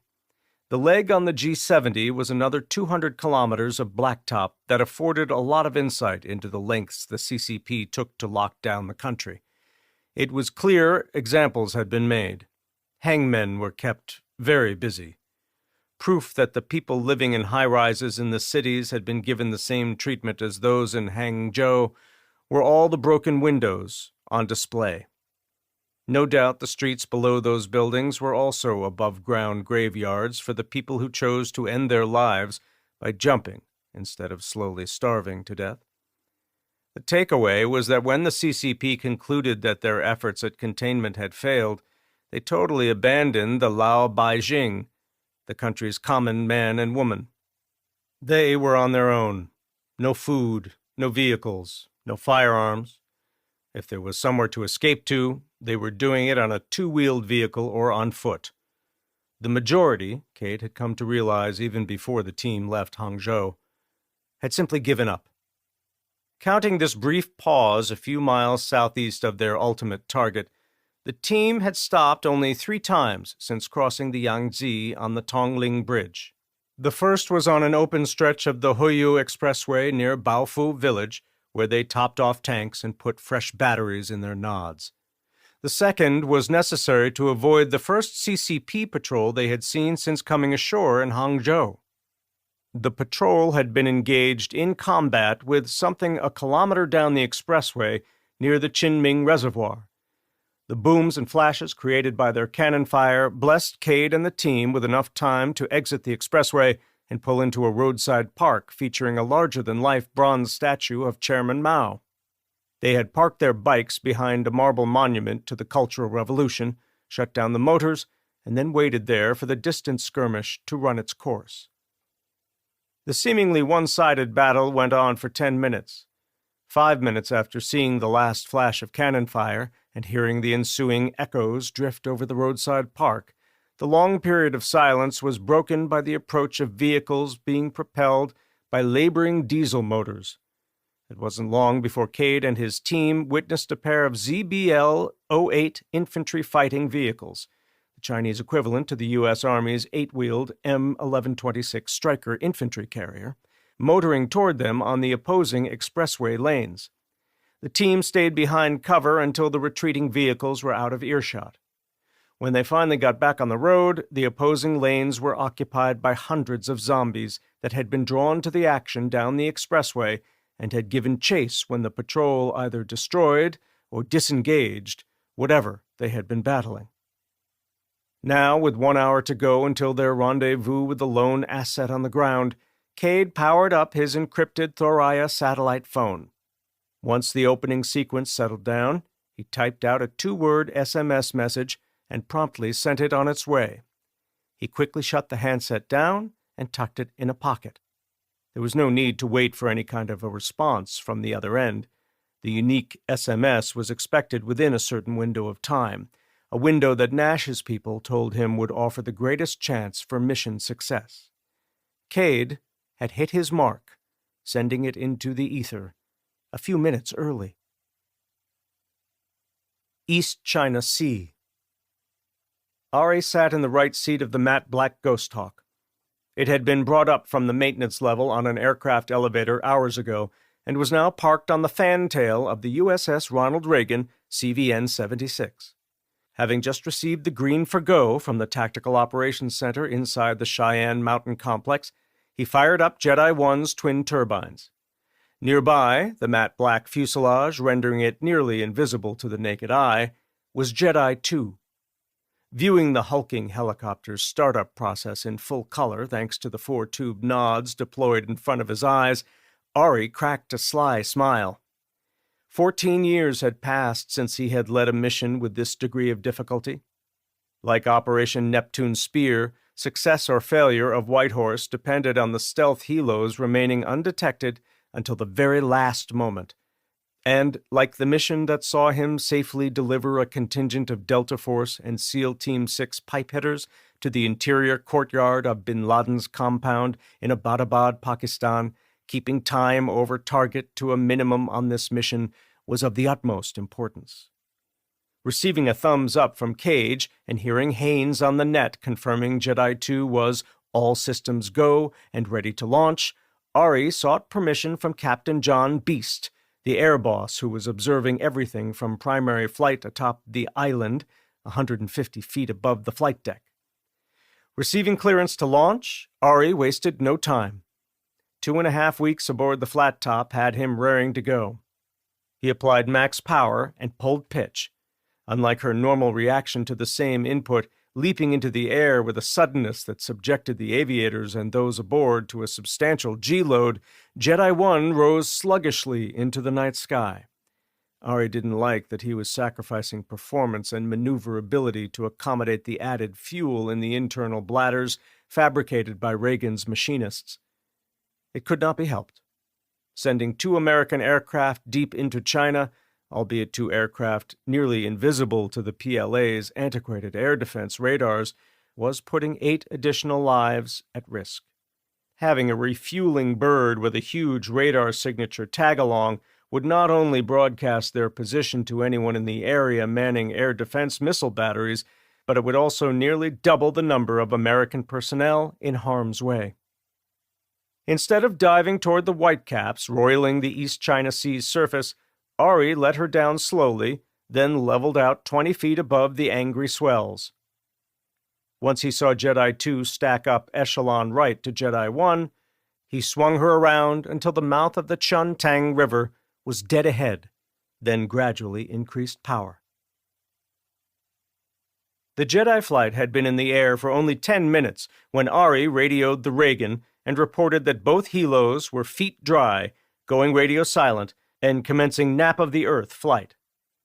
What he didn't articulate to the air boss was how eerie it had been to approach a country once populated with more than 1 billion people that was now entirely dark. No cooking fires flickering out there, no candlelight dancing off walls behind windows of the homes built along the coastline. Even Shanghai, off to the right, a major metropolis whose light pollution was once visible from the International Space Station, was totally dark. The outlines of the many skyscrapers the only indicator it had once been home to millions of humans. That Ari was viewing it through the full-color nods did nothing to alleviate how surreal it all was. He didn't dwell on it long. Keeping to the flight plan while constantly adjusting altitude to clear unforeseen obstacles was going to require his utmost attention.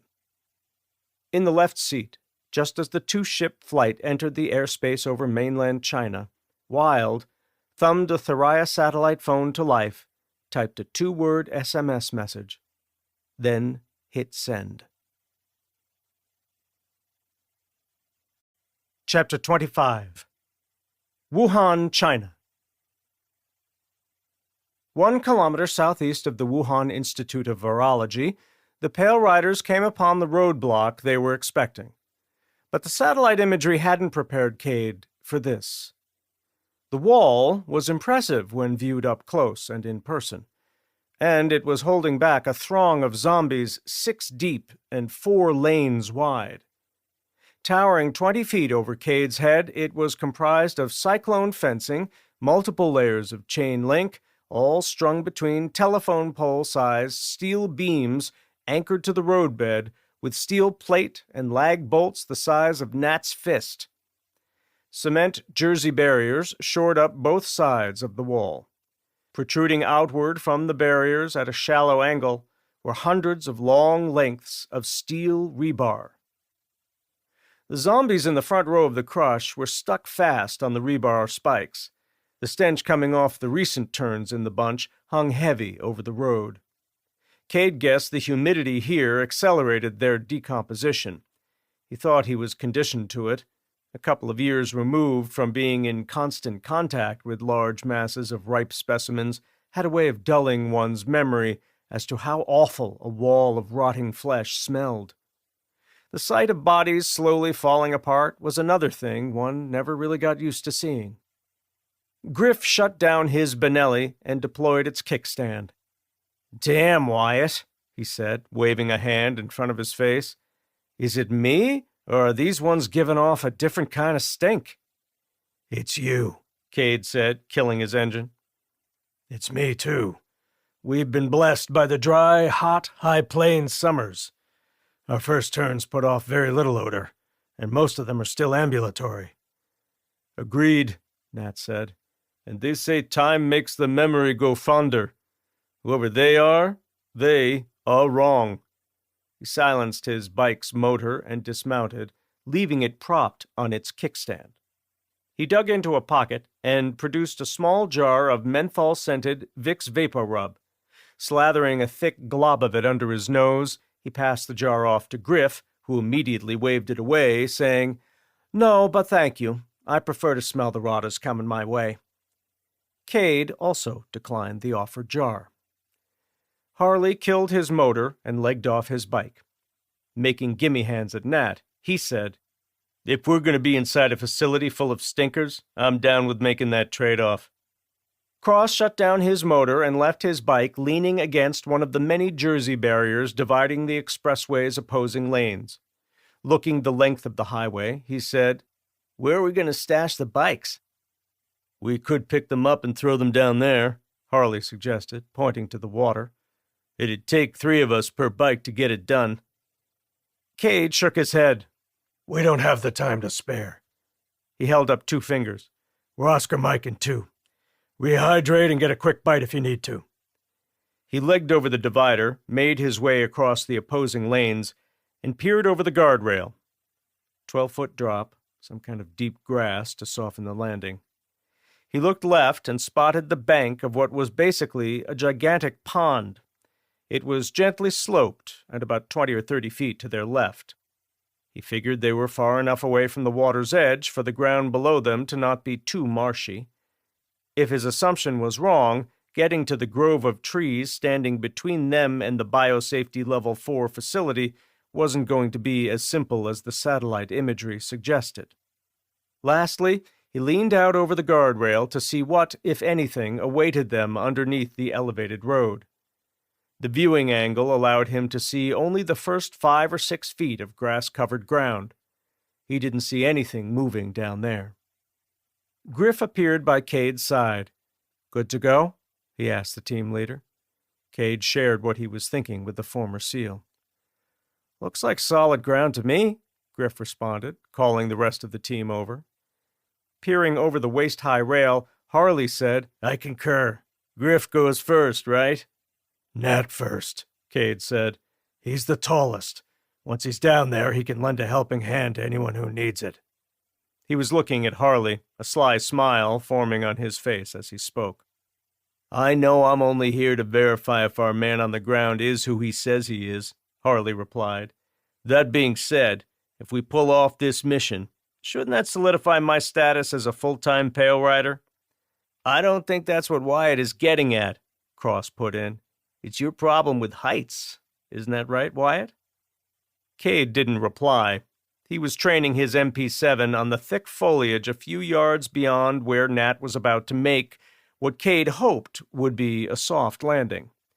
A sprained ankle would surely blow their timeline. A broken ankle would be catastrophic to the mission's success. After removing his pack and handing the Mark 46 to Griff, Nat legged his near 300-pound frame over the guardrail. To his right, the zombies behind the barrier were moaning and making that soft wind-through-wheat sound first turns were known for. Without comment, he gripped the rounded top of the guardrail and let his body hang.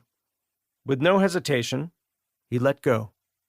As the big man dropped to the ground below, Griff and Cross trained their weapons straight down, each covering one of Nat's flanks. If anything lurking underneath the elevated roadway made a move on him, it was their job to eliminate the threat. Meanwhile, Cade was keeping his eyes glued to the tree line. If he had been watching Nat, he would have seen the man make a near-perfect 3-point landing, a landing his daughter's boyfriend would have classified a superhero landing. Instead, Cade remained vigilant until the rest of the team had transferred their gear down and had joined Nat on the spongy ground below. Now that it was Cade's turn to go over the rail, he cleared his MP7, pocketed the round, put the weapon on safe, then passed it over the rail to Nat. He did the same with his pack. Taking one last look at the 5 bikes, a moment during which he regretted there was no way to dispose of the only evidence they were here, he legged over the rail, hung from both hands, then, when Nat told him to let go, he did just that. He experienced free fall for a half of a second before Nat caught him under the arms and lowered him gently the rest of the way to the ground. No time to waste, Cade shrugged on his pack, took the MP7 back from Nat, chambered around, and threw off the safety. The ground underfoot was mud-covered with a thick layer of some kind of moss with the grass growing out of it. It made a sucking noise when he moved. Gesturing for Harley to come over, Cade said, I'm running point. You're next in line. I want you to be readily available when we make contact. I wouldn't want to accidentally smoke a friendly. He let the others decide their own marching order.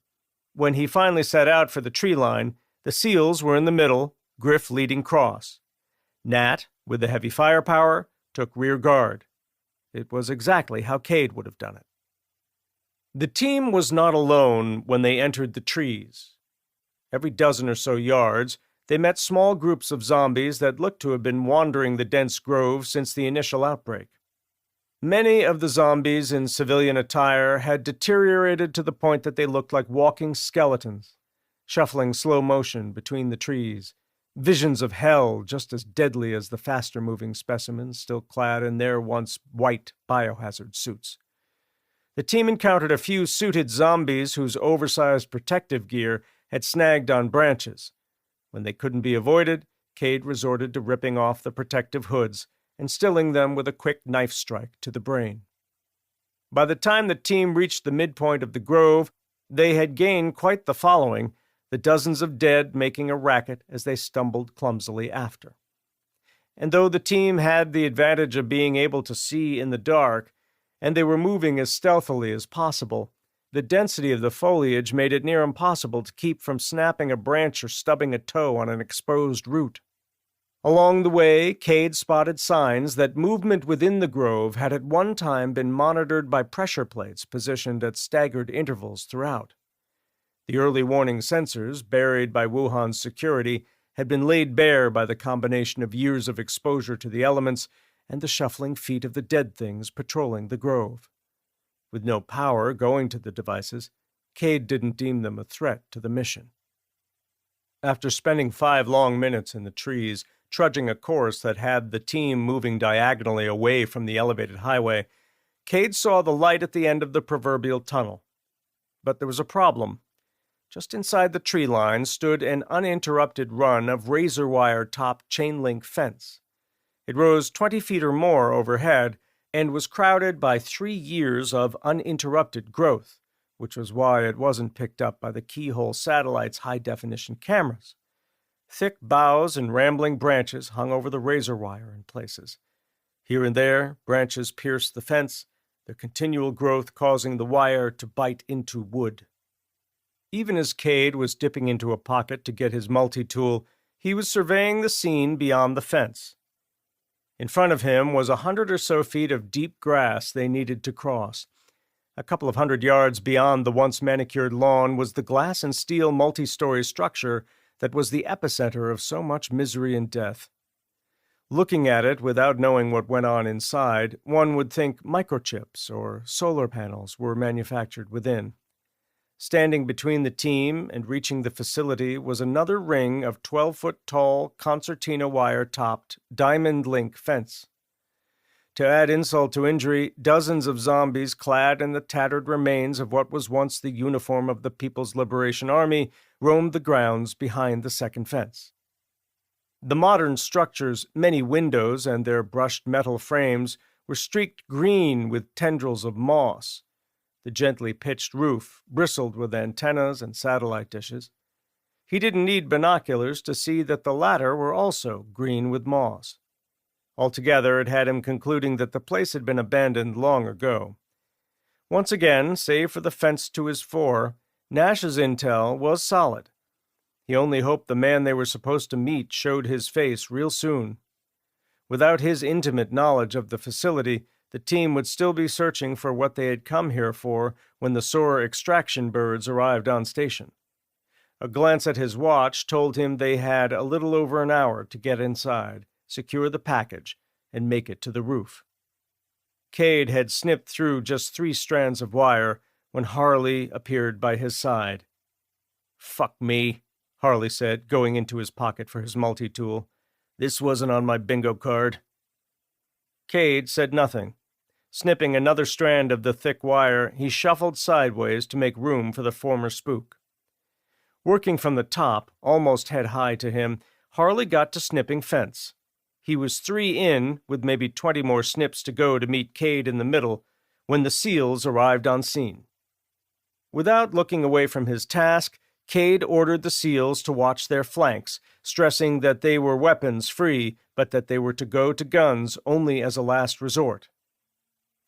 Suppressed or not, any amount of gunfire would alert the zombies behind the inner fence of the team's presence. "Same goes for Nat when he gets here," Cade continued. "We just need a couple more minutes to cut this opening." He grunted as he cut through another strand of wire. The Gerber was adequate, but the mini bolt cutter would be faster. Unfortunately, the modified tool was in Nat's pack, and time was not on their side. Nat was backpedaling when he caught up with the team. Unaware of the fence and that they were temporarily stalled, he backed right into a crouching Harley, causing the smaller man to rock forward and drive a shoulder into the fence, which in turn started it rattling. Cursing under his breath, Harley righted himself and got back to snipping. "They're coming," Nat warned. "It's a big herd. The bulk of them are still moving single file. A few are coming in through the trees to the left and right of us. The main group is still about 15 yards out." He let the MK-46 hang from its sling and drew his Gurkha. No sooner had he made the transition than the grove disgorged one of the Z's coming in from the right. A knockoff Raycal hazmat suit, complete with the ubiquitous biohazard symbols and a lot of Chinese writing, was clinging to the thing's badly decomposed frame. It still wore the positive pressure hood. Reacting to the Z's stilted gait, the hood wobbled back and forth, making the thing look like an emaciated bobblehead doll. Missing from the hood was the glass faceplate and the hoses that delivered scrubbed air from a battery-powered air-purifying respirator. The Z was a few feet from where the slow-speed breaching of the fence was taking place. Mouth agape, shark-like eyes locked on Harley, the Z got a gloved hand on his pack. Drawing Harley backward, the Z leaned forward, its toothy maw on a collision course with the back of the man's exposed neck. Nat brought the Gurkha down hard on a vertical plane. The recurved blade caught the Z's outstretched arm midway between the elbow and wrist, relieving it of the hand gripping the pack. Grunting, Nat swung the Gurkha around left to right, a sweeping horizontal backhand that culminated in the knife slicing deeply into the Z's craned neck, maybe an inch or so underneath its chin. A second mouth opened where the blade contacted putrefying dermis. The cut was deep and wide, leaving the severed vertebra visible. Mimicking a Pez dispenser, the creature's head hinged backwards, a few strands of corded muscle, the only thing keeping the head from toppling to the ground. Regaining his balance, Harley grunted his thanks and continued working on the fence. Harley and Cade were still several cuts from opening enough of a seam in the fence for Nat to fit through when Harley's multi-tool broke at the pivot point. "Fucking made-in-China shit," he spat, tossing the two pieces to the ground. Continuing to cut, Cade said, "Should have gone with Gerber. Made in America. Portland, Oregon, to be exact." The sound of feet slapping dirt could be heard coming from the grove. The dead were now breaking brush directly behind the team. A picket of juvenile trees just inside the fence on Griff's side shuddered as a pair of near-naked zombies ran headlong into the fence. Recovering quickly, they pivoted right and stared into the darkness, listening. Detecting the continuous clicks coming from Cade's multi-tool, the pair stalked along the fence, their dead eyes probing the dark for the source. Advancing to meet the zombies before they could get to Cade, cold steel tanto unsheathed and held in his right hand, Griff quickly halved the distance to the first Z. Finding a break in the foliage, he stopped in his tracks, turned sideways, and waited for the one in the lead to get within striking distance. The Z was barely a yard away, Griff coiled and ready to plunge the tanto into the nearest eye socket, when he heard a muffled gunshot and saw a lick of flame lance from the center of the bush to the Z's right. If it hadn't been for the nominal muzzle flash, Griff would have mistaken the report for a person muffling a cough. It was that quiet. A spritz of brain matter erupted from the zombie's head, painting the fence and foliage with shiny gray sludge.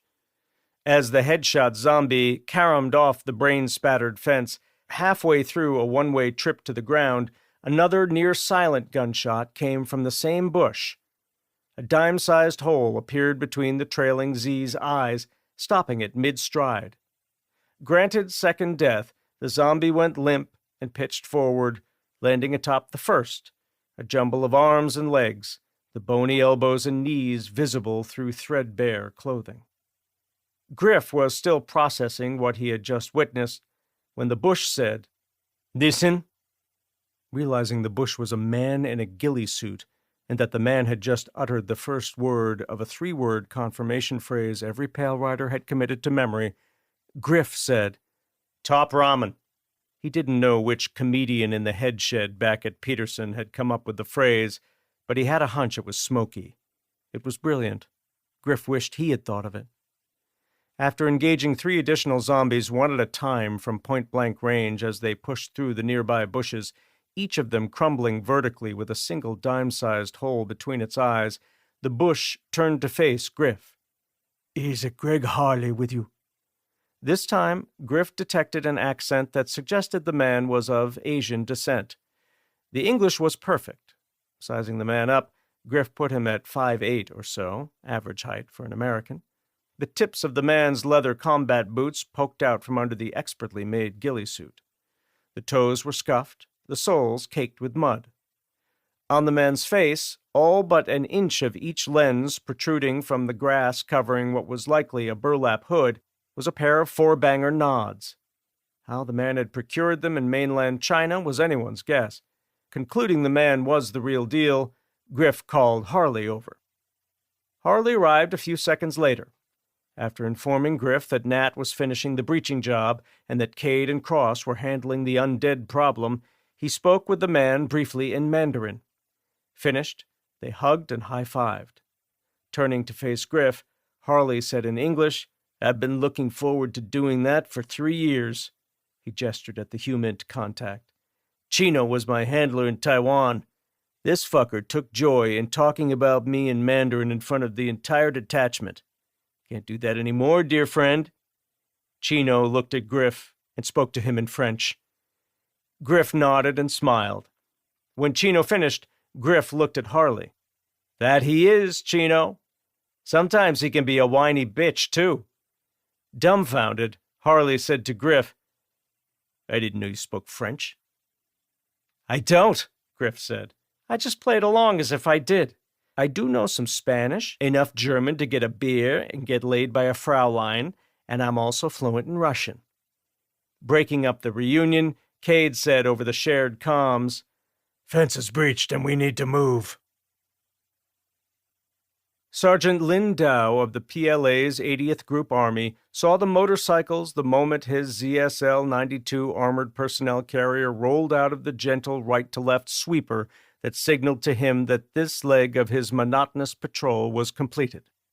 Lin wasn't looking forward to being jostled around in his commander's seat as his new driver conducted the necessary 3-point turn to get the 6x6 wheeled monstrosity pointing in the opposite direction. It wasn't much of a chore during the day. Performing the delicate maneuver while wearing 2-tube nods that severely restricted peripheral vision made the task difficult, even for an experienced driver. The 5 motorcycles parked at the roadblock instantly piqued his interest. Who did they belong to? Bandits? Looters? Whatever the case, the investigation to get to the bottom of it was a welcome change to a day-to-day routine that, at times, made Lin want to defect. But where would I go? Beijing? Impossible. To be allowed into the capital city, a sprawling metropolis that had been turned into an impenetrable fortress thanks to the rise of the Jiangxi, one had to be sponsored by someone in the Communist Party. The higher the sponsor's status and standing, the better. A product of China's one-child policy, Lin was the first of his family line to eschew the farm for the big city. He had thought that hard work and dedication would see him rise swiftly through the ranks and earn him a billet where he could find a wife and sire a boy. The family name would live on, and he wouldn't be a peasant farmer like his elders. But Lin's hopes had been dashed like those of so many like him. The Americans had seen to that. Their army had sent a delegation of their finest soldiers to compete in games against the best the PLA had to offer. It was said that the Americans had snuck out of their quarters and had unleashed the deadly virus on his people. The virus that had caused what had come to be called the Great Lockdown. The hamlets and small towns in China's countryside fared no better. There were now just scattered pockets of humanity out there. Save for wild animals, which had been nearly hunted to extinction, The rural areas belonged to the Jiangxi. His parents were either dead or had turned Jiangxi and were now roaming the land in search of human flesh. He liked to think that they'd been granted a real death and hadn't suffered. "What is it?" Corporal Ming called out in Mandarin from the troop compartment behind Lin. "Do you need us to dismount and clear out some Jiangxi?" The 3 other conscripts in back with Ming sat forward on their seats, awaiting either the order to come from their commander's mouth or the sound of the rear door motoring open to signal his intention. Anticipating the request to scan the perimeter, the man in the gunner's seat, a teenager from the north province of Shanxi, started his turret moving. The question snapped Lin out of his trip down Nightmare Lane. "I don't know," he said truthfully. Hearing the whirring of the turret motor, he made a mental note to give young Shen Jing extra rations. Bucking protocol, Lin flipped up his nods and switched on the APC's external floodlights. Judging by the gleam of the paint and high luster to the chrome, the bikes had either been kept indoors and the owners were meticulous in their upkeep, or they were fresh off the showroom floor. As fast as society had fallen to the Jiangxi, leaving enough of everything but food to go around, Lin went with the latter. Like the rapper whose music he enjoyed, the African-American from Compton who had died of another virus that had cursed the world in the 80s, the lyric from his first big hit, "Throw it in the gutter and go buy another," was common practice of those who had survived this long in the Jiangxi apocalypse. Whereas vehicles were very difficult to come by before the lockdown, they were now discarded and replaced as casually as one would a chopstick. Checking the mirrors and seeing nothing moving on the elevated roadway, Lin started the rear hatch motoring open. "Ming, Ho, join me on the road," he ordered. "Liao, Ren, set up a security cordon." After reminding his driver and gunner to remain vigilant, Lin unbuckled his lap belt, grabbed the suppressed QBZ 95 bullpup rifle from the floorboard, then elbowed open his door. Sergeant Lin reached the motorcycles before the dismounts. He could feel the heat radiating from the bike's motors and exhaust pipes from a meter away. He touched the engine of the bike nearest to him. Still hot. The same was true for all the bikes. A quick check of the odometers was telling. They all showed the same mileage, give or take 1/10 of a kilometer. Wherever the gang had ridden their bikes, they had done so together. Lin told his crew what he had found. Directing Ming and Ho to follow him, he crawled over the highway divider, hustled across the opposing lanes, then stopped at the guardrail. Flipping the nods back into place, he peered over the edge. He saw on the ground below, rendered in multiple shades of green, what looked to be deep indentations created by someone wearing enormous boots. It was clear that the person had dropped down from the road. Moving away from the initial point of impact were more boot prints. They were all smaller than the first. Because the people responsible had walked off in single file toward the faraway tree line, from this distance Lin couldn't be sure how many individual sets of boot prints he was looking at. With each bike capable of carrying a rider and passenger, there could be up to 10 trespassers heading for the facility he was tasked with guarding. Lin ordered his men to wait on the road while he sprinted back to the APC, where he got on the vehicle's VRC-83 and radioed his findings to his commander, who was holed up in an old police station in nearby Zhuaogan. He held the handset against his ear and waited for new orders. Finally, after a minute or so, those orders came through. Smiling, he repeated everything he had heard back to his superior on the other end. Replacing the handset, he said to his driver, "Extinguish the lights. Stay put and monitor the radio." Speaking to the kid in the turret, he went on, saying, "Eyes and ears open, Shen. Do not shoot at ghosts in the dark." Once everyone was on the same page, Lin exited the cab, made his way around back, and took a coiled 30-foot rope from the troop compartment. Grabbing a couple of extra magazines for his rifle, he exited the APC and closed the rear hatch. Joining the dismounts on the road, he told them the good news. They were going to get to hunt the living for a change. Chapter 26. As Raven threaded through the aspens flanking Sourdough Ranch to the west, she was relying not only on her eyes and ears, but also her sense of smell. If there was one constant in the zombie apocalypse, it was that mechanical noises, explosions, and gunfire were the siren songs for the undead. 30 minutes out from all three of those things occurring less than 200 yards to her fore, the explosion and gunfire likely the main draw, assured her that not only was contact with breathers with bad intentions in her near future, but so was an encounter with the walking dead.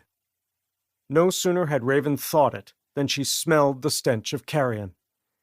Osborne was also aware of it. He looked back at her, pointed 2 fingers at his eyes, then made a stabbing motion to their left, about 10 o'clock relative to his position.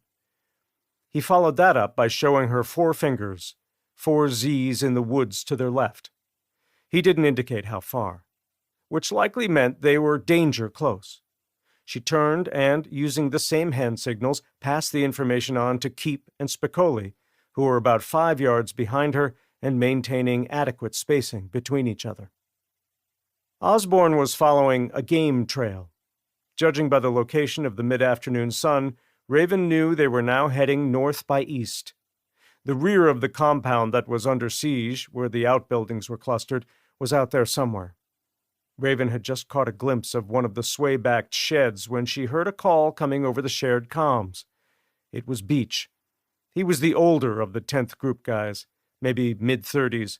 He was muscular, olive-skinned, and hairier than any soldier she had ever met, even her father's friends who had been deployed multiple times and had let their hair and beards grow long so they would blend in with the locals. She guessed Beach's heritage was rooted somewhere in the Middle East, or maybe Greece. Don't speak unless you're spoken to. So Raven listened to the brief sitrep, then kept her mouth shut. Beach relayed over the radio that he and Ostertag had eyes on the target, but had yet to make contact. Raven had first seen Ostertag during the initial evolution outside the wire.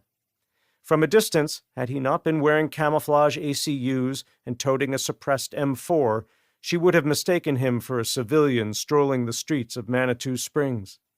Up close and out of uniform, he looked more like one of the desk-bound Burr paper pushers than a 30-year-old veteran with multiple pre-Z-Day deployments to Iraq and Afghanistan under his belt. Osborne made eye contact with Raven. He said, "On me," and moved forward, resuming the same steady pace he'd adopted when entering the aspens back by the dirt road where they'd left the land cruisers.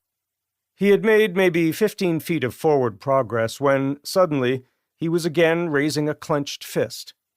Raven didn't see anything moving to warrant the pause. Only thing she smelled now was pine.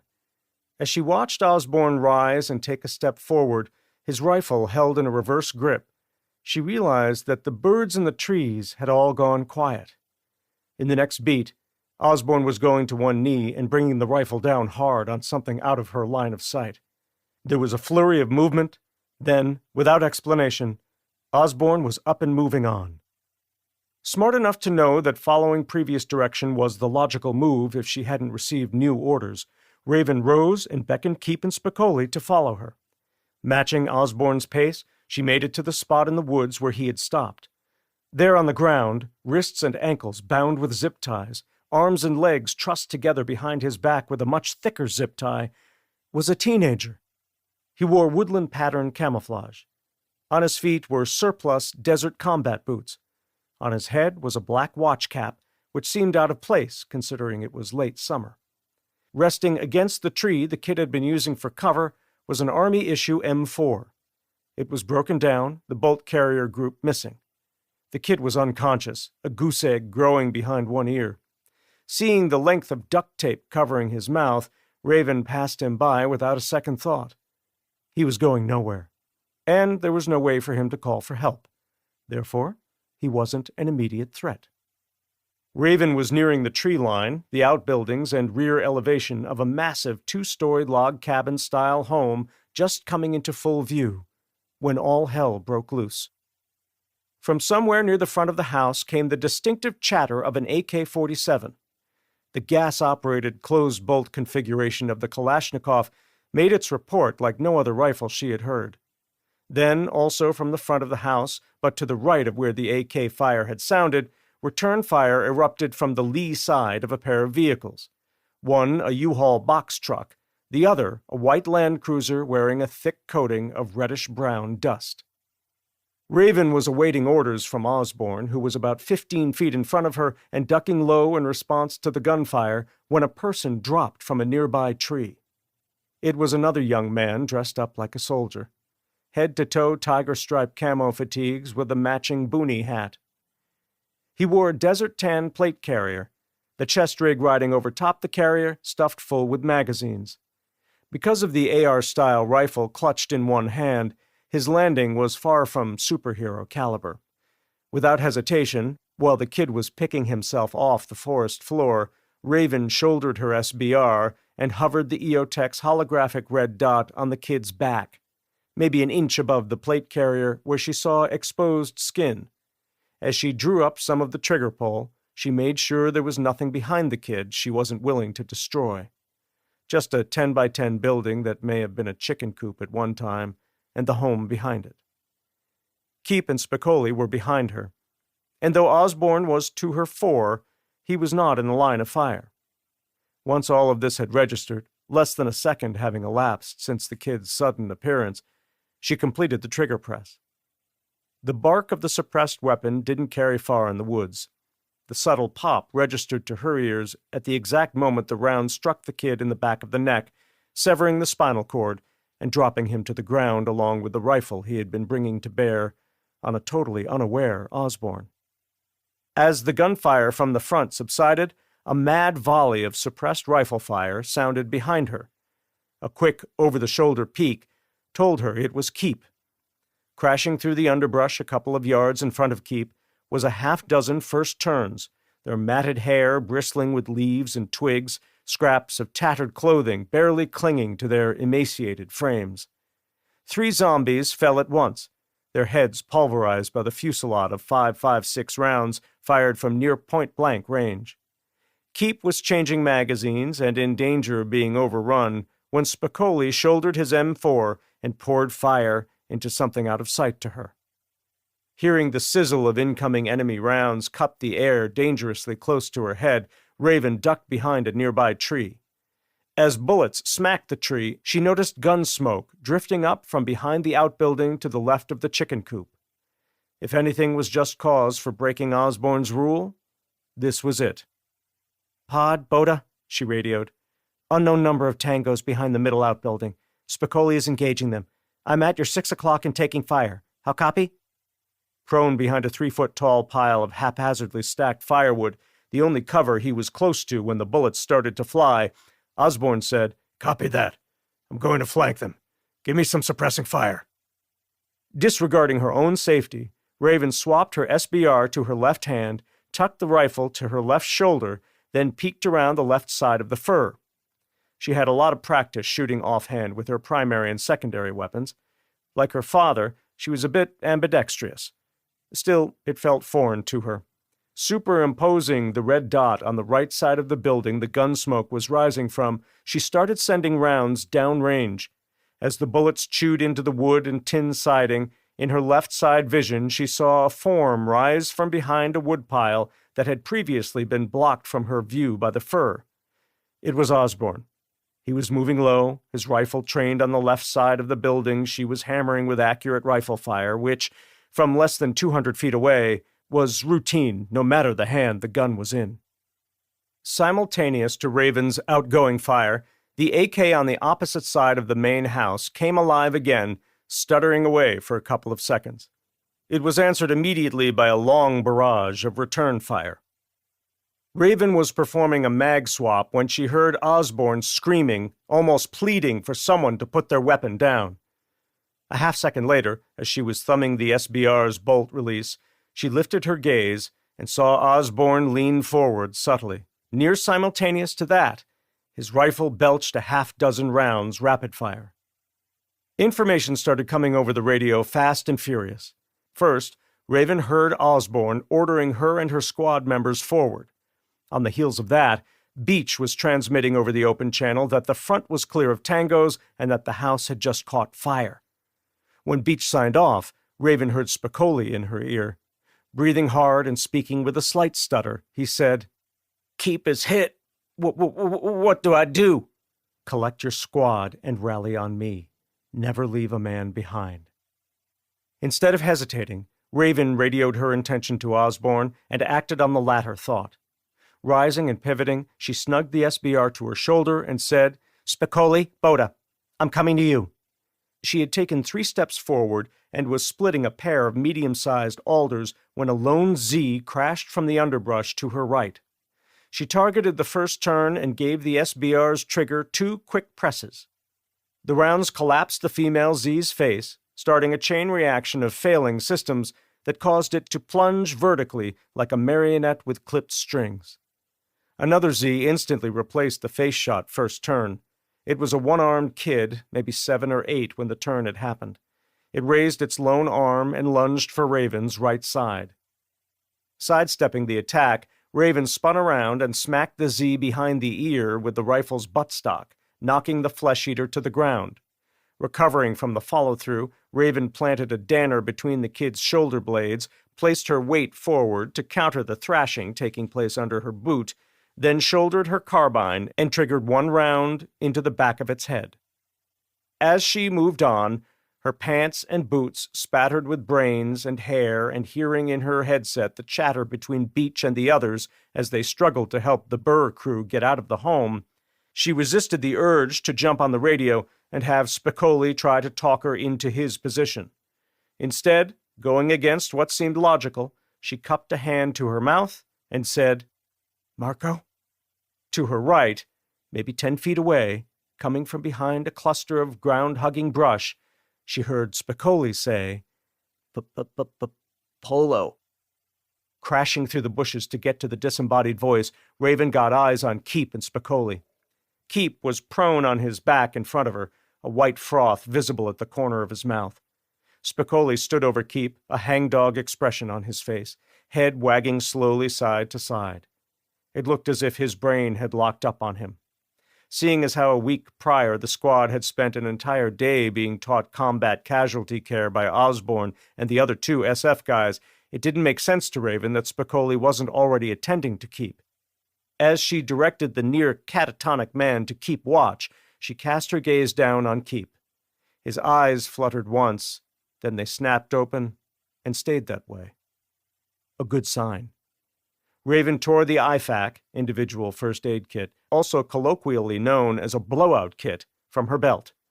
Returning her attention to Spicoli, she asked him what happened. "They caught us out in the open. He's hit in the right side," Spicoli choked out. "Did you forget what we just learned? March? Pause?" Spicoli said nothing. Right then, Raven decided she could not trust the man with her life going forward. Raven stripped off Keep's chest rig. She quickly ran her hand underneath the man's body armor on the side facing her. Rolling him over, she did the same on the other side, her hand finding hot blood seeping from a tiny hole down low on his rib cage where a bullet had entered. She also discovered a second hole an inch or 2 in front of the first. It was larger and ragged around the edges. A good thing. It was an exit wound, which meant he had escaped the damage a bullet tumbling through a human body was capable of inflicting. Something sharp was protruding an inch or so from the exit wound.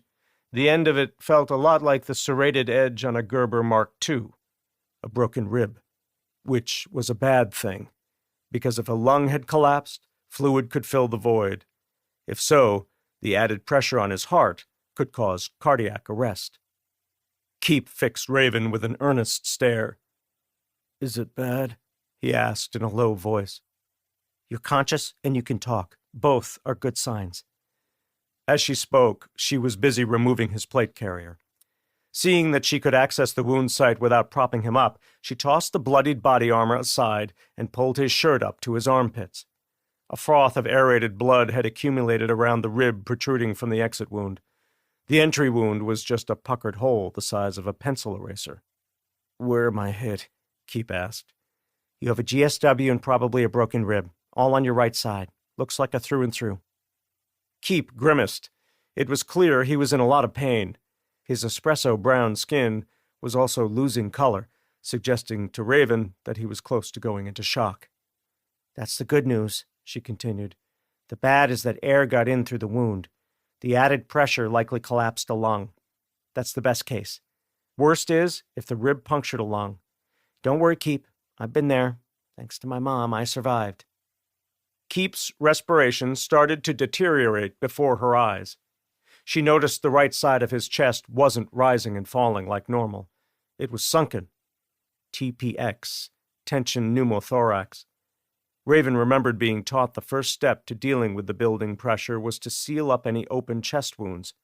She searched the contents of the blowout kit for a vented chest seal. Finding what she needed, she tore open the sterile packaging and used the kit's surgical scissors to cut the seal into 3 unequal parts, 2 larger than the other. Peeling the adhesive backing off the smaller piece, she placed it over the entry wound. She prepped the other 2 pieces, then pressed them around the protruding rib. "So you got shot in the chest?" Keep asked through pursed lips. Raven shook her head.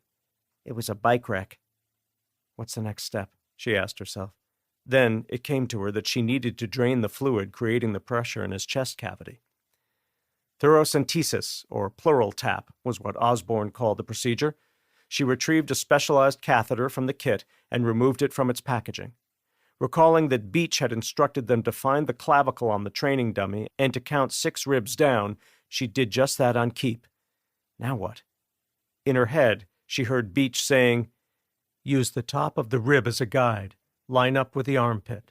Press that finger between ribs 5 and 6. He had called it the 5th ICS, whatever that stood for. Push the catheter in, and then press it up or down? In her mind's eye, she saw Osborne demonstrating the technique. He had inserted the catheter, and then he had angled it up to penetrate the pleural cavity. What she was having to do, with very little training, had her thinking about the kid doctor whose name she couldn't recall. It was something like Dougie Hoover. She had the whole series on DVD.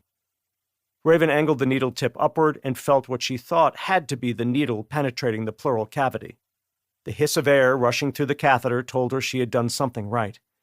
Neither of these things had occurred when she was practicing the technique on the dummy patient. Pull the needle out of the catheter before you roll the patient on their side, Beach had warned. Raven removed the needle, leaving the tube in place. Then she rolled Keep over onto the side with the affected lung. The instructors called this the recovery position. It was supposed to allow the one good lung to inflate as much as possible. Almost immediately, Keep's color improved. He said, "This is what your mom did to you?" "I don't remember," she said truthfully. "It happened a long time ago, in a land far away."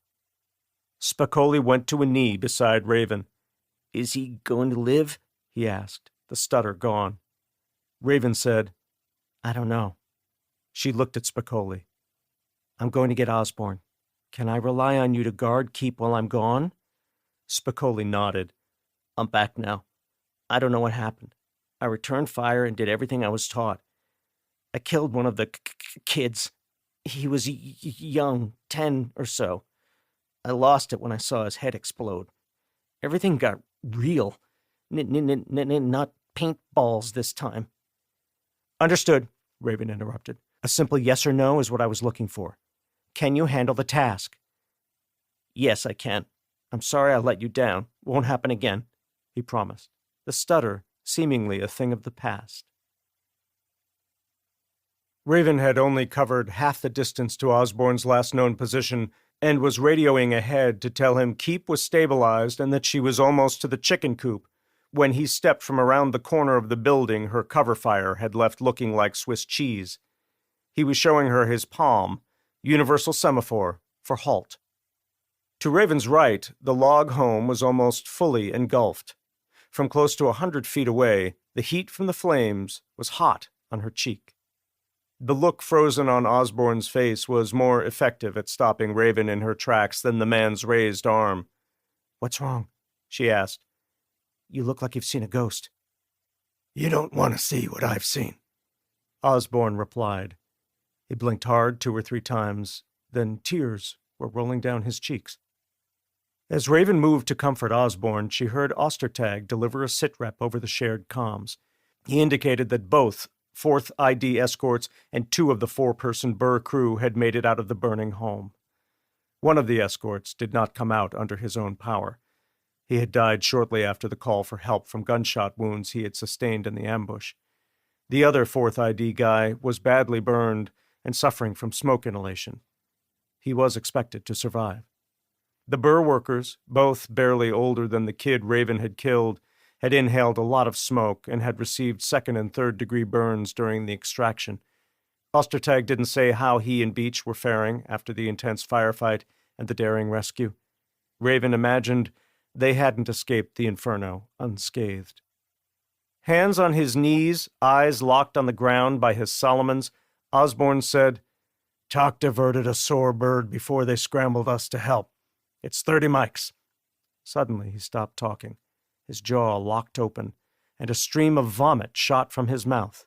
It kept coming until there was nothing solid left in his stomach. He heaved a couple of times and then spit.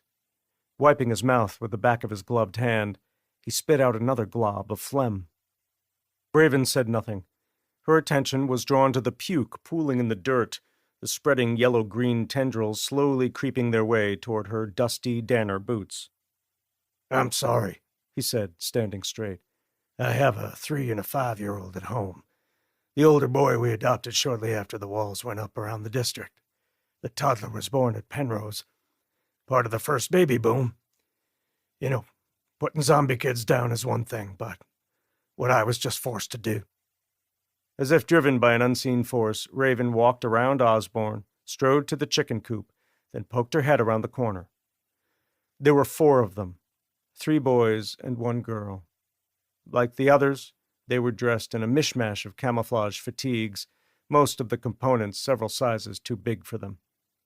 Child soldiers. They were all so little, the oldest maybe 11 or 12. It was clear that not only did Osborne's fight mode kick in, but so did his training. Every one of the little corpses had taken at least 1 round to the face. The one that had been the recipient of a double tap from Osborne's M4 had no face. Early on, it had been imperative that aiming for center mass had to be unlearned by every soldier from National Guardsmen to Tier 1 special operators.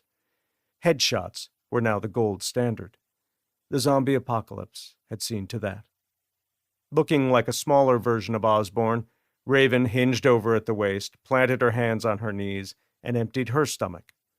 It was the first time in a long time for her to succumb to the tickle in the back of the throat. She was plagued by a weak stomach and an easily triggered gag reflex those first few days after the dead had begun to rise.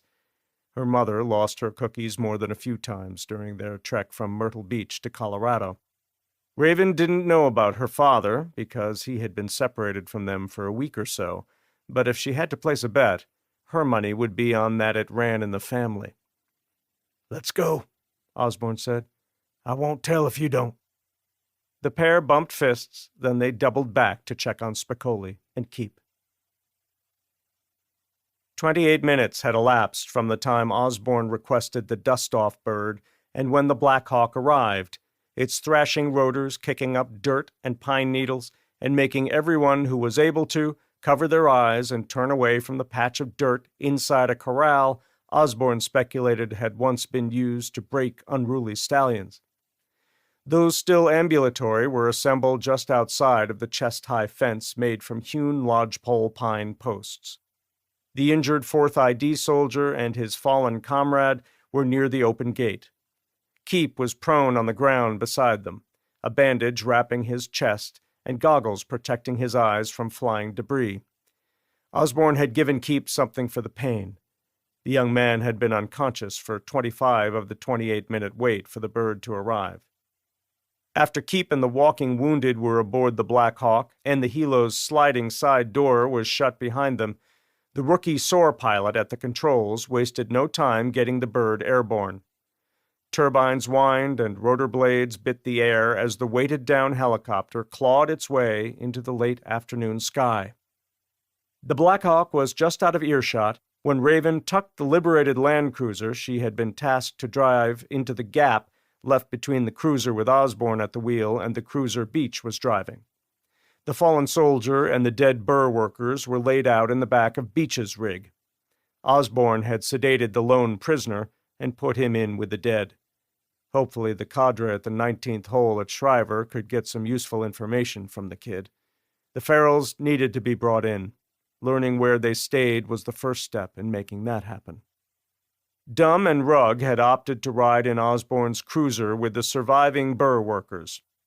Beach and Ostertag both had nothing but good things to say about how the pair conducted themselves. That nobody was flagged was a huge step in the right direction. Raven and Spicoli had the liberated SUV all to themselves. Raven was following Osborne onto Highway 24 when Spicoli finally spoke. "I bet you're wondering what Pod had to say when he pulled me aside," he said with no stutter. Raven nodded. "It had crossed my mind. For some reason, he didn't bring up me ringing the bell. He did say he understood my reaction after I shot the kid. It was strange that he didn't say why." Raven knew why. Since she'd vowed not to speak of it, she kept it to herself. Tucking the Land Cruiser in close to Osborne's bumper, the three-vehicle convoy keeping to a 60-mile-per-hour clip, she said, "And there's no broomstick of shame in your future?" Spicoli shook his head. "He gave me a second chance." Looking at Raven, he said, "I'm sorry I got rock brain. I can't promise it won't happen again, but I'll do my best. Think you can give me a second chance?" Since her personal policy was to always rely on herself for her own well-being, a trait her father drilled into her, and considering how being forced to eliminate the feral kids had affected a seasoned combat veteran like Osborne, she decided to give Spicoli the benefit of the doubt. Without taking her eyes off the road, she said, "My mom liked to say everyone deserves a second chance. I think I'll take her advice, Rafe." That seemed to remove the weight of the world off the young man's shoulders. For the rest of the drive, as they talked about the old world and the new, Spicoli's stutter remained a thing of the past. Chapter 27. Wuhan, China. After a brief introduction during which Harley painted the team as a tight-knit group of highly capable Tier 1 shooters, Chino had led the team from the unexpected fence hidden in the tree line through the sea of knee-high grass beyond the fence, across a field of moss-covered pavers, to the vehicle turnaround fronting the Wuhan Institute, where a 12-foot-tall, hurricane-proof, razor-wire-topped fence awaited. Just inside the fence, surrounded by barren cement planters, was a lone flagpole. The flag of China had fared no better than the country's population. Run to the top of the pole long ago, all that remained was a few inches of tattered crimson fabric. Soon after the team arrived at the fence, they began to discuss with Chino the best way to get inside the facility. It wasn't long before the dead trapped inside the inner fence heard the muted conversation and came over to investigate. Ignoring the approaching Z's, Cade tried the Gerber multi-plier on the fence. He quickly learned it wasn't going to work here. The wire was double the thickness of the chain-link fence they had just breached. He pocketed the tool and called Nat forward.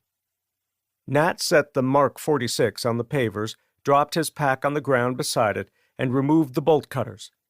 As he went to work cutting a hole in the fence, Chino took it upon himself to take care of the dead. The pistol he used on the Z's earlier was a .22 caliber semi-automatic that Cade had never seen before. Stationed in Seoul, South Korea, as a Green Beret in the late 90s, Chino had already been dipping his toes into the clandestine services. Recruited away from his operational detachment Alpha team by the Seoul chief of station, he found that he liked operating as a lone wolf more than a single cog in the big green machine. Though he swore he would never cross the line and give his allegiance solely to the firm, when his handlers and the 7th floor at Langley continued to give him a longer and longer leash, with the help of his old ODA, he faked his death and went to the dark side full-time. Chino walked the fence line until he was a safe distance from the work occurring on his right. Running the suppressor designed specifically for the pistol along the fence, Chino began to talk softly under his breath. He always spoke Mandarin around the Jiangxi. In this country, he noticed it got a different reaction from the dead than it had when he was in Tokyo shortly after the emperor, his wife, and the royal's 2 kids were killed by their head of security. The longtime friend of the family had been infected with Omega and had successfully kept it hidden from everyone, even the men under his command, until it was too late. That one was a mess. By all accounts, their horrific deaths had affected the population's psyche greater than Fat Man and Little Boy. While Chino was away taking care of the zombie problem, Cade had removed a thermal erosive cutting torch from his pack, assembled the 14-inch long cylindrical device, and snugged it between the magazine pouches on his chest rig. The portable cutting tool designed by a private sector company and refined by the same DARPA employee responsible for the Screamer program was going to be needed. Powered by a cartridge containing a unique thermite material, the torch put out a 4,000-degree Fahrenheit flame that could cut through a 3/4-inch steel rod. Fitted with the supplied penetrator charge, the compact device could punch a hole through half-inch steel plate. It was a wonder the submarine commander had let them aboard his boat. If one torch didn't get them through the steel plate welded across the front doors, they had 4 more at their disposal, one of which Griff was in the process of readying in case it was needed. Seeing that Nat was almost finished breaching the fence and that Chino had completed his task and was hurrying back, Cade checked his watch. Close to an hour had passed since they left their bikes at the roadblock. Since they were still trying to maintain radio silence, especially where the Jedi flight was concerned, Cade took out the Thuraya and entered the unlock code. New SMS message was emblazoned on the screen. He read the message twice, then checked his watch again.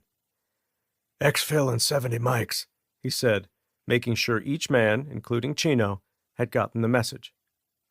Gesturing at the tech torch Griff was shoving into a cargo pocket, Harley said, "Think one of those will do the trick?" Griff said, "One will most definitely free you of your chastity belt, playboy. Sad that your lady friend doesn't trust you going out without locking up your one-eyed trouser snake." Catching the tail end of the statement upon his return, Chino cocked his foliage-covered head and asked someone to fill him in. "Griff's just jealous," Cross put in. "He hasn't been laid since Operation Enduring Freedom." Griff flipped his fellow frogman a one-finger salute. "We got a job to do," Nat said, stepping between the warring parties. Once everyone had policed up their gear and weapons, Cade ushered them through the breach, keeping one half of the fence peeled back until the last man was through. Addressing Chino's unanswered question, Cade said, "There is no chastity belt, Chino. Greg doesn't have a better half." He stepped through the opening and let the fence flex back into place behind him. As he went about securing the breach with zip ties, he went on, saying, "Greg's attention span only allows for one-night stands." Entering the arena when his men were sniping at each other was uncharacteristic for Cade. These things always worked themselves out. When the bullets started to fly, or when confronted with large numbers of Z's, Pale Riders were all business. Now, with Chino in the fold, Cade's reason for interjecting was solely to lighten the mood. After all, they were about to enter a building likely teeming with undead. Kaisi Lake, its waters calm yet foreboding, was a blur underneath Jedi 1. The SMS message Ari had just relayed to the Pale Riders, an economy of words that got right to the point, was followed almost instantly by a shrill warning tone filling the cockpit. The culprits were the trio of red dots appearing on the map of China splashed across the glass touchscreen display. Near instantaneously, the Helo's electronics suite had detected the 3 search radars and identified them as JY-14 air defense radar. They usually came paired with surface-to-air missiles formidable against most aircraft. The stealth Helos were not most aircraft. Ari decreased altitude by half and coaxed more power from the bird's twin turbines. He didn't radio the Ghost Chinook, keeping pace off his right side. It wasn't necessary. Jedi 2 came equipped with the same early warning radars as the Ghost Hawk. A quick glance out the cockpit window told Ari that Haynes had already followed his lead. While the larger helo was less maneuverable, its advantage in the power plant department more than made up for it. The JY-14 SAM sites were spread out across the right side of the map. They formed an inverted triangle, with the point to their south just outside of Beijing. Unless they strayed too close to it during their egress, it could be avoided. The site on the top right was far enough away that it posed zero threat. It was the SAM east of the target that might come into play. They wouldn't know until they halved the distance to Wuhan. By then, the onboard fuel bladder would be nearly empty. Ari intended on flying nap of the Earth the entire last leg, over 100 kilometers of landscape dotted with multiple bodies of water and bristling with high-tension power lines. The power line locations were easy to predict. They usually followed roads in the city and suburbs. In the countryside, it was common for the taller towers to follow the path of least resistance, circumventing foothills and mountains by sticking to the valleys running between them. Flying low over smaller bodies of water was like playing Russian roulette. With nothing to keep their population in check, no doubt waterfowl were thriving here. The danger of a bird strike was real. Having already augured one ghost hawk into High Plains hardpan because of a bird getting sucked into a turbine, Ari made a mental note to keep his eyes peeled for organics on the ground. Though he felt the urge to break radio silence to warn Haynes, the man was no dummy. He had heard the story recounted many times over the years. He had drunk to the memory of those who had perished in the crash near Draper, South Dakota. "Adjust the next waypoint to take us around the Sam's Reach," Ari said to his co-pilot. "That will take us real close to Hangzhou and Yicheng. Be on the lookout for bridges and radio towers," Wild warned him. "Copy that," Ari replied, nudging the bird a few degrees left. Turning to Cage, he implored the crew chief to call out all signs of winged wildlife. "If it's just a few ducks on a pond up ahead, I want to know about them." He didn't need to offer a reason for the added vigilance. Cage was aware of the damage just one crow could do to an irreplaceable piece of machinery cutting the air just south of 200 miles per hour. New District. Duncan waited on the sidewalk in front of his home while Max scaled the first stack of cement stairs. He didn't want to be in the dog's peripheral vision and make him think he had to keep up. Though they were probably around the same age when dog ears were plugged into the equation, good old Max was worse for wear. He was having issues with his back and hips. The walk downtown and back had likely taken a toll. Only when the Australian Shepherd finally made it to the landing level with the elevated lawn encircling Duncan's place did the man follow, his old knees popping and cracking with each labored step up. Paused on the landing, with another 6 steps to go to get to the covered porch, Duncan gave the dog some words of encouragement. "You got your hairs cut, old boy. I heard the high-speed, low-drag look is in these days. Might have to take you to the dog park and see if you can attract a bitch or two." He patted his pockets, searching for his keys. "Dang nabbit," he said. "I left my keys at the groomer's. Can't say I'm sore about it, though. Gives me an excuse to go back and chat up the cutie who gave you your new do." He chuckled. "And if I'm being rigorously honest, I'd have to tell you I'm not at all unhappy that I left him there." Max locked eyes with Duncan. "You still got it, Max. You hit the lady dogs with that blue and brown-eyed gaze, they'll be begging you to take a ride." Realizing he was having a full-blown conversation with a dog, and feeling as if someone was watching, Duncan looked over his shoulder. Nothing. The street was clear in both directions. Nobody walking toward town. No other dog walkers in the vicinity. "This way, boy. I got a spare key hidden in the side yard." He followed the cement walk around the corner of the house. Weaving his way through a small army of garden gnomes, he stopped at the only one wearing a red hat.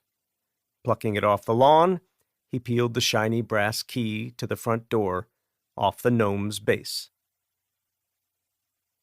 Huber lowered his binoculars and turned to Jenkins.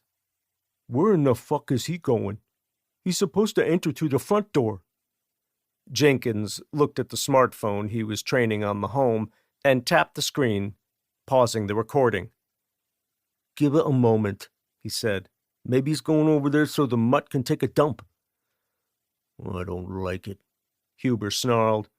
"If we would have stayed in our first hide across the street from the fucker's place, we'd still have eyes on him." "What would you do if you could see him? Tell me that," Jenkins shot back. "Last I checked, we don't have a sniper rifle, and neither of us is going to pop him from across the street with a pistol." Huber took a deep breath. "Did you enjoy being locked up?" he said. "I sure the fuck did not. The chocolate chip cookies tasted like bologna sandwiches. Being told what to do 24 hours a day, every day. No women. I'm pretty sure the new bitch of a president loves implementing the death penalty. She was not so soft on crime when she was in Congress." Okay, Jenkins said. "You made your point." After Jenkins had exited Duncan's home, he'd kept nagging Huber until he relented and allowed them to relocate down the street. 4 houses north of where they'd been when they'd positively identified the old guy. Now, Huber was worried that they would face the mayor's wrath if they didn't get confirmation the deed was done. At best, they'd be sent out to Lyman to pull watch for a few weeks. Worst case, Bridger would make examples of them, show the others that failure was not an option. He'd either feed them to the rotters or, if he was feeling charitable, the mayor's Rhodesian Ridgeback hounds would eat well. "He's back," Jenkins said as he lifted the phone up and tapped the record button. "Turn that thing sideways," Huber said, grabbing Jenkins by the wrist. "Bridger prefers landscape." "How'd you forget? You going senile on me?" Huber let go of the man's wrist and lifted the binoculars to his eyes. He didn't say a thing as he watched the Duncan guy urging the dog to climb the porch stairs. There was a chair and table on the porch beside the front door. He had to admit, no matter how tall the lift kit or big the off-road tires, the guy with the white hat and country and western attire didn't look like the type who would drive a purple pickup. Jenkins provided running commentary. "He's going for the door. He's sticking a key in the lock. And now he's going in." There was a puff of dust and smoke. The explosive clap came a half-beat later. When the smoke wafting off the porch dissipated, all Huber saw through the binoculars was the debris field on the steps and sidewalk. If he hadn't been gripping the binoculars with both hands to keep the image steady, he would have clapped them together and done a little jig. It felt good, knowing he'd had a part in avenging Lily's death. 1 down, and how many to go? Jenkins kept the video rolling. A minute after the explosion, the man and dog lying on the porch still hadn't moved. "I've seen enough," Huber said. "They're dead." Hearing voices and footsteps coming from up the block, Jenkins swung the phone to the left and zoomed in. He just caught the tail end of a couple of young people coming out of a home down the street. The man was a redhead. The woman was a looker, slim, firm, and with dark hair, cut just the way he liked it, real short. "Let's go," Huber insisted, tugging Jenkins deeper into the bushes that was their new hide. Reluctantly, Jenkins stopped recording, zipped the iPhone up in a pocket, and followed Huber through the backyard to a garden shed where they had propped the mountain bikes they had stolen from in front of a place called Lola's. Chapter 28. Wuhan, China. "What didn't these bastards weld shut?" Griff said, passing his tech torch to Cade. He took the used torch from Cade and threw it as hard as he could. It hit the ground near the driveway north of the building, bounced twice, then rolled up against the inner fence. The front doors to the Wuhan Institute had been welded shut and then fortified with steel plate. The green-tinted rectangular windows on the ground level were high up on the building's front facade. If one could get to them and break through the thick panes of security glass, only a child or a very small adult would be able to wriggle through the narrow opening. The building was adorned with just enough architectural details to suggest it housed anything other than the government-run BSL-4 laboratory where gain-of-function research on deadly pathogens had gone on unabated since 2003. Metal plate over the front doors notwithstanding, the seal around them was damn near hermetic. The under-the-door probe remained in Cade's pack.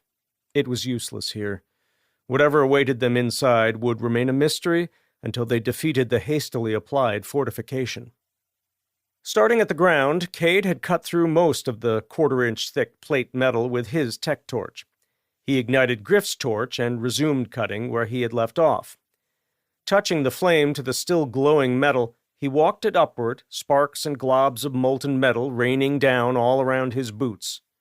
From start to finish, when the seam he was cutting reached the top edge of the 6x6 square of plate metal, 15 minutes had elapsed.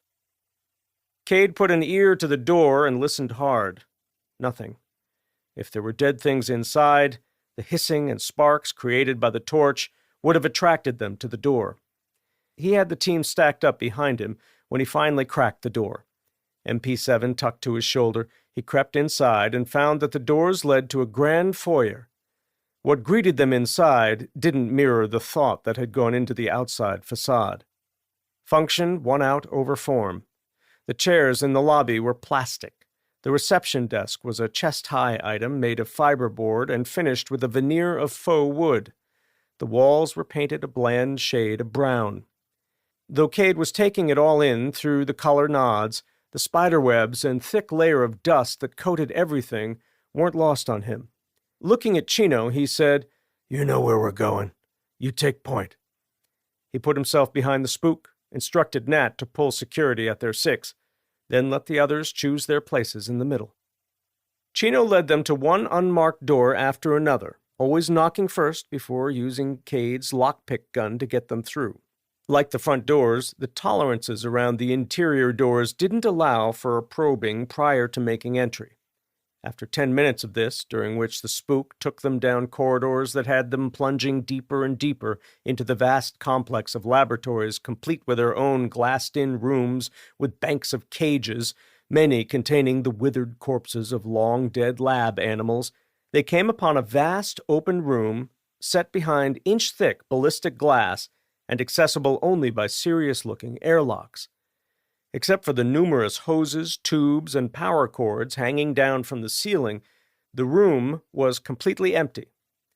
Visible through the layer of dust on the floor were miscolored areas of tile where large pieces of equipment had been removed. Griff halted midway down the hall. "Is this where the eggheads were doing their evil? If so, looks like a dry hole to me, Chino." Cross said, "No computers, no shelves of books and binders. What happened here?" Cade stopped and peered into the vacant room. "This can't be the only lab." Chino paused only long enough to answer the questions. To Cade, he said, "You're right, Grayson. But this is the one where the bulk of the work was being conducted. The experimenting on humans happened on the lower levels. They kept that under lock and out of sight. As soon as the genie was out of the bottle, the adamant denials by the CCP began. When the whistleblowers started coming out of the woodwork, and word began to spread worldwide that the virus originated here, the army swooped in and sterilized the operation. Shortly thereafter began the finger-pointing and accusations. The U.S. Army spread it. No, it came from a wet market, or someone got bit by an infected bat. But they were too late, Harley chimed in. Your person on the inside already had the receipts. What happened to him?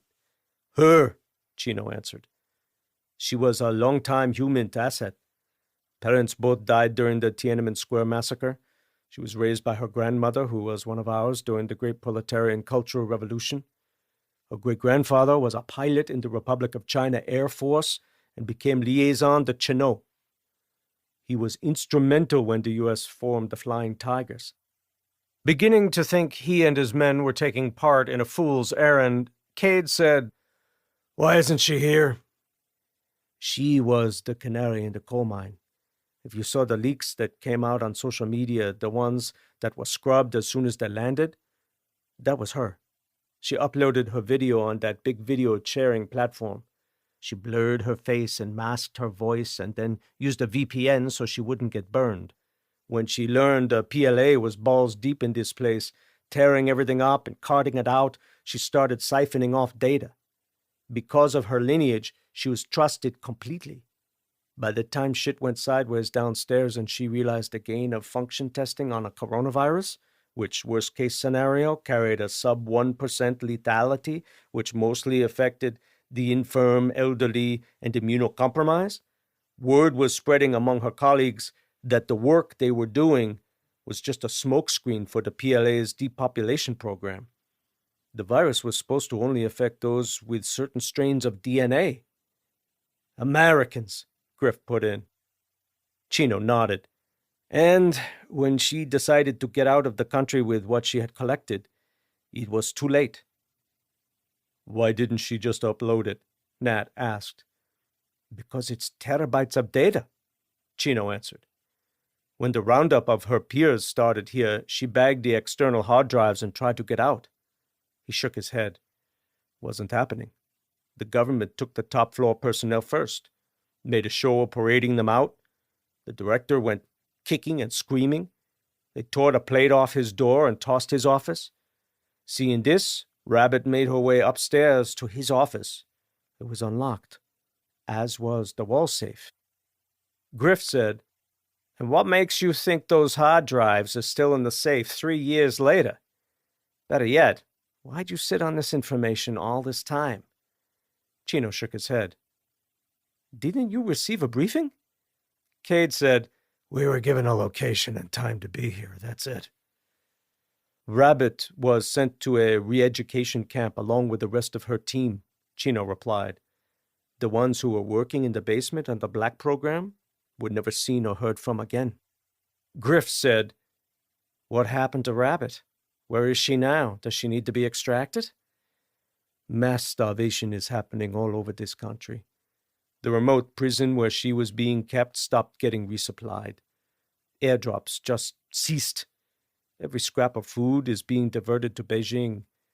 Rumor is that the survivors in the countryside have resorted to eating long pork, if you know what I mean. No doubt the ruling class is too. Cannibalism, Cross sneered. Godless heathens. Thankfully, Rabbit's captors weren't of the same mindset. They'd grown familiar with their charges, like a reverse Stockholm syndrome. Their captors decided to let them come along on foraging missions. Rabbit killed one of the guards and took his satellite phone. That's how she contacted me. Blew my fucking mind to see a phrase I thought I would never receive hit my phone in the form of an SMS message. Not only did it confirm proof of life, but it also indicated the external drives were still here. They're supposedly behind a picture of Mao on the wall in a bespoke corner office on the top floor. Griff said, "Pretty specific, yet pretty vague all at once." "That's all I have," Chino said. "Let's go." Cross said, "No electricity means no elevator. Looks like we'll be climbing some stairs." He looked Cade in the face. "Remember the last time we were in a BSL-4 facility out of country?" Operation Slapshot, Cade said. "I'd like to forget it." He swung his gaze to Chino. "Our ride home is 50 minutes out. Better take us to the nearest stairwell." Sergeant Lindau was the last one to slide down the rope. When he finally got a closer look at the boot prints he had first spotted from the elevated roadway, he immediately noticed 4 different sole patterns represented in the soft earth. After following the tracks into the tree line, where the ground was firmer and the indentations less pronounced, the trail went cold. Not wanting to inadvertently walk into an ambush, he slowed his pace by half, instructing the 4 men behind him to keep their heads on a swivel and their mouths shut. Twice he had to stop to admonish the privates for walking like drunken elephants. They were all new conscripts with less than a month under their belts. That they had lasted this long was a miracle. Seemed like all he got these days were green recruits. And though he was trying to practice what he preached, where maintaining good noise discipline was concerned, it was near impossible to keep from stepping on the occasional twig or stubbing a toe in the dark. By the time Lynn could see the Institute of Virology building through the trees and had eyes on the fence he had been expecting to encounter, he was hearing branches breaking somewhere nearby. "Jiangxi are coming," he said to Ming, the only man he could trust to follow his orders implicitly. "Switch out the suppressors for bayonets and maintain silence." While his men swapped the suppressors for bayonets, he continued, "Ming and Ho will stay here with me." He turned to Liao and ordered him to follow the fence north and look for a breach.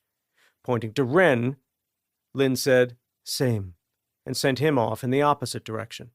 With the noises of brush breaking growing louder by the second, Lin put the fence at his back and gave the break in the foliage he had just emerged from his undivided attention. The first Jiangxi to stumble from the trees had spent some time submerged in water. It was completely naked, skin and flesh sagging from its bones. It also carried with it an eye-watering stench. Viewed with the nods, the empty black eye sockets seemed to be boring holes in Lin's soul. Hunting by sound, the creature paused at the edge of the patch of dirt occupied by Lin. Swaying subtly on bare feet, metatarsals and phalanges piercing the skin in places, the waterlogged monster began panning its head left and right. Drawing a silent breath and trapping it, Lin raised his rifle level to the ground, then took one step forward. He was about to stab the bayonet into one of the empty eye sockets when he heard Liao coming through the bushes to his right. The Jiangxi heard the rustle of branches and approaching footfalls, too. In response, it abruptly pivoted left and took a stilted step toward the noise. Liao exited the bushes with a full head of steam. Crashing headlong into the Jiangxi, Liao caromed into the fence. Nods knocked askew, he let go of his rifle and grabbed a hold of the fence to keep from falling. Newton's law in full effect, the Jiangxi was sent spinning off in the opposite direction of Liao toward an unsuspecting Ho. Turning toward the commotion, Ho found himself face to face with an abomination straight out of his nightmares. It was peppered with old, puckered gunshot wounds, and it was moving much faster than normal, the thin arms horizontal to the ground and already swinging in his direction. Through the blur of motion, Ho keyed in on the deep, dark eye sockets and yawning maw full of cracked teeth. His fight instinct activated to protect his face and neck from attack, Ho let go of his rifle and raised his arms. The Jiangxi knocked Ho off his feet, fell atop the diminutive man, then both claw-like hands found Ho's thin neck. A quick pirouette to the left by Lin took him out of the Jiangxi's path. Seeing Ho go down with the Jiangxi atop him, Ming dropped to one knee, then thrust his rifle at the creature's head. The bayonet dove into the Jiangxi's exposed temple, all the way to the lug, the sharp blade scrambling the brain and nearly splitting the hairless skull in the process. "Get up," Lin said to Ho, disgusted. "Never drop your rifle." He looked at Liao just as Ren was returning with news that the fence south from their position was still intact. "Same goes for you, Liao. Better to fall with your rifle than to remain upright without it. Fix your night vision, then help Ho up." He took a deep breath to calm his nerves. "What did you find?" Lin asked Liao in a calm voice. "About 50 meters that way, the fence is breached," Liao divulged. "I also found boot prints that match the others." He pointed to the ground. "Many fallen Jiangxi on this side of the fence." "You didn't see the trespassers?" Lin probed. Liao shook his head. "No, but I did see that the inner fence was also breached, and there were more dead Jiangxi." "Show me," Lin ordered. He looked at the other men. "Privates behind me. Ming is rear security." Heads nodded. Shooing Liao out ahead of him, Lin fell in behind, head on a swivel, ears pricked for anything out of the ordinary. The night sounds were back, which set him at ease. For now. At the breach in the fence, Lin snipped the zip ties and peeled one half of the cut section back so his men could pass through.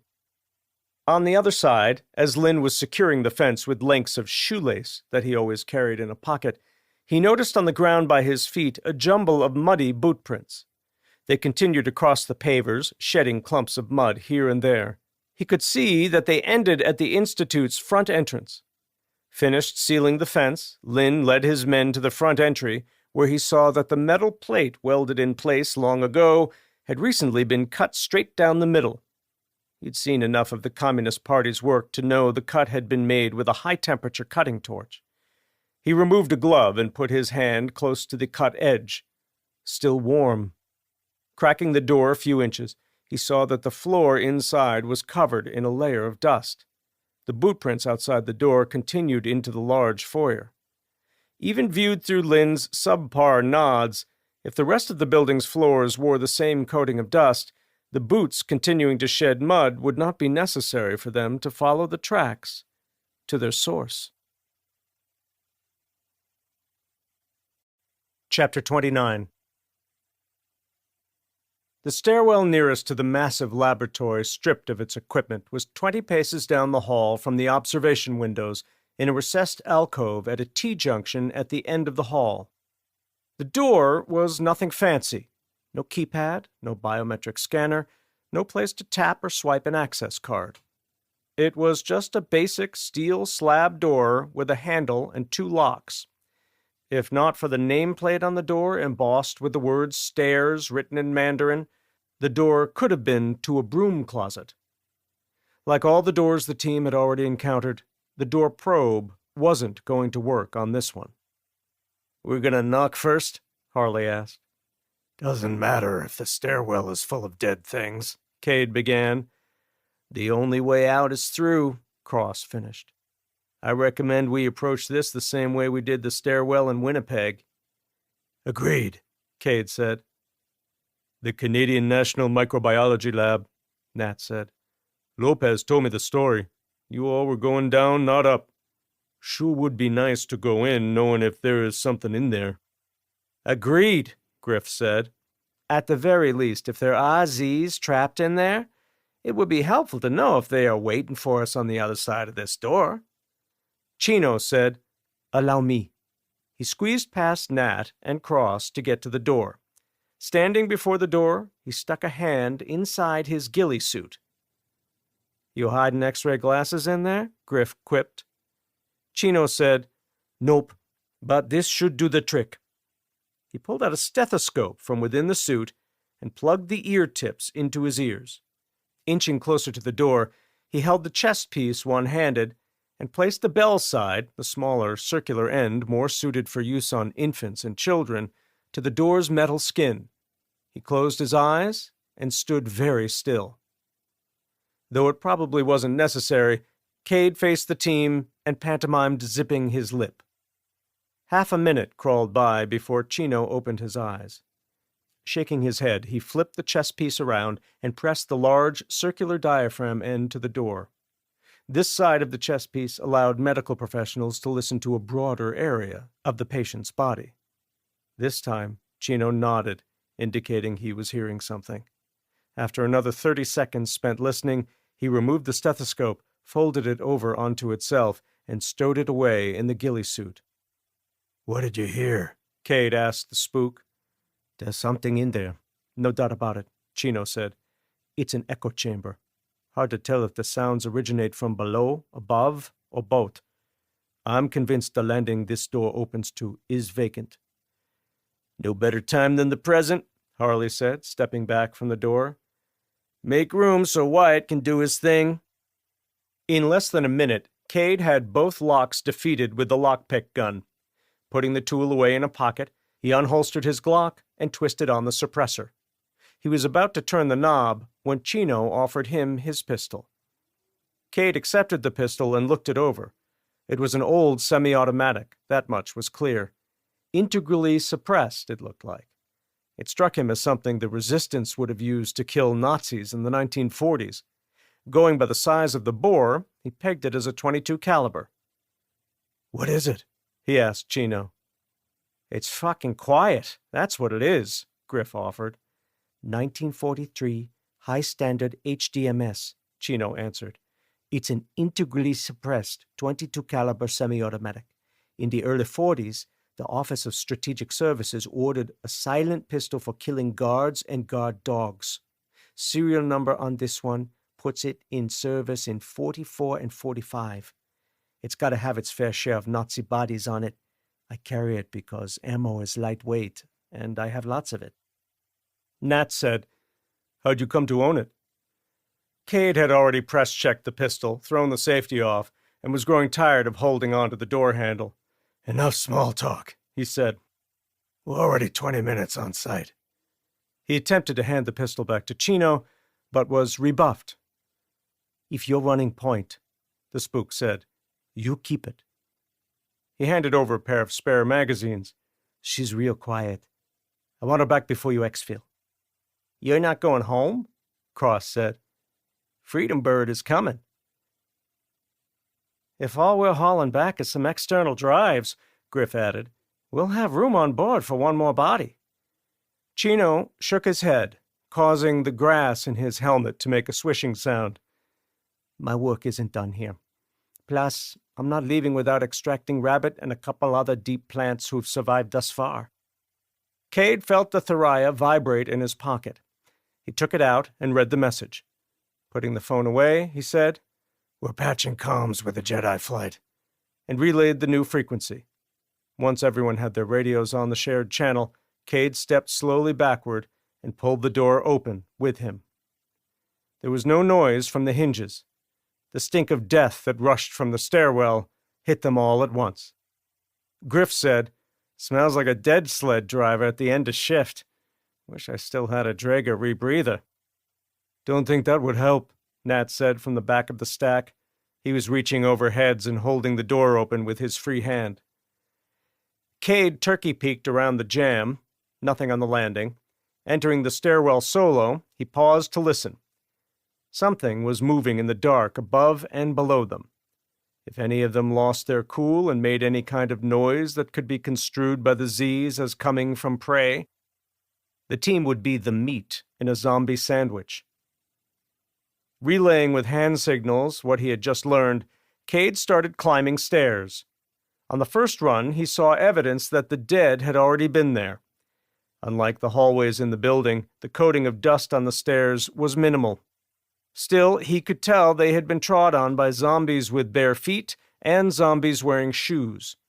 Judging by the large number of different tread patterns, the noises echoing from above and below belonged to a dangerous number of dead things. At the top of the first run, where the stairs took a right-hand turn, Cade stopped and craned his head over the rail. Looking up through a narrow window between handrails, he saw flashes of white. Fingers, then the whole hand, and the hand was sliding along the rail 2 flights up. It always mystified him that the dead still harbored deep in their brains the things in their previous lives that had been rote. He had witnessed a Z in mechanics overalls going through the motions as if it were changing a vehicle's oil.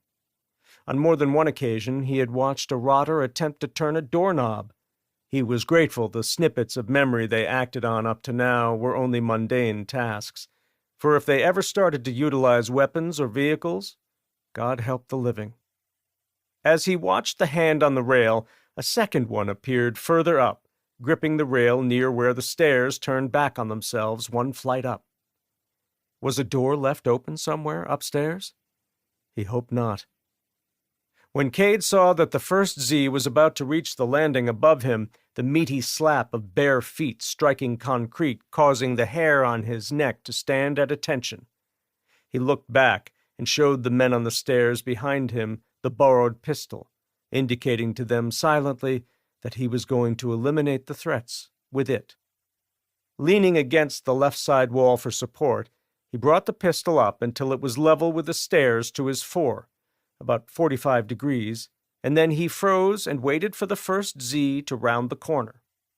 When it finally did show itself, it was all Cade could do to not laugh at the hard-to-believe sight 15 feet in front of him. It was a middle-aged male, that much was clear. The shriveled thing bouncing around between its legs didn't come standard on females, but that was where the masculinity ended. Whoever the man was before Omega took him, he went out wearing terribly applied makeup, a red tube top that had slipped down to his waist, and a like-colored miniskirt that left nothing to the imagination, especially from Cade's current viewing angle. The black garter belt, the stockings it once supported, now long gone, was the icing on the cake.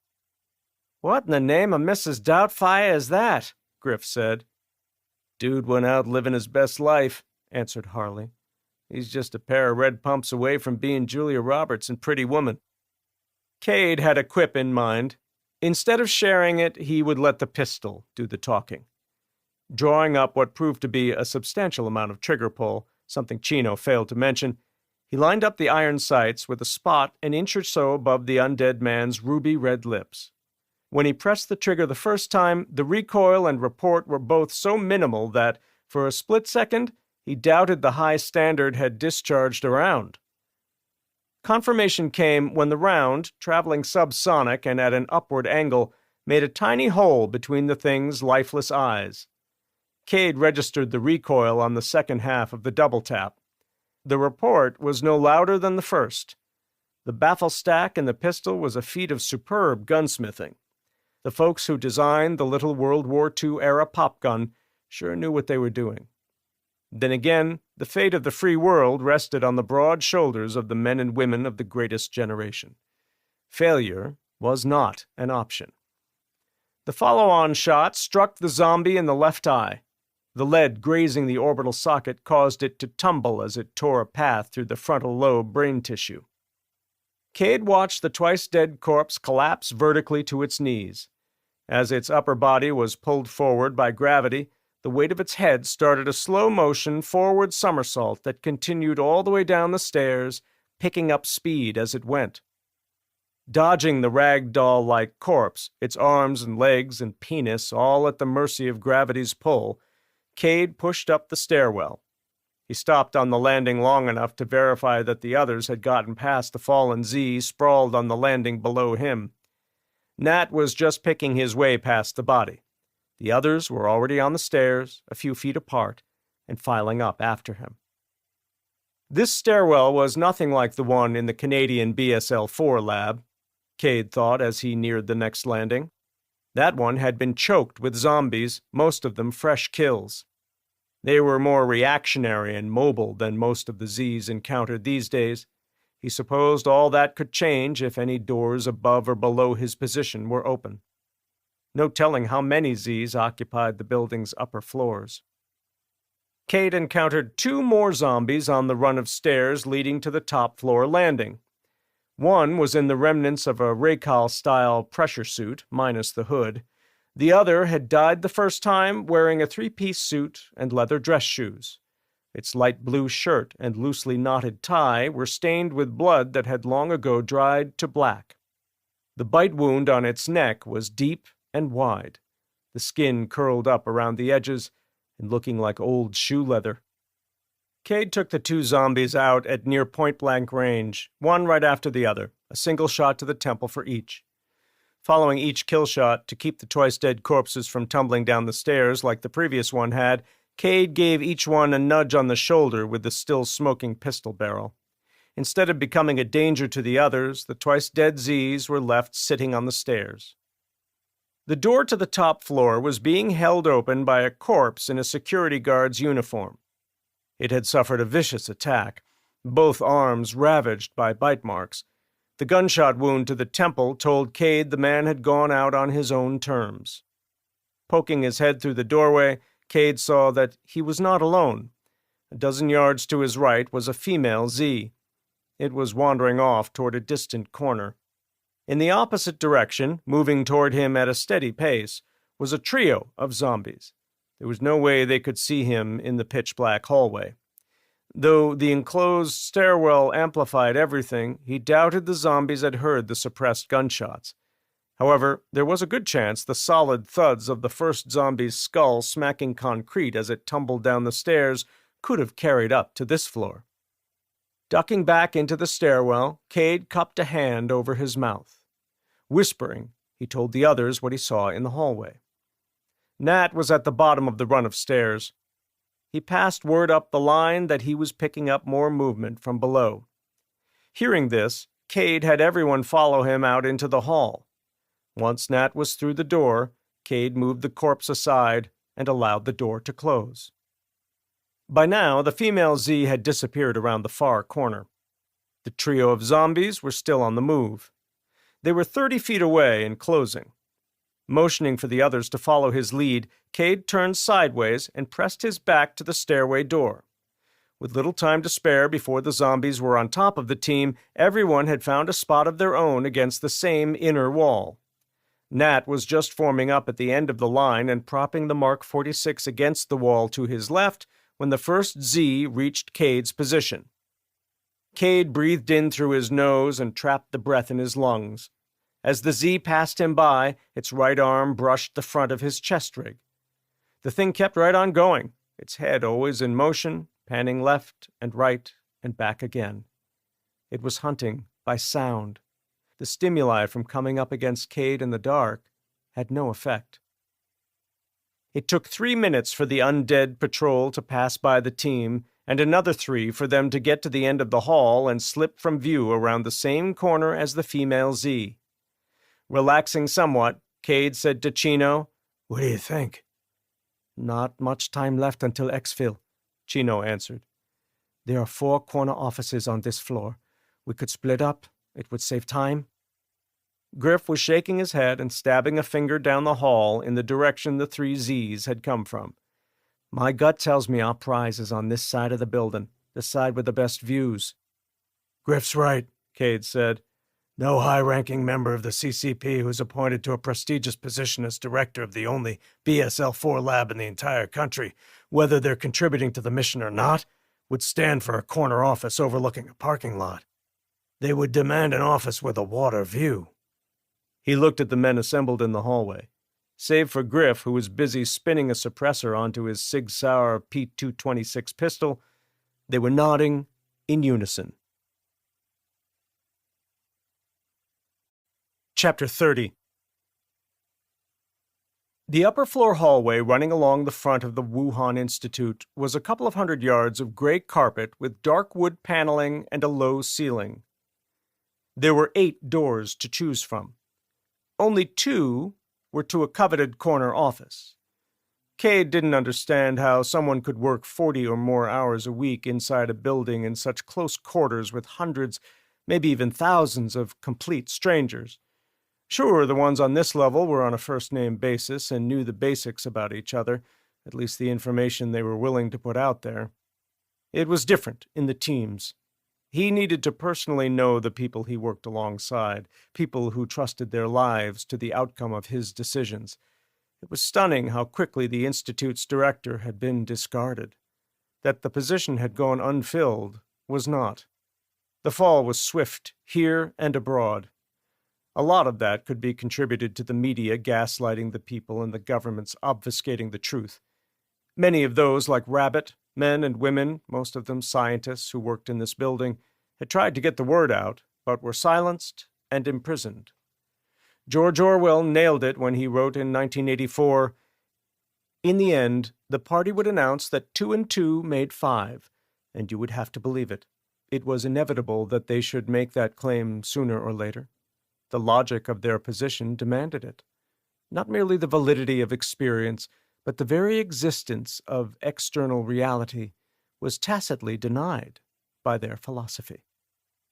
Some of the geniuses in the basement were telling the powers that be that what they had done equaled 4, and that 4 was evil.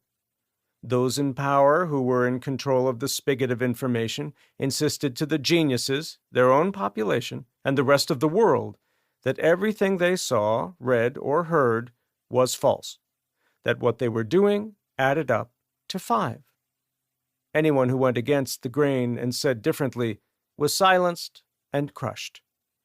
The entire world was the ultimate victim of the CCP's malfeasance. When Cade made it to the corner, he stopped and took a quick peek. Nothing moving. He imagined the floor he was on was laid out like a capital H, with the sides of the H being the front and back halls, and the middle crossbar being the corridor where the elevators could be found. The stairs were located at either end of the crossbar. If his assumption was correct, it wasn't the last they would be seeing of the 4 zombies roaming the halls. For all he knew, there could be more of them on this floor. And from the looks of the stairs he had just traversed, no doubt the stairwell was but one leg of the circuit often traveled by the undead trapped inside the building. Since the door to the stairwell was no longer propped open, odds were high that the Z's on this floor would need to be dealt with, sooner or later. The only other information Cade gleaned from the brief look down the hall was that all the exterior doors had been stripped of nameplates. A long rectangular strip of adhesive tape was all that was left where one had been affixed to the door to what had to be a corner office. Even from a dozen feet away, he could tell that if the door was locked, getting through it was going to be no more difficult than the dozen or so he'd already defeated with the lockpick gun. Cade took the tool from his pocket, made sure the others saw it, then he motioned for Chino to follow him. They crossed the hallway diagonally, one at a time, to the door tucked into a shallow alcove where the front hallway ended. Stepping to one side, Cade waited for Chino to do his stethoscope check on the door. Receiving a thumbs up from Chino to indicate that he didn't hear anything moving around behind the door, Cade dropped to a knee and attacked the lock's tumblers with the lockpick gun. He heard the satisfying click as the lock disengaged, turned the handle, and pushed the door inward a few inches. One look inside the room told him all that was in there was a desk, the chair in the desk's knee well, and a couple of smaller pieces of furniture. Cobwebs crisscrossed the room. Everything wore a thin layer of dust. The requisite pictures of long-dead Chinese Communist Party leaders adorned two walls. A quick check behind the frame pictures didn't turn up a safe. Griff and Cross joined Cade in the office. While Cross went around the room, scrutinizing the walls for hidden panels that could be concealing a safe, Griff strode to the window, peeled apart the horizontal blinds, and looked out over the tops of the nearby trees. "This isn't the one," he insisted. "I see more trees and highways than water. It's the other corner office. I'd bet my left nut on it." "I concur," said Harley. "How much time do we have, Wyatt?" Nat fielded the question. "Ix fill in 20 mics." Cade was in the hallway and way out ahead of the pack by the time Cross was closing the office door. Cade and Chino were the first to arrive outside the door to the second corner office. Chino listened with a stethoscope. Nothing. Once Chino declared the room safe to enter, Cade again put the lockpick gun to use. In seconds, he and the spook were inside the room and lifting pictures off the walls. "Bingo," Chino said, leaning the frame picture of Chairman Mao in the corner. The safe was recessed into an inner wall. It featured a manual dial. Chino tried the small chrome handle, but found it locked. Griff came in through the door a few seconds later. Cade stuck out a hand and asked for the tech torch. While Griff dug into a pocket, Cade posted Nat and Cross outside the door. Handing over the torch, Griff said, "It's going to get hot inside the safe. What's going to keep the external hard drives from melting?" "I don't know," Cade said as he flipped up his nods and donned the welding goggles. "Positive thoughts and help from the big guy upstairs?" He ignited the torch and adjusted the blue-white flame until he had a fine point to cut with. Shooting Chino a here-goes-nothing look, he introduced the flame to the hard plate on the side of the safe opposite the dial. "If the safe is worth its salt," Griff put in, "it'll be fire-resistant. Some of the better models can withstand 1,000 degrees of external temperature for a short while without the contents turning to ash."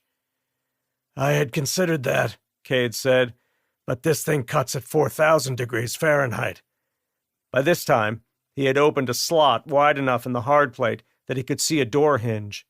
A couple of passes with the torch took care of the hinge and left the cut metal glowing orange. "If we had the time, we could yank it out of the wall.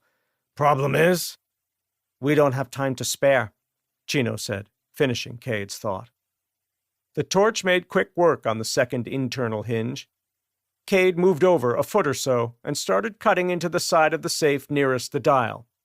He hoped he would only encounter one or two steel locking bolts once he got through the exterior hard plate. If there were cylindrical bolts top and bottom, the team's ride out of here may have to loiter for a short while. He only hoped the birds had enough fuel to do so.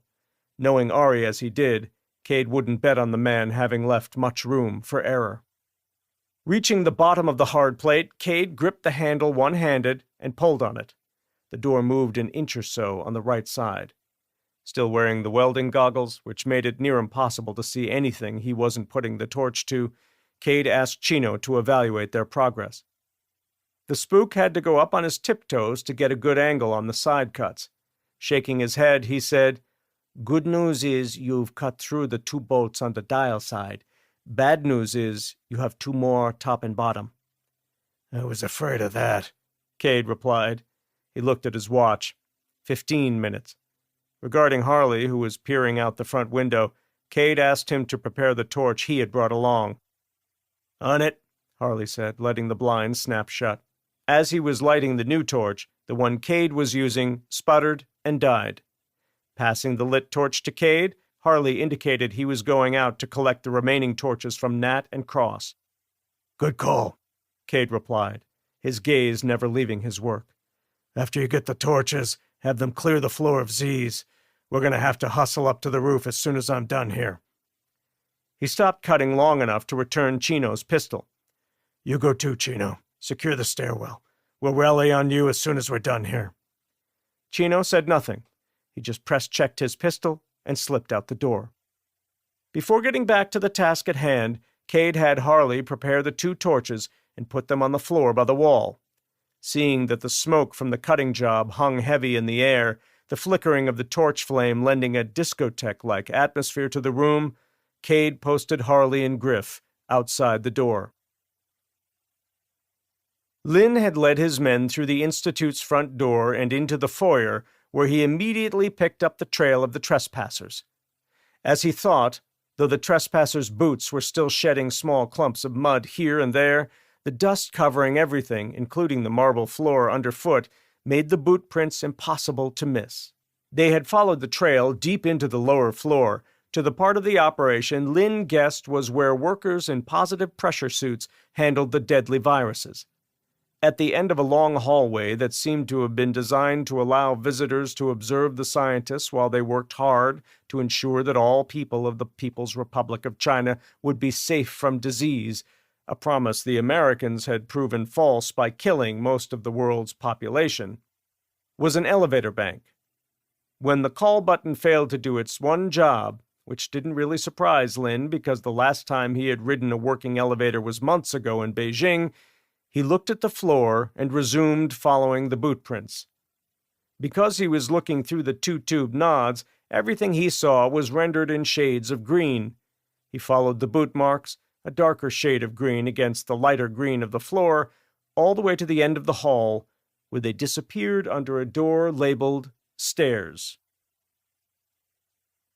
Now, 5 minutes after using the only key he owned to access the stairwell, a master key to the building entrusted to him at the beginning of his deployment and to be used only in case of an emergency such as this, he had followed the trail of dead bodies upstairs to a closed door he instinctively knew would allow him access to the Institute's executive level. Using the key to open the door, Lin peeked out into the hallway. He could see all the way down to the other end. The elevators were on the right, halfway down the hall. He looked left and saw an open door at the end of the wood-paneled hallway. To the right, an identical length of hallway with more wood paneling and another door, this one shut. Lin pointed down the center corridor. Whispering, he said to Ming, "Take Ho and Ren and go to the T at the end of the hall. When you get there, go left toward the front of the building. I think that's where we will find the trespassers." As he watched the 3 men pad off down the dirty gray carpet, he cracked a rare smile. If he was correct in his assumption, the interlopers would find themselves trapped by a classic pincer movement. He looked at Liao, and though he had a hunch he knew why the door was open, he said, "We will go left here and see why that door was left open. Remain vigilant. Keep your weapon on safe until I tell you different."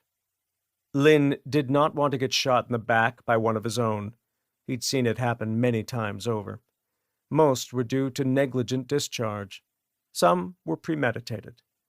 All were unforgivable. Ming was nearly to the T at the end of the long hall when a Jiangshi stumbled into his field of view. It was moving right to left, arms outstretched and level with the floor, a soft moan rumbling its throat. Ming halted, shouldered his suppressed rifle, lined the iron sights up with the Jiangshi's head, and slipped his finger into the trigger guard. He was drawing back on the trigger and exhaling slowly when the creature was hit by a volley fired from a suppressed weapon wielded by a shooter he could not see. Knowing the element of surprise was on his side, Ming used hand signals to order Ho and Ren to go to ground.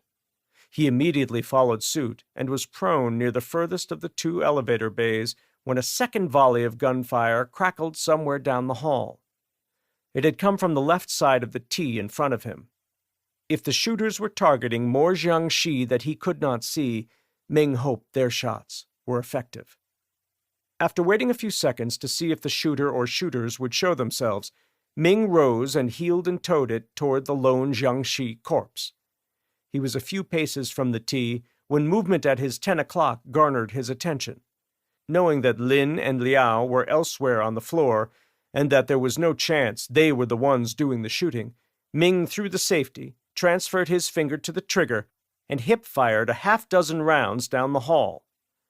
Near simultaneous to the first round leaving the bullpup suppressor, a big man in dark fatigues carrying what looked to be a shortened medium machine gun stepped into what was commonly referred to as a fatal funnel. Ming was witnessing the big man falling to his knees when a smaller man in similar attire entered the picture. The second man was aiming a stubby machine gun around the corner at Ming and speaking rapid-fire English at the big man, whose blood was darkening the carpet. Ming ripped off a longer burst of fire at the same moment he saw muzzle flashes coming from the weapon being pointed at him. He felt a searing pain in his shoulder and upper chest. It was followed nearly instantaneously by a second, much longer burst of incoming fire. He heard Ho scream and saw him go down in a heap at his feet, brains and blood dribbling from the gaping hole where his nose used to be. Then Ming saw something that did not compute. It wasn't a Jiangshi. It wasn't another armed man. It was a bush in the shape of a man. When he saw the pistol swinging in his direction, he realized it was a man in a ghillie suit, and the man was bringing his weapon to bear faster. The brief pause on Ming's part sealed his fate. He saw the muzzle flash, and that was it. In the next beat, he fell backward, blood hot and sticky pulsing from the hole left in his neck by the bullet whose report he did not hear prior to the bullet striking him. As his vision grew dim, he stayed among the living just long enough for two things to register. He saw licks of flame lancing from the suppressor on the end of Ren's QBZ-95. Then, as the last breath was rattling from Ming's chest, he witnessed the man in the ghillie suit get stood up and immediately slapped down onto his back by Ren's bullets. As soon as Cade had cut through the last of the bolts, he extinguished the torch and swapped the welding goggles for his nods. With Harley's help, they got the safe door open wide enough to see inside. He saw 4 rectangular boxes made of brushed metal. They were about the size and shape of a box of shotgun shells. Ignoring the heat radiating from the cut metal, he reached inside and took one out. It was warm to the touch, but didn't appear damaged. He turned it over and saw a couple of different ports where wires could be connected. It was a storage device, no doubt about it. He took the rest out one at a time and stuffed them into his pack. He snatched up his MP7 and was rising when in his ear he heard Ari announcing that Jedi 1 and Jedi 2 were 5 minutes out. Harley had just donned his pack and was moving toward the door ahead of Cade when the first burst of suppressed fire from Cross's MP7 sounded down the hall. Standing outside the door and peering down the hallway toward where the action was taking place, Griff said, "Hang 10's taking out the trash. 1 down, 3 to go." The words had barely escaped the frogman's lips when the chatter of a second suppressed weapon echoed down the hall. It was a long burst. Chinese bullpup? Cade wasn't certain, as he hadn't heard one in quite some time. Griff in his ear saying that a man was down was all the convincing he needed. Harley was crossing the threshold from the office to the hallway when the MP7 chattered again. In the next beat, the noise of a serious gunfight taking place down the hall reached Cade's ears. Griff and Harley were out of sight by the time Cade exited the corner office. No sooner had the distant gunfire ceased than Cade found himself under attack from his right flank. The weapons were suppressed. QBZ-95s? Training kicking in, Cade dove to the floor and immediately started commando crawling toward cover. Drywall powder and chunks of wood veneer rained down on the gray carpet all around him. He felt impacts of rounds hitting his pack. Bullet strikes frayed the carpet by his face. As he made it across the hall, to the right side wall of the long hallway running away from him, the hallway Nat, Cross, and Chino had taken to go put down the patrolling Z's, he saw Harley running toward a jumble of bodies on the floor. From his limited viewing angle, determining if they were friend or foe was impossible. Strangely, Griff was nowhere to be seen. Griff had sprinted down the hall and found Nat, Cross, and Chino lying in a heap. His initial assessment was that all three had been hit at least once. Nat was unmoving, a soft murmur escaping his lips. Cross was on his back and rolling back and forth in a pool of his own blood. Strangely, the only noise from him was caused by the continual grinding of his teeth. Lying on the floor in the middle of the T, Chino was grunting and pounding a fist on the bloody carpet. Hearing Harley call forward and insist that he go find the shooters and kill them, Griff stripped the Mark 46 from Nat and took a quick turkey peek around the corner. Nothing. Just a trio of unmoving PLA soldiers and a whole bunch of spent brass on the floor. Just as Griff cut the corner and was closing on the fallen soldiers, his SIG P226 in one hand, the Mark 46 in the other, he heard the distinctive reports of a couple of Chinese bullpup rifles being fired at something around the corner. Knowing that it was likely Cade on the receiving end of the fire, Griff holstered his pistol. No time for insurance headshots on these wastes of skin. At the next tee, right across from the stairway the team had come out of, Griff took a quick look-see around the corner. He saw two men in fatigues. They were crouched down just inside the doorway to the corner office. One was inserting a fresh magazine into his QBZ-95 rifle. The other was shouldering his rifle and looked as if he was about to chance moving out into the hall. Griff didn't give either man a chance to finish what they were doing. With no hesitation, he shouldered the medium machine gun, looked through the EOTech holographic sight, and superimposed the red dot on the floor near the PLA soldier's boots. On the run, he pressed the trigger and let rip a long 30-round burst. The first 3 or 4 rounds struck the men in the feet and ankles, ensuring they were going nowhere soon. As the muzzle continued tracking upward from the recoil, something Griff had been anticipating, the next 20 or so rounds struck the men on their right sides, stitching them from thigh to hip, even as they were crumbling to the floor. The final 10 rounds just so happened to be cutting the air a yard above the floor at the same time both bodies were hinging over at the waist. All but 2 of the rounds hit the men around the head and neck area. They were both dead before the final 2 rounds spiderwebbed the window in the corner office Griff had been looking out just a few minutes ago. Griff was halfway down the hall and releasing his finger from the trigger when he heard over the ringing in his ears Cade radioing that he and Harley needed help with the wounded. A couple of 100 feet away, Cade was busy applying quick clot to Nat's gunshot wounds. He had been stitched up his right side, one of the rounds having struck his neck just below the protection of his ballistic helmet. Hearing rather than seeing Griff as his back was facing away from the tee, Cade said, "Finish what I started on Cross. 2 tourniquets applied. He needs quick clot and to be bandaged for travel." Dropping to his knees beside his fellow frogman, Griff set the MK-46 aside and tore his blowout kit from his hip. "How bad is Nat?" "He's worse off of the 2. Think I haven't patched up well enough to carry him to the roof," Cade said. "Cross was gritting his teeth when I got here, fighting the pain big time. Stopped long enough to insist I help Nat first." He's always sacrificing something, Griff said as he divided equally the contents of one quick clot package among 3 bullet wounds. The one on Cross's rib cage was expressing aerated blood. Stay with me, buddy. Seeing Cross's eyes flutter, he popped an ammonia ampule and waved it underneath his nose. Nothing. No effect. 2 minutes until exfil, he said as he rose and put Cross on his shoulders in a fireman's carry. Cade needed help from Harley to get Nat on his shoulders. He also required assistance to stand. Once he was on his feet, he was confident he could carry his friend to the stairs and make it up to the roof. Griff looked at Harley. What about Chino? Harley shook his head. He's gone. I was just coming up to him as Wyatt was promising to get him a star on a wall somewhere. Harley followed Cade as the weighted-down operator started off down the hall. He was mortally wounded and insisted on being left behind. Said so just before he swallowed something. Cyanide capsule, I'd bet. Cade made it to the roof, with Nat still on his shoulders, just as Jedi 1 was coming on station. As he wound his way between the comms equipment, microwave dishes and such, he heard in his headset that Jedi 2 was taking fire from a vehicle on the elevated roadway half a click from the target building.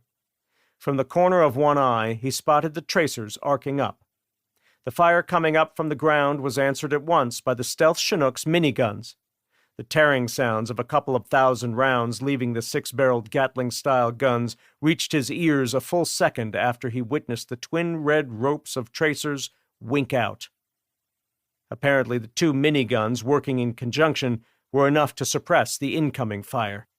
His hunch was confirmed first by a series of explosions taking place on the ground somewhere out of sight to him. A half-beat later, Haynes was on the net and announcing that as soon as they were back on the Reagan, an APC silhouette was getting stenciled onto the side of his bird. Reminiscent of the extraction of Robert Christian from his Jackson Hole mansion, Ari had hovered Jedi 1 over the Wuhan Institute's west side, a yard separation between the helo's smooth underbelly and the short, squared-off parapet that ran the roof's entire perimeter. 2 minutes after setting foot on the roof, Cade and Griff had Nat and Cross loaded into the exfil bird. Kate waited until Harley and Griff were safely aboard before he accepted Cage's outstretched hand and climbed into the hovering Ghost Hawk. Only when the cabin door was closed and life-saving measures were in full swing did Cade take out his Thuriah and fire off a one-word SMS message to the TOC deep inside the Cheyenne Mountain complex. It read, Joy. Epilogue. Penrose Hospital, 3 days later. What's in the cup? Damon asked. Sitting up straight in the hospital bed, Peter Dragon strained to see into the cup. Looks like Jell-O, he answered. They making that again? Damon asked. Beating Peter to the punch, Raven said, It lasts forever. I recently made a batch that the box said was best by 2008. It was fine. Tasted just like lime. That's red, Damon noted. What flavor is it? If you want Peter's Jell-O, Raven interjected, just ask him if he's going to eat it. Damon looked a question at Peter. It's all yours, Peter said. I had my fill of Jell-O by day 3 here. Today is day 20-something. Snatching up the cup and a plastic spoon, Damon asked Peter when he was going home. When the infection stays away, Raven said for him. Then he has to come back every few days for physical therapy. Peter rolled his eyes. What my spokeswoman said, I guess. There was a knock on the door. Peter said, Come in. A male nurse wearing bright orange scrubs with a palm tree and pineapple motif entered. He went straight to Raven's side, leaned forward, and whispered something in her ear. Turning back to Peter, Raven said, I'll be back. I won't, Damon said as he followed Raven and the nurse out of the room. With Damon on her heels, Raven followed the nurse down the hall and into the elevator. They rode up 3 floors in complete silence. They exited on the 4th floor and walked single file down the hall to a set of swinging doors with neonatal intensive care unit emblazoned across them. Fitting, Raven said to Damon as they followed the nurse through the doors. They walked through a wide-open room. Raven noted that there were very few incubators in sight. Where are the babies? She asked. There aren't any now. Thank God for that. He stopped near the rear of the room, where a half-dozen smaller rooms were walled off from the NICU with light blue floor-to-ceiling curtains. The nurse pulled a curtain and stepped aside. I thought we were going to lose you, Raven said, a tear streaming down her cheek. The way Taryn and Wilson described how you looked when they found you, she threw a hard shiver.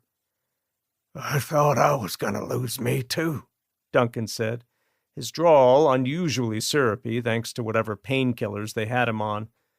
I saw Glenda right after the explosion. She told me they weren't ready for me yet. He smiled. She was damn happy I've been sober since she left us. Raven dabbed at the tears with her sleeve. She can wait, she said. We're not done with you down here. She gestured at all the different bandages. What's the prognosis? He's a cowboy pirate now, Damon said, trying to lighten the mood. Tapping the bandage covering his left eye, Duncan said, At least it's not the eye I used to sight on Z's and bad guys. Indicating the other bandages, he went on, saying, They took shrapnel from my right leg, right rib cage, and the right side of my face. I lost my little pinky on my right hand. Since I never stuck it out when I sipped my coffee, I'm not going to miss it. Turns out it was a military-issue grenade that did it, Raven said. Thank God you listened to my father. If that door of yours didn't have metal plating inside and out, you would be with Glenda. She looked at Damon. Me and him fixed it for you. What about Max? Please tell me he didn't die on my watch.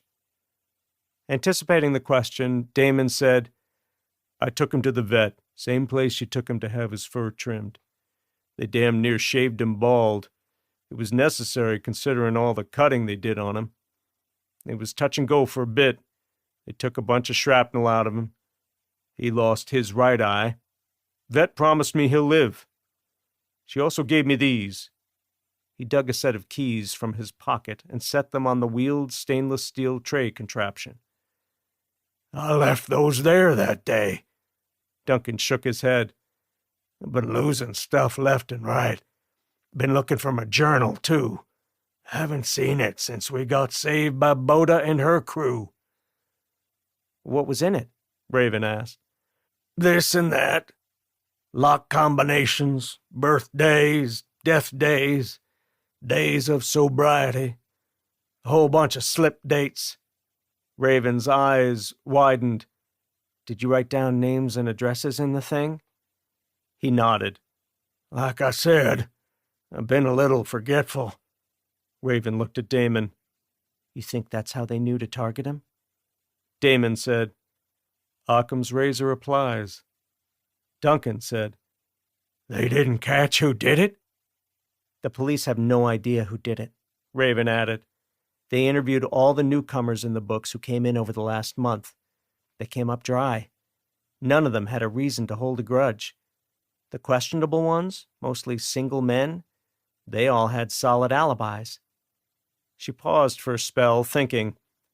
I bet the Bridger guy Wilson mentioned was behind it. Forget about me, Duncan said.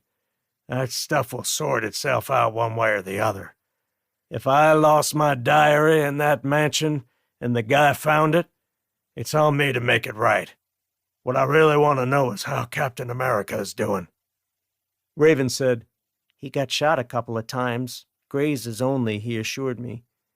One of his guys didn't make it. I asked him who, but he wouldn't tell me. Duncan said, I'm sure he has a good reason not to. When will he be home? It's going to be a while, Raven said. Weeks, likely. He's on a slow boat from China, Duncan said. How'd you know? Raven asked. I didn't tell anyone. You did just now, Damon put in. Old man just coaxed it out of you. Embarrassed at having been tricked into divulging the mission's general location, Raven said nothing. You didn't say anything I didn't already know, Bird, Duncan said. Not if the boat is named after a dead president. Raven said, He's on the Ronald Reagan. Once they're within range of the West Coast, he and his team are coming the rest of the way home aboard the stealth helos. You must trust your old Uncle D, little lady. You just divulged the whole kit and caboodle. I trusted you enough to let you build me a rig, Raven said, and you came through. I love it. Thank you. Least I could do while you're out serving our nation. He winked at her. The nurse told me about the Burr crew up north. How you and some of your fellow recruits helped save them.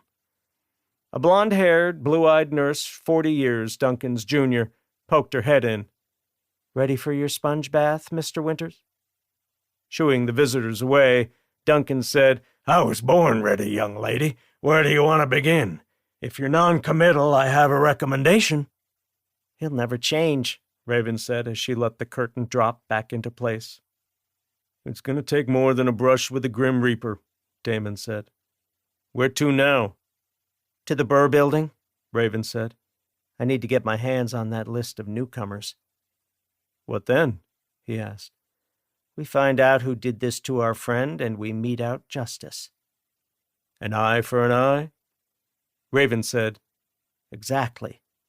And a pound of flesh thrown in, for good measure. This has been White Horse, Surviving the Zombie Apocalypse, Book 17, written by Sean Chesser, narrated by Adam Paul. Copyright 2024 by Sean Chesser. Production copyright by Sean Chesser.